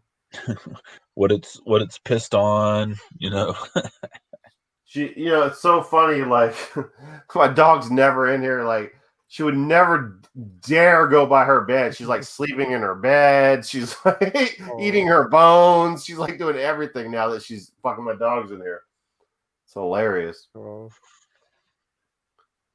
Fluffy, what was Fluffy saying? Or not Fluffy. What were we gonna do? Worst bottom five horror movies. Man, that's a hard one, man. Yeah. I don't know, to be honest with you. I thought you had another topic. Nah, I pulled some stuff together, man, from that one guy's shit, but I don't have anything else. What are some bad horror movies you guys have seen? Fuck, man. I end up liking the crappy ones. Or maybe just things that other people like that you don't. Yeah, that's a good one. Things that people like that I don't. Yeah. Or vice versa. Yeah. I mean, I didn't think the Kevin Smith movie Vulgar was very good, and people like that. Tusk. With Tusk. Yeah. Tusk. Have you guys seen Vulgar? No. Yeah, that's a Kevin Smith movie. That's. I saw Red State's pretty good. Have you seen that? With what's his name? That guy's a badass actor. Is his name Steve Park? He plays the crazy reverend. Red State. Yeah. It's Kevin Smith. It's Kevin Smith. He might. I don't know if I'm pretty sure he directed it. It has John Goodman. That guy. What's the guy from? He's always in the Tarantino movies, and he was in Twin Peaks. Is his name Steve Park? Michael Parks. Mike Madsen. Michael Parks. He's a badass actor. He played the sheriff that got blown up at the beginning, or he got shot at the beginning of From Dusk Till Dawn. Oh, Dusk Till Dawn. Yeah, I think I know what you mean now. Yeah. He's like a reverend. These girls or these young men find women online to go bone, and these women lure them to this church, and they're really like religious fanatics that want to kill the adulterers. So they take him to the church, and then Michael Parks preaches to him, and then they kill him. But then the movie flips around, like the FBI comes, and there's like a lot of shootouts, and it turns into like a Waco, Texas type thing. What movie is this again? Red State. Red State. I gotta see this. So you like this movie? Yeah. You ever seen Red, White, and Blue? You'll love that fucking movie. It's got some fucking rape revenge shit going on, and some guy who went to fucking Vietnam who meets the girl, and the girl's like fucking has AIDS, and she's like fucking guys giving them AIDS left and right, and she meets him, and he doesn't want to fuck her because he's like a good guy, and she's like, oh my god, I love you, and all of a sudden the people that she gave AIDS to comes back to fucking rape revenge her and fucking kill her, and they murder her. And then the fucking Vietnam hero says, okay, I'm going to fucking murder you motherfuckers. And he fucks them up. Bad, man. Oh, shit. I never heard of that one. And White and Blue's a motherfucker, man. Barca. And let me tell you something, man. You talk about using a knife to fucking cut people open. It'll disturb you big time. So it's a revenge movie. It's not a horror movie, right? I would call it horror. It's a horrible. How old is it? From like the 2000s? Yeah, it's 2000 for sure. Yeah. I can't tell you exactly what year, but look up Red, White, and Blue. Okay, let me see. Red, White, and Blue, man. It's fucking phenomenal, man. Well, man, speaking of revenge movies and even remakes, did you see the remake of Old Boy? Josh Brolin? Yeah, Josh Brolin. Old Boy? Yeah. Don't give it away to Tight Whitey if he doesn't know what happened. You got to watch that, You man. guys know what happens right there. Isn't that a Japanese movie? Yeah, it was a Japanese movie. It's a Japanese like trilogy. Yeah, Old Boy's one of them, and what is the other one? There's Old Lady. Oh no, I haven't seen Old Lady. It's like the last one. It's like the sister or the daughter. I feel like I've seen Old Boy, the Japanese with the subtitles. Yeah. Yeah, they did a remake with Josh Brolin, an American one. No, I haven't seen the remake. There's a million movies called Red, White, and Blue. Is it really good, the remake of that? Yeah, it's really good, and man, it's a fucked up movie, but it's pretty cool. I mean, it's the plot's basically the main character goes out drinking and wakes up in a hotel room where he's imprisoned for a really long time. Yeah, Old Boy, the original's like that. Yeah, I've seen the original. Yeah, but you get to see Thanos locked in a room. Thanos? Josh Brolin. The brother. I didn't realize he was Thanos. I never saw that X-Men. I'm not into X-Men shit. I don't know what the fuck. He's what do you call him? The Goonies brother. Chunk. Or no, not Chunk. No, he's the cool brother. He's the older brother. What's his name in Goonies? Josh Brolin. Yeah. Oh, yeah. The funny thing about it is I named my German Shepherd, my new German Shepherd, Storm. Yeah. After the X-Men character, or you could say X-woman character. To be honest with you, X-person. Storm. Well. Although my girlfriend from intermediate school, who I know on Facebook, who I don't talk to anymore, she literally tells me, "You need to name her Stormy." I'm like, no, naming her Storm. Pretty weird. Yeah, what else is Josh Brolin playing? He's in No Country for Old Men. Yeah, No he was good in that, man. I like that movie, man. I like that movie. What a badass way to be a serial killer, like the thing that kills cows and nails. Yeah. I love Tommy Lee Jones in that movie too, man. Mm-hmm. He's just like, he's an old ass motherfucker, but he's like he's such a gritty character in that movie, man. I love that. I liked a lot of Josh Brolin's dad's movies, like The Car. James Brolin. You see The Car, that horror movie with the killer car. It's like a possessed car. You look like a black guy right now. I don't think I've seen The Car. You know who you look like? You look like the guy from Robert Downey Jr. when he played. Oh yeah. What's the movie, Fluffy? Yeah, Tropic Thunder. Yeah. It is like Tropic Thunder right now. The one dude playing the other dude. You look like Tropic Thunder right now. He looks like Del Gribble wearing a face mask, trying to Del Gribble. Sorry about that. You don't know who this is, but I know where you live. Yeah, start doing Tropic Thunder comments, Steve. Come on. No.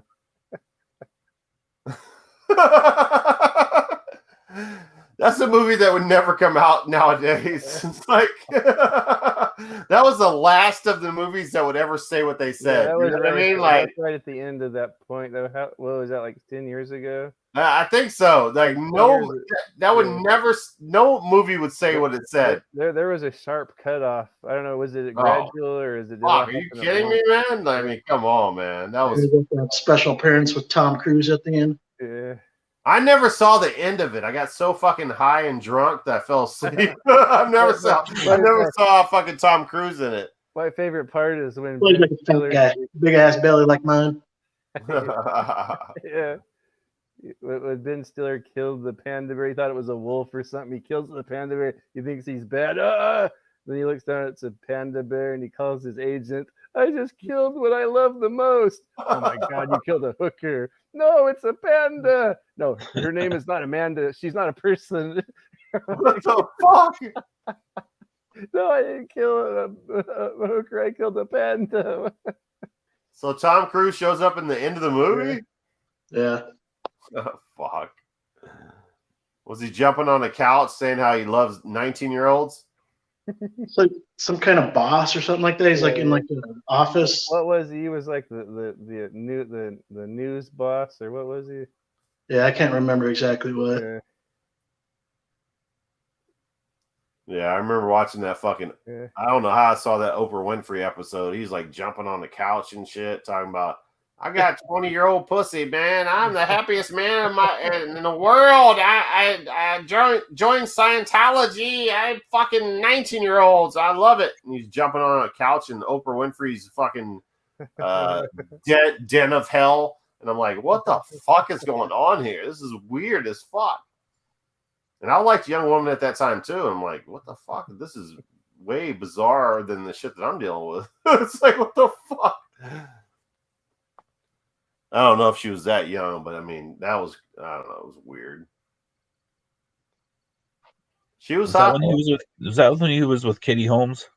Yeah, that's what I'm talking about, Katie Holmes. Okay.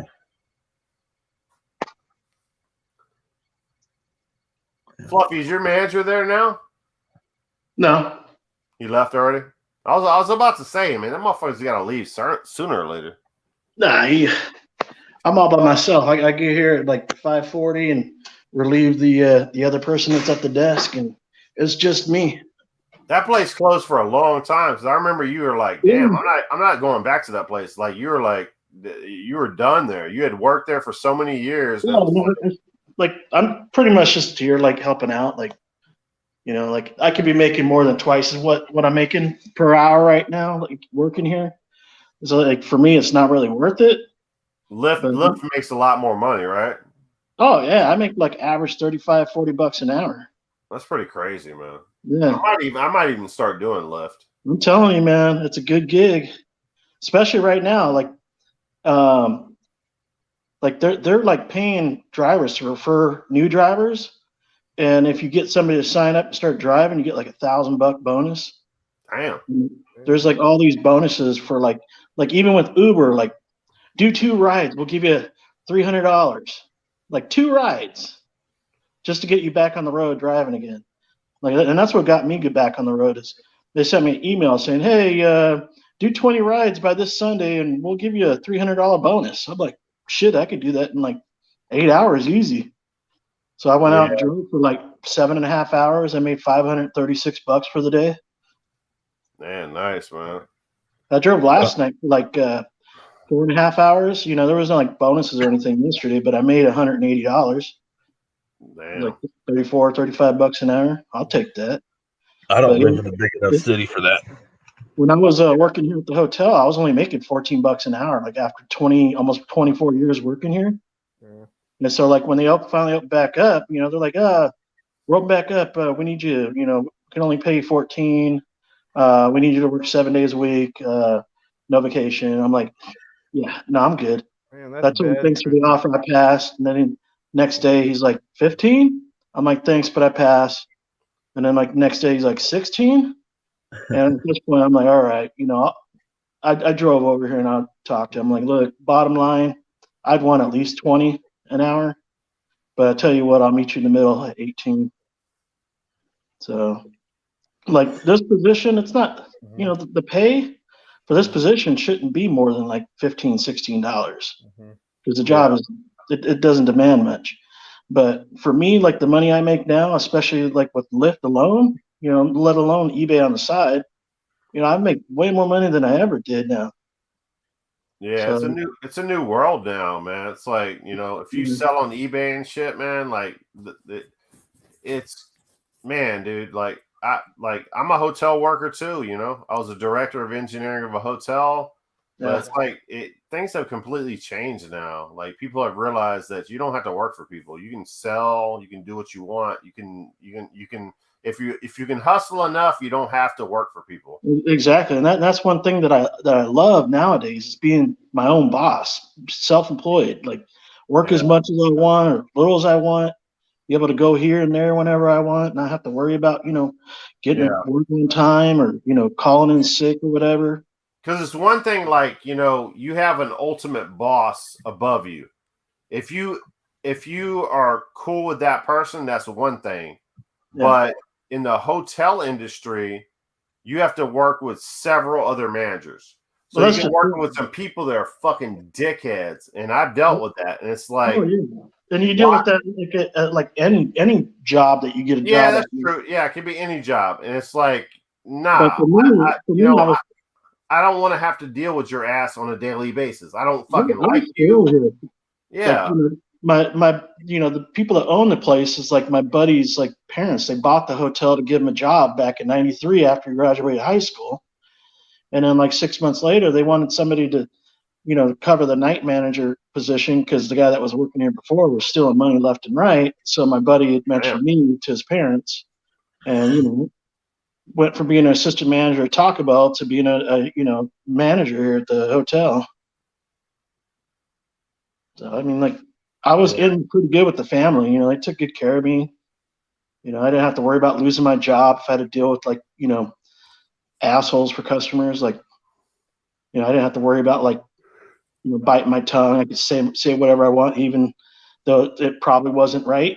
It's like normally like with another job, you say something to a customer, you can get fired. I didn't have to worry about that. Yeah, because I had moved down here from Florida back to my Houston, where the hell? Why am I hearing a dog that's not even there? It's weird. Oh, there you are. Hey, what's going on? God, having two dogs is a nightmare. Oh. Hey, what's going on? Come on. This dog is cute. I'm not gonna lie. If you guys are watching the new Storage Wars season, you might see me bidding on a few. Where do you see that? Where do you see that on? Where can I find that on for free? Is there any place I can find that for free?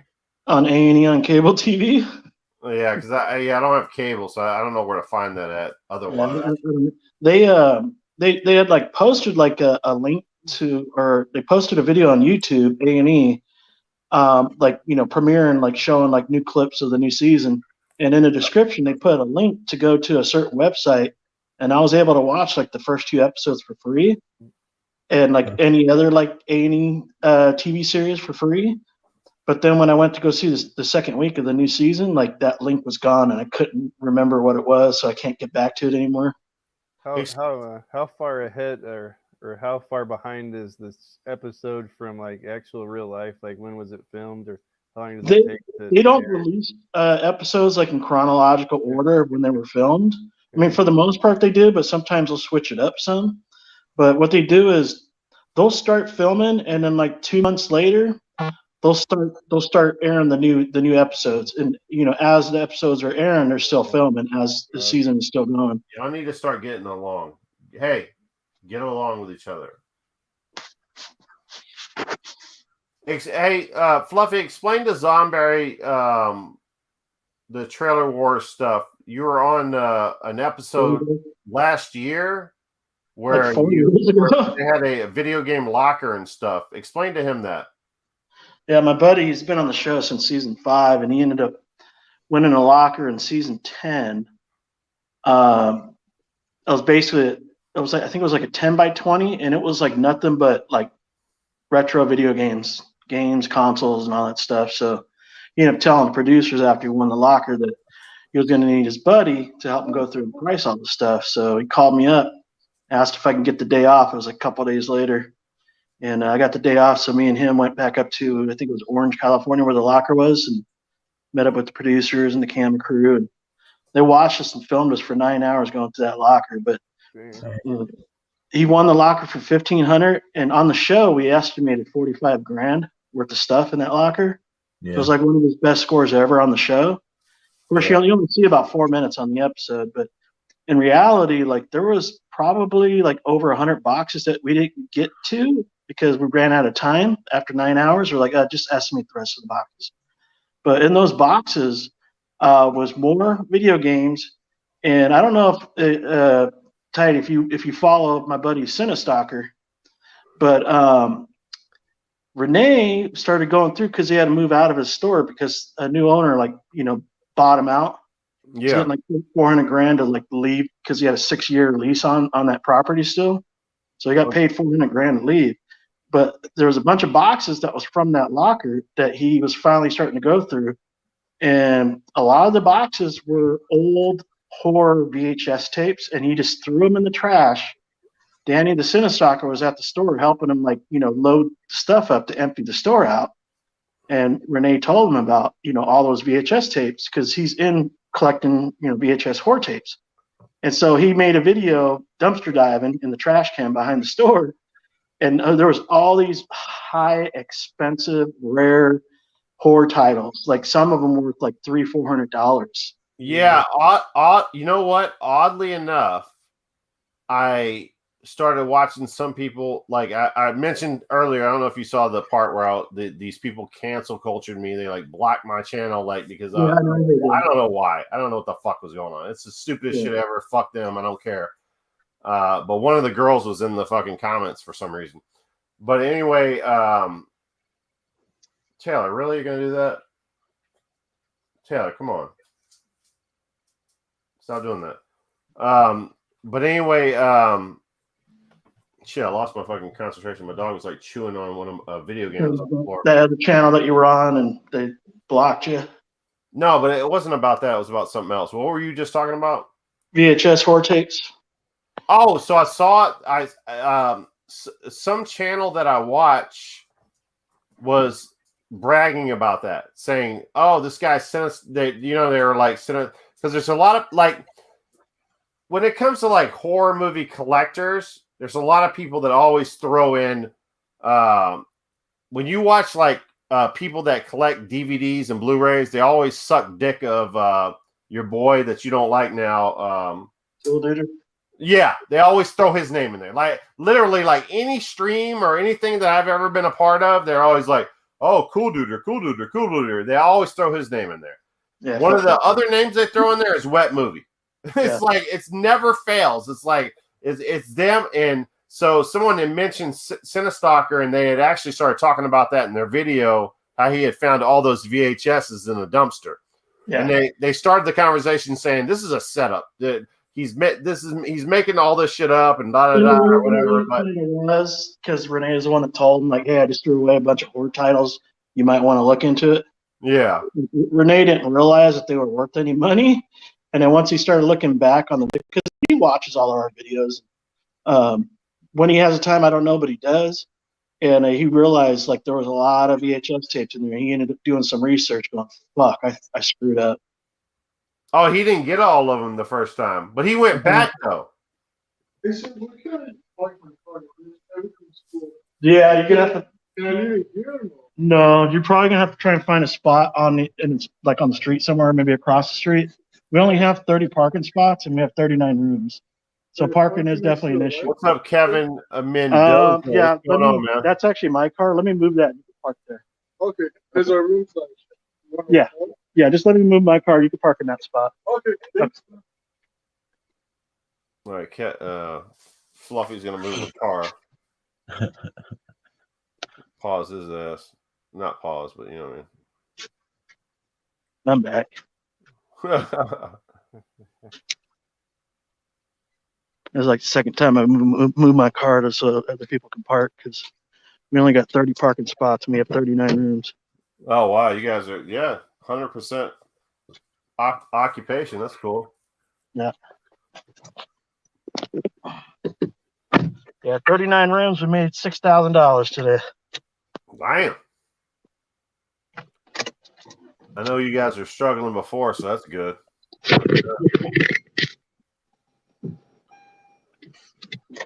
Yeah, our business was like so convention based. Like when the pandemic hit, it was like it literally like shut the whole shit down. Yeah. Like everybody was fired. Like if you know what I mean, like everything was convention based. And if people are not traveling and getting on planes, then fuck all of you. You're fired. Well, just like all the workers that work in all the hotels in Las Vegas. Like they got screwed. Man, I got lucky. Like the company I work for, we sell equipment into warehouses and distribution centers. And even though I'm in marketing for them, but you know, some of our major customers are like Frito-Lay and you know, snacks and chips and drinks and you know what everybody's staying home consuming more of. So our business has just gone crazy, and we're like at an all-time high right now. Right on. Yeah, I'm in the that's wine cool. business, and that didn't slow down. Yeah. And even my you know my own eBay store, like man, it's crazy what's happening right now. Yeah. I did 5,000 in sales last month, and I only do it part time. Oh wow.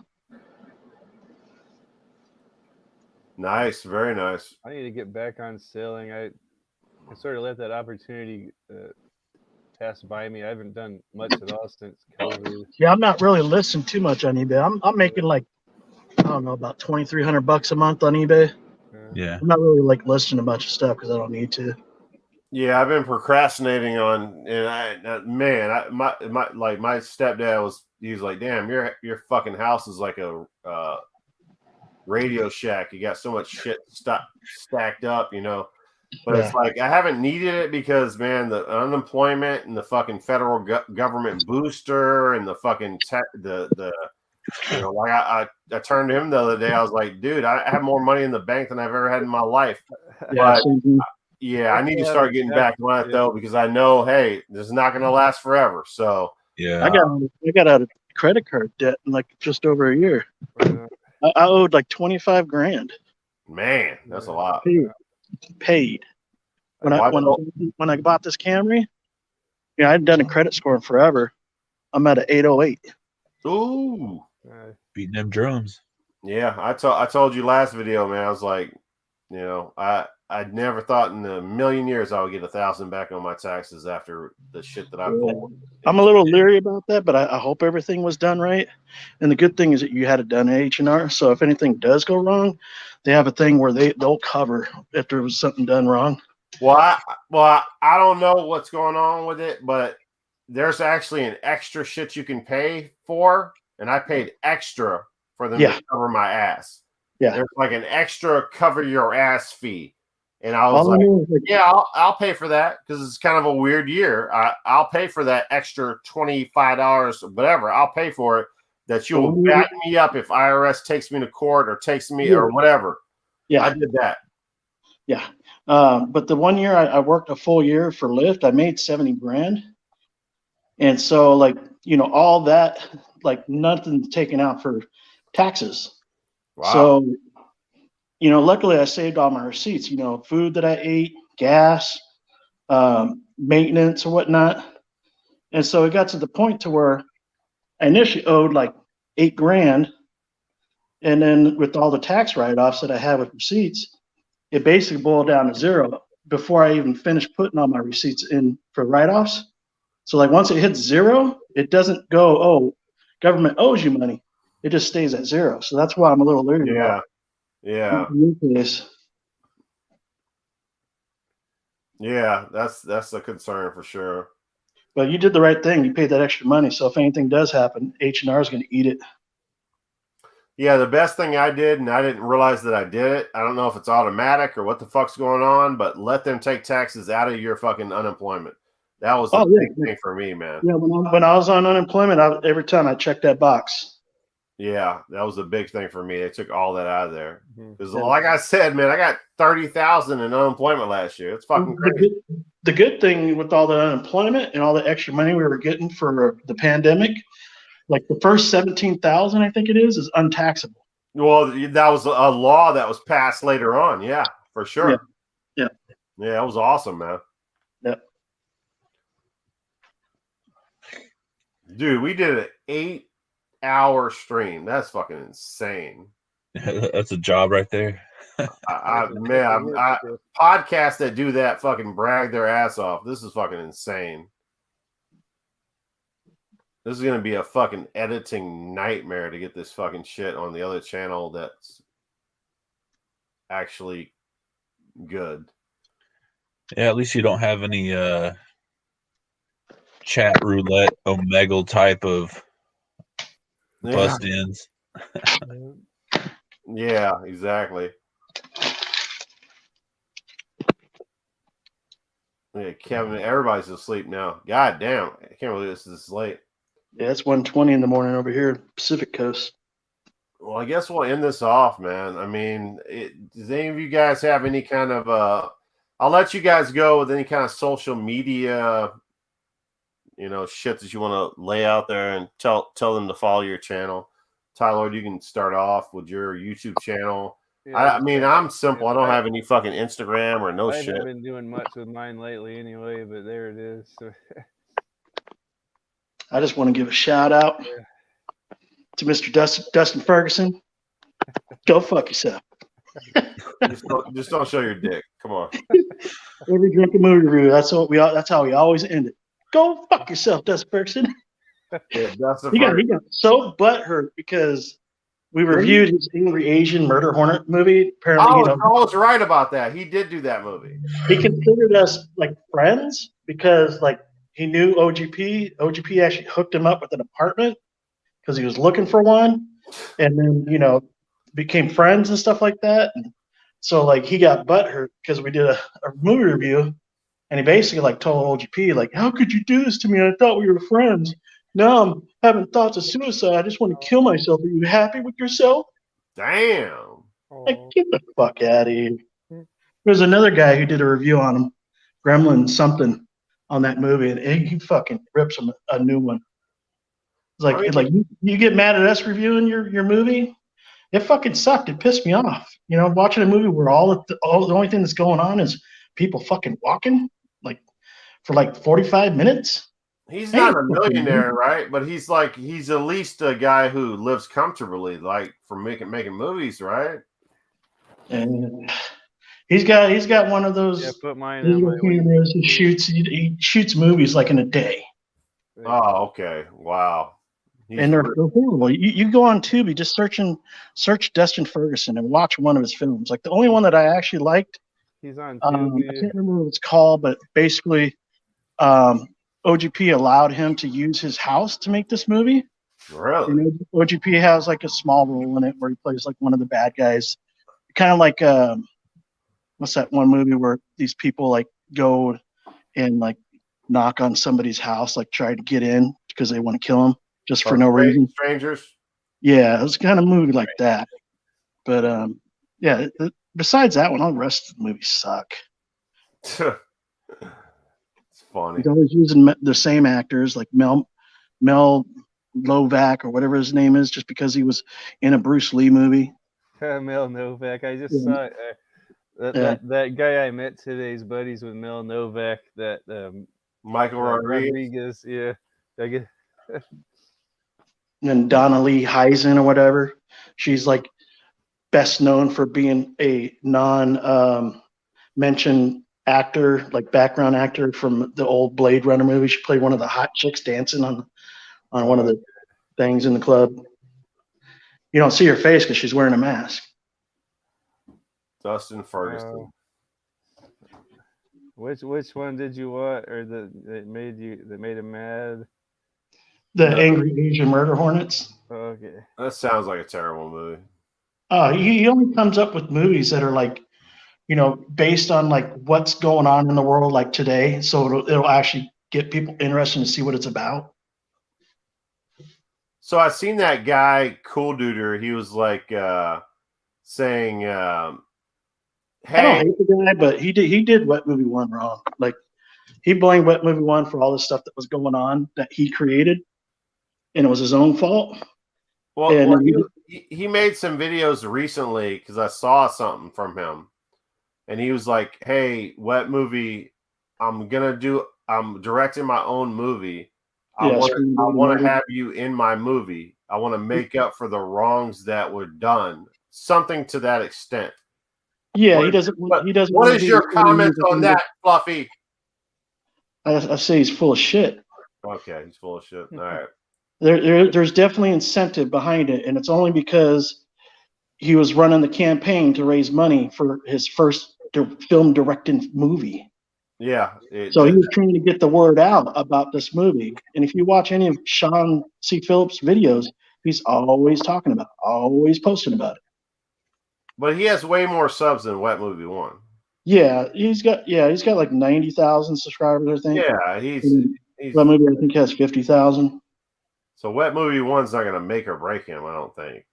No, but there is a big following for both of them, and Sean knows. And I'm pretty sure what the whole thing was behind the scenes is the guy that actually put this movie together to help make it happen was telling Sean to have Brendan be a part of this production because he wanted him to spread the word around.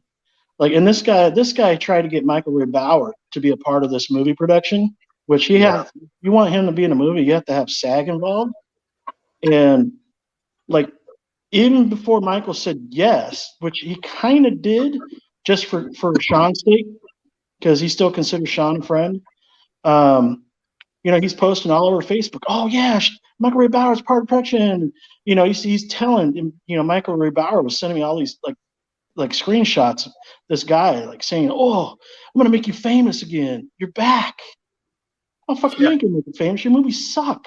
See, I thought he was just like trying to throw Wet Movie a bone, saying, "Hey, we had some problems in the past, but I'm gonna help you out here." Yeah. But that's not the case. But here's the thing, like Brendan, Wet Movie 1, he's still thinking about like being a part of it, but Sean has already stated they've already, cast it. Everybody's already been picked. Oh, okay. But if he was to become a part of it, that he would come up with something for Brendan to be a part of the film. Yeah, I mean, be a part of it, man. Fuck it, man. And Brendan is thinking about maybe doing it. He's kind of 50-50. He might, he won't. Yeah. She's not sure. Because, I mean, when it comes down to it, Brendan is he's a good dude, and he's good with everybody, even people that do him wrong. He still wants those people to succeed in life. Like, Brendan is glad and happy to see Sean, like, doing all these projects. Even though, Sean did him dirty, he's still happy to see him succeed in doing what he wants to do. Yeah. Like me, I don't hate the guy. I just hate how he did Brendan dirty. I got one problem with Wet Movie 1, and I've already told you about it. I'm not going to mention it again. I think I mentioned it on the last video. It's like I got a major problem with the guy. It bothers me, but he's got a big boot. Huh? you know what it is. Yeah, I do. Yeah, you know what it is. You have to text me then because I forgot. Drinking shots. I mean, you know what it is. Oh yeah. No, that was all. His buddy like set it up, told him to do it.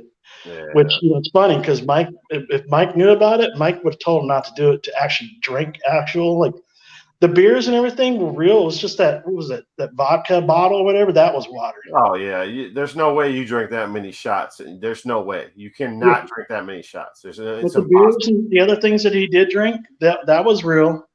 And he did feel, because he's not a drinker. So when he was done doing it, he did feel like shit like the next day.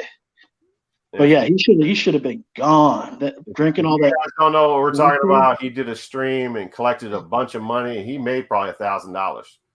And he was drinking water, and it was not liquor, and he was acting like it was liquor. And I did everybody called him out on it. Everybody called him out.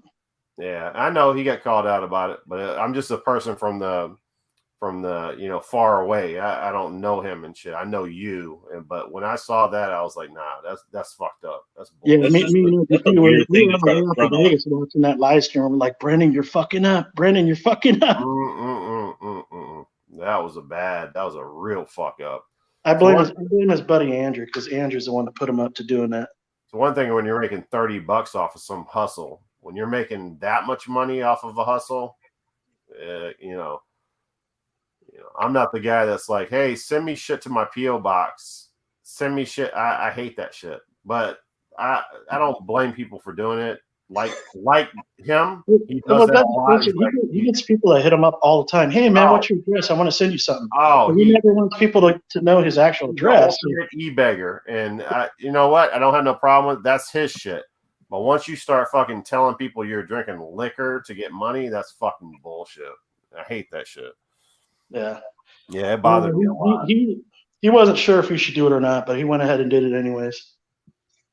So hopefully he's learned from that. I think so. And yeah, I say he does the movie, man. Fuck it, man. I mean, not that it's going to be a great movie, because anything that guy's involved in is shit. Yeah, no, it's going to suck. But, he does kind of, deep down inside, he does hope one day, like they will be on good terms again. Yeah. You watch any of his stuff, Tylord? Well, what's his name? Cool Duder and Wet Movie. What is it? Wet Movie 1? Yeah. I think I maybe have seen him on Fluffies, but I don't know if I've seen They like I said, whether it's correct or not, I think Cool Duder is one of the first guys on YouTube. I don't know if I should say the first guys, but I don't think he was the first, but he'd been doing it for a long time. People always are into DVD and Blu-ray hunting and shit that I'm doing with my separate channel now are like, they always say Cool Duder, Cool Duder. They love that motherfucker, man. I'm telling you. Yeah. And then the secondary name they drop is the Wet Movie guy. Yeah. Like, Wet Movie guy. Well, there isn't really any other YouTube channels out there that do the, out and about DVD Tuesday, hunting videos. I mean, there are some people out there, but they're pretty much one of the originals. There's one that I watched that's, and I apologize, I can't remember his name right now. Oh, maybe it's Film Fan something or another. I can't remember his name. He's a Jewish kid, and he's like, wow. He's the one that lost a lot of weight. I'm not sure, but I mean, he's like, because I've always I've watched some of Cool Duder's stuff, and I'm like, wow, you have to be a psychopath to be in a fucking Walmart and a Target talking to your fucking self. And I have never been able to do it. 10 years of recording at a Goodwill, I cannot talk to my fucking self. It's the weirdest fucking thing you can ever do. These motherfuckers talk to themselves. They have people passing them, managers, workers, and they're literally like having a dialogue with themselves. And me and Sean and Danny, Cool Duder and Cinesoccer, and one of our other friends, we were coming back from we did a movie shoot for a movie called Death Pool. We were all like extras, but Sean C. Phillips had a role in there. And we were all driving back. I was driving Sean and everybody else back. And we ended up stopping off at a Walmart in Anaheim because it was after midnight and the new Jurassic Park movie had just released. So we all went in there to shoot our own videos, showing the new Jurassic Park movies. And one of the managers actually came up to Sean and was like, "Excuse me, you can't be filming here. You can't be filming here. You're gonna have to leave." Yeah. And Sean was so upset. He just looked at the guy and goes, "Piss off." Really? Yeah, that was the first and only time he ever got kicked out of a Walmart. we all had movies in our hands, like different variants of the movie. We're talking about it and promoting the damn movie. Go to Walmart and buy the Jurassic World movie. It's like we all put the movie back and dropped it and left. So we'll buy them somewhere else.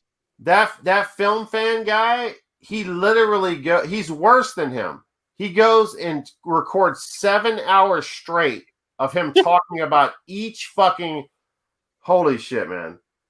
Now that I'm doing DVD videos, oh my God, the Dollar Tree videos are such trash in the YouTube industry. Why the fuck are you guys acting like these Dollar Tree movies are fucking good? Stop fucking acting like they're good. Stop going there. Stop showing me the bullshit that it's at Dollar Tree. There's nothing good there. Shut the fuck up. I'm tired of it. Cool Dude is always promoting those oh my God. Mystery boxes, mystery DVD boxes, mystery Blu-ray boxes. Oh, they're the worst. And he opens them up, and I swear to God, they're all from the Dollar Tree. They're all from the Dollar Tree. They're the worst. the guy Film Fan will literally do 7 hours of dialoguing about each movie from the Dollar Tree and flipping the movie around and reading the description and giving you from A to Z everything you can talk about the movie. And you watch it?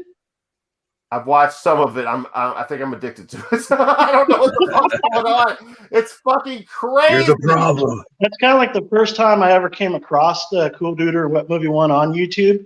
I was sitting here bored at work one night. You know, I love Vegas, so I just started searching for like Vegas videos, and I came across their Vegas Out and About the movie, and I saw it was hour and 40 minutes, and I thought to myself, hour and 40 minutes? Who the fuck is gonna watch that?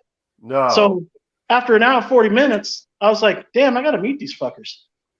So I think it was like 3 years later I finally like. Dude, his videos are 6 hours. You asked me, do I watch it? I watched it in the beginning. Now I know what the fuck is gonna happen. He's gonna talk about the worst movies of all time for 7 hours. So no, I don't watch it anymore.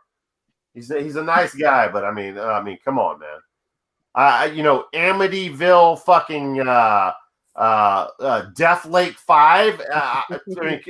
Do I need to hear anything about this movie anymore? Come on, man. Seriously. There's been some movies that I bought from the Dollar Tree, and I was so fucking angry. They sucked so bad. I just fucking broke the case, broke the disc. I don't keep them, man. I literally throw them away. I throw them away when they're bad. Yeah. The worst fucking movies of all time. And they act like the movies are the best movies ever. Like they're literally in the Dollar Tree acting like they're picking up fucking diamonds. Oh my God. I found this at Dollar Tree. It's like, dude, you guys are the biggest fraud in the whole fucking YouTube world. You're telling us that Dollar Tree has good movies. They don't have fucking good movies. I like it when Cool Duder finds movies at the Dollar Tree that he's in. Oh, God, all the worst movies. Has he been in one good movie? There was one movie that he did that I was actually really proud of him, and he was actually like one of the main characters and lasted like 40 minutes. And it was a movie called Ghostquake with oh God, what's that dude's name? Mexican guy, Danny Trejo. Ghost Proof? Yeah, it's called Ghostquake. I might have seen that one. Wasn't it like they're in a school and they went into a basement? Probably, but there's like a ghost that shows up and starts killing, the kids off one by one. I think that was on Tubi. That's crazy. It probably is. And there was another title for it because it was originally like a made-for-TV movie on the Sci-Fi Channel. It was called something else on there. I can't remember what. So Fluffy's in. Where do you live, Fluffy? San Diego. He's out in the California area where all the movie stuff goes on, and his buddy Cool Duder lives somewhere out there, or his old buddy. They don't talk no more. They're like arch enemies now. He's in every fucking B horror movie you can ever imagine. You should go to IMDb and search for Chauncey Phillips and look at the list of like 250 to 300 movies that he's been in. Like every bad movie you could ever imagine, his old buddy Chauncey Phillips is in. Every bad movie ever. Every bad horror movie. That's an inspiration.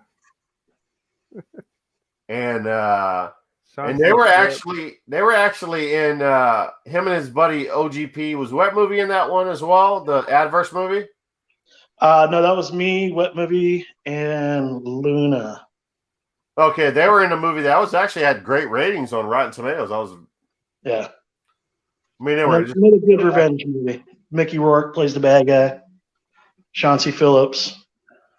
Does his face still look like a fucking that's Chauncey Phillips. Lou Diamond Phillips. Does Mickey Rourke's face still look like a fucking catcher's mitt from the 1930s?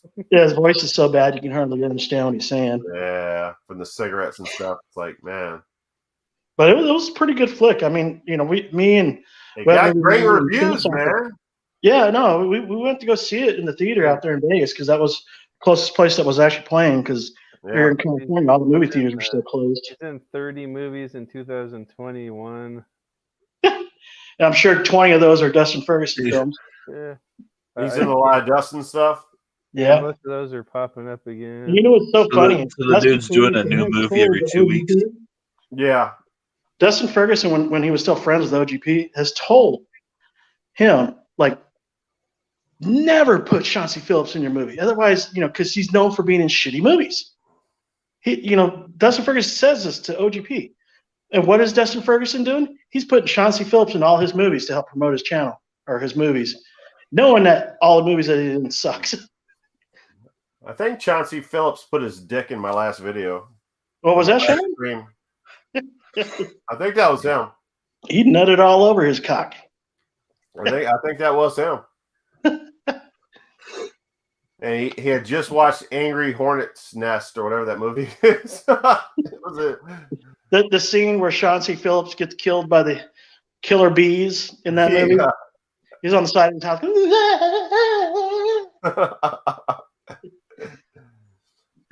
my favorite shit from him is like into the water. Wait, it's like into the Walmart we go. That's what he says in every video. I pinch myself saying that sometimes. I always juice my my cock when he says that. It's the best Into thing your ever. mama we go. Into the Target we go. That's what he says. Okay. I love how like a lot of his videos that he does on Tuesdays, you could tell he hates doing them and he just wants to get it done. Like the intro, it's always the same thing. Says the same thing every time, and he says it like as fast as he can just to get it be done with. Yeah, and just in case you guys don't know, he gets sent like free videos from movie studios and shit. Yeah, he gets all these fucking free movies and shit. And and his job is to like review the movie real quick. He wanted to get a free copy of that new Friday the 13th release from Scream Factory, I think it was. But because he had to pay for it, he didn't do a review on it. He's like, "Oh, if you would have sent me one for free, I would have done a review." Yeah, I can see that happening. And he, I think in the beginning he might have been honest with the reviews, but now he's kind of like, I don't want these guys to stop sending me these fucking movies for free. So now I need to fucking lie, and I need to. That's at least my opinion. I mean, I don't know what Fluffy thinks about it, but. Yeah, I know what movie one he doesn't like. If he doesn't like a movie that was given to him, he'll say he doesn't like it. Yeah, I noticed that. I think I watched one of his recent videos and I was thinking, this guy's not going to get shit set for free for too much longer. He's not. He's definitely. He wasn't even doing a good job reviewing it. He was like kind of like very fast reviewing shit, and Warner Brothers was like sending him shit. And I'm like, what the fuck is going on here? Yeah. If Warner Brothers is sending me some shit, I'm going to fucking review it. I don't know. It's weird. Well, y'all, it's time for me to go. If you reached out to those companies, all right, brother Zomberry, man, we appreciate you, brother, man. Yeah, it's definitely time. 3:40. We're all gonna get off here in a second here. Yeah, we'll see y'all next week or so. Yeah, we'll see what's going on. I'll send you a message on the. Well, shit, I don't even know how to send you a message now because the one. I'll send me your email on some kind of. Yeah, do you got your email on your YouTube channel about page? I'm not sure, to be honest with you. Well, I don't know how to get your email then. I'll you want to write it down? I'll just give it to you. Yeah. I'll give you Ty White's number. All right. It's 703. It's Jeff, Jeff. Mac, Mack. N as in Nancy, Z as in zebra at gmail.com. All right. And that way I'll send you some notes on the next stream. We'll actually get some structure to the next stream. I want to have some video clips and stuff. I would like to have Fluffy and OGP on there, and maybe we can get a day where we can do that, where we can do it on a Friday or something like that. Probably won't be for a while because he's going to be filming that short film Wild Games next month. It's going to be fuck OGP then, the motherfucking bitch. But I haven't talked to him about it. He's totally down to do it. Really? All right. Well, Steve, Fluffy, good to meet y'all. Yeah, I'll email you tomorrow, Jeff. All right, sounds good, brother. All right, peace out.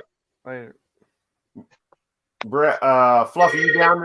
What day is good for you, man? So we can make sure that we got you in here. This motherfucker's working the front desk when he's talking to us. Where's the noise coming from? Do you know? I'm back in that hotel world, man. When I hear this, like, man. I'm like stressing out of just hearing what he's going through because it's like I was in that world, man, where I had to figure out the AC's making too much noise, how to keep it. You know what I'm saying? Like, Dude, I can't believe we did a fucking 8 hour and 42-minute stream. I'm looking at the time on this shit. That's fucking legendary.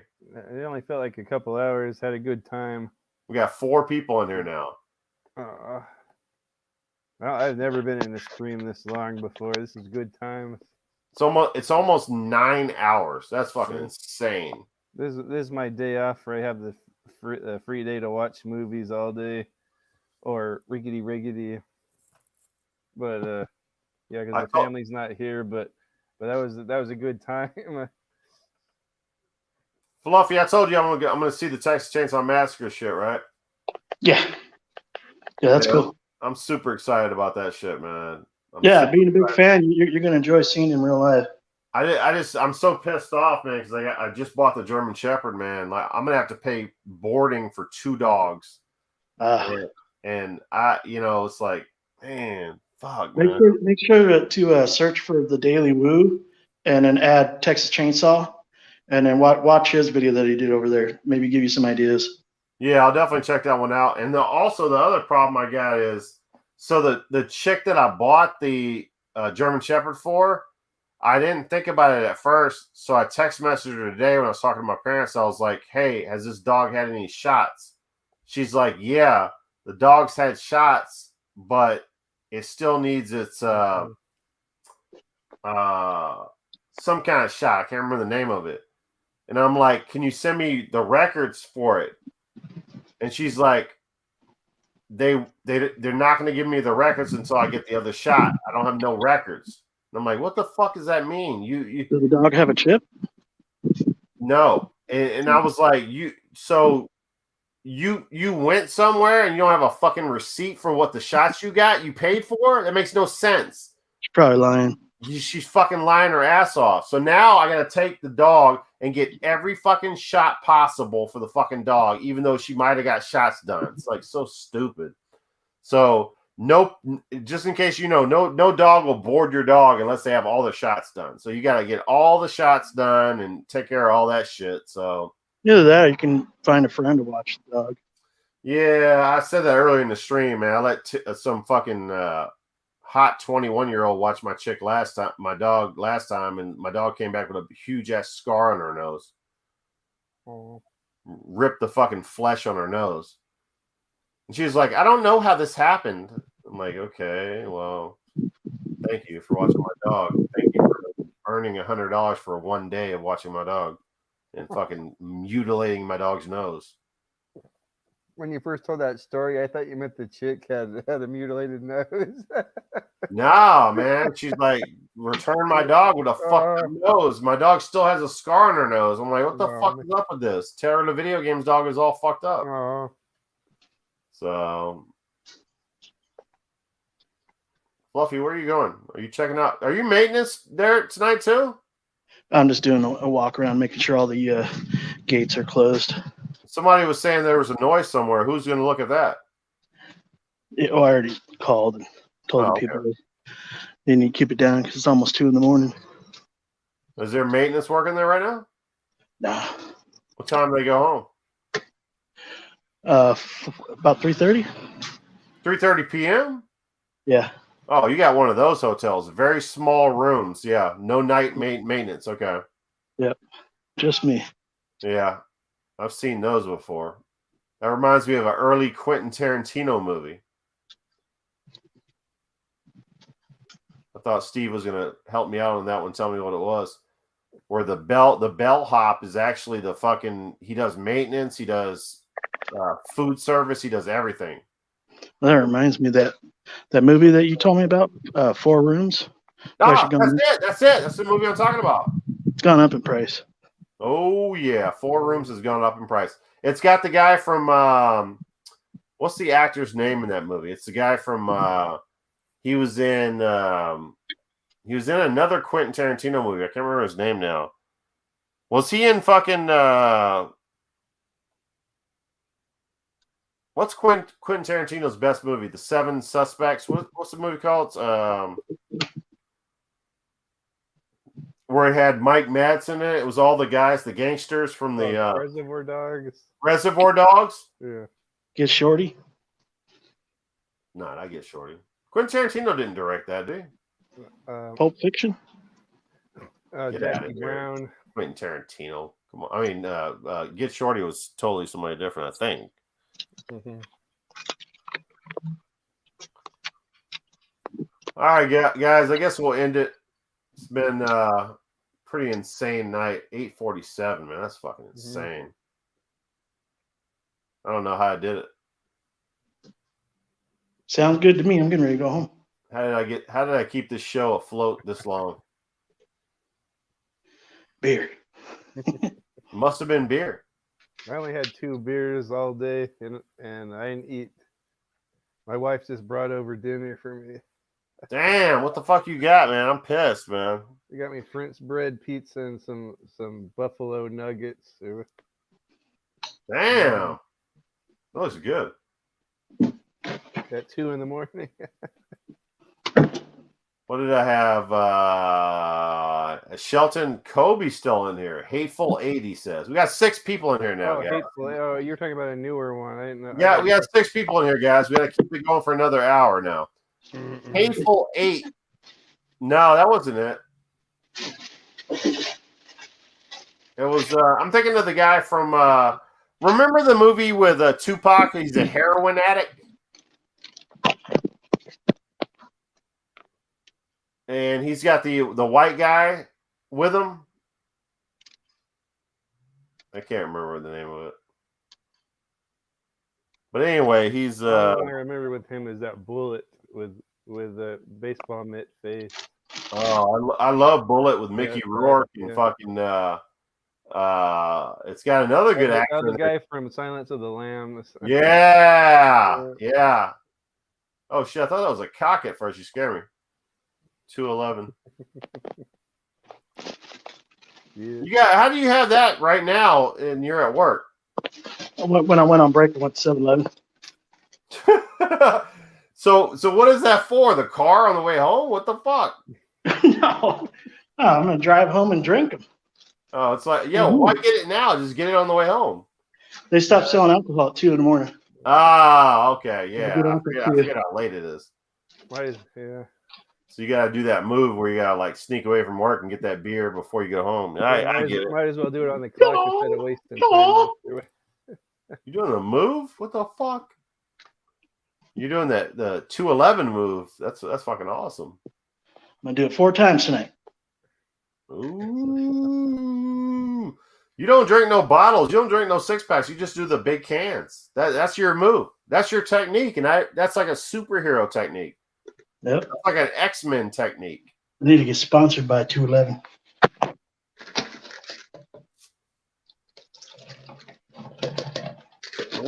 For one reason, what do you want? My German Shepherd has one ear that's up and one ear that's down all the time.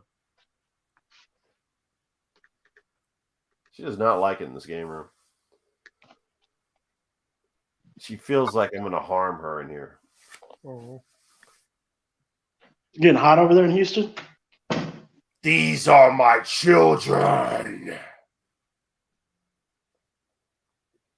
That didn't scare you guys? Mm-hmm. You are all my children now. You are all my children now. Get in my belly. No, that's a different movie. that's a fucking what's it called? Powers.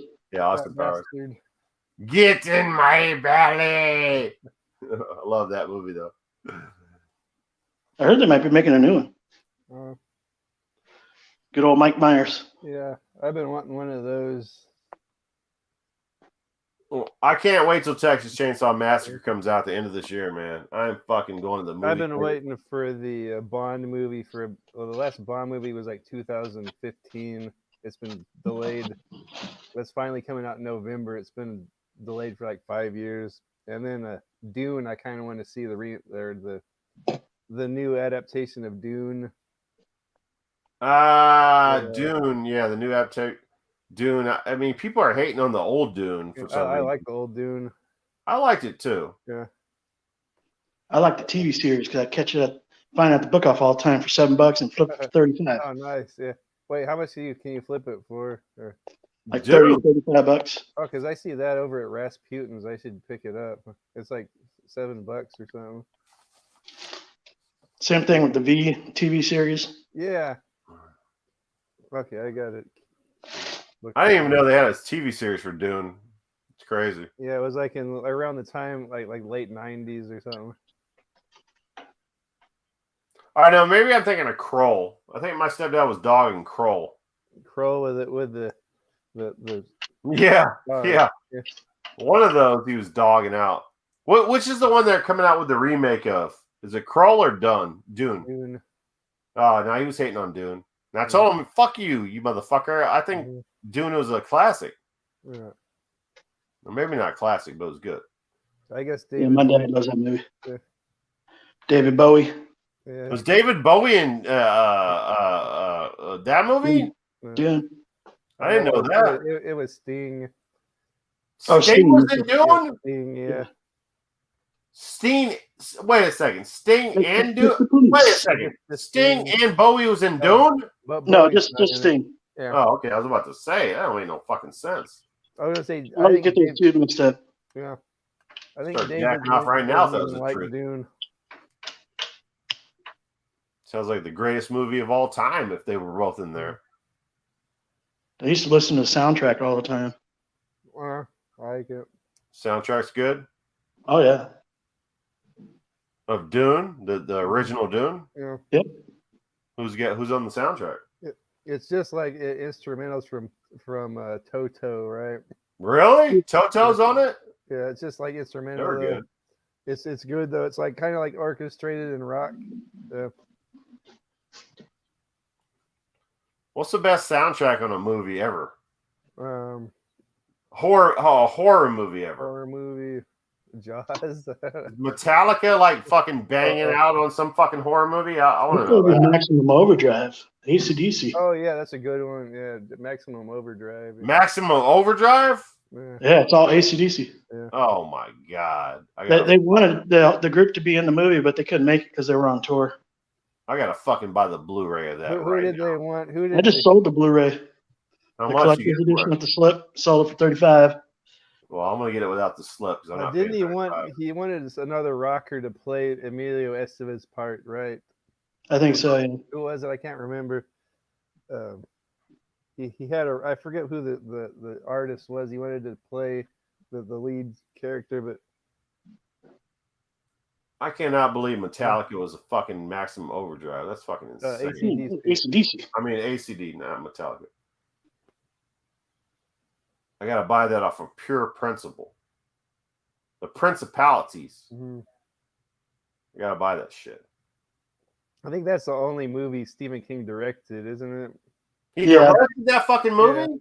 Yeah, and it flopped. He directed because he got tired of everybody else not doing a good job the way he would want it done. The only movie that he did like that he wrote was Stand By Me. Mm-hmm. That's the only movie that he liked that was made from one of his books. And he liked the Shining, the remake, the you know what I'm saying, the one that came out after The Shining. Yeah, he liked that. What was that one called? Red Room? No. The one that just came out like a couple of years ago. Yeah, the one that came out. He did not like The Shining, but he liked the one that came out. The Strange Love. Oh, okay, that's a different one. Yeah, he liked it. Wasn't it called Strange Love, Ty Lord? God, what's his name from the prequel of Star Wars, right? Yes. He really liked that one. I heard that one really was pretty good. I've never seen it yet because it's like 2 hours long. I heard it was really good. So did he write The Running Man? Is that true? He wrote the book that Running Man is based on. Who? Stephen King? Yeah, under another name. Is that true? Oh, I don't know about that. I think it. Yeah, the Running Man. One of the security guards in that movie is actually Arnold Schwarzenegger's brother. Oh yeah. Really? Yeah. Stephen King is fucking phenomenal, man. I don't know what the fuck. You gotta be a fucking robotic genius to come up with all that bullshit. All right, guys, I'm gonna go to bed. I'm tired. I'm gonna go grub up. I'm sorry to be eating in front of you. Nah, yeah, you're making me fucking hungry, man. I got some. I don't even know what the fuck I got. I got like. I'm trying to eat healthy. I got this I don't even know if you guys know what non-GMO is. Growth. I think it's like genetically modified organic. Very good. Yes, yes. So I got this pasta that's GMO, not non-GMO. So and it's like gluten free. It's like this Chinese shit because I love eating my spaghetti. So I got that shit, right? And then you have to get fucking 100% grass fed fucking hamburger meat with no fucking like I'm doing all that bullshit. But I mean the pot when you buy the pot, so the big thing is the pasta, the sauce and shit. So you just want a clean sauce, you know. You want it to be organic, everything organic. Organic fucking like when you start getting all these weird scientific terms in it, don't buy it.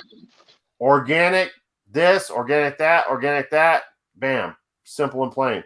Who's so telling you all this gay stuff? I know it is gay. It is gay. But I mean, I'm just saying, I'm trying to eat healthier and stuff. It's not too bad, man, if you do it right. No, you're doing good. If you do it right, it actually doesn't taste too bad. You just got to know what to buy, and it's a very hard fucking road to travel. Trust me. It's probably just is a good thing to keep you're diligent, like to keep a game plan. Yeah, but you can make a lot of mistakes and eat some bullshit. Trust me, man. Some of this shit tastes like shit, man. But you know, there's actually breads you can eat and tortillas you can eat and pastas you can eat, and people don't know that. They think that I can't eat this no more, but nah, that's not true, man. There's ways that you can eat stuff that non-GMO type of fashion, and nobody wants to hear that shit. Horror movies are badass, man. Fuck everybody. Fuck the world. Fuck video games. Fuck Dustin Ferguson. Fuck Dustin Ferguson. I wasn't really familiar with him, but now that I see his list of movies, I'm kind of intrigued. fuck wet movies, shot glass. fuck Cool Duder's Walmart entrance. Fuck his bullshit. No, 2 o'clock. I'm out of here. Anytime you want to come on here, Cool Duder, we got you, brother. Come on, come on and check out the stream. He only did one. He only did one once, and that was a friend of ours years ago. After his channel blew up from like 5,000 subscribers to like 140,000 subscribers, then he finally went on to his live stream. Yeah, that makes sense. That sucks, man. Yeah. I thought we had the one chick from the cancel culture horror movie stream. I thought maybe there was a possibility that fucking Bloodbath and Beyond would have came in here, who loved me a week ago, and show some love in here, but apparently that didn't happen. So it's okay. I'll get over it. Ty Lord still loves me, so it's all good. That's all that matters. That's all that matters in this life is if Ty Lord loves me, fuck everybody else. All right, guys. I love you guys. I'll send you some text and shit. We'll figure out what we're going to do for the next stream. Get some game plans together and hopefully show some YouTube. Maybe we show some YouTube clips and stuff of some previews of some horror movies that are coming out and stuff.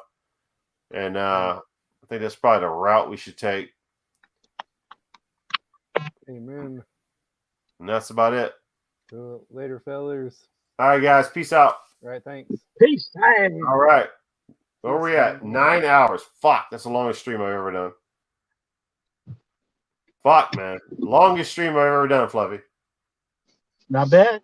9 fucking hours. Can you imagine? Fuck. Fuck everybody. Fuck everybody that didn't show up. Fuck you, bitches. I spent the last 8.5 hours here at work. Look at that. I fucking worked harder than you today.